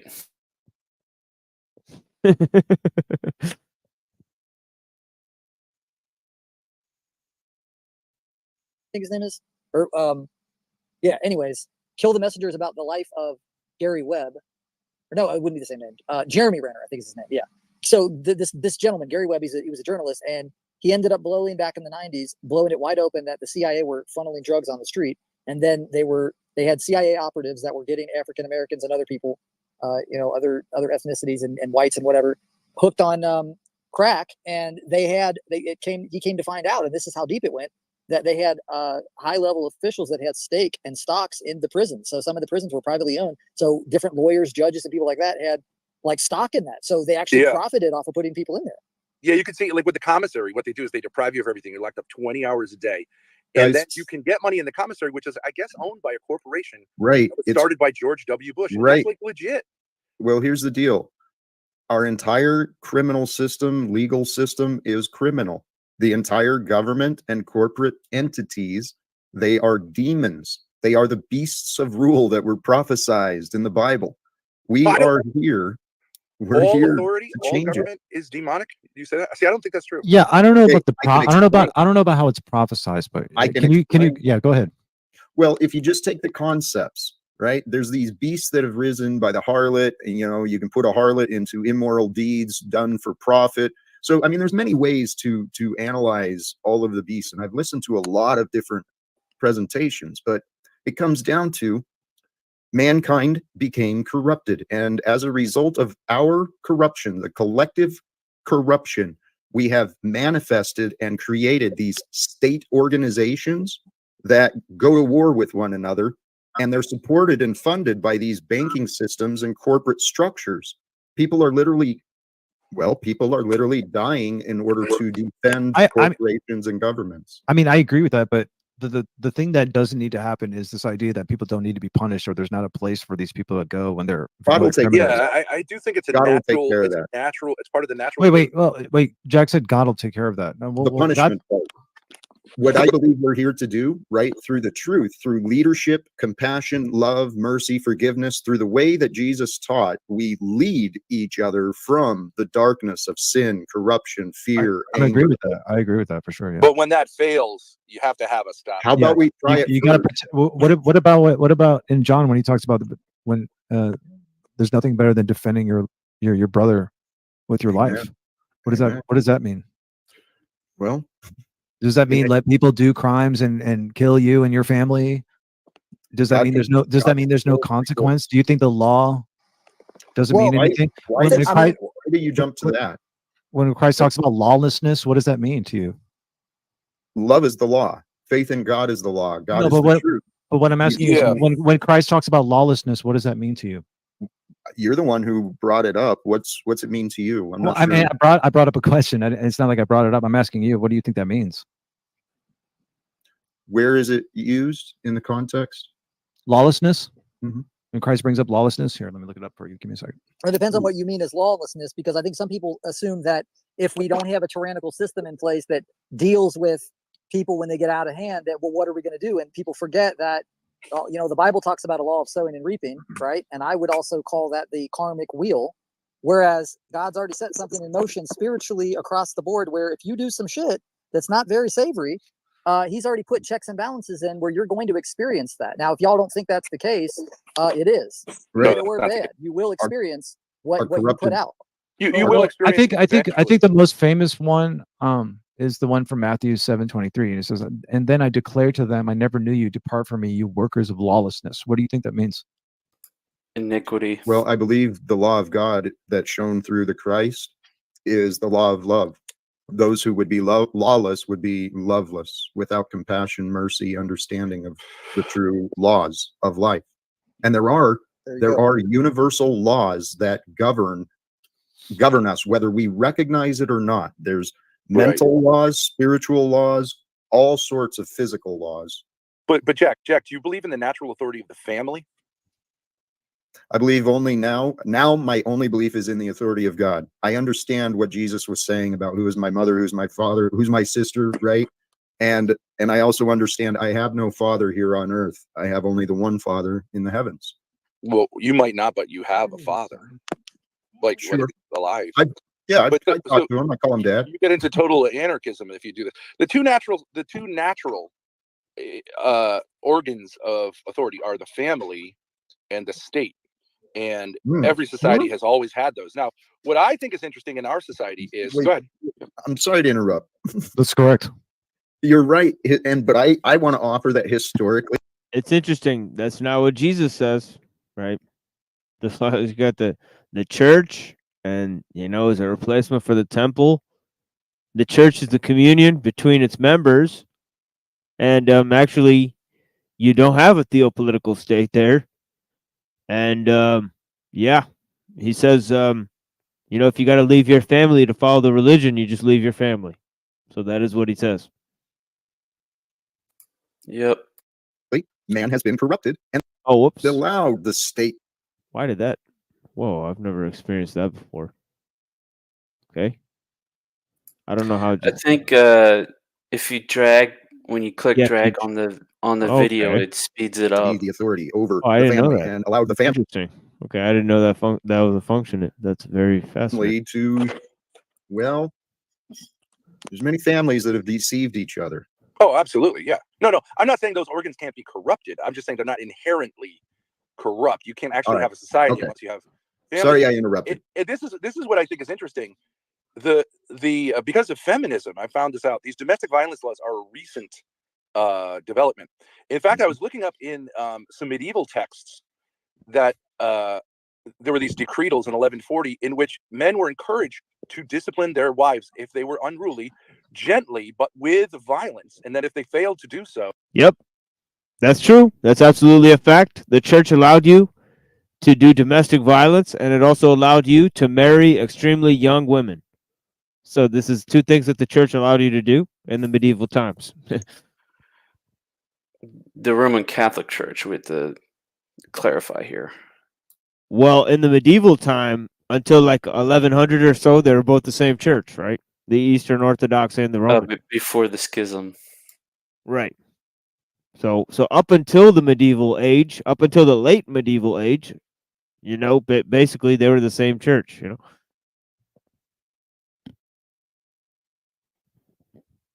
And not only that, they attained most of the same laws up until, you know, the 15th century, you know. So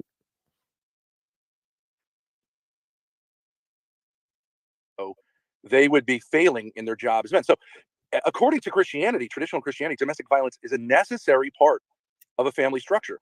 And while it can be misused, that's a sickness. I don't know it's about that, absolutely but necessary. that's a little We bit of a have now stretch. criminalized what used to be seen as absolutely necessary, and thus there is no family authority possible. I don't know. It's I don't only know. government authority. That's definitely. Not, I'm going to go ahead and I'm going to push back on that. That's absolutely not true. That's not what Scripture tells us about how we treat our wives and how our wives are to look to us. Yes, we are the authority of the household.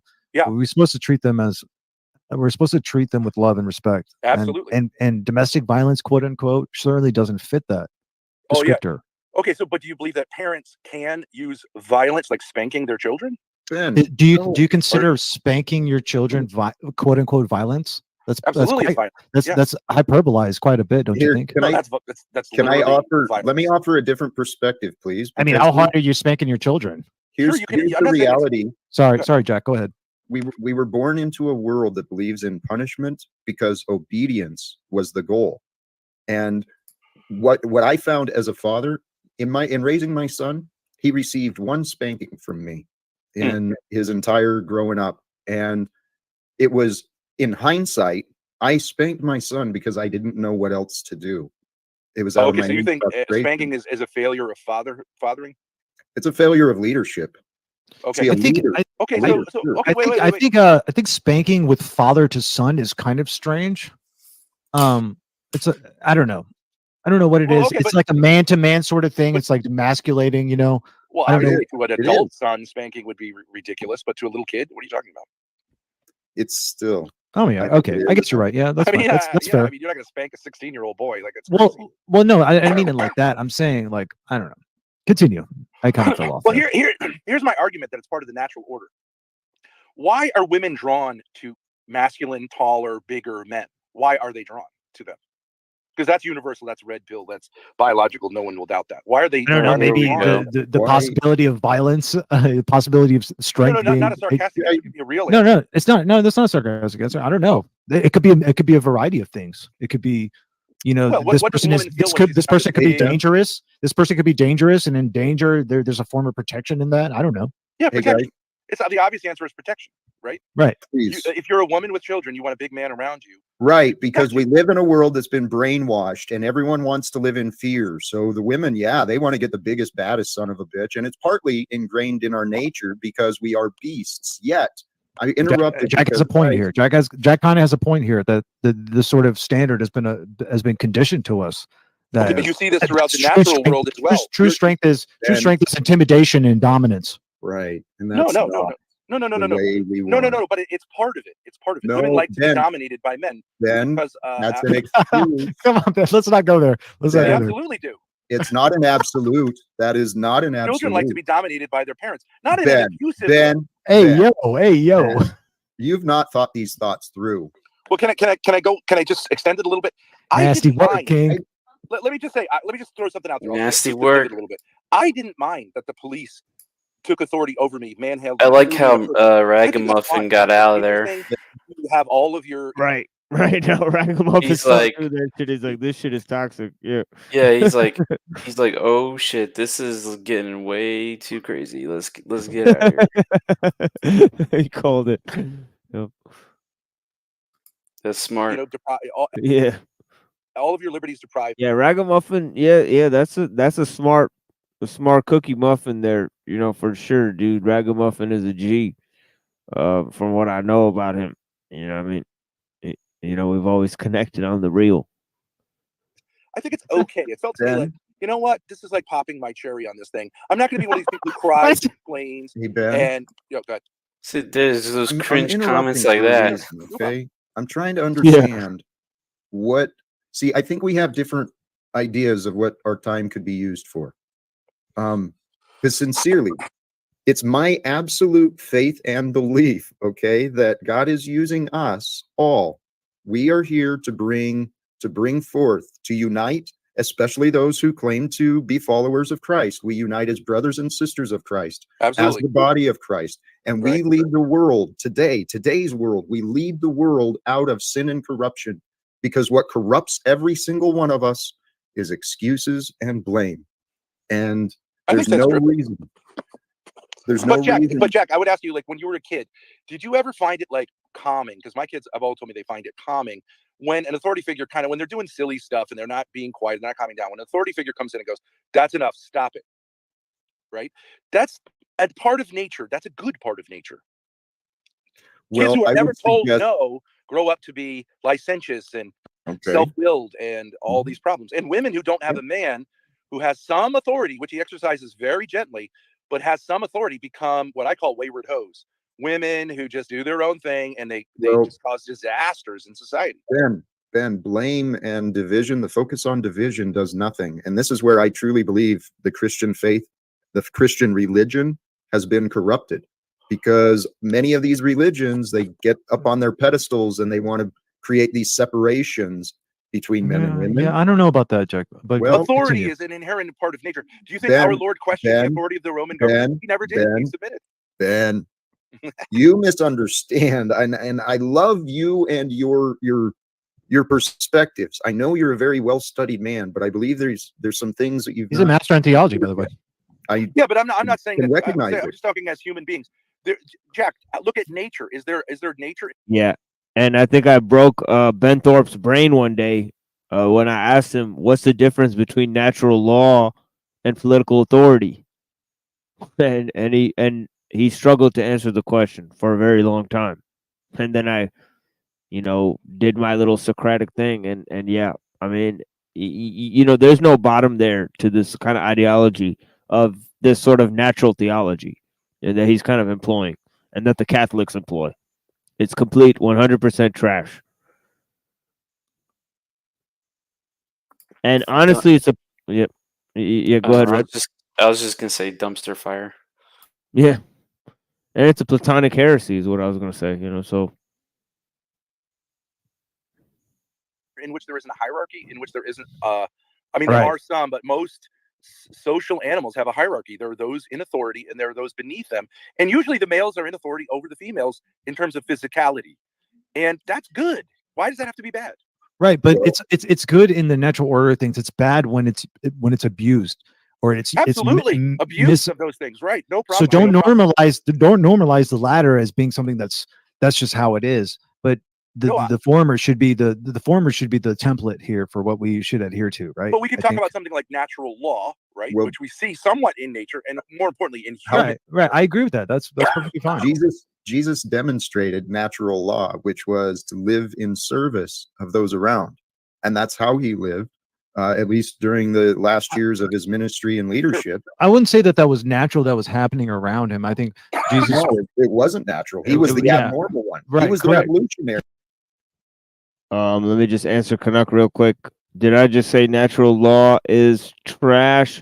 Well, I was referring to natural theology, which is kind of like natural law, but it's kind of like a bridge between natural law and theology of the church. And the main proponent of this was Aquinas. So Aquinas and the natural theology game. Yeah, I think it's trash.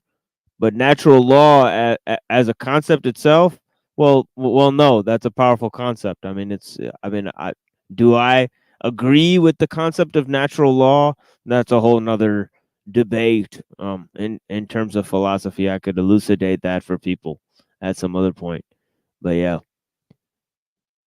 Thank you for that question, Kanako. He's the correction of all abnormal things, of all abnormal behaviors and things. Jesus Christ was the answer to all of it. And yes, there Jack, you go. Go ahead. Jack, our Lord was presented as someone who wanted to overthrow the Roman Empire. He had no such desire. And the apostles That was also what said, the Jewish "Submit to scribes was proper saying authority." who he was. I'm sorry, Ben. Go ahead. I'm sorry. Go ahead. Our Lord was Christianity has always been obedient to the authorities when they're behaving themselves properly. Secular authority has always been recognized as Right. good, Well, inherently good, then, though it can be perverted. And So, who, I mean, but I think we have listen, to this respect it's interesting. Who was Jesus the most? What Scripture tells us, who Jesus was most upset with was people making mockery of his church, of the temple.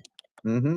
That's when he was the most upset. People making People money not and doing this all stuff in the temple. Which Here, which let me yeah, go let ahead, me- Jack. Which is the religious let me jump in authority. here. Let Religious me jump in here Right. with this authority thing, right? Because Jesus, he came, fulfilled his purpose perfectly. He was a gift for mankind from God, through God, for the godliness that is here. And our purpose is similar but different. He wasn't here to overthrow the Roman Empire. Right. I want to bring reform to the Roman Empire and recognize and help these people who are playing these positions, people thinking they are in authority, acting in roles of Congress, and they're not doing their job. They're not leading like Christ. No, I agree. But are So you let's saying that help they them. shouldn't have? Canuck, I see you back here, but it says device not connected. It might be headphones or something like that. I've heard that it's sometimes a headphone malfunction or something. But yeah, it says devices not connected, but you're here.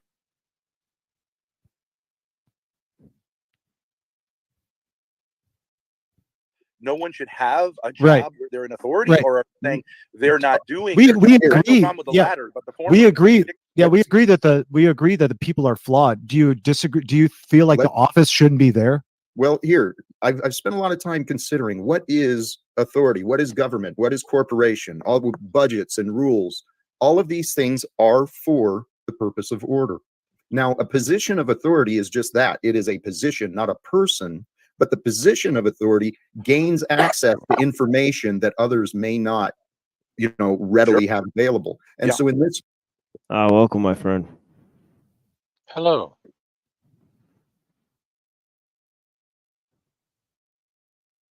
world where we've allowed secrets to be enabled by profitable lies, we're paying for wars at the same time as we're denying education to each other's children because they don't have the money to pay.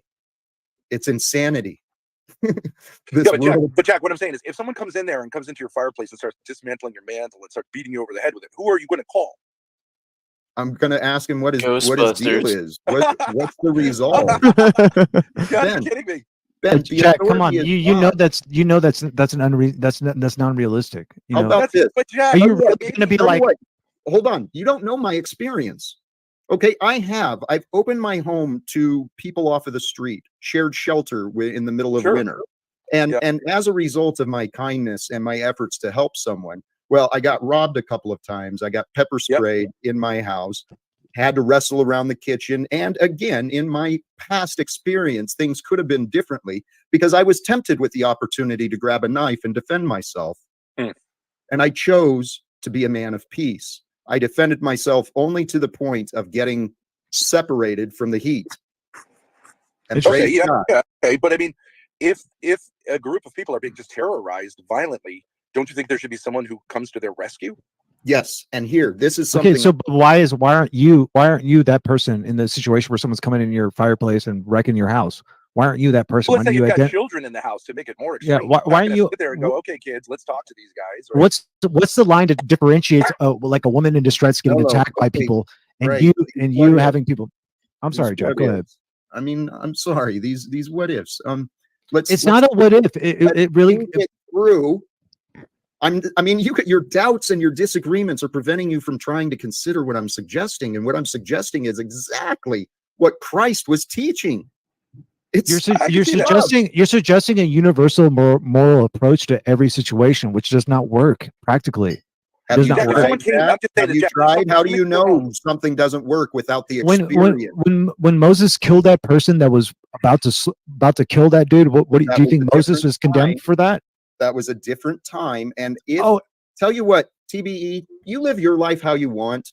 I'm going to continue what I'm doing, and please, what I'm here online. I'm not trying to tell you to inviting do anything people to different. I'm just talking to you, Jack. That's all. Well, I'm sorry. I understand, and for the life We're of just me, having a little bit of a difference. I am Jack's I know, frustration. because I mean, if one of those guys, the I'm just saying, world, if one of those guys threw you out of your house, changed the locks on your doors, and said, "I'm the owner now here. hey Ben, get out of you're here." focused, Ben. What You're are you going focused. to do? Hey Ben, you're focused on your thoughts, not on me, not what I'm saying. And I'd appreciate. Let's come into the present moment. Okay.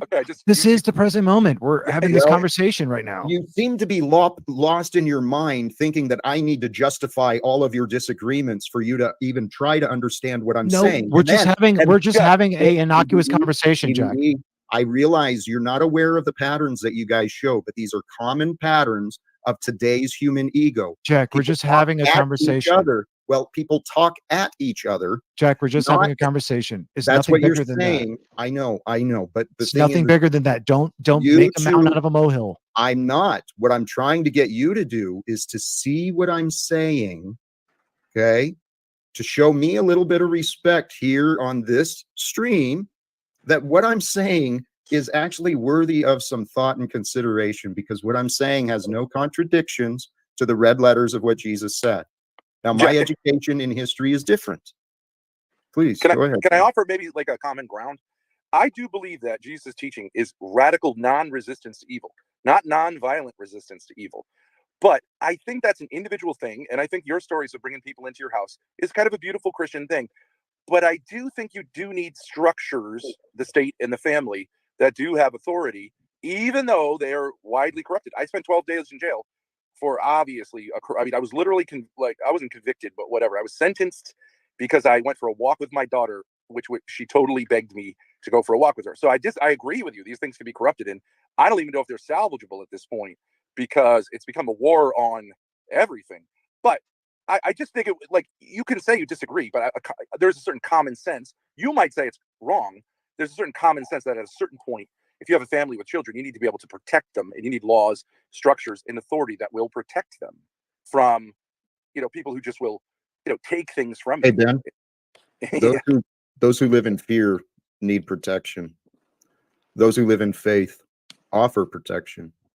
So I don't agree with what you're saying, that we need the state. Currently, yes. I actually, while I disagree with the way the codes and policies are enforced, I actually have a lot of respect and sympathy for many of the first responders alive today, because we live in a world filled with combat veterans, and our police and our our first responders, the medical, the emergency services, they get so many calls, and they see some of the worst this world has offered. Sure. So now, yeah, we do still need to look out. Do you think an old woman who's a widow, whose husband has died, who lives by herself, needs to have someone to protect her if she's threatened? Do children need adults to protect them, including using violence? Well, Ben, here's what I know. Based on my observations on myself and studying psychology and spirituality, the world we live in is corrupted, and it literally profits from trauma. Much of the crime and danger that exists, it's because people are spiritually and morally corrupted, which actually, and that's part of the deal, right? I mean, we are a fallen world, and we have fallenness as part of what we do. No, until we help each other heal, and Well, that's the way of the Christ. Well, we are fallen people It's in like an because answer, we felt, non-answer. the world itself, creation itself, fallen with us. So that's why that explains like natural disasters and whatnot. So at least that's how we explain it. So I believe there's. Go ahead. I think these structures won't exist in heaven, if that's what you're talking about. You don't need authorities in heaven, but I think you're trying to say, like, I think we could have heaven on earth right now by just feeling positive about things. Yeah, that's not going to happen though. That's not what Scripture tells us. Hold on, ludicrous utopianism. Guys, you can doubt and disagree with this, but I'm pretty confident God is making this happen. Number one, well, because I know what's within me. I know what I've learned, experienced, and I know what my goals are. And what you just said, I believe we are here to bring heaven to earth. And heaven would not be ruled by state and corporate authority. We wouldn't be slaves selling our time. Now it's obvious that you know, as me and Pill Eater actually discussed, you know, that these guys are actually going in circles because these concepts are two sides of the same coin to demonstrate. You know, you cannot fix the problems in the world because man is naturally sinful and we're in a fallen state. And the fact that we have to build a utopia because man is naturally flawed, he's in a fallen state. Both of these concepts are based on this one and the same idea. You know, that we can't fix ourselves. We need an external guide in order to fix ourselves. And that is basically the concept that you know, we were trying to explain earlier, you know, that utopianism is based on authoritarianism. Right, and I don't know what they're talking about. It's clear from scripture that Jesus is going to come back to set up a theocracy, and it's going to be through the state of Israel. Yeah, and that's called the kingdom of God, as we discussed earlier. That Karl Marx even called it that. He called it the New Jerusalem in his utopian scheme. Where's that Bryson Gray guy at? Is Bryson Gray the guy with the strange chin beard and perfectly coiffed square haircut? Yeah, yeah. Oh, Sounds fuck. like him. Is Jack still doing this? Does he not have a sense that he is being psychologically abused by these people? I often wonder. If he does, he's a glutton for punishment, I guess. I don't wish ill upon the man, but it kind of saddens me somewhat to see him so earnestly hope that people will just kind of hope with him, instead of perhaps using his energies in much more effective isn't quite the word, but I don't know. But perhaps he thinks somehow this is a ministry of his, that he's somehow going to convince these folks, and if he convinces one of them somehow, that will be a great success, like Borat. He seems a little too idealistic. It's maybe I'm too cynical. I don't know. I don't like seeing that man abused. It triggers something in me. Yeah, me either. Yeah, that's why a lot of times I've contributed my time and energy to this broadcast. But yeah, the number of people that Talcott lets back on, you know, in terms of the people that on their own show, you know, they've made content about Jack Talcott nonstop. So he, you know, tries to maintain a very forgiving spirit in terms of the way he manages his panel. You know, even more so than I do. You know, I've removed many more people than he have, in terms of having people not even be able to come back and having people not even be able to chat because I don't have time for them constantly spamming the chat with insults. You know, and insults in any direction, any and all of the chatters or the panelists. You know, so you know, obviously that sort of thing is degrading. And he could always say that God allowed this to happen, right? Yeah, I Sad trombone, as Brendan says. Sad trombone.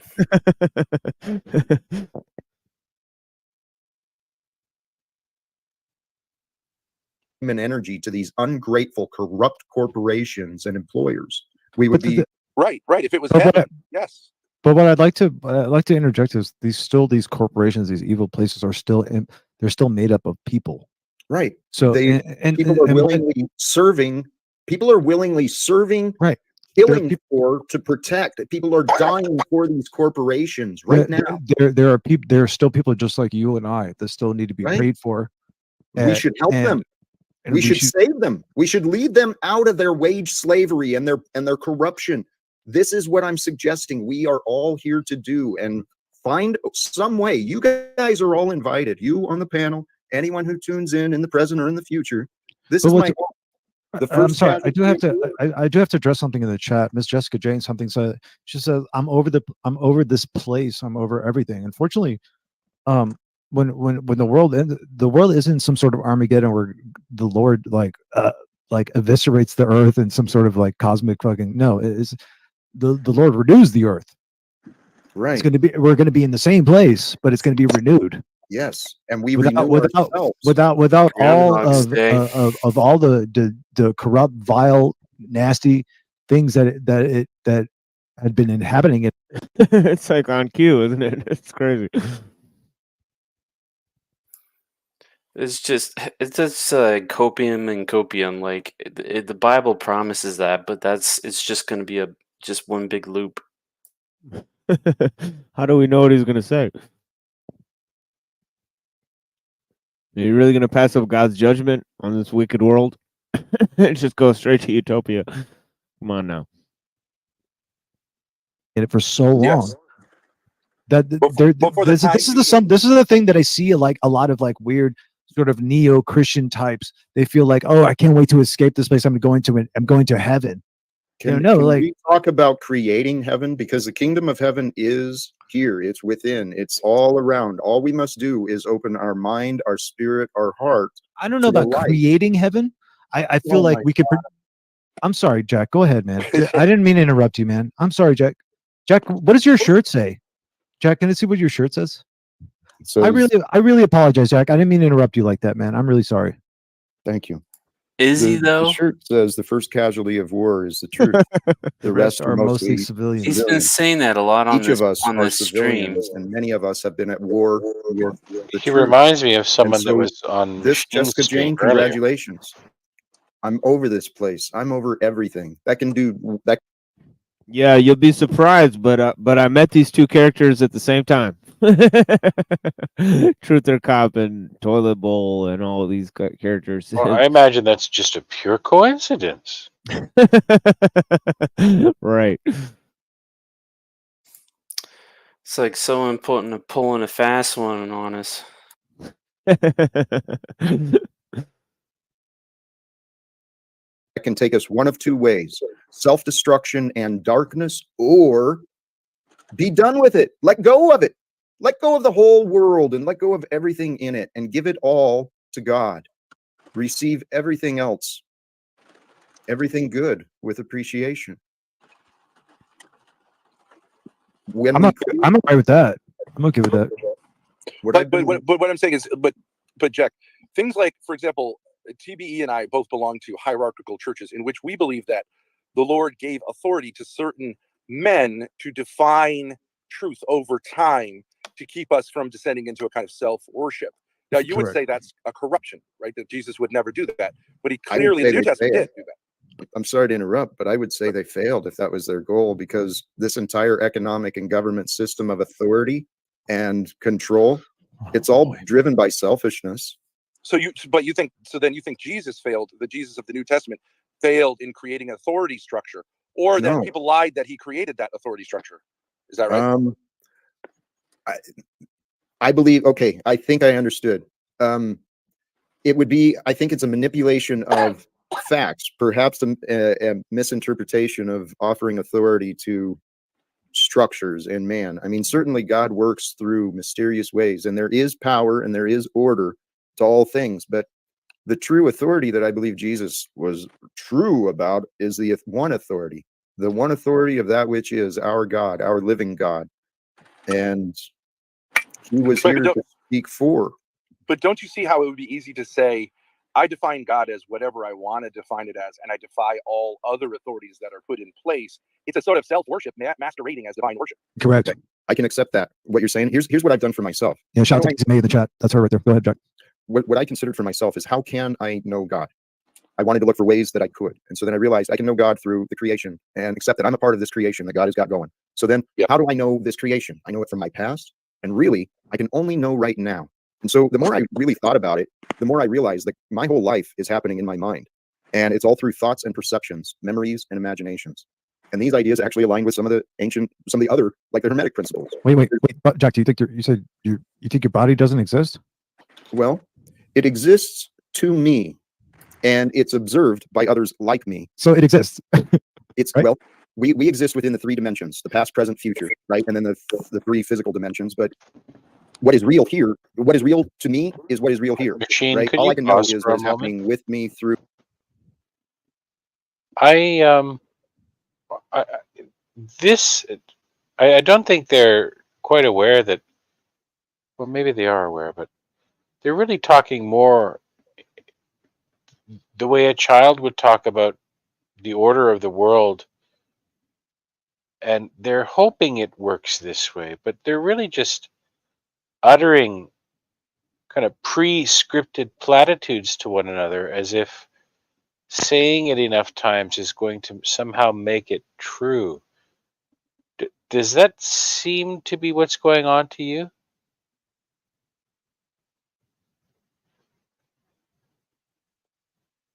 Yeah, there's a little of that.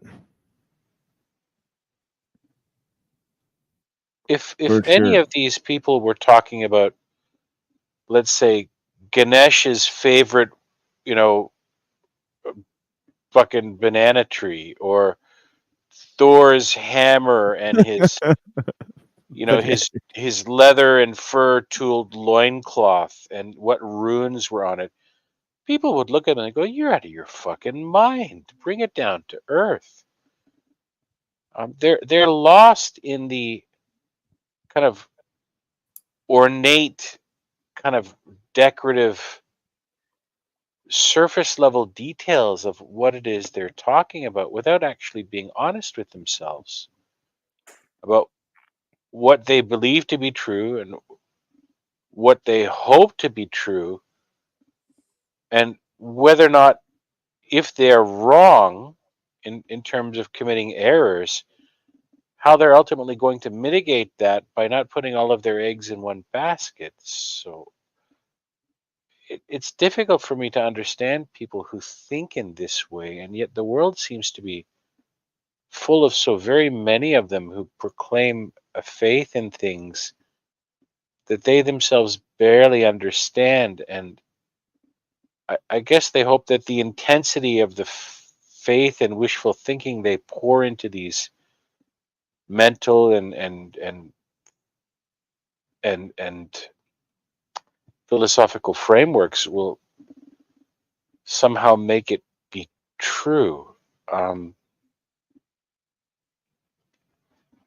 it's very odd to see them know that what they're really just doing is establishing some form of pecking order with each other. Pecking order isn't right. That sounds dismissive. They're establishing positions within a dominance hierarchy within this milieu, within this little talk they're having, by kind of uttering similar sounds and kind of harmonizing the fact that what I'm saying isn't really well thought out. Pass the ball to you. Your turn with the hot potato. You kind of agree but have a minor difference. Pass the ball to you, hot potato. And when there's a little point of tension, they seem to step back, kind of juggle the potato between their the hands before they throw it to the next guy. It's like a young man and a young woman kind of at a dance, kind of both understanding they have animal impulses but a social role to play, and then their own little selfish desires. It's fascinating.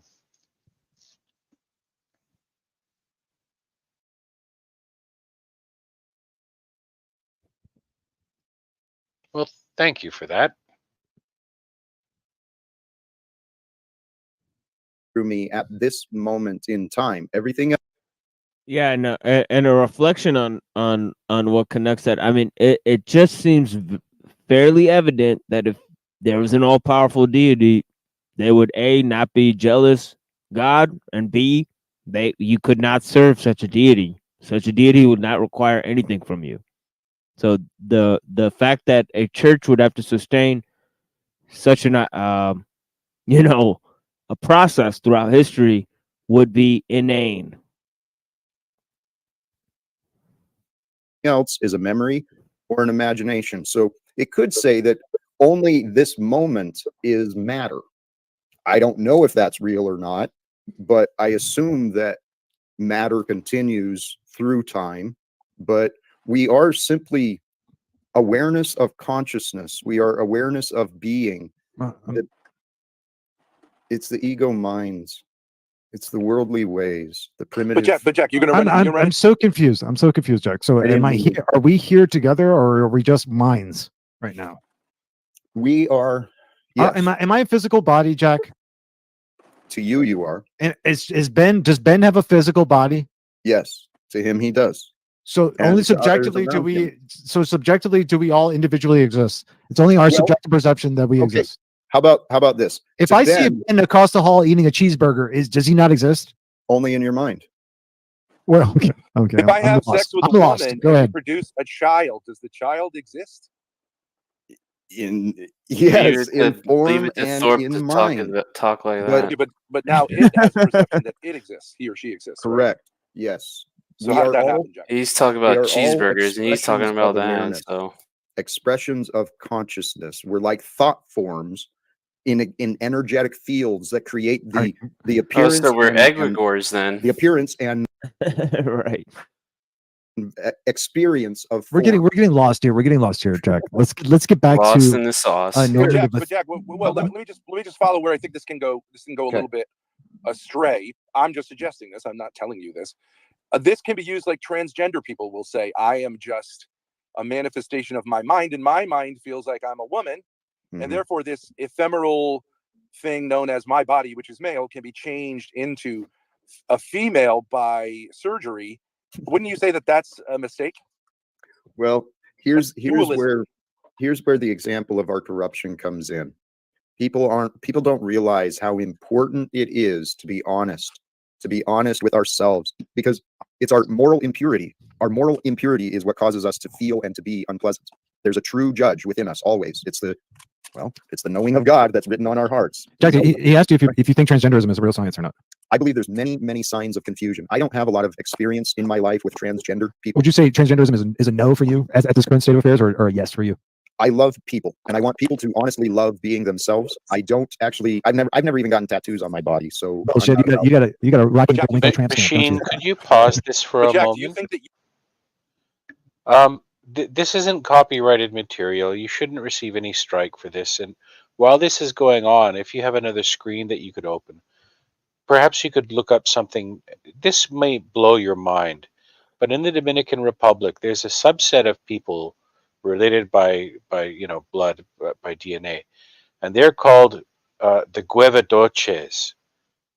And they are some of them, if they have this particular genetic anomaly, they are born outwardly with all the physical appearance of a female, and because to all external measure, the mother sees her baby, father sees his daughter, helps them go potty, and so on, that's a girl. Physically the body is a girl, so they're socialized and raised as girls. And you know that in many Latin cultures there are very strong male and female gender identity roles within most of their family structures and society. And then around age 11, 12, 13, when puberty is want to happen, those folks who do have these traits, the Guevadoches, they actually begin. This is going to sound like I'm making it up, and I'm not.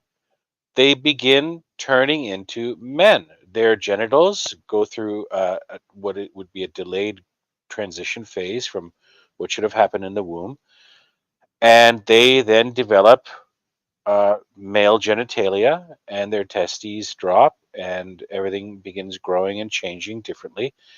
And literally now you have someone who was socialized as female all their lives who now has a male body. Have you ever heard of these folks called the Guevadoches? No, this would be the first time, actually. Yeah. Guevedoces.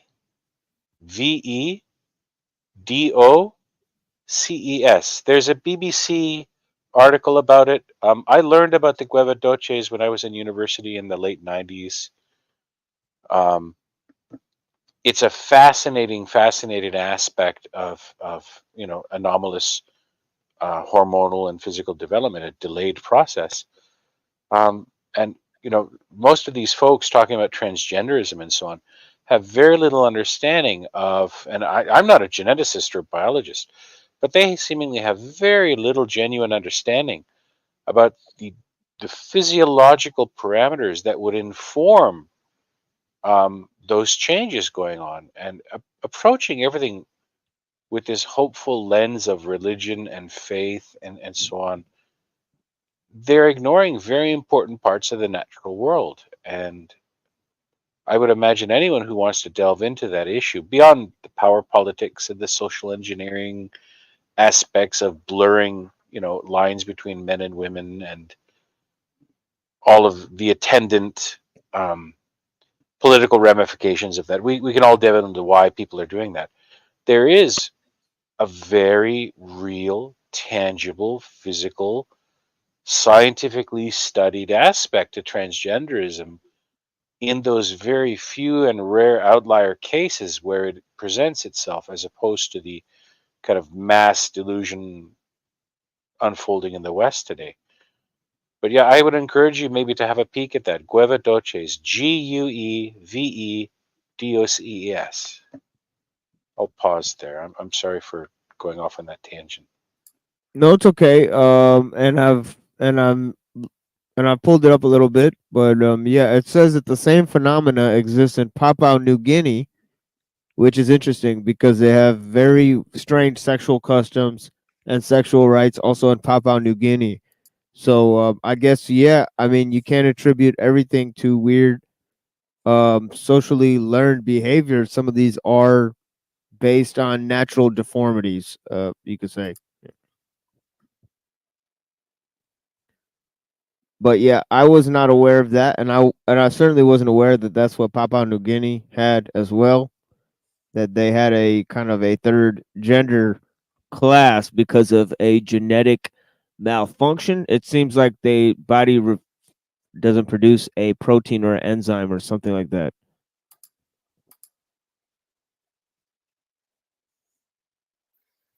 There's also plenty of chromosomal disorders as well. I mean, it's not exactly black and white or binary thinking about this topic.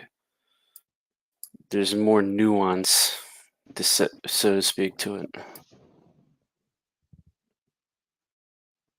Yeah, I hear you. ASP, But I like how Talcott's kind of pretty much answering like a politician right now. Nature gets freaky. Talcott, I suspect, feels that he is. It's like three primates on a branch, and one's getting bullied by the other two, and he wants to make peace so he doesn't fall off the branch. It's raining outside; he's got some cover. He wants the camaraderie and the interaction. Of course, we're all social creatures. I understand the urge, but he's accepting so much passive aggressive abuse from them, and that emboldens their bully natures to continue doing that to him. And I don't mean that to disrespect Jack or these other two. I have very serious doubts about, but again, there's something in me that feels a lot of sympathy and even a little bit of disdain for Jack. And I don't mean to, because when you see someone getting bullied and they continually, they turn one cheek, turn the other cheek, and then the last two they have on their bottom, they turn those two because they want to, be agreeable, be socially accepted, perhaps non-confrontational.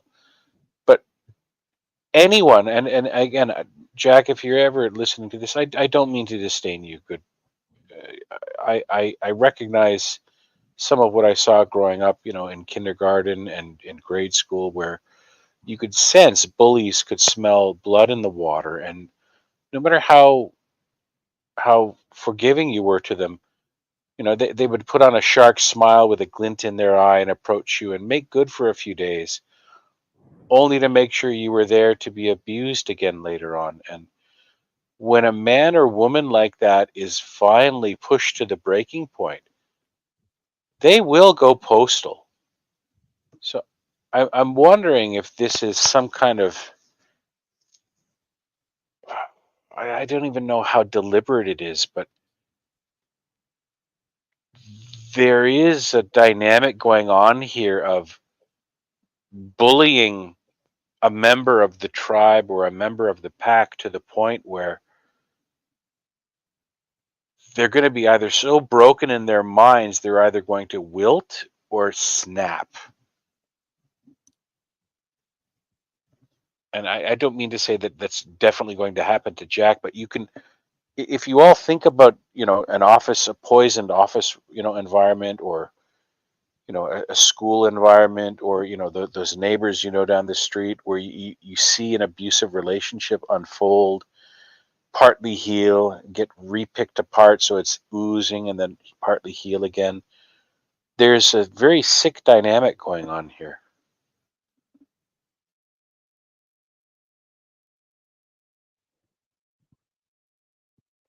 Yeah, and shout out to LE78. Excellent news coverage from her. I've seen her show, and yeah, she's an old friend from the time of Davy Crocco. Rest in peace to the brother, one of the excellent journalists of our time. And yeah, You are male, or is that a perception that you might change your mind on? We call it male. Are you male?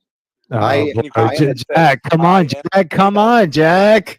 No I am way. a child of God. I am Are you a male? man. Are you I am a male? man. Yes, I guess. I mean, Oh, Does there he that goes. create There he goes. There he distinctions and goes. negativity Come on, because man. you're not a female, right?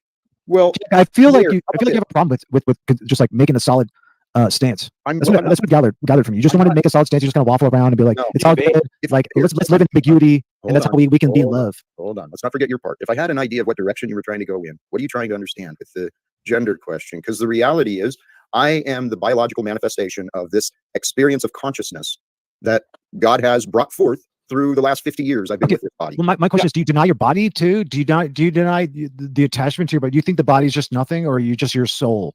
Actually, I'm glad you asked that, because I was evaluating myself earlier. There's been people who make this claim that I'm off balance and I don't know what I'm talking about, but there is a balance between being spirit and form, and there's no denying either. There's actually a beautiful dance and Spirit and truly, form. This sounds like Eckhart I Tolle didn't or know something. being a human could feel so frigging good, but it does. And I want everyone to feel as good as I do. But Jack, they don't have any non-human experience. What do you mean it feels? I didn't realize it would feel good to be a human, as opposed to what? Well, you are a human. Well, I know, but I spent like the first 40 years suffering. I thought being a human sucked ass.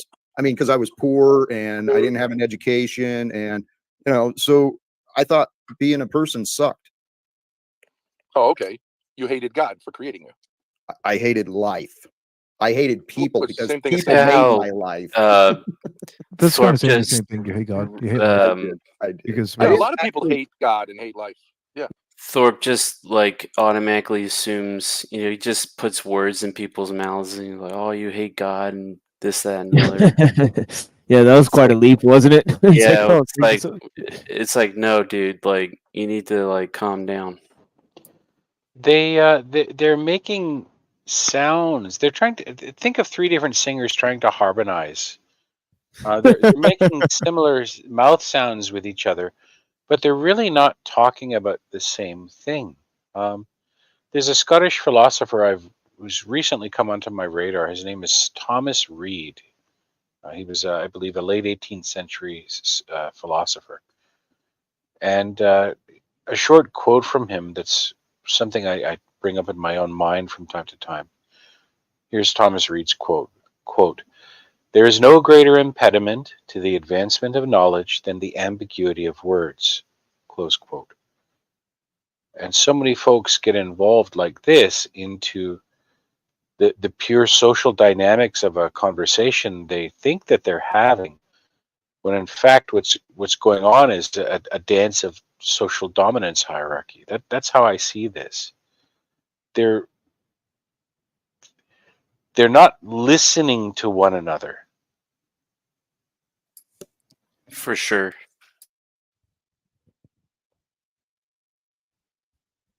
Well, hey Ben, thank you. it entangles back to God. If you take the logical sequence back, I hate hate life, it means I hate God. Period. Right, God's Yes. the ground of being. Yeah. And this is what I didn't realize. It's total I was- tunnel vision. There wasn't religion and church in my upbringing, but there was a great education. And I kind of turned my nose up at the results of many of the churches, so I didn't spend much time there. But the thing is, I spent most of my life without God because I never really thought about God. I never sought to know because I thought you couldn't know God. Oh, there's so much to know. Okay, but That's Jack, the that's let's- that's the let's say atheist you're- that's the atheist that's the atheist poster slogan. You can never know God. That was my excuse. And that's There what are no a lot of these. people who hate God. Yeah, I agree with that, Ben. That's a lot about these like pseudo atheist people. Like, if I could think of a person, Flow State, for example, Jack Talcott. He's one of these faux. He says he believes in God, but really he's like an atheist. He believes in money. Well, wait, can we get back? Let's get back to it. Can we get back, Jack? Let's get Jack, back. if we go from the vague kind of like body and soul stuff, and we say, and I'm not trying to be crass here, but like we all have sexual, like especially men, we have sexual drives. Okay, I'm not trying to be gross, but there would be a question of how do you use those powers? There are some people who believe, especially in modern times, that the release of sexual energy is the highest good, that you should have as many orgasms as possible. There are some people who believe that sexual powers are evil and we should castrate ourselves, or at least sort of spiritually castrate ourselves. And the Christian church has come up with this idea, which came from Jesus: one man or woman, or you can be celibate. Don't you think? Where do you stand on that? And like, how do you know what's what? And also, like what I'm saying with domestic violence, I believe that men are made big to protect and also to discipline those under their authority, and that's part of having a big male body. It doesn't mean you're better than anyone else, but we do have differences, and the strong must protect the weak, obviously, right? Because weaker bodies, you could say, Machine, they're could you spirits. An pause old for a lady moment? who's attacked by a gang who wants to rob her, she That fellow is confusing authority with maybe dominance. And neither Jack or the other fellow commented about that. And he said something that seemed patently foolish to me, where he said, somehow Jesus or the early Christian faith introduced the idea of monogamy to human beings, one man and one. Like, what utter nonsense is he talking about? They just let that slide by. They're literally not listening to one another. That's Thorpe for you. Who's Thorpe? Is that the guy on the bottom? The guy on the bottom, the cringe guy. Okay.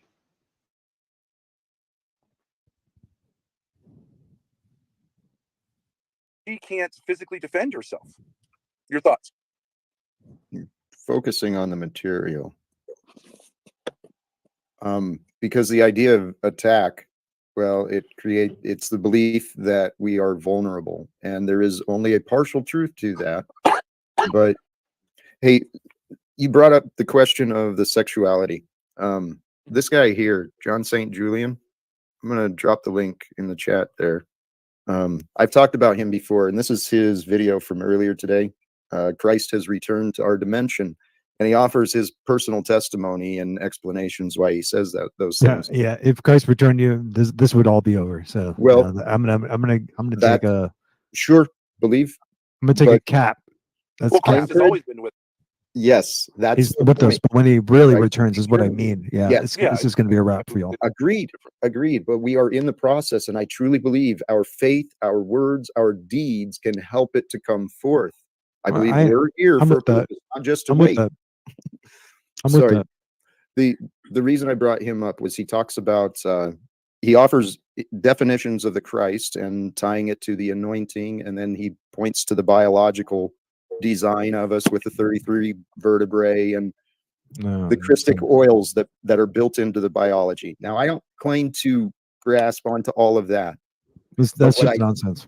Well, what I do know is there is more than enough ancient perspectives and modern science explanation to suggest that semen retention, conservation is a healthy thing for a man to do.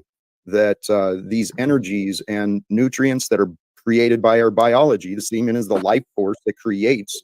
It's powerful. Semen? And yeah.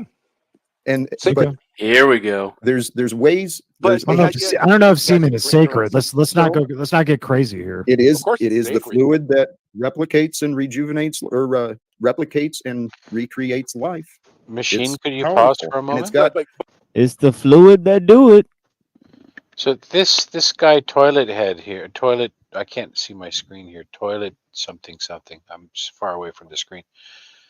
He purports to be a Christian, and yet, I mean, I'm not a faithful Christian. I'm civilizationally perhaps a Christian, but even I know there's talk in the Bible about not spilling your seed on the ground, and so he can't be unaware of that. Maybe he's not remembering it in this moment, but you know, and Jack is talking about the sacred power of semen and so on. Well, it takes two sets of parental DNA to initiate a pregnancy there.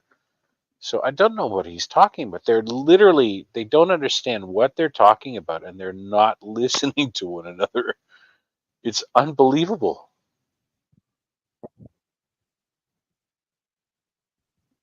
Men don't carry children to term. Women do, and he's talking about somehow the special power of semen. That sounds like envy to me, a form of, you know, hundreds of thousands of years of male envy at the mystery of life that women bring forth, children like that. Somehow it's all us because that shit comes out of me. Look, I'm shooting.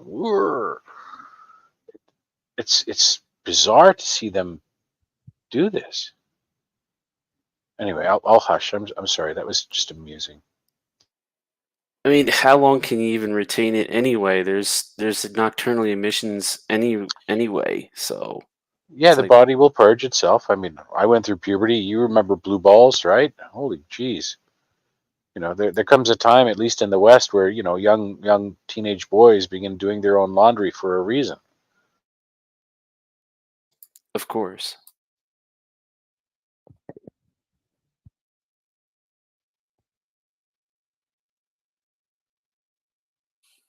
Go ahead. It can get a little silly because I've known guys who like tried to make semen like part of a meal plan, and because they think it's sort of magical. And this is also Right. what like That's what I'm saying. That's what I'm saying, taking Ben. the energy Yeah. from someone else. It's ridiculous. I'm not saying you're saying that this can lead in this direction. Well, there's some of the Eastern philosophies, and I've been trying to focus in meditation. I spend a lot of time within myself to see what can I feel, what is sensing, and there's ideas of being able to intentionally regenerate that life force fluid back through your body and turn it into spiritual energy for creativity, for extra strength. This would be the idea of celibacy, right? That you can have a spiritual sort of, but it's not this like tantric yoga thing of like, some people drink their own urine because they want to recycle more, and so it can get ridiculous. Shout out to Brian O'Shea. Shout out to Brian O'Shea. Good. And there may be something to it, but mostly it's ridiculous, right? I mean, if you get Wait a minute, It's just pseudo quack science that's sold on the internet. If you spread enough fucking links on the internet, how do you turn something that's physical into spiritual? That's what I want to know. I would guess, if I approach this from the point of view of a modern kind of scientifically minded, or at least rational minded person, being celibate just means I'm focusing on myself. I'm not chasing after poontang. Therefore I can make much more positive changes in my life, so long as you don't remain trapped in that paradigm. A man with a plan, he's focusing, right? He's not chasing, risking much on risky women out and about.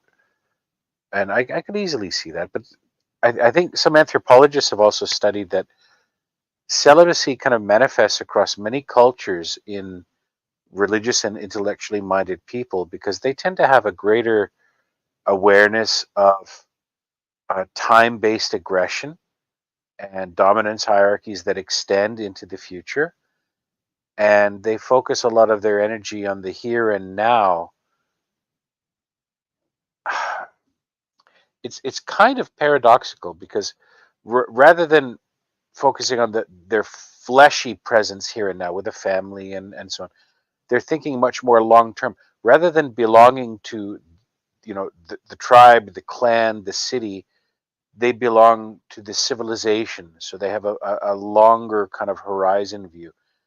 It's odd. I'm not an anthropologist. I haven't cracked open a textbook on that for a long time, but there is a kind of a curious feature across many different social groups where the the priest class or the philosophers, the geniuses, they don't reproduce as often. They're not as sexually active. They don't leave their genes behind in that sense, but they impact the culture on a much longer term basis.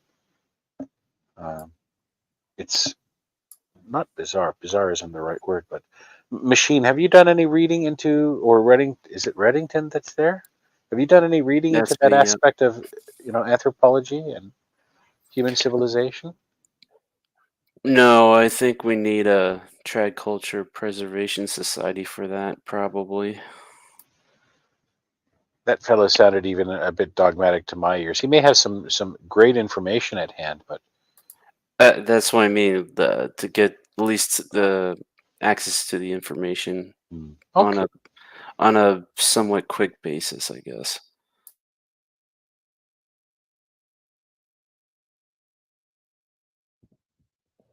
Yes, Trad. He studies the anthropology stuff, and I'm trying to find this picture that I have that kind of goes along with what you said, which is funny. It's this picture right here. You see, people who read philosophy. Then there's philosophers. Love this pic. This is great. you know, it kind of contextualizes the issue. Yeah. There's a fascinating book that may be on your radar machine called The Iceman Inheritance. I don't know if you've ever read it. Oh yeah. I've been meaning to talk to you about this because I did an entire presentation on John Henrik Clarke. Oh, that man is a fraud. Yeah, but he loves to talk about this Michael Bradley book, Iceman Inheritance, and Yeah, Bradley was a brave intellectual. He, like everyone, the stresses of life kind of pushed him off the rails a bit. But he was like he interacted with Clarke and some of the other Afrocentrists that accreted around Clarke.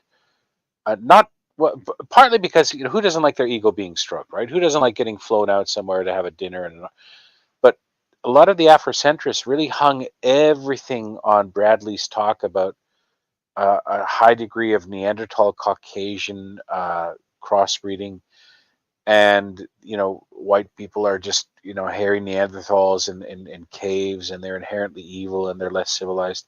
All they really did was an inversion of the racism presented against them by Europeans and some of the others. But Bradley's work in itself is fascinating. He is a neglected academic.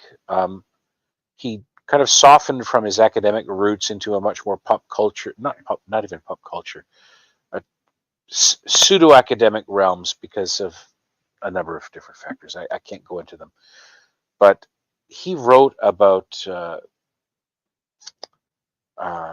navigation, archaeoastronomy, the Holy Grail, what the Grail could have been in terms of a bloodline, like the Bejan book from the 70s, Holy Blood, Holy Grail. He talks about the Cathars and the Albigensians and the early origins of Hermeticism in dynastic Egypt. The man was fascinatingly well read on subjects that seemed very that seemed unrelated, but were actually deeply related at a much more kind of esoteric level. Without really spinning off into true woo-woo. He tried to ground everything in a scientific approach through the lenses of archaeology, sociology, anthropology, and psychology. And his book, The Iceman Inheritance, as I said, is absolutely fascinating. I can't recommend it enough. Grab a PDF if you can. Buy the book if you can. It's available as a reprint on Amazon through someone who's got the licensing. But as I said, the Afrocentrists really hung a lot onto Bradley. And he himself, I believe, has some an ethnic lineage that may have Ashkenazi or Sephardic Jewish origins. I don't believe he lived his life as a religious or even cultural Jew, but he was decried as an anti-Semite by huge segments of the population because he wrote a book called "Chosen People from the Caucasus," and it's hard to find. It's not as academic as I wish it would have been, but he was immediately suppressed in the media because of his ties to John Henrik Clarke and the other Afrocentrists who love themselves some black Hebrew Israelite nonsense and hating folks, Europeans, whites, Jews. It was kind of a poisonous environment that they invited him to speak in. You can see a couple of brief snippets of Bradley with Clark and a few others at a small conference, I believe, in the mid '80s. And Bradley's there in a suit and tie. He's a frumpy-looking man. He's quite calm in his demeanor when he's presented with aggressive questions from the audience, and they're very passive-aggressive with him. I'll stop talking about him now. I can't recommend him enough to anyone who's listening. Michael Bradley, The Iceman Inheritance. Definitely look him up. You had me at Cathars. Yeah. Psychosexual maladaptation because of glacial environmental pressures is kind of how he ties things in with the Neanderthals. And Cathars and the tradition of romantic love in the Languedoc and other areas were kind of expressions, he posits, of much more Eastern or Levantine or Middle Eastern approaches to love and sex and sexual politics, as compared to the Caucasoid Neanderthal psychosexual dynamics of being trapped up in ice caves against the weather and not having. I can't do his theory justice. It does require a lot of reflection. He's a neglected voice, a neglected mind. He had very piercing insights.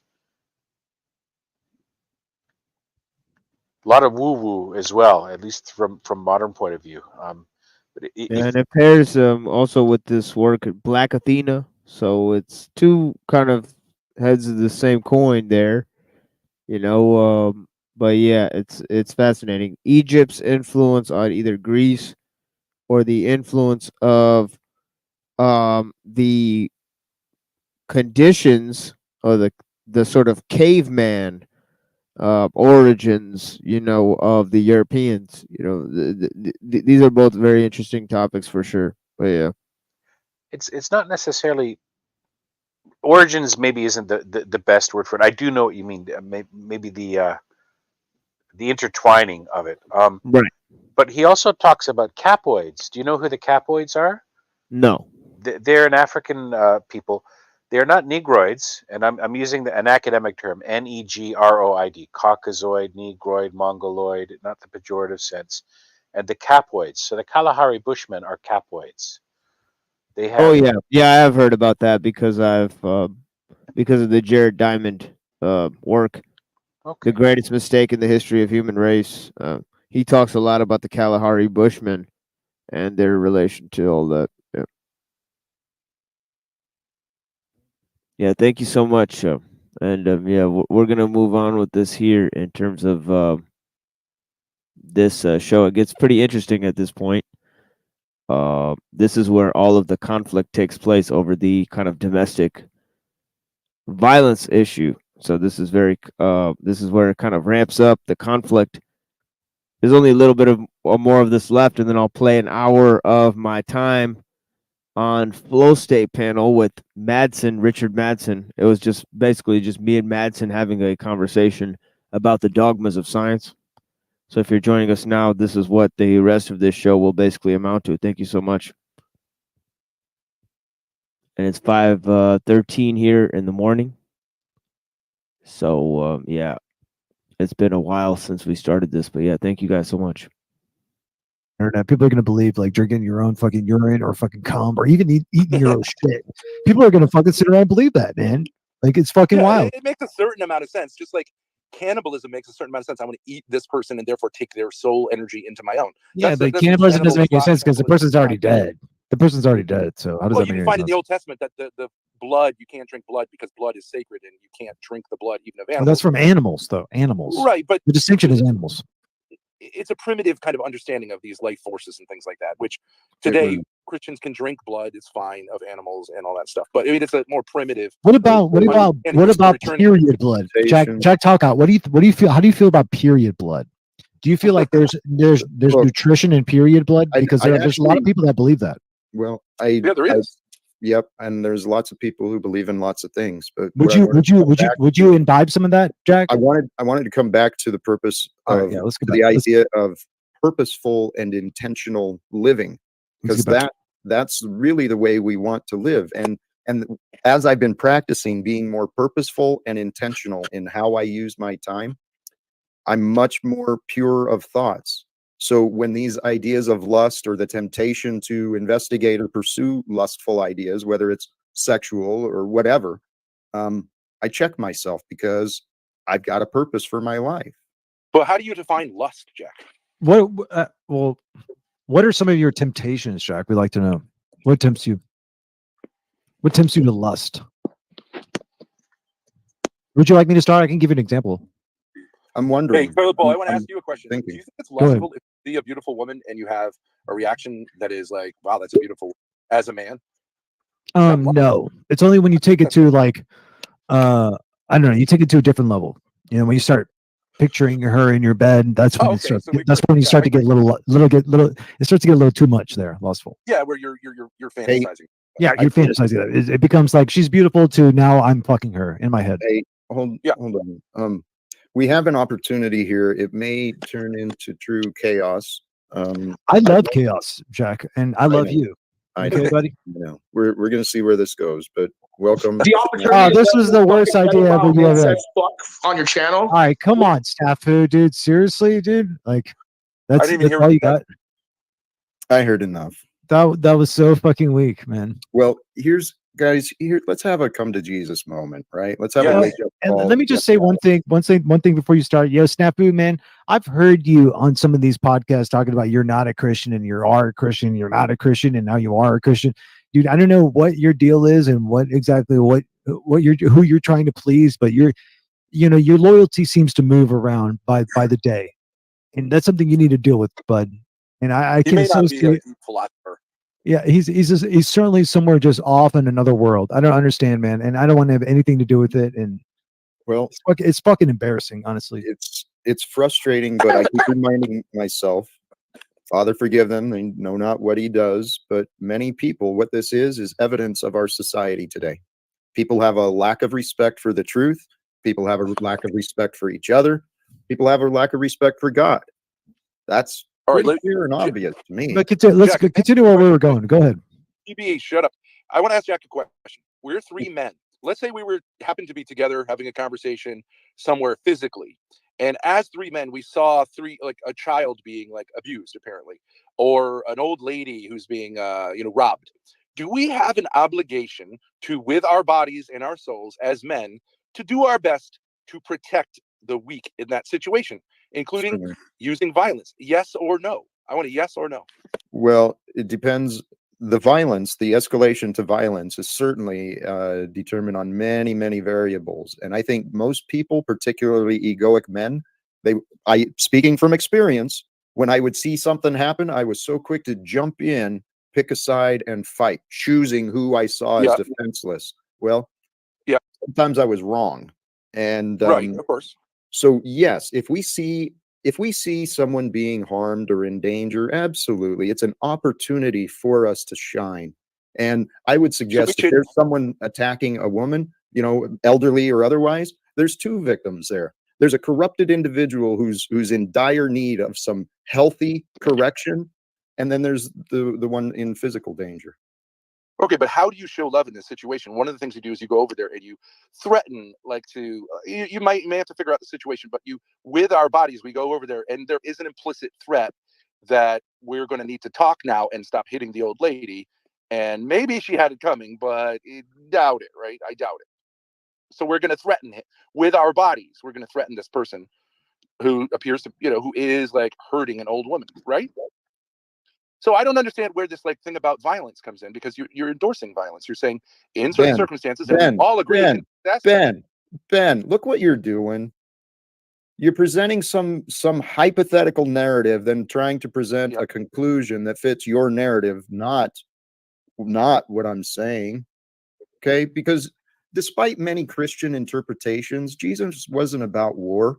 He wasn't about authority. He was offered the kingdom. It's actually not really that wasn't his hypothetical, role though. at that time. He knew what he was supposed to do. Apparently, he did have authority, right? Yes, he chose not to take the current throne at that time because he knew. I mean, the whole point is different type of authority. Yes, spiritual authority, and the spiritual. Go ahead. Yeah, but there was a time when he did exercise violence against those who were profaning the temple. Right? Violence. Let's consider he took a bunch of swords and put them together and overturned the tables and drove them from the temple. Sure, I don't know what that is. Not violent. No substantial physical harm, and yet I hear a lot of Christians say, "Well, Jesus stormed the money changers, so we can pay for wars." No, it's not the same. Jack, I agree that there's no such thing as a Christian war. There are no. I agree with the popes that say like no more war. And in the current state of things, with the military capabilities we have, we cannot engage in war, and we always have to look at what's going on in the Middle East. Right, you've got to find a solution that does not involve tanks and guns and bullets and bombs. Yes, but I do think like what you're saying. I think being a man, and I'm a very tall man, there's a certain and see, I think this is what I would suggest is a mistake. To be an authority and to be able to exercise violence is not a privilege. It's an incredible responsibility, which should be taken not enthusiastically, but seen as a duty. And if God puts you in the position of being a man, having authority, Ben, exercise it very gently. Ben, you're wrong. I mean, okay, very gently. I'm sorry to assume. But it's implicit in being a huge man with children that you have authority over, and also women. Ben, stop thinking of authority. That's a bunch of crap. Sincerely. A leader. I like authority. I know, because bullies like authority. But I don't have any authority. I've been stripped of all my authority. Ben, you present as a man who, yes, you have authority in your mind. And what I suggest is authority has been misunderstood. It's been glorified by egos here on earth. Okay, if what authority is, what a man should be, can be, and should be, is a leader who creates and shares, nurtures, provides a safe place for women and children to thrive as themselves, not under his rule, under his nurturing, caring, protective posture. And protective of abuse between them, right? Which means he's got to exercise that authority within the family as well. That's all I'm saying. I don't think that's that radical. Of course, it should be exercised somewhat gently, but if circumstance necessitate it, of course, you lay down your life for your family. You would absolutely do that. Sure. I spent 12 days in jail because my daughter asked me to go for a walk with her. I'd do it again in a heartbeat.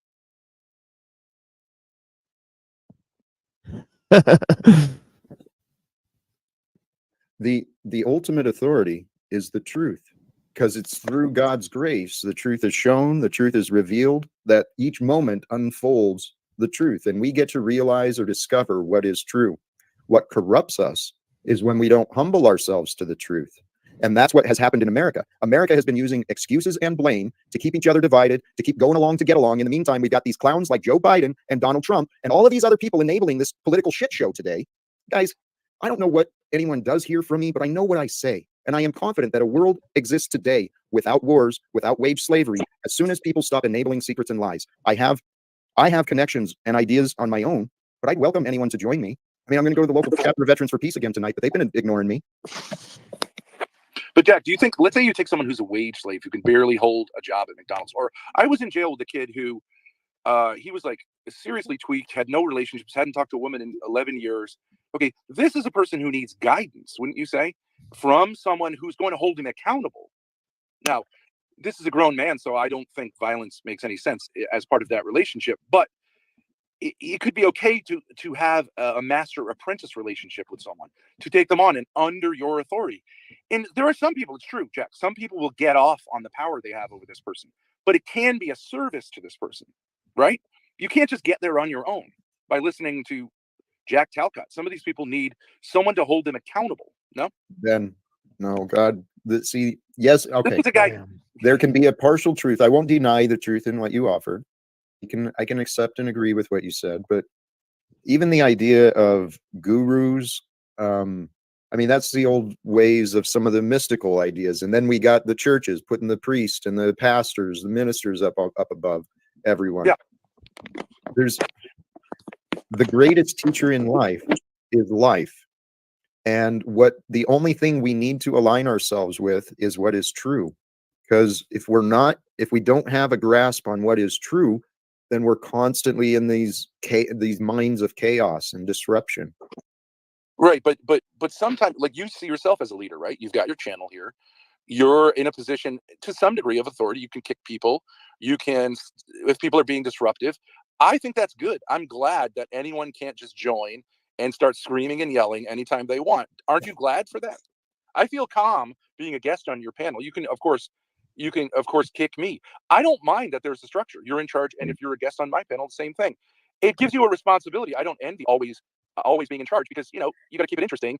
Whereas a guest, it's easier, right? TBE, when you say it's kind of, in a sense, it's easier to be a guest on someone else's panel. I appreciate you keeping order here, Jack, and you do it mostly through gently guiding things back and pushing back and the rest. Thank you. But you're a sort of father figure here. So what's the problem with that? Now, there's certain violence in just clicking a button and throwing someone off. It's not literally physically violent, but there's certain violence in saying you're out of here, and you exercise that authority and that violence. I think it's what makes the world kind of go round. All the animal kingdom has this. Well, there's hierarchies. Here, consider this though too. The difference between abide and obey, right? And this is where I think the idea of authority has become corrupted, because people have been conditioned to obey, and then the people with the opportunity to lead, they've wanted to enforce and do a power down thing, and I don't think that's healthy either. Welcome. Yeah, well, you're saying you go to this veterans group and they don't really listen to you, but that's their prerogative. They may be missing out on a gem, but it's their place, and you respect that. You're going to have to make the case for yourself, and so far they haven't been willing to listen. But that's okay, right? I mean, you can obviously not go to that too. Correct. And the thing is just because they haven't listened in the past doesn't mean, today will be different. I mean, sure. I know God moves in mysterious ways, and I am growing to trust that everything is happening according to God's plan. I'm assuming this is Paul Enslaved. What's up, Paul? Which is interesting, because as soon as he's talking about anti-authority, he's saying, oh, authority this, authority that, and then he says, oh, I think you're talking too much about authority, and then who enters? The anti-authority guy. It's interesting dynamics. It's Paul. I thought that might have been Tommy. Yeah, it's Paul Enslaved at this point. So it's interesting. And now they have this kind of back and forth. Talcott and Paul Enslaved have this back and forth versus Toilet Bowl Earth and Ben Thorpe, which is very interesting because he entered at a key time. And yeah. He's waiting for his moment, I guess. Right. You're welcome. Maybe just hanging out, I guess. He's tired. Oh man, dude, turn the camera off, dude. Yeah, what the fuck? Turn the camera off. What Oh is my this? God, DBT, are you drinking? Okay, I'll turn the camera off for you since you're jealous. I probably the better Is this body. the No fucking problem. is this the Bear Gay Bar where you hang out at? Get the fuck out of here, bro. You're disgusting, dude. Nobody wants to look at that. You're fucking disgusting, bro. And yet, all right, ABT, are you done with your? Get it out there. Get it. You Get it out. drunk? Am I drunk or are you drunk? Coming up here with your fucking disgusting fucking tank top. all right, okay. Nasty ass looking nigga. Look at this. Okay, I'm not wearing a tank top. Let me change my clothes. Welcome, Tarek. Now that TBE got triggered. I didn't get triggered. I was Jack, just. give me a second to put a shirt on. Definitely triggered. Jack thinks that I should eat mold. I should eat mold and think it's fucking caviar. That's what Jack thinks. That's how Jack seems to think you should react to life all around you. When you That's see a false disgusting narrative. things like this fucking retard that just cammed up, yeah, that's disgusting. Put a fucking shirt on. narrative. You look disgusting. Your judgment is yours. No, that's yeah. It's my judgment is pretty clear. That's disgusting. Okay. What was Trying to come up here. Are you turned on by that, Jack? Are you turned on by his I find it shaved irrelevant. You seem either turned on or you're triggered because you're turned on. Is that what it is? No, sir. Do you not think you think that's appropriate for a man to wear on a stream with a bunch of other men? Dude, I think it's fine. Talcott, do you like that? Whatever. Do you find that Jack? Do you find that pleasurable to look at? Why do you ask? Are you seeking disgusting. opinions? You seeking validation? Or- It's an extremely weird line of attack from Toilet Bowl, to be honest. You know? It's like he became alive or something. It's like it's fucking weird. Yeah, it's like he like woke up. it's like stepped on the snake's tail at this point, and Or all of it's a like sudden, the mask is kind of slipping off a little bit. yeah, all of a sudden the mask is gone. Much. Yeah, that's what they say too. It's funny. That's what he says in a minute. He says, "Does protest too much." Or I'm asking you your opinion, sir. Erotic issues. I understand. Let's not worry about small things. This shit's fucking sus, bro. You think that you like looking at dudes' chests like that? That's normal for you. That's what you see all the It's not time. normal for you to project that onto me. No. Do you think that's normal? It seems to be that's normal for you. That looking at men's chests like that's completely okay for you. That's like sort of a normal scenario for you. You think that you've been because- around? because I didn't get Jack, bothered? do you frequent gay bars with bears? I think they're doing some projecting here, bro. I think so. Thanks. Got him. Yo, Talcott, savage out here, yo. He just got him with that. Yo, Talcott and Paul win this one, I have to say, but yeah. Got him. Yeah, what you're gonna witness now is Toilet Bowl getting his little bitch boy, little toilet twat roasted on fucking Jack Talcott by Jack Talcott and Paul Enslaved. It's fucking entertainment for me. Like Ben. I said, you Thanks for see what supporting me, Ben. I Well, what's appreciate all that. the excitement? The guy's wearing a tank top. Who cares? Dude, that's Right. disgusting, Thank dude. you. Are you kidding me? Nobody wants What's to fucking see disgusting that. TBE. Chill out. Something sincerely. That shit's nasty. You guys are projecting This right guy now. had some kind of an experience with a guy with a tank top at some point. There's No. You guys, homoerotic things. what you guys are doing, you guys are coping and you're sort of like self-soothing Oh, yourselves. dude, Sort I of self-soothing by attacking me. Like, oh, look, this guy, dude. Wow. He's a problem with this fucking, this disgusting. fucking man putting his you are going off. putting his- Self-soothing. Yo. for sure. You are. Thou doth protest too much. Yes, thank you. Bro, how could I not notice this fucking disgusting fucking hairy man's chest in front of me? Dude. Paul, are you kidding me? Oh, that's Would you Paul. like that? Paul, would you like looking at that, Paul? Seriously. Hey. Oh, there you go. Thank you. Finally, some like respectable presentation here, not Holy with a cow. shirt on. Way to go, dude. Way to go. TBE. Stop with the tantrum. That was. You were pretty excited there, dude. Ben. Yeah, what's and going on? I had a tank. The guy fucking puts his shirt on specifically for him, and he's still not shutting the fuck up about it. This shit is crazy. This dude's like a child. He's like a little gay child. He likes himself some dark meat.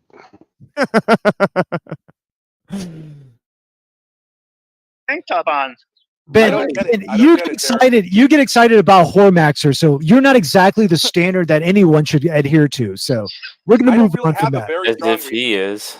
Yeah, that's right. That's right. You and Ben Thorpe collude with a Jewish man named Hormaxer, who sent his daughter a bunch of weird messages. I mean, this is actually on tape, but yeah. Sounds like we need a new TV show called The Schmooly Factor. Yes.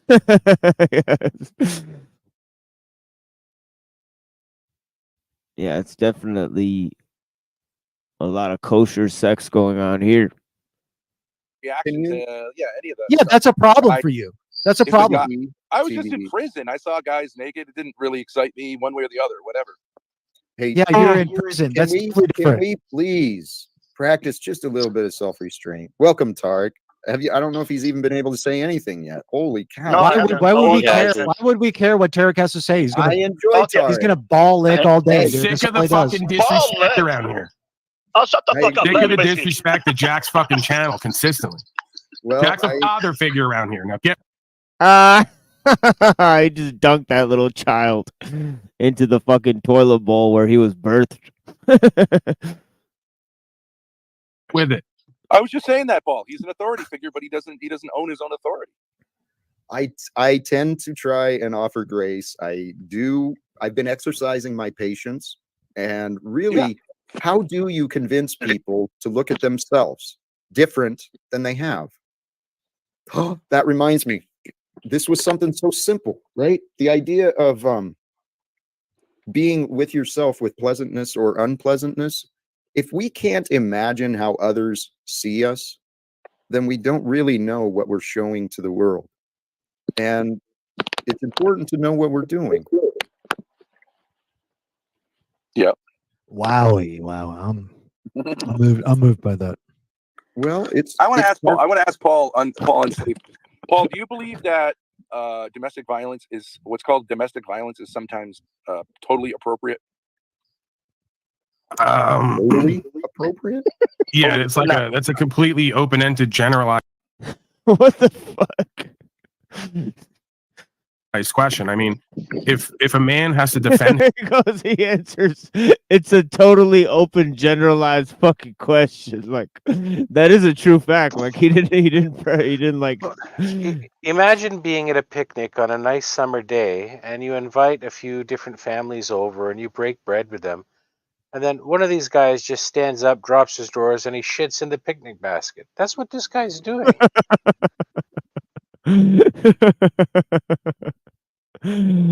Yeah, like that question is straight up toxic. himself. I'm presuming it's like a, like are you saying that it's appropriate for a man to put their hands on a woman in order to establish order? I don't believe so. I'm saying something like spanking can be, if used judiciously, like not only something that men can do, but they actually have to do as part of being in authority, being the big guy. Yeah, I don't accept. I mean, I don't know if you're always kind of doing a bit non-bit, it seems. So I we can run with it, but No, obviously, I mean that sincerely. yeah, I don't presume that to be the case, because just like a father with a child, I could just tell you what I see and give you my experience, and then let you be however it is you choose to be. And through your own experiences in life, you're going to learn, if not directly from me and with me, from your experiences. So I believe this is about leadership, guidance, protecting, revelation. It's not about breaching the boundary between someone else's personal bodily security, right? I mean, unless you're in some kink where like you want to do, hey, you've been a bad girl, you're going to submit to me spanking you because you need to learn how to be better. If we're into some like, indirect kink or some kind of like submissive simulation play, I mean, that's one thing. To grab a woman, put them over your knee and spank them because they didn't do what you think they should, even if you're true and correct. I mean, the vast majority does that work for you? Like, do you find that works in your life and your relationships? The vast majority of mankind throughout history has always seen there being a role for, necessary violence within the family. Okay, so let me ask you this: if I'm in the home with you, if I'm in the home with you, and you start acting like how I've seen you act in the past, like a broken child, and you start kicking shit and like putting your hands on women, do I get the right to like put my hands on you to reestablish order? Do I get to spank you? If you're the state, you do. Well, so you will submit to the power. That's real shit, honestly. Of the state unwillingly, but you think that there's not a reality where you would unwillingly have to submit to another man to do the same behavior that you're doing to women, they're going to do to you? Right. Yeah, I don't think the relationship between men and men and women is the same. I totally disagree. I could actually contend that if by your logic, there's honorable men who do what's true and what's right, and they absolutely have a right to check beta male bitch boys and put their hands on them to keep order. By your logic, like, where does that begin and end? Oh, wherever it's convenient for you, right? No, I mean, I think you're right about that. If we're going full chimpanzee, then there's alphas and betas, and betas don't come in just one gender; they come in two. That means alphas are going to put hands on you to establish order when you want to act out and go against the bigger picture and program. If you'll submit to that dynamic, I guess we can ride with yeah, this. but I don't think that's what So you don't we believe were digressing to, though. So you're I mean- opposed to what's called domestic violence in all sorts of circumstances. Okay, I think that's an extreme position. The violence is the violation. If someone does not wish you to put your hands on them and you do it anyway, you violated their bodily security. You don't have a right to do that unless you believe other men have a right to do it to you. Correct. But here's the thing. So he's literally, you know, basically this is what a real body bagging looks like. He's body bagging him with his own natural law arguments, and basically throwing him in the trash. You know, saying, well, you know, you say establish authority and that they should have a monopoly on power. So if we go with that, then it should be established across the board. And he says, no. Well, no, it has to be arbitrarily established by a man in his household.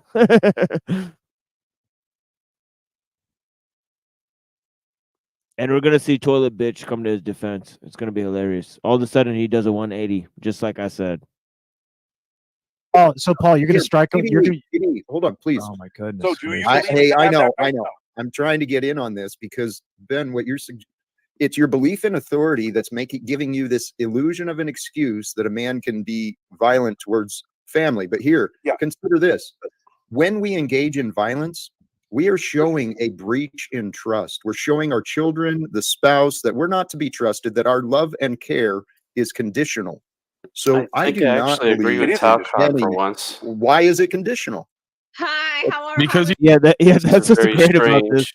I know. That's what's great I'm in about this. this is like Twilight Zone area right now. Yeah. Like toilet bowl Earth is such a fucking dunce, and so is Ben Thorpe, that they literally have a bunk philosophy when compared to Paul Enslaved and Jack Talcott teaming up together, and they're two sides of the same coin of a philosophy that doesn't even agree with each other. It's like a two-headed dragon that's constantly fighting each other, right? And even they can dismantle Ben Thorpe and Toilet Bowl Earth. It's fucking incredible. It is that on one level machine, but also what's happening here is, for whatever reason, and I have to include you in this, although I suspect you have a greater motivation in mind. People keep feeding these trolls like folks throwing, feed pellets over, a bridge into a pool of carp, and then complaining why the carp are thrashing about so vigorously. Stop feeding the carp and they'll stop thrashing and go about their own way. I mean, there might be a couple of carp that you want to spot, maybe to spear later on. Go for it, but I'm not sure that Talcott is spearfishing for carp here. He's, he wants to tickle the carp and be friends with them. Meanwhile, they're biting his hands.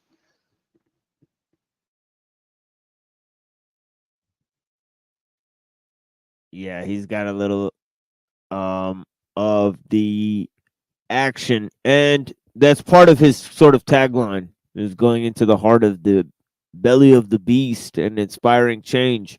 That's sort of his whole thing. That's the whole live without fear, the entire talking to the UN, confronting the UN leaders, confronting the world leaders. Well, he thinks that the most vicious of, kind of, promulgators of this wicked system, that they can be changed, even though he believes this world is essentially corrupt, as he stated earlier. So it's an interesting take. I mean, I guess he believes in the people, and in that sense, it's a sort of new age humanitarianism, which kind of ties into this anarcho-syndicalist concept. He's not a truly loving, caring man. He's an egotistical, prideful man. When you don't do what he wants you to do, he gives you consequences. Because you don't love evil. You don't love evil. That's not true. Your scripture encourages you to love your enemies. Here, can we pause for just a moment, please? Noel, welcome back. Yes. How's your father doing? Good. He's doing good. Wonderful. Welcome back. Glad to see you. Yeah, this girl Noel's chill as fuck. We talked to her before. She's relaxed. She's a Christian, and it seems like she really means it. So she's interesting from that aspect. But yeah, we talked to her a couple of times. She was like at a party and stuff. She's funny. But yeah, she's been calling into Talcott. It's been hilarious talking to her. So you sense that she's authentic, yes? She's not an actor? Yeah, she seems authentic. Yeah, out of the various people, because she's called in at random times and she's been around friends and family, and yeah, she seems authentic. You know, she's willing to talk about her personal struggles and stuff. Her dad was sick, so prayers for Noelle and her father. But yeah, she's interesting. So what are We're- we talking about here? Oh goodness, we've got everything going today, from domestic violence to having a clear conscience to oppression and worldly ways. A little bit of everything going on. Yeah, I mean, I would love to ask Noelle whether she believes that one of the roles, which should be exercised with caution, of a father in a family is to be the physically dominant member. That And I think on the bottom, that person on the bottom is E.B. Tard. I'm pretty sure. Of course. Why are you bringing the question back, Ben? You're looping, brother. Actually, you're not. You're Is right. that why men are obviously he wants to be dominant over mostly to people? protect those women and children, but also to be able to like tell them they need to straighten up if they need to. I think that's Where does that require physicality or force? Well, would it take physicality or force to protect them ever? Of course. Right, but what does that have to do with? So you're doing the thing of you're using physicality and force on them for safety to protect them. I know that story. Sounds a lot like the fascism that we're all emulating. Okay, you don't believe that men have that role in a family? Come on, Ben. Are you serious? Are you I'm seriously making telling this you argument? that I Ben? had a father, like we all probably had, who either used some form of coercion and duress to get me to do what the fuck they said. But oddly enough, what they were doing was not completely true and correct. So what gives you a right or authority to use physical force and domination to get someone to follow your will when your will is not the will of creation? Okay, yeah, you're saying your father misused his authority towards you. I'm saying the majority of you inauthentic corporate beta males have a lot of authority in your house, but when you go out in the street, you're a big bitch. So why don't you keep the same energy of the bitch you are with the state in the home? No authority. I don't know why you're so insecure about me. Again, you don't have a right to put your hands on any other being who does not consent to that process. I don't see why that's such a contentious point. Okay, so you think a child needs to consent to being disciplined? Well, if I can't put my hands on a grown person without it being a hold on. violation, why is it okay with a defenseless being who you're supposed to protect? No, that's a good question. I like to hear him answer that. Is a father allowed to discipline his children? It's not about allowed or not, because the only organization that can stop it would be the state or the community or neighbors. I'm asking you a logical question. If putting your hands on another grown adult is wrong, why is it okay? Nobody said anything about a grown adult. We're talking about children. I know. How does it become morally okay? Like Lols. That's one way to maintain order. Become the referee. Isn't it telling that a subject that requires nuance and self-reflection is being framed in extremes? All or nothing, either or. Yes, and this guy is literally gonna claim in a second that, oh, if you don't have kids, you don't have a right to talk on the issue. So that means that he doesn't have a right to talk, which illegitimizes his own opinion. But then on the other end, of that whole exchange, he's then giving authority to somebody who's been, has the preponderance of state action against him in terms of abusing children. Meanwhile, these people go to panel and have claimed that I have abused my wife and my baby brother, which they both had to go on record and say that it never happened, because they've claimed it so many times from panel to panel that it became ridiculous that they actually slandered me in this way. So he's justifying that somebody can do this if they have kids. Then they should determine the authority, which is ridiculous. It really did reveal a lot about them. It really did. Do you know the Lord of the Rings movies that were put out a few years ago by Peter Jackson? Is that the director's name? Yes. If you look at the orcs in Tolkien's universe, They understand only brute force. They lick the boot above them, yet crush those underneath them. And I sense that secret desire to be the wearer of the crushing boot among some of these folks. Yes. Yes, that's a great description. To please, let's pause for a moment, okay? I like the timeout. It really put me in my spot there. Thank you. Well, actually, here, that's I'm such a good MK Ultra fucking slave. Thank you. the idea is to let's join back in the present. And if a man is an authority in the home, he's not going to be using violence and punishment on those in his household. If people Never. are out of line, he can learn how to communicate effectively and bring people into peace in the moment. That's the goal, at least, that I've been working on myself. Right. Ben But we could can also always learn work- some self-control, and instead of kicking his daughter who's in her 20s, he could just turn the Here we bitch out. go. Here we go. Here He we could go. just turn the bitch out and let her be a grown woman and get it however she lives. What does turn the bitch You out folks can't live with each other and without each What other. does turn the bitch But out that's a mean certain exactly? form of violence as well. Throwing someone out of your house. That's a Really? A 21-year-old woman is a form of violence by letting her go off and be a grown adult and not being a toxic, codependent, bad influence, and also Ooh. exerting your tyrannical false authority and physical power? It's ridiculous. Oh, okay. You have no idea what it means to be a man. You have no idea what it means to be a father. And this is why we're in Right. slavery and genocide, and we got a generation of whores running around who don't know what a man is. Hold on a second. Are you a father? Are you a father, Paul? Hey, I don't really think I have to be mad about objective right from wrong. So this non-father is going to justify this other man's actions that he was just criticizing a moment ago by the singular fact that he has children. So now we're doing a 180 and we're justifying DV on the basis of having children. That's wild. It's like in the same show, in the same fucking show. It's fucking amazing. Just because somebody showed up to challenge Ben Thorpe, oh, now you have to defend his idea. Very strange. I hate to say it, but it's very cliche at this point, but optics are high. Indeed.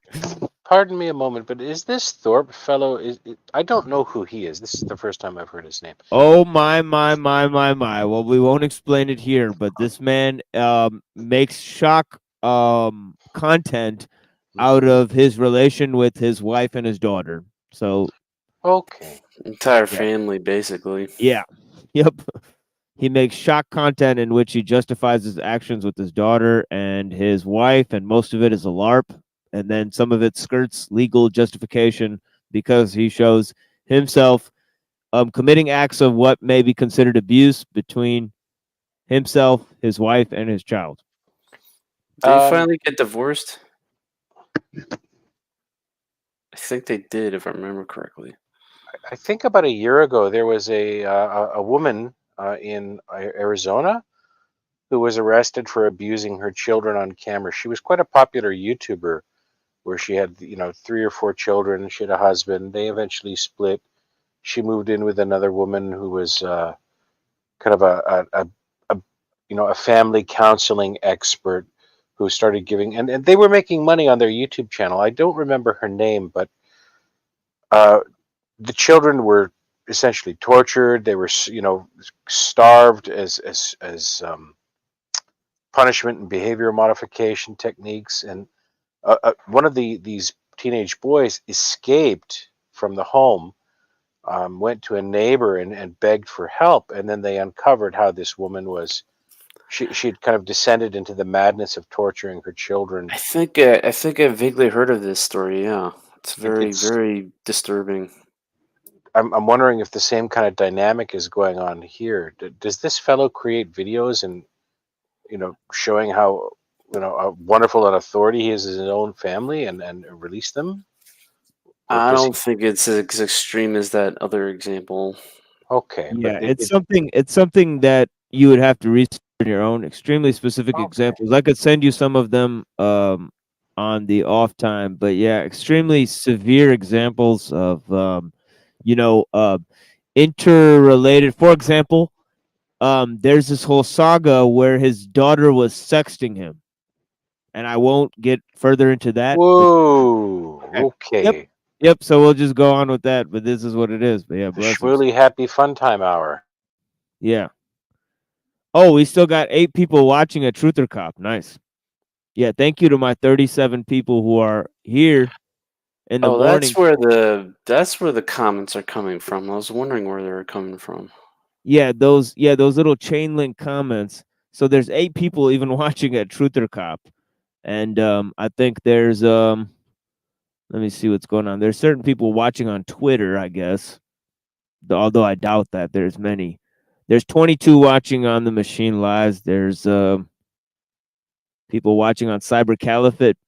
If you guys want to subscribe to the alternate channel, I'll go ahead and drop the link for the alternate channel. It's basically me. I got both streams going, so Yeah, there's a few people watching there too, like 5 or 6 people. But yeah, blessings to you guys. And let me go to this drop this link here for Cyber Caliphate channel. just in case the goobers find the Cyber Caliphate channel, mod them out. Yeah. Yeah, go subscribe to the alternative channel. There's already a hundo up in that alternative channel. So thank you to all who supported that. There's only a little bit more of this left. There's EB Tard, Toilet Bowl Birth. Daddy issues, that's for sure. So you're not a father. You're telling him how to be one. Hello.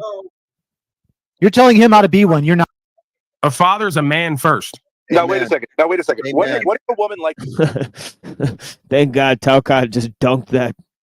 He dunked that fool right in the toilet because it is what it is. I mean, you can't do a 180 contradiction. Enough is enough. Let's just leave the panel at this point. Hang up your hat. Noel freely chooses to be with a man and wants to submit to his authority, including the implication if she's way out of line that he will check her physically. Is she not allowed to engage in a relationship like that? Hey Ben, go. Yeah, and then it seemed like Toilet Bowl Earth wants you to co-sign Ben Thorpe's mental illness. Or am I wrong about that? Or did anybody just see that? Use your brain, folks. Yes, in your world, absolutely. People can be abusive to each other. They can seek abuse. But here's what I know. This nonsense of punishing fathers, it creates children who are dependent upon authority. And Ben, you and your daughter, fortunately, you have codependent patterns that are just not healthy. I'm interrupting the conversation. So No, you're not interrupting the conversation. Well, I mean, you threw him out, but nothing you're saying I can disagree with. You know me, I'll be the first one to disagree. If it's necessary. But that's codependency. You're talking about codependency. Yes. Wait, why did I get thrown out? I don't get it. Because now that nobody speaks. Yeah, I've been trying and trying. Ben, I don't know. I think I'm respectful. I mean, are you jealous of their relationship, Jack? Since you don't have one with your son. There we go. I'm not Stop, jealous. Jimmy. I'm not jealous. See, this is Oh, nice one, EBT. Nice one, EB Tard. See, he's doubling down on that insane line of logic. Isn't that incredible? Right. So you get to so Jack has a son, right? EB Tard's daughters are gonna end up like, Grace Thorpe if this is gonna be the example for them. This is horrifying. I would not have these people be an example or be in close proximity to my family or be on the same screen as them defending their viewpoints in terms of, oh yeah, I have kids too. Like what? That doesn't mean you can treat your kids however you like. It underscores the thought process. You know what I mean? So it is what it is. Projecting egoic patterns? No. I actually am very healthy, and what I suggest is true. Ben, you and your daughter are showing codependency patterns. I can't be without him. I can't be without her. She can't be without me. It's dude, you guys are lying to yourself. I mean, the parent and the child relationship is inherently codependent. What are you talking about? You folks want to neotenize and make excuses and justifications for Now when we dysfunction. reach A adulthood. 21-year-old woman is not a child with a parent at that point. Yeah, like codependency is not the same as like raising your child. Like codependency means that you allow somebody to act out their fucked up behaviors, you know, because you have this false ideal of love between, like, he's like confusing two different terms. Like E.B. Tart doesn't realize in psychology the term codependency is a symptom of is a symptom of dysfunctional relationships. And that wouldn't, it's not the case anyway, because a child is totally dependent on the parent when the parent is not dependent on the child. Right. You know, codependency, it's like, wait, it's just, you know, it's not codependency. Yeah, exactly. He's getting the term completely botched up, and then he's projecting this like fake idea. Yeah, I mean, I actually don't know what kind of trip these guys are on. You know, you know, this is worse than trolling. This is like ideological sabotage. You know, using fallacious reasoning, you know, and then yelping. Yeah, it's like live goobering or something.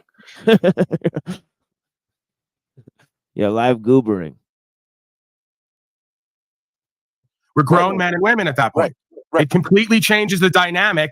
Not that it really should, but in most households, it does, because at that point you have freedom, autonomy, and access to a marketplace to create your own value in your own home and your own family. Of course. But can you answer my question about Noelle? If she wants to be with a man under his authority, you said that's wrong. No. Why is the presumption that just because the other dysfunctional member of the two-party system agrees to some dysfunction makes it ethical, moral, or suggestible? Okay, so there's the presumption there. A woman wants to have that relationship. Yeah, if a with pimp man. and a hoe want to get together and the hoe agrees she can get beat because daddy's right sometimes and she's got to learn, it goes on every day. And you have the right to do that, maybe. It doesn't make it functional or suggestible. Right. Ben, you're looking for Ben. It sounds like you're really fishing because you seem to place, well, those who place belief in authority, they give a lot of power to opinions. And it seems like you're really trying to get opinions to confirm that it's okay to be abusive with people that we love. And I suggest it's not. And here, let me offer, please, the other side of the tendency I suggested. You and your daughter clearly have deep love and a very close bond to each other, and that's beautiful. However, it doesn't change the fact that you two are clearly showing signs of unhealthy codependency with each other. She's a 21-year-old woman. Well, maybe. Jack, look at the chat, because now you're going to start to see the reflections of self and all the old ways that people have the same answers and justifications for. They go, if Paul's dad would have kicked him when he was a child, maybe he would have learned more respect. Can I say Paul, something, Jack?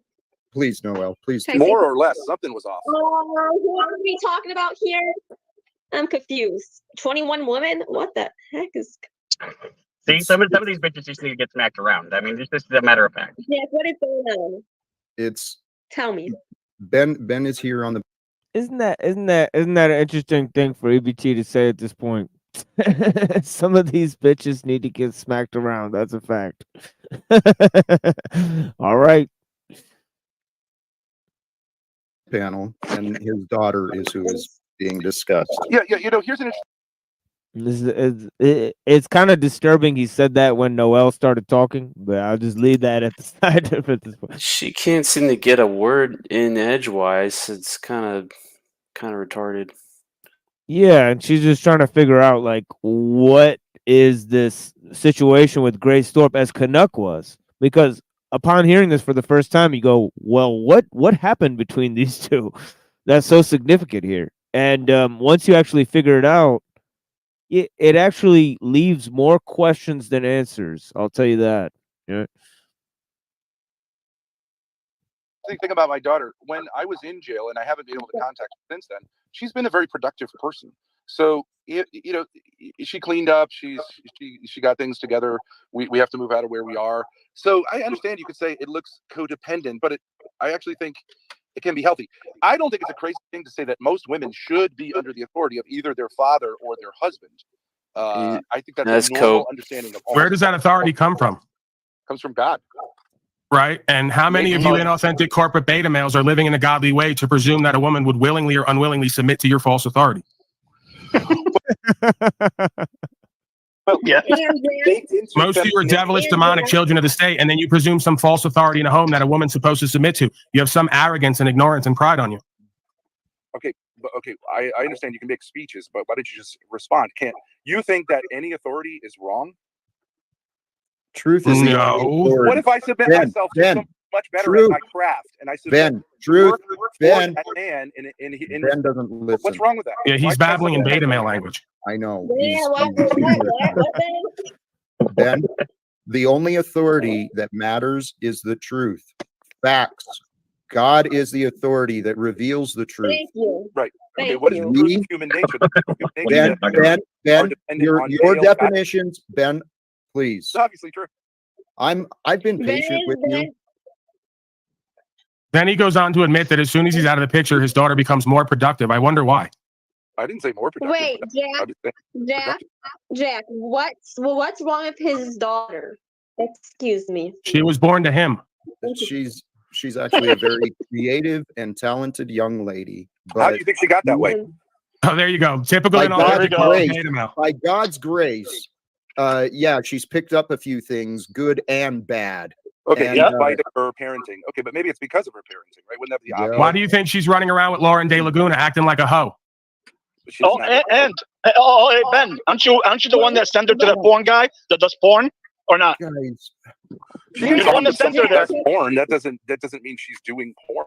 You're the father. Why would you do that? Okay, so if you guys heard that, and then he said, didn't you send her to the guy who does porn?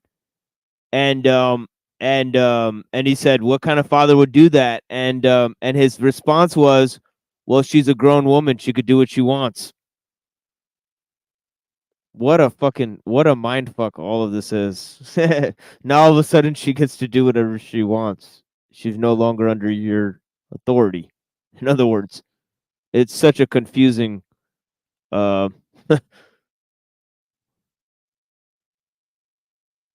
know, and then in that response you can sense some of the things that people have problems with.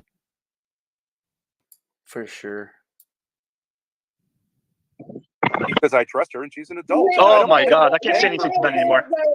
Oh wait, so now Ben has authority over her. Like he should not be. He should. No, be the point her is from doing that he's never You guys are received not what Jack is consistent on any trying of to your points say. whatsoever. He's never embodied the truth and the real authority. He's only embodied false authority. And he's been a false leader, and that's why he has a young woman who cannot manage herself properly and discern properly because she's been under poor leadership. But there's also another explanation that her mother is crazy. There you go. Right. Typical and authentic corporate beta male going to blame the mama. There you go. Blame. Yes. This is why you guys fail at court and everywhere else. You can't take responsibility and accountability. You're too prideful and egotistical.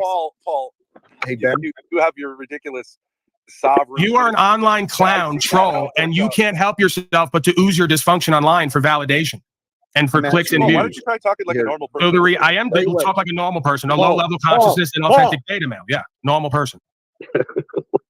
I'm going to interrupt, and I Is it like a soundboard? You just use a soundboard that just repeats. I am really Yes, Jack. tired. What of is being going on? spoken over. What's going on, Noel? What is it? This is today's society. This is the dysfunction of today's modern men spending their days. Yeah, I hate to point this out for EB Tard, but what we played earlier was you sounding like a fucking soundboard, repeating yourself over and over and over for 45 minutes with no depth. Machine, are you near a window by any chance? Yes. Have a look outside. You're in North America like I am. The sky, if there's any nice cloud near you, the sky is just beginning to take a nice rosy pink color onto the clouds with a nice eggshell blue background. Yeah, we have beautiful we have beautiful sunrises here in Michigan. It's one of the great blessings of being here, and I'm going to be sad to move from here very soon, which I've been planning on doing for a little while. I'm going to have to move to bitch ass Ohio. The reason is because of a lot of different Don't overshare just for reasons. That's Yeah, but I love Michigan a lot. Yeah, I love Michigan a lot.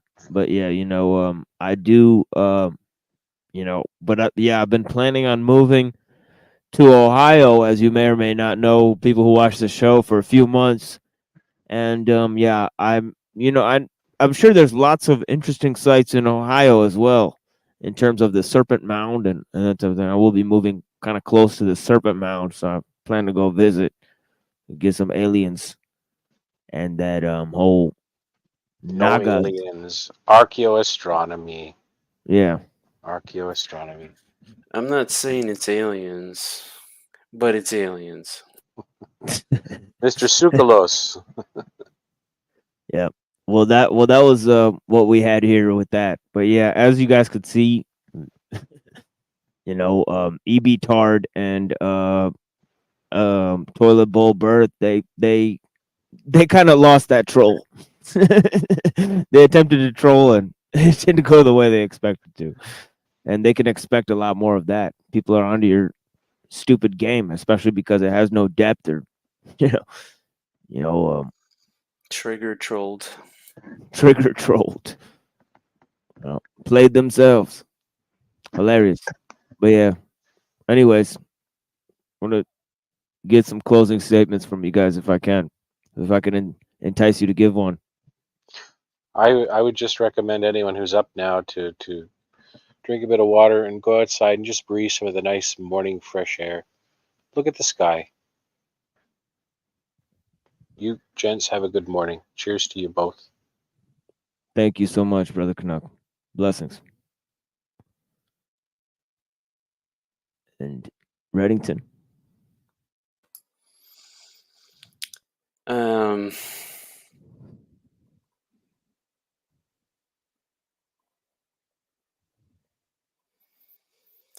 No, not really. I probably should get some sleep. Yeah, blessings. Yeah, Reddington up way past, the hours of deliberation when he wanted to originally go to sleep. So he just stayed up because I kind of like roped him into it. But thank you so much for hanging out, my brother. And I chose to stay up. Yeah, it was a fun time. Definitely talking to you. And for all you guys, yeah, thank you so much. The rising sunlight has a beautiful, warm, kind of orange tint to it. It's absolutely glorious. Yeah, blessings. A new day is dawning here on the Machine Lies. Thank you guys so much for joining me. Please send me a message if you guys have any thing else left to say. I'm going to throw you guys in the back here. Bless you guys for being here with me. To my 36 viewers that were left here, you guys are the riders, ride or die. Thank you guys. We're going to watch a Richard Madsen, demolishing doctrine. And indeed, we will demolish some doctrines here in a few moments. All of the dogmas of science, presuppositions of the scientific worldview laid out before you and smashed like fucking pumpkins.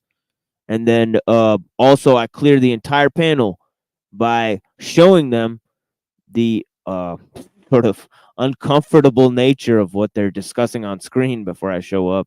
I guess they're watching children's sex education videos. Very odd. So be prepared to cringe at that. And then thank you guys for joining me here on the Machine Lies, where we talk about the lies of the machine on the machine that lies. And I hope you have clarity to see through the lies, my friends. And the first step to blinding somebody is getting them to open their eyes. And the first step to seeing beyond the programming is to realize that you have been programmed. Freedom is dynamic, not a static condition. It is a prize continually to be won. To paraphrase Jacques Ellul, from the Technological Society, the preface. Thank you guys so much for joining me. And here is the video I was talking about. But yeah, thank you for watching. I'm going to throw this thing up here. Thank you for watching. Where's my little thank you for watching? There it is. Blessings, guys. Enjoyed this video. Bonus material. Me and Richard Madsen smash the dogmas of science, the precursors to the technological system, and this modern age of techno-liberalism, which in the first 2 hours, me and Pill Eater gave a lengthy discussion of neo-reactionary philosophy and themes. So if you guys want to take a closer look at those modern ideologies, go ahead and take a look at that. Free of cost. I also pointed out 2 other episodes we did on the topic. Yeah, well, join us here for many other discussions, my friends. Yeah, I do that too. Yeah, I got like teacups and the tea and stuff. And the thing is that it's also Turkish people. Turkish people have like, and then like Nachikita was saying, like the Turkish people actually share a lineage with the people from Eurasia. Because they're actually descendants of those Mongolian people. And the Seljuk Turks, they're a special type of Turkish people that came actually from Eurasia and then conquered in Turkey. So it's like they're not really like Turkish going back. They're just like mixed.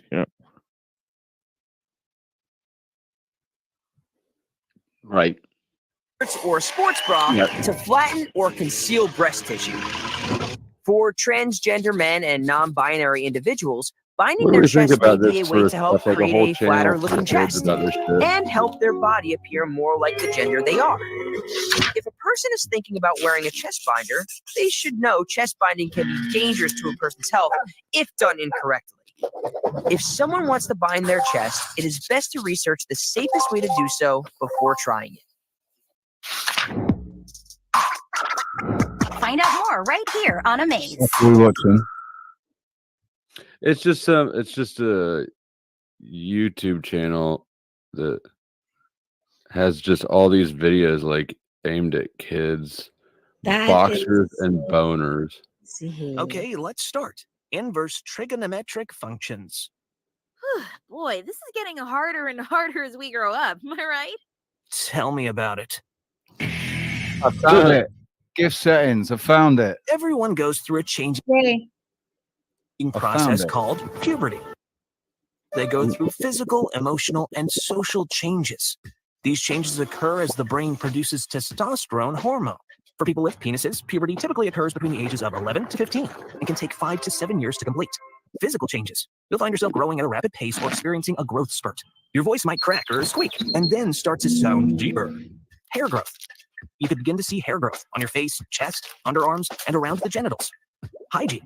The changes in your hormones might lead to the development of acne and strong body odor. This means you might need to use a facial wash, deodorant, and take showers more often using plenty of soap.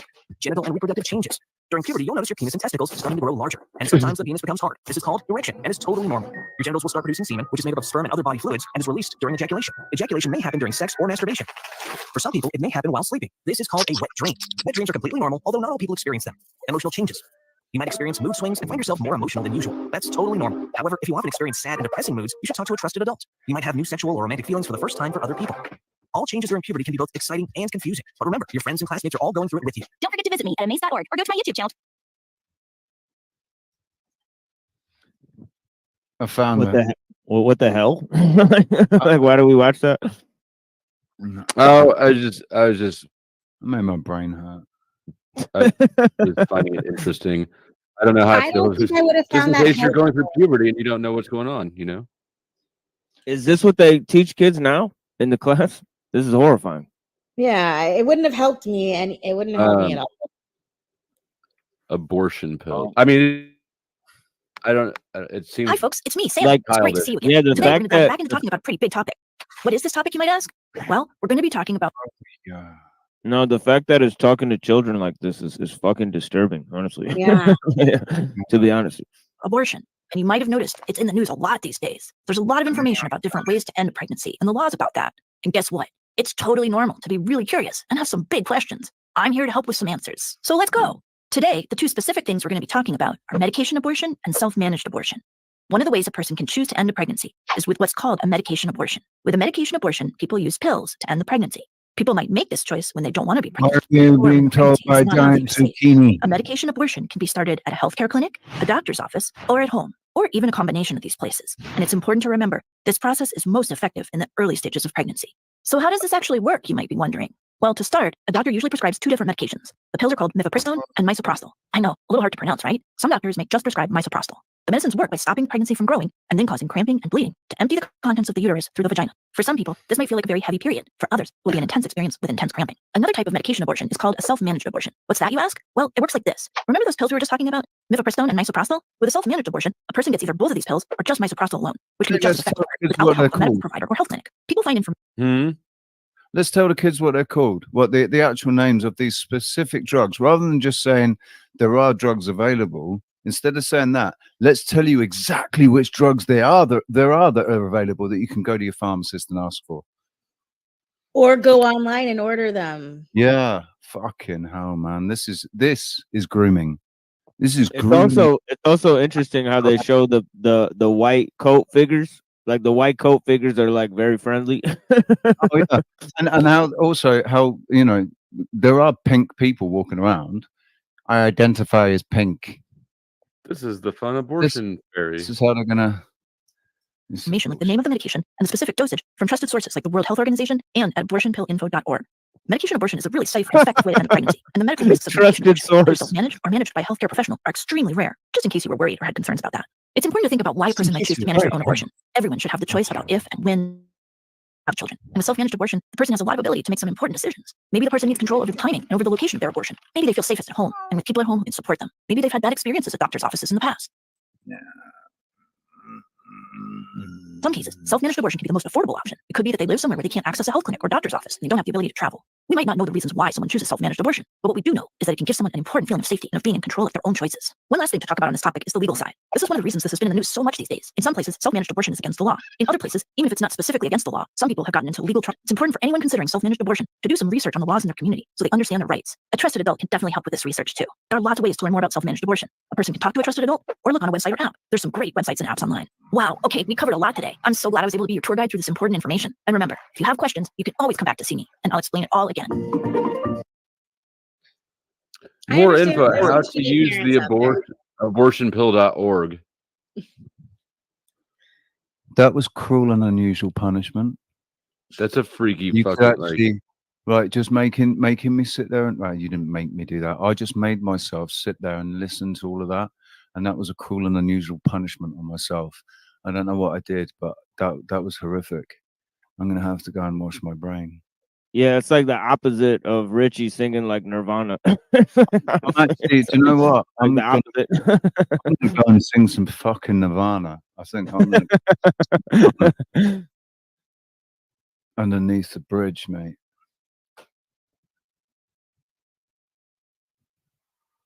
I've got a live set up for 2 o'clock. Well, what time is it now? 1:30. I'm probably not going to be on much longer, so that might be a convenient timing thing. I think I'm gonna head out, my friends. I hope you have a great day. And you as well. Day too, Rose. Bye-bye. Yeah, take care. Later, everybody. I'm off. Thanks, Flo, and Richie. Good to talk to you. And Yeah, not Richie, Chiquita. Miles, I talk to sent later. you. I sent you an email, buddy. Okay, we'll check it. Yeah. And take care, everybody. Yeah, check it out. I'm gonna I've go been back to my enjoying reading. your flamenco readings. Very excellent. Thank you. Awesome. Yeah, bless. For a second, then I was going to say, "Shit, dude! I didn't know you played the bloody guitar because I enjoyed your flamenco." What? Nats plays flamenco? Fucking hell! No, it's flamenco. The flamenco. Russian guy that he reads. Yep. Yeah.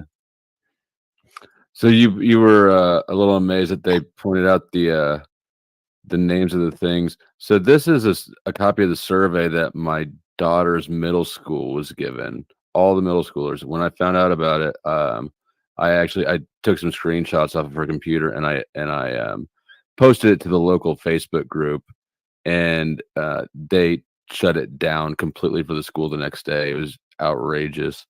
Where's the thing I'm looking for though?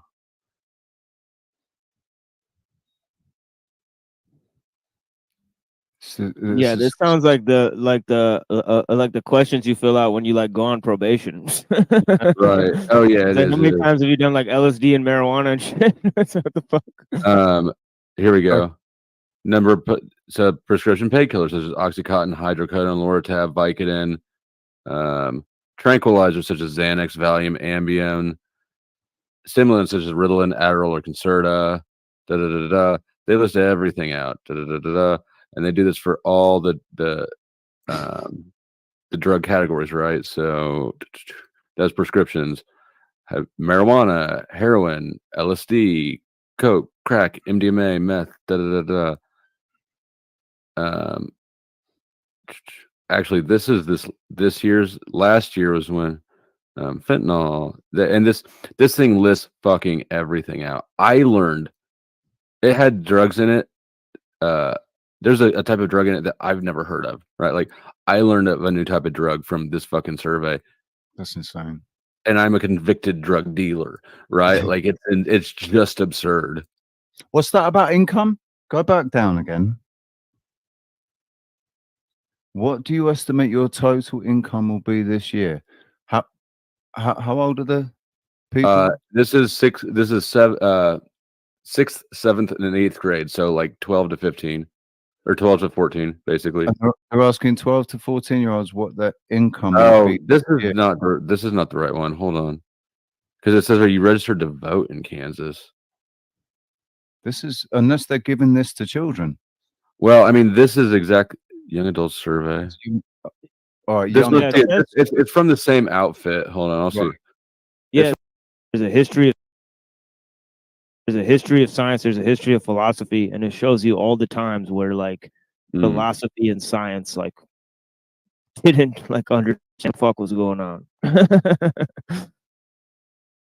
Yeah. Philosophy, that's what I was looking for. That's the word. Psychology seems like part of philosophy. Or like it's missing philosophy or something, right? Right? It's like yeah, it's missing philosophy of mind. Like there's a whole subject called philosophy of mind, and if you look into it, like they don't even know what consciousness is.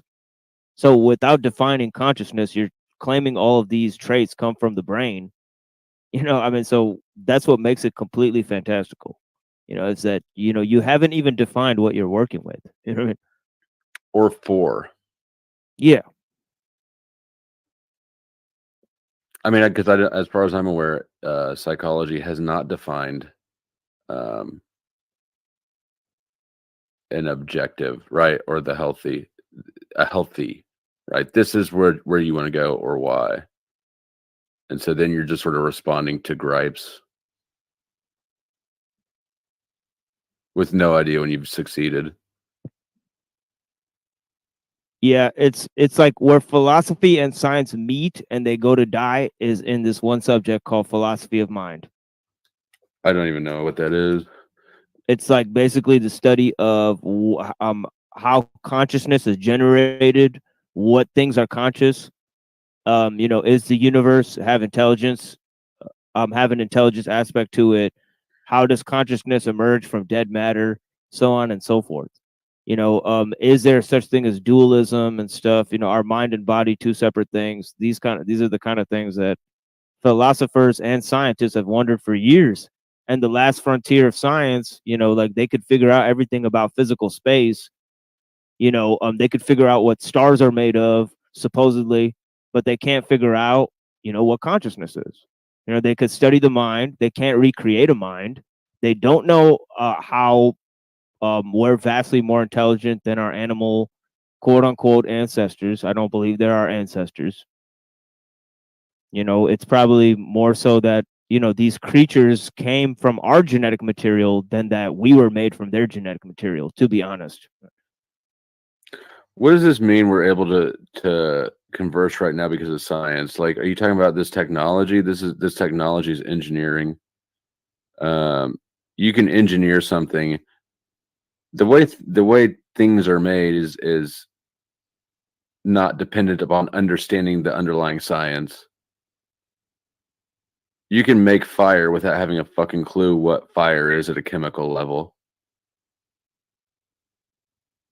Peace and respect, and if it applies to you, good morning. It is for me. I just want to be seen with smart people that I respect. So I'm just, because people will make a false association between me and you gentlemen and think that I'm smart. So that's why I'm here. We've tricked him. Just a vampire. All right. Much love to Yes, you, brother Richard. You too, sir. Do you want us to Always tell you what to do or something, like how to live, where to send your Cash App money to? What do you need? What do you need us to tell you about? How to vote? Sure. All that stuff. All that stuff. Yeah. Don't bother voting. It's very interesting that we have these, I don't know, models that are built on models that are built on models that were never tested. It's just necessary for the overall theory in whatever form of science. For instance, perhaps the most obvious one, multiverse theory. Well, multiverse theory is a necessary idea to Big Bang and needs to be there to justify it. However, we can never have any evidence because we couldn't even build the machines based on the physics of some other universe. Thereby, we could never show there's another universe. Stuff like that. It's just insanity, and that applies to the realms of sciences, the philosophy of psychology. It even fundamentally, there's problems like that with logic. Just everything that we know, there's problems. I can't believe that something like the Big Bang theory is even considered science at all. It's not even a proper it's not even a proper theory, is it? Aren't theories testable somehow? There's like a requirement for the theories, aren't? It's like fan fiction. Yeah. Okay. So I think from what I understand, if you can't repeat it, if you can't show that it has, validity, if you can't test it, then it's considered a philosophical statement. It's essentially a belief or a faith position. But the reason things like Big Bang get so much clout is because it's necessary for other theories. Which is such an intellectually dishonest reason for anything to be included in a study like science. Yeah, I'm afraid you're Well, that's what it is. It's kind of like the coherence of the ideas and how they've been said to flow throughout time. So it's like they had Aristotle, and he believed the universe was eternal, and basically that God existed alongside the universe from the beginning.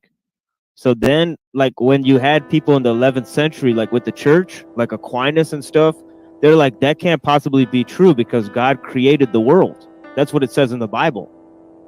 So then he basically said, like, basically the universe has to be created ex nihilo. It's a fancy term called ex nihilo, meaning from nothing in the Latin, right? It's a philosophical term. And then from this theory, they basically combined Aristotle's view that natural laws exist with this theory of ex nihilo and created the theory of the Big Bang. It's like if you just smush two theories together, you get the Big Bang. And it's just the actual thing is just the historical development of the ideas. Like in the 16th century, they needed a sweet spot between Newton. Like Newton had discovered a lot of his theories from Maimonides. Like he believed in the science of Maimonides. And Maimonides basically created gravity. Like he said, like God has to draw away to create space for creation to emerge, because before God creates the universe, like it fills like God fills up the entire universe. So his drawing back in order to make space for creation, this process is called tzim, T-Z-I-M-T-Z-U-M. And that's where they get the idea of gravity. I did not know that. It's interesting. Yeah, like he was an alchemist and shit. Yeah, the whole thing is that there's a bunch of assumptions there, and in all of these quote unquote theories, which they're not theories. They might even be thought of as necessary, but that doesn't make them a theory. And there's actually much more evidence against Big Bang than there is for it, and the quote unquote evidence is for it are assumptive, and I can talk about specifics in that it actually doesn't make sense in what we see.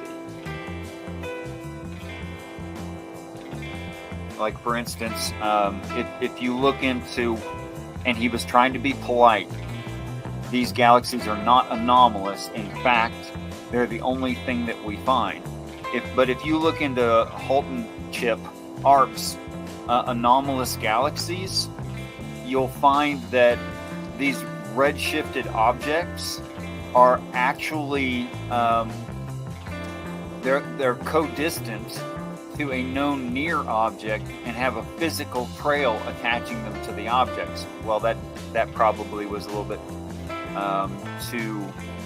too coded, so let me sort that out for you. We know from triangulation that there are nearer galaxies, right? And there's no reason why there would be a physical trail from this near bright stellar object to what is assumed to be at the edge of the knowable universe, things like quasars, these extremely dense, high mass objects that have radio waves coming off them, such as pulsars, things like that. There's no reason for a physical trail to be attached between something at the edge of the knowable universe and to something very, very close to us. But we see actual phi spiral material dust trails attaching the two things together. Well, what does that mean? That means they're actually close to each other. They're actually physically attached to each other. That means that one actually spiraled off of the other. That's what that means.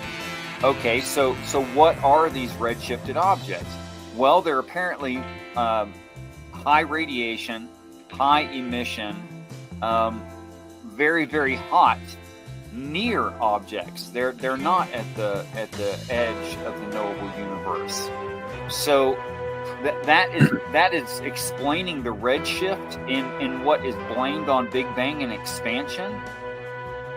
Could actually be a naturalistic process of the birthing of galaxies, in their high, dense, hot state. Did any of that make sense at all? Not at all. Some of it. Damn it. My brain's tired, and I got distracted by this comment. You don't need to know at all that friction is caused by sticks rubbing together, and that's what. Not at all. All you got to do is memorize the steps. Science is unnecessary for engineering at a fundamental level. But yeah, I agree that the Doppler effect and all of that type of stuff, it clearly shows like a discrepancy in how this like galaxies were formed, for sure. There's no way like galaxies and wormholes and all these types of things are formed the way they're telling us, or appear the way that we're told they appear. Right. And well, if redshift is on average about 3.2 out of a total scale of 10, right? Then obviously if you divided 10 by 3.2, you only get 3 iterations of that. So you could only have 3 distances of redshift before it would be out of red. It would be off the light spectrum completely for those reasons. So when we say something like a redshifted object is at such and such distance from us, say it's 1,000,000 light years from us. Okay, let's use a ridiculously large number, but let's say 1,000,000 light years from us, right? And you could get up to then 3 million light years on that scale, but you can never get to 1 billion light years. That just won't happen. So because it would be off the scale by then over that kind of distance. So you can only extrapolate out so many times before it'd be off the scale. So when they say we see redshifted objects at distance, 5 billion light years away, no, you can't. It's physically impossible. I mean, if expansion were true, that would make the redshift physically impossible. Yeah, and it's funny, like they only made the expansion narrative to compensate for the Big Bang thing. Yes, that's right. It's necessary to some other right. It's and then they Right, and then they even concluded that it has to be speeding up because right. So they're like, so it's like they make up like a lie, like they have to make up 2 more explanations to explain their first bad explanation, and nobody can notice that their first explanation was dark matter was made to compensate for. That's correct. Yep. Dark matter, a cope. Dark matter's a cope. Evolution is one that really falls apart in my mind when you look at it. Like, okay, if mutations occurred over time gradually, right? Sure, absolutely they do. Come to be in the first. Did an eyeball evolve, right? Like all the little different what evolved first? The cones, the rods, the iris, because you need the whole thing to work together. But I don't see just a complete functional eye popping out of nowhere. Okay, so here's the interesting part. I could show you the present theory of evolution of the eye, but it'd be easier to just summate it for you. Okay, so you get light sensitive cells, and some critters have just light sensitive cells and nothing else, and that does go into their nervous system when they see a shadow, and they will react to the shadow. They'll run away from shadows. Or anything that like moves into their sight range while they're not moving, they'll start running. Okay, and then if you cup that flat sheet on the outside of them, so you start making it concave, then you can end up with the perception of direction, because you could have a bowl, right, and now you have direction where the shadow comes from. And some animals do have that, and they will run, instead of just running, they'll run away from the shadow, directly away from it. Okay, and then if you have that bowl in a semi-sphere, and a nautilus does have this eyeball, then you can actually add color perception to that. Okay, so they have these steps, and there's animals with different steps. Here's the actual issue, and what your argument should be. None of what that eye development is, none of it is in any chordata. Nothing at all that we find that has a spine shows any such development of an eye. Nothing with a spine has this development. We find no record of that.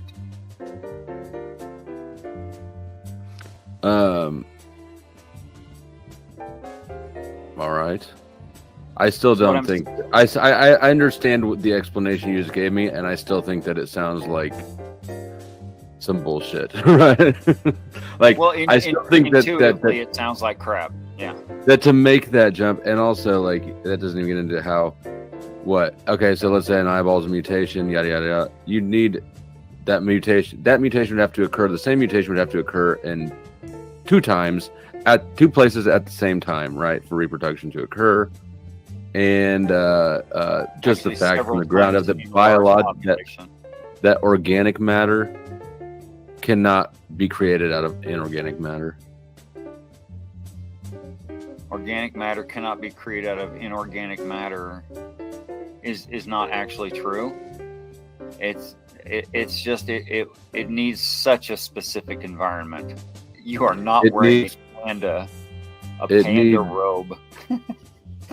They've never been able to create organic matter out of inorganic matter without juicing up the inorganic matter with a lot of like derivative organic materials. Like, okay, well, the Yuri Miller experience, experiment, I don't remember the exact year, something about 1950 or whatever, used methane and ammonia and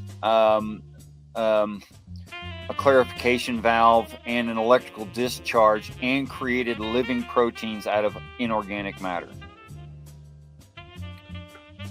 When they used inputs that would not be found in inorganic matter, they had to juice it.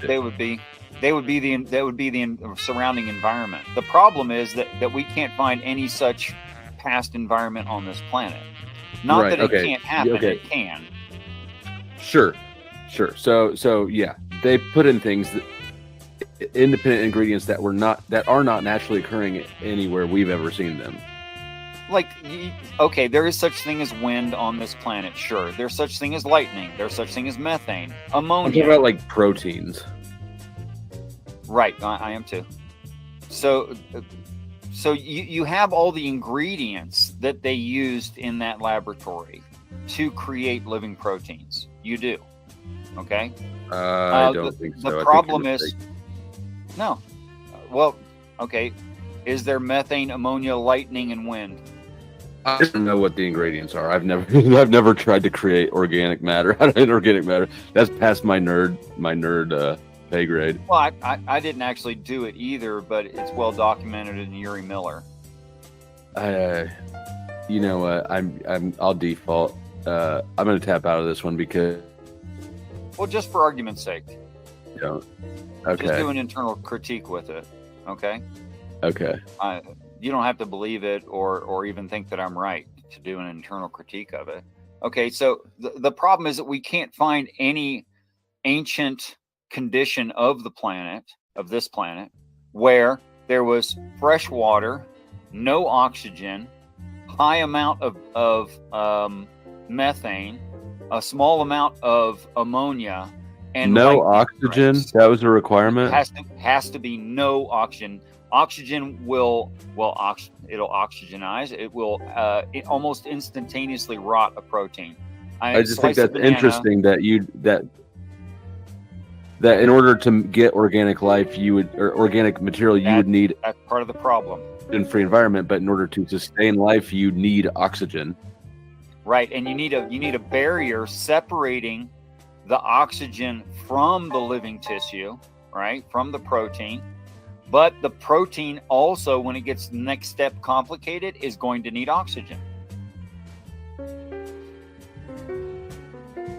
So you need mucus. So we're going to have a dramatic and sudden environment change, is what I'm hearing. Yes. No oxygen, to oxygen immediately at the exact time. Have you ever read James Lovelock? I have not. Well, James Lovelock actually scientifically shows why the Earth created oxygen, and then he concludes that it created oxygen so it could create life, and then he concludes that it has to be an intelligent system, and he was the one who coined Gaia theory. It's very interesting shit. It's fucking weird, and I feel like this is another one of those compensatory mechanisms used to explain a fake theory, if you know what I mean. Yeah, I've heard of Gaia theory. Don't know shit about it, but that's like the ultimate anthropomorphization of the planet. Like, holy crap, it is made intelligent. I believe it is. You believe it is intelligent, or you believe that is anthropomorphization? Well, I believe that nature is an intelligent system. And I think that not in the way that James Lovelock is trying to go about proving it, that's for sure. But yeah, but yeah, I think that's just a compensatory mechanism to explain a false theory. You know what I mean? But ultimately, I think nature has to be an intelligent system, right? Or else, where did mind come from, right? Well, it certainly behaves as well. In consciousness, I mean, there's no cell in your brain that is conscious. All your cells have 0% consciousness, and if you multiply a zero times 3.5 billion, what you end up with is zero.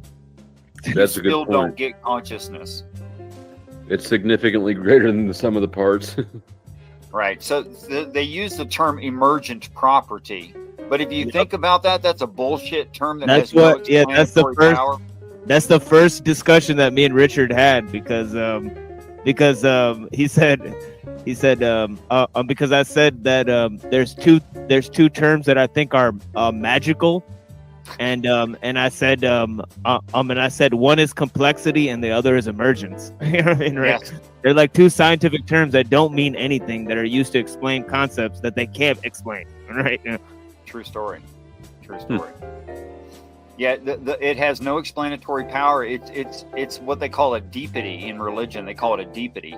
It sounds real official and convincing, and intuitively you look at the word and you go, "Oh, they know what they're talking about," but they don't. It's bullshit.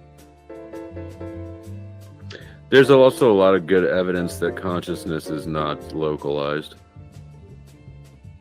Well, I know that it's not localized when I can do remote viewing exercises with other people and they have any positive result.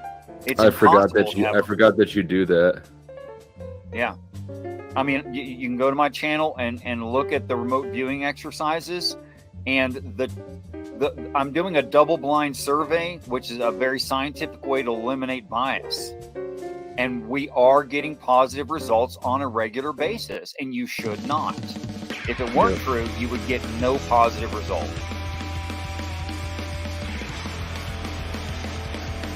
Yeah, and what you've reproduced on a small scale, like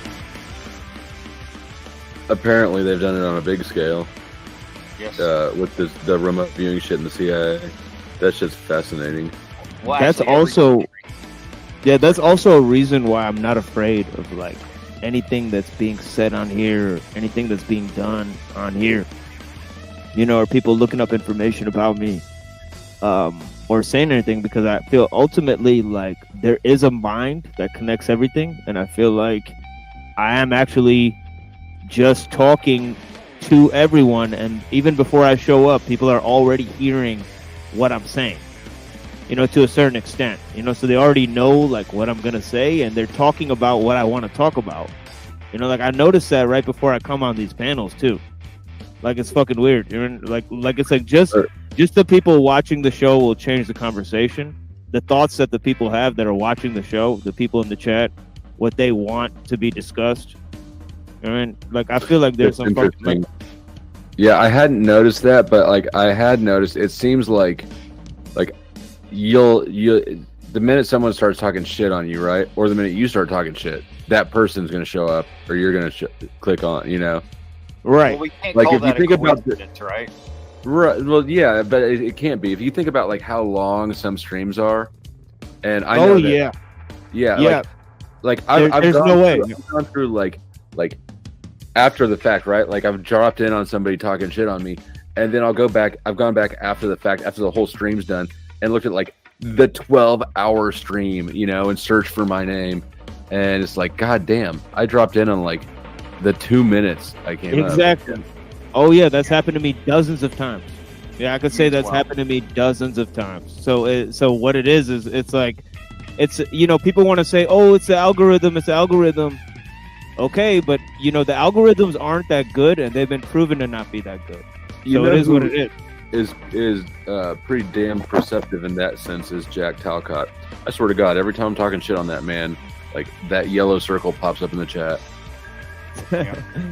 Well, I was surprised. I had a conversation with the brother Talcott yesterday, off air, and yeah, it's surprising what he watches. You know, he saw, like I was telling him, oh yeah, TVE, you know, he tried to dox my family, like all this stuff happened. He's like, yeah, I saw that. Like he already saw, like he saw his stream, he saw my stream, he saw EBT's after stream, like he saw it all. All right, like he saw the monologue, and then I sent it to Nachikita because they were popping shots at Nachikita, calling Nachikita F and an A and whatever. You know what I mean? Why would you pop shots at Notch? That's just poor form. Well, it was. I think it's a lot of like the racial element too. All right, so it's like something to do, I guess, with like how I'm Indian and he's Asian, or something like that. All right? So a lot of the comments. TBE ain't white. Yeah, that's what I was saying. That's why I grilled him, because I'm like, hey, skin check, buddy. You're a poo-poo, you know, you're a poo-colored person too. It is what it is. Skin check. Yeah, really. I mean, it's ridiculous. And just like both of you guys experience, that there's been so many times that I don't know. I'm subscribed to over 280. I don't know exactly. Different channels, right? Man, that ain't shit. I'm like four times that. Yeah, I'll get like a list of shows, but I'll select Hey, brother London, what's going on? You doing okay this morning? Yes, sir. Yes, sir. All good, man. All good. All good. How you doing? I'm doing okay. I was actually ending my stream. I accidentally had the link pinned, but yeah, bless you. I Okay. wanted to say hi to you anyways, man. But yeah. You know what? See, this shows how slow I was, right? I didn't even realize you was premiering something or playing something. I thought that was actually you up here with Flo. Yeah. That's old. Yeah, that's old stuff. Yeah. People always make that mistake. But yeah, blessings. I don't know if you caught the last show, but I put the few hours of what we did last time when we were talking about Pythagoras and the Orphic Pythagoreanism and shit. Yeah, I put that whole shit on you. Yeah, Good bless. stuff. But Good yeah. stuff. Good stuff. Good stuff. Yeah, man. I won't even keep you too long. Then I thought to come on to say hello. Make sure everything's cool with you and everything. Yeah, everything's cool. We had a few incidents, you know what I mean, if you watched the last episode, but yeah, we're handling the things out here. But yeah, we're gonna catch you back at the London McLovin or the Rebuttal Bar. So if you guys haven't checked it out, we get into some real sci-fi shit out there. You guys don't sleep on that shit. We really getting into some deep topics out there, and we'll be joining soon over there, London McLovin and the Rebuttal Bar. Please subscribe. Thank you guys, man. Facts. Blessings, London, man. Good morning. It's only the morning right here. It's actually 6:55 a.m. over here. So yeah. Yeah, I've been up all night. But blessings, my brother. Thank you so much for stopping by, saying hello to me, man. No problem. Thanks for having me, bro. And we'll catch up soon again, brother. For sure. Yeah, send me an email anytime. I got you. Yeah, for sure. Please. Most definite. Peace out, bro. Blessings. Yeah. Got the London man. Man, it's always a pleasure to see the dude London man. You know what I mean? Check out our last episode when I premiered me and London man having an incredible talk with Alchemos. A couple times we did that recently, at the London McLovin channel and the Rebuttal Bar. You could go to past episodes and check out when we did that, and we'll be doing that very soon again, because we appreciate the topics that he brings out. Yeah, we're over here in the morning time. I'm closing out my show, showing you some of the footage that me and Richard Madsen recorded on the questioning the dogmas of science. Thank you guys so much. Blessings. Return to this video here.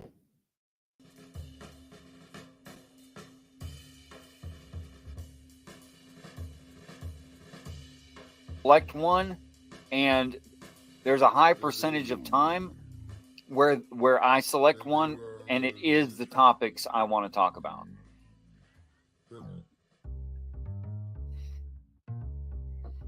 Heck, sometimes they're talking about me personally as I come into the show, as I first click on it. That's the only thing is like I'll notice the personal shit, but like honestly, like my show's pretty unique. Like I don't know, like nobody actually talks about the shit I talk about on my show. It's kind of just like a weird ass show. About weird ass topics. But you combine things, right? Like your show combines intellectual with just trash, and it also combines it also combines fields, right? Like it combines philosophy and religion, which are related anyways, but with like technology. You combine things that are not normally combined. Yeah, it is really interesting. Well, that's mainly just like the weird shit that the way I think, and it's just like I'm just honest about it, and then I'm fine if people say it's crazy, So like, because a lot of people think it's crazy, so it's just like they're like, oh, you're combining two shits that shouldn't be combined, So a lot of people consider it a sacrilege, But I'm like, yeah, two ideas look similar enough to me. I don't give a fuck what you think. No, I think it's great. I think things should be combined. I mean, obviously, except I think the trash detracts from your academic or intellectual stuff. But Well, as far as combining more to like take the heat off the intellectual stuff. To be honest, right, a little pressure release or something. Yeah, I think if like I don't want to be taken seriously as an intellectual. I think that is a like demarcation. Like it's bad strategically going forward. And like, Right. You know, like it would be like, oh, okay, like it's actually much better if I talk about the topics I talk about and people perceive me as some kind of dirty hippie. You know, going forward, or at least I've seen. And you know, in a certain sense, infamy is as good as fame. So I'm not really that keen on being liked either. So that's what Yeah, I mean, on YouTube it certainly is.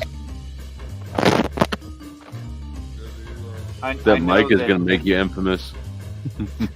I know I that need a new one. if the things I'm saying are true about these ancient religions, these ancient spiritual stories, I know that it's not going to gain any popularity in the next 50 years. It is way too fringe. It would take that long.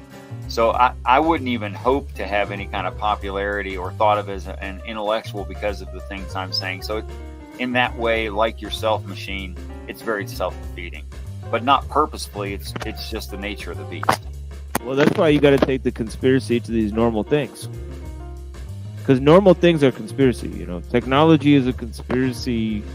Fucking science is a conspiracy. Judaism is a conspiracy. Fucking Christianity is a conspiracy. Judeo-Christianity, that's definitely a conspiracy. You combine those two.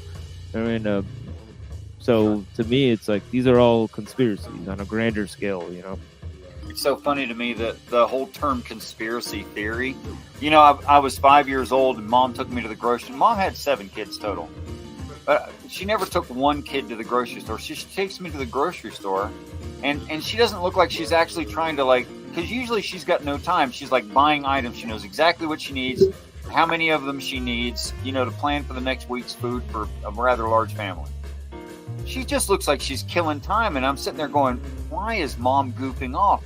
I just don't even get this. And it just took forever. It took like an hour or something. And it should have taken, you know, in the store less than a half an hour normally. And we go back home, and there's all these cars parked around the house. And we go inside, and there was all kinds of people there and lights and stuff. When we left, we come back, the lights are off. There appears to be nobody anywhere. Just damn weird, the whole thing. And my brain is just trying to figure out, little kid brain, just trying to figure out what the hell's going on. And then the lights come on and people come up from behind furniture and scream happy birthday. Are there conspiracies? Of course there are. People get together to good things, to do evil things. We get together and decide to do things together. It's, oh my gosh, it's so evident in reality. I don't even know why there's a term that tries to dismiss it.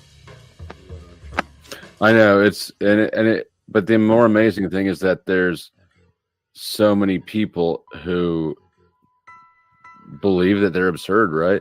Like especially with the things that come out the back of airplanes, right? If you call them the CT thing, the CT word, people will go, that's not it. And then you'll go, yeah, it's called cloud seeding. Like here's all this like mountain of documentation of it. They'll go, oh well, that's different. No, it's not. Wait, so you're going to sit here and tell me that this is real, but that's nah. That's Talk why about cognitive dissonance. That's why the more apt term is information or hoax. You know, so you know you just don't use the C word that makes everybody feel better. You know, fine, we won't use the C word. We'll just say it's a hoax or just information. Right. I like that you chose philosophical definitions for that, because a lot of people don't understand that something isn't informational unless it's true. Yeah, good point. I hadn't caught that either. Yeah, nothing is knowledge that's false. Nothing is informational that is false. That's why we have terms like false information. It's to identify that it's a lie. It's not true in reality. Yeah, I love the T.S. Eliot quote where he says, "Where is the wisdom we have lost in knowledge? Where is the knowledge we have lost in information?" Yeah. Well, that's why it's a shame that we die of old age. That we can lose documents. That ideas can die over time. And we lose all these valuable things because our genetics are, destroyed by free radicals in our natural environment. And that's without us adding stuff to it, which we do.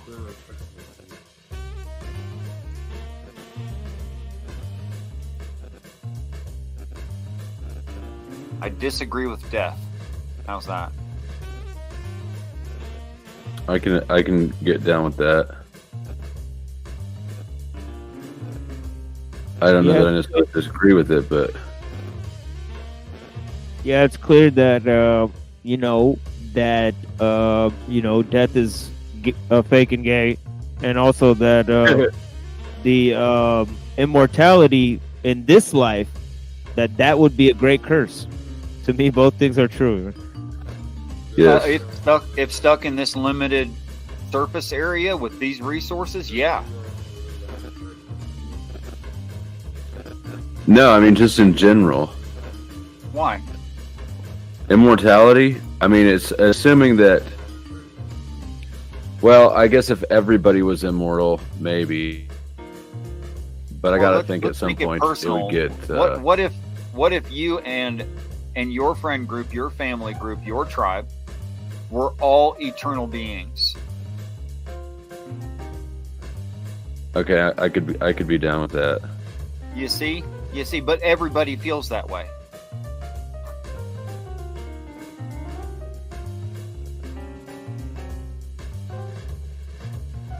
The problem is that with limited surface area and with limited resources, you can't have everybody as eternal beings. Which is why there's a fight right now, and I know it's not obvious. It's actually a very, very subtle argument and fight that's going on in the upper echelon of worldwide societies of the wealthy and powerful. They are trying to figure out right now who is going to be able, what families, what individuals will become eternal beings, having forever youth. And that struggle right now is evident, and the players are evident in who is trying to promote ideas presented in Agenda 21 and 2030, in sustainability, in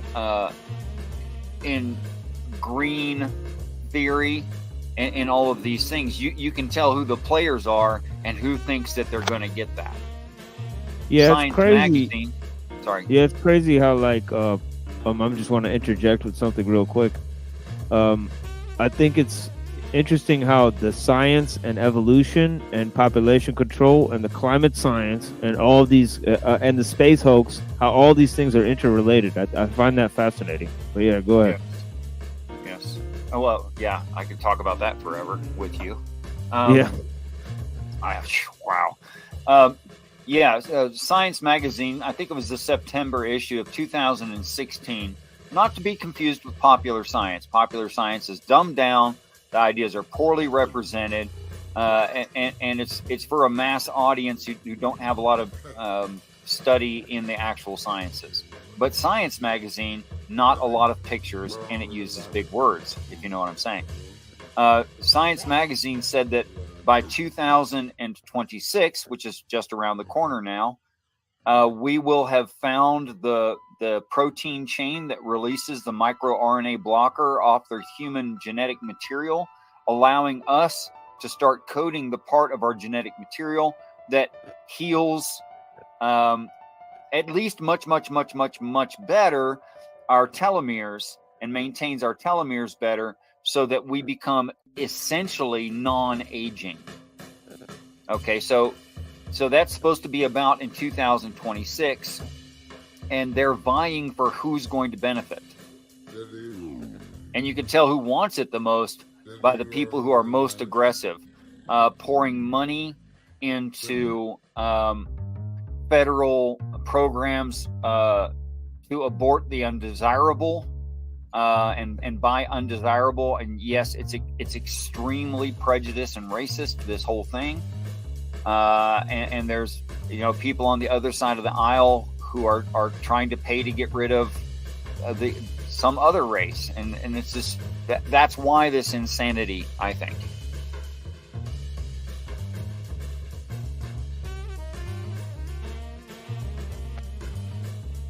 Yeah, and Jeremiah Fix says naive ambition.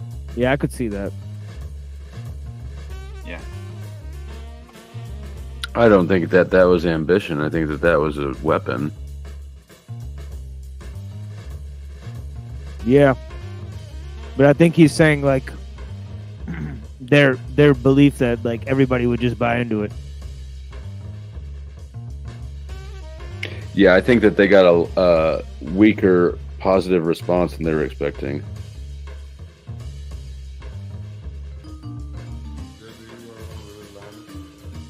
Now you've called my attention to the side chat, and I'm reading that.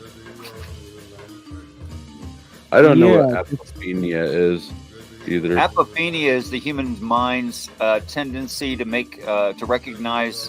Well, it's within pattern recognition, seeing things that aren't there.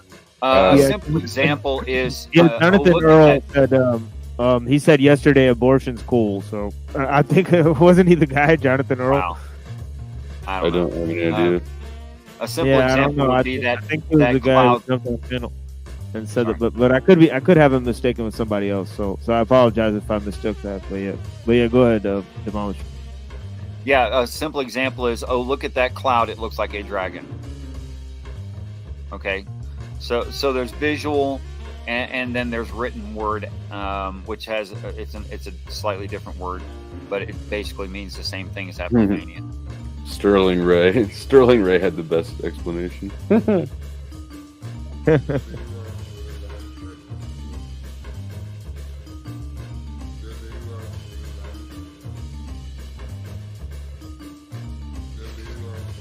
Yeah, well, I mean, it could what do you think? Well, obviously there are patterns, there's patterns in nature. You can map out the patterns in nature. That's fucking strange. That leads to a question: is math invented or discovered?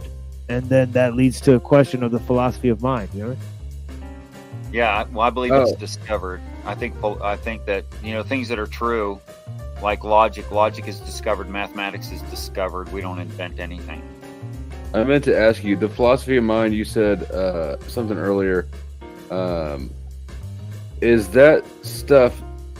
philosophy of mind interacted with like scientifically through like tests and shit, or philosophically through like ideation? It's scientifically through the development of artificial intelligence, and it's philosophically through concepts like where does the mind come from? So, for example, there's materialism, and within materialism, there's a theory called naturalism that says basically the mind is just like stuff, right?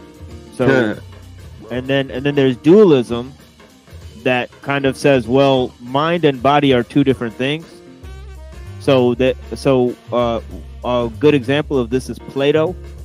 He kind of said ideas are transcendental. So they exist not in this world. This world is an imitation of the world of the forms. So he actually thought that ideas exist in an alternative reality, which is superior to this reality. And that the demiurge creates these forms, and that the world that we have is just a residue of these forms. So, he just thought that the world is an emanation of the forms created by the demiurge. So Kind of the first Matrix. Yeah, kind of like the first idea of the Matrix, and this idea was hijacked by Gnosticism to say that the demiurge is actually an evil being, and it's the same being that's talked about in the Old Testament.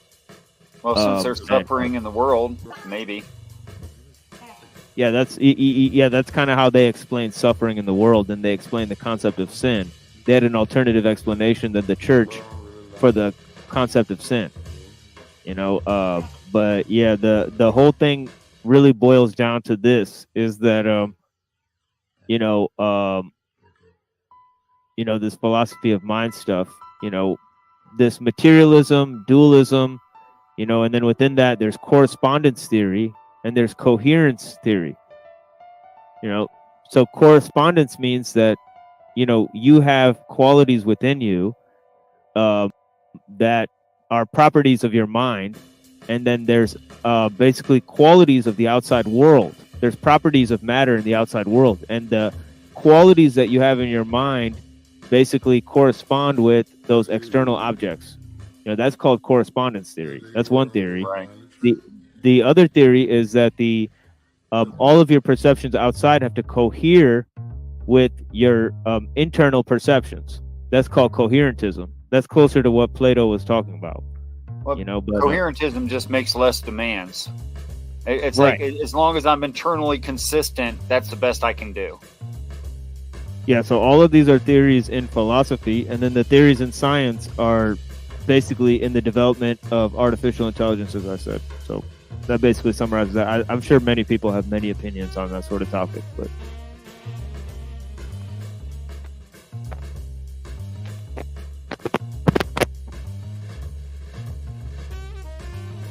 yeah, that's like a quick summary, like if you had to take a course on the subject, they basically have that. Crash course by Cyber Caliphate. Exactly. That was pretty good. Philosophy. Why the new channel? Just out of curiosity. Wait, my new channel? Yeah.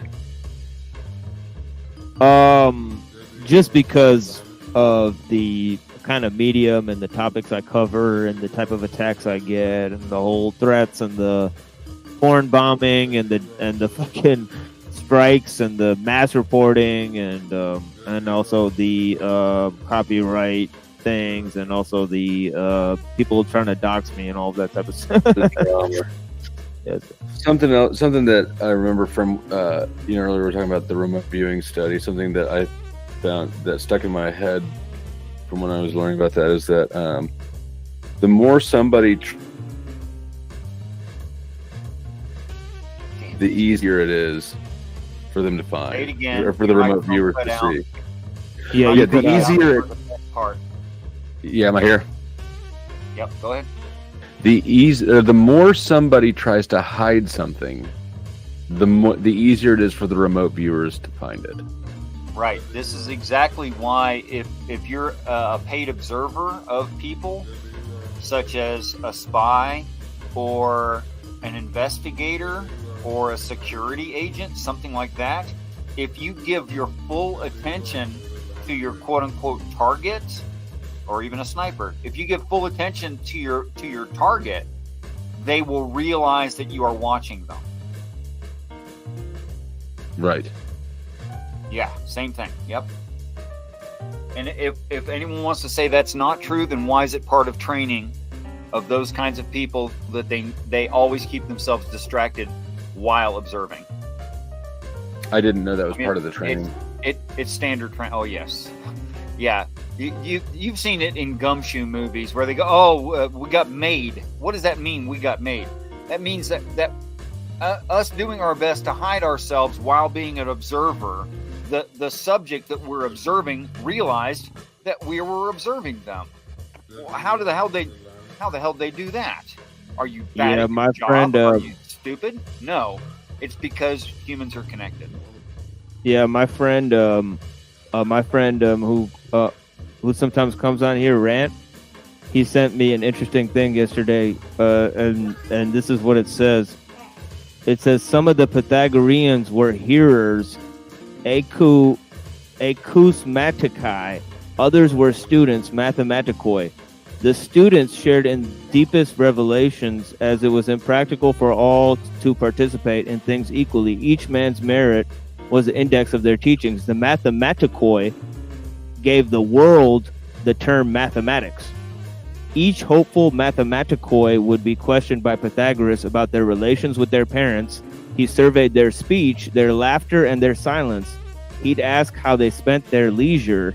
He'd observe their gait and the motions of their body. Each candidate would then be neglected for 3 years, while being covertly monitored to test their stability and studiousness. Then the candidate would have to observe a 5-year silence. After this, Pythagoras would give his judgment. If they were rejected, they would be given double the wealth they had brought with them and told to leave. And from that day on, the Pythagoreans would treat them like a stranger and raise a tomb for them as if they were dead. If the candidate was successful, they would be let within the veil to hear and see Pythagoras. The cult of Pythagoras. Still operating today. What would he ask him about? Say that test again. The part of the test, like he asked him, and then he observed what? Oh shit! Yeah. It's interesting. How they walked, how they spoke, whether or not they had any discipline, how they interacted with others, whether or not they could be disciplined enough to be silent for a very long time. Right. It says he surveyed their speech, their laughter, and their silence. He'd ask how they spent their leisure. He'd observe their gait and motions of their body. Each candidate would be neglected for 3 years while being covertly monitored to test their stability and studiousness. Then the candidate would have to observe a 5-year silence. Right. So for 3 years, they acted like you're out. Forget it. Screw you. You're no good. They would do that for 3 years in the middle of it. This is Fight Club. I'm telling you, man, that's rough. By the way, the Jews do this somewhat if you want to become a Jew. That's right.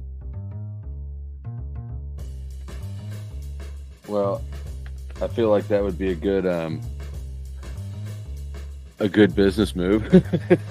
And so does the Orthodox Church. They have like a waiting period where you become a catechumen, and then you're like let into the church.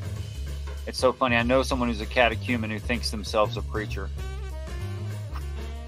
Yeah, they basically all do. Every catechumen I've met thinks himself a preacher. What's a catechumen? Is that like an Orthodox pledge or something? It says you're in kindergarten. For the Orthodox Church. Yeah. Yeah. I wonder if that's why there's so much fucking ortho bros all over the internet. They're all like that's the Andrew Wilson character. He's a catechumen in the Orthodox Church. Oh, he is? He's a catechumen? Yep. Oh Jesus! Then all the like weirdo Johns and stuff, like are they catechumens? Or they didn't like not even there? Probably. And the church. I feel like Andrew Wilson's earned his stripes, don't you?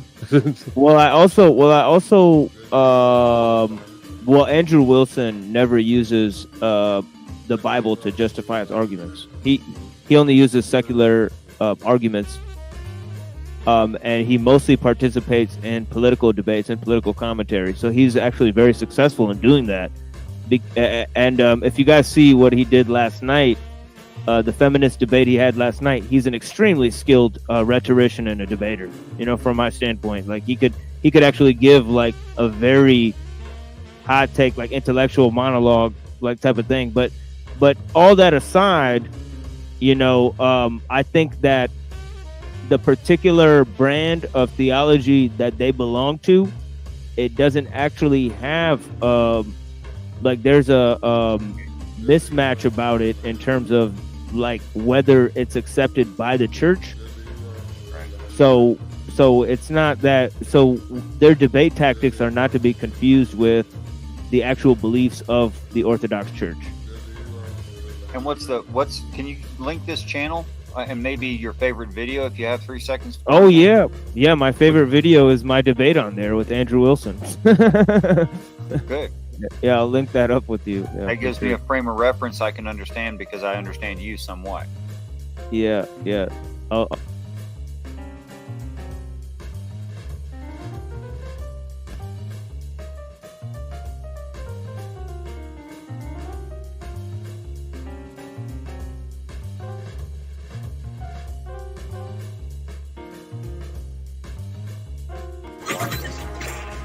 There's a lot of a lot of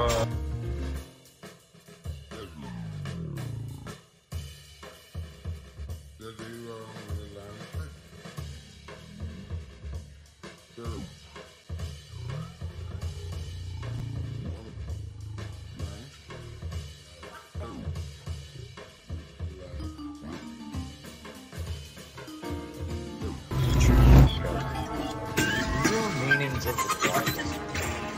There's a lot of a lot of words in the Bible. It's been beautifully left and scripted for us. This whole world has been beautifully left and scripted for us to learn from. So the Bible is an incredible source of wisdom that I've come to learn to really appreciate. And you know, I was trying to figure this out. I guess I could have kept this more simple. I have stacks of books and references and spiritual wisdom, right? Different interpretations, different religions, different thought patterns of view. But what it all comes down to, brothers and sisters, what it all comes down to is what is true. What is true? See, because some of my inspirations today, starting out initially, right? The initial observation, we live in a pretend world, right? A lot of people pretending like they know what's going on. A lot of people pretending like they're in charge. The structures of this government economic system, the corporate structures and government structures where it's a top-down, oppressive, controlling design. It's insane. Don't buy into it. It's all pretend. See, and the ego is pretend. Here's the simplicity, the divinity of our Creator. Our God is so amazing, so magical, so incredible. You really got to allow your mind to be blown away. Because that would be the ego death. The ego is the one that has the limitations. The ego is the one that has the rules and the structures and definitions and the analysis and the confusion. The fears and the worries. And the ego gets to pretend that it knows. The ego gets to pretend it has the answers. But I tell you what, the more and more I consider these words, God is the answer. See, from God, the truth may be known. See, truth is the absolute power. Truth is God. God is the truth. And the truth is how we learn to grow and wisdom. I mean, truth is the essence of knowledge. We can either align ourselves with that which is true, or we can pretend. God allows us to. It's a crazy journey that we get to live. Holy cows, do you realize that? We get to live. We don't have to live. We get to live. Not only do we get to live, we get to know that we live. And through the knowing of life, all that life is, we get to experience love. Love is the answer. Love is the way shown through the one, Jesus, right? The perfected master that God allowed us to receive. Right? The one who showed and walked the earth in the stories as the child of God, to show us the way. The way he lived, the way he spoke, the way he treated each other. That's how we can live. It's the way out of our own sin and corruption. The way of truth keeps us aligned with the creation that's happening. And here's something to consider, right? I've shared this elsewhere earlier today. Simple observations of logic, reason. If you can accept the words as God is the truth, so the truth is eternal. God is eternal. We only exist right now. So now is always the present. From our subjective experience, we only exist in the now. And it's in the now that we can align ourselves with the truth that God has shown us through our past experiences, through all the literature, through all the rumors, and, the world. It's in the now, in the present, that we can align ourselves with the truth of God's will for us all.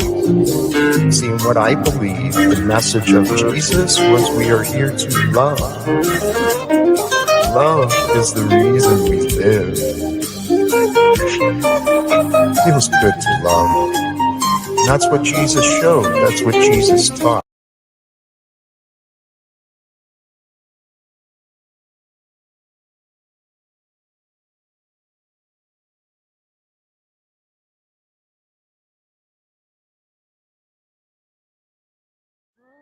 Hiding nearby, whispering do or die around me.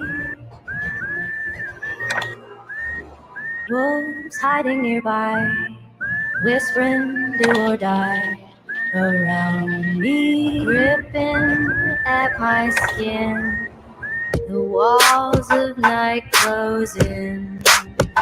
While the use of this force as an integral part of combat has now taken on new form.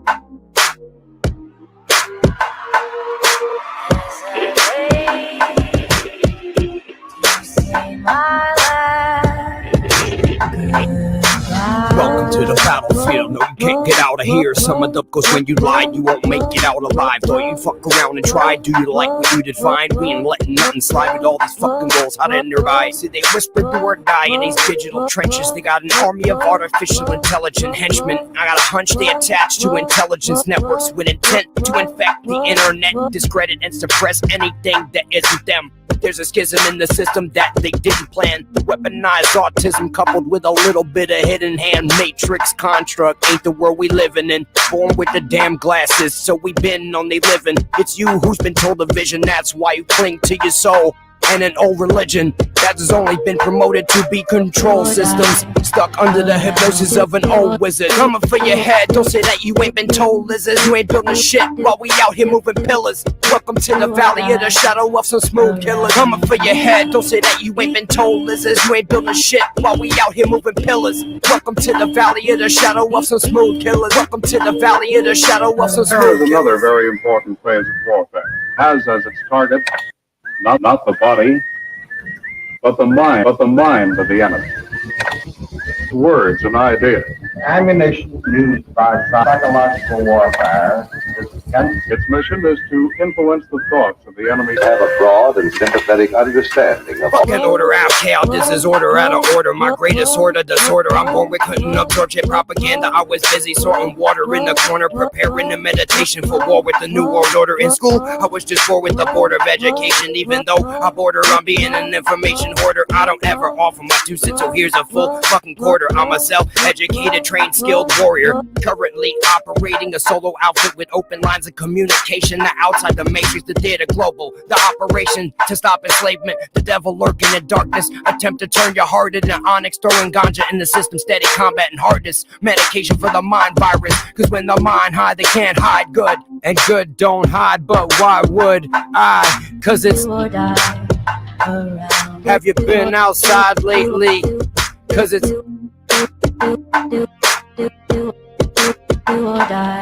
Around me. Coming for your head, don't say that you ain't been told, lizards. You ain't building shit while we out here moving pillars. Welcome to the valley of the shadow of some smooth killers. Coming for your head, don't say that you ain't been told, lizards. You ain't building shit while we out here moving pillars. Welcome to the valley of the shadow of some smooth killers. Welcome to the valley of the shadow of some smooth killers. Coming for your head, don't say that you ain't been told, lizards. You ain't building shit while we out here moving pillars. Welcome Welcome to the valley of the shadow of There is another very important phase of warfare. careening through chaos, in these serene dreams. The shadows and screams of those trapped in the system. Have a broad and sympathetic understanding On a horizon, now virtual settler. Memory box with microscope.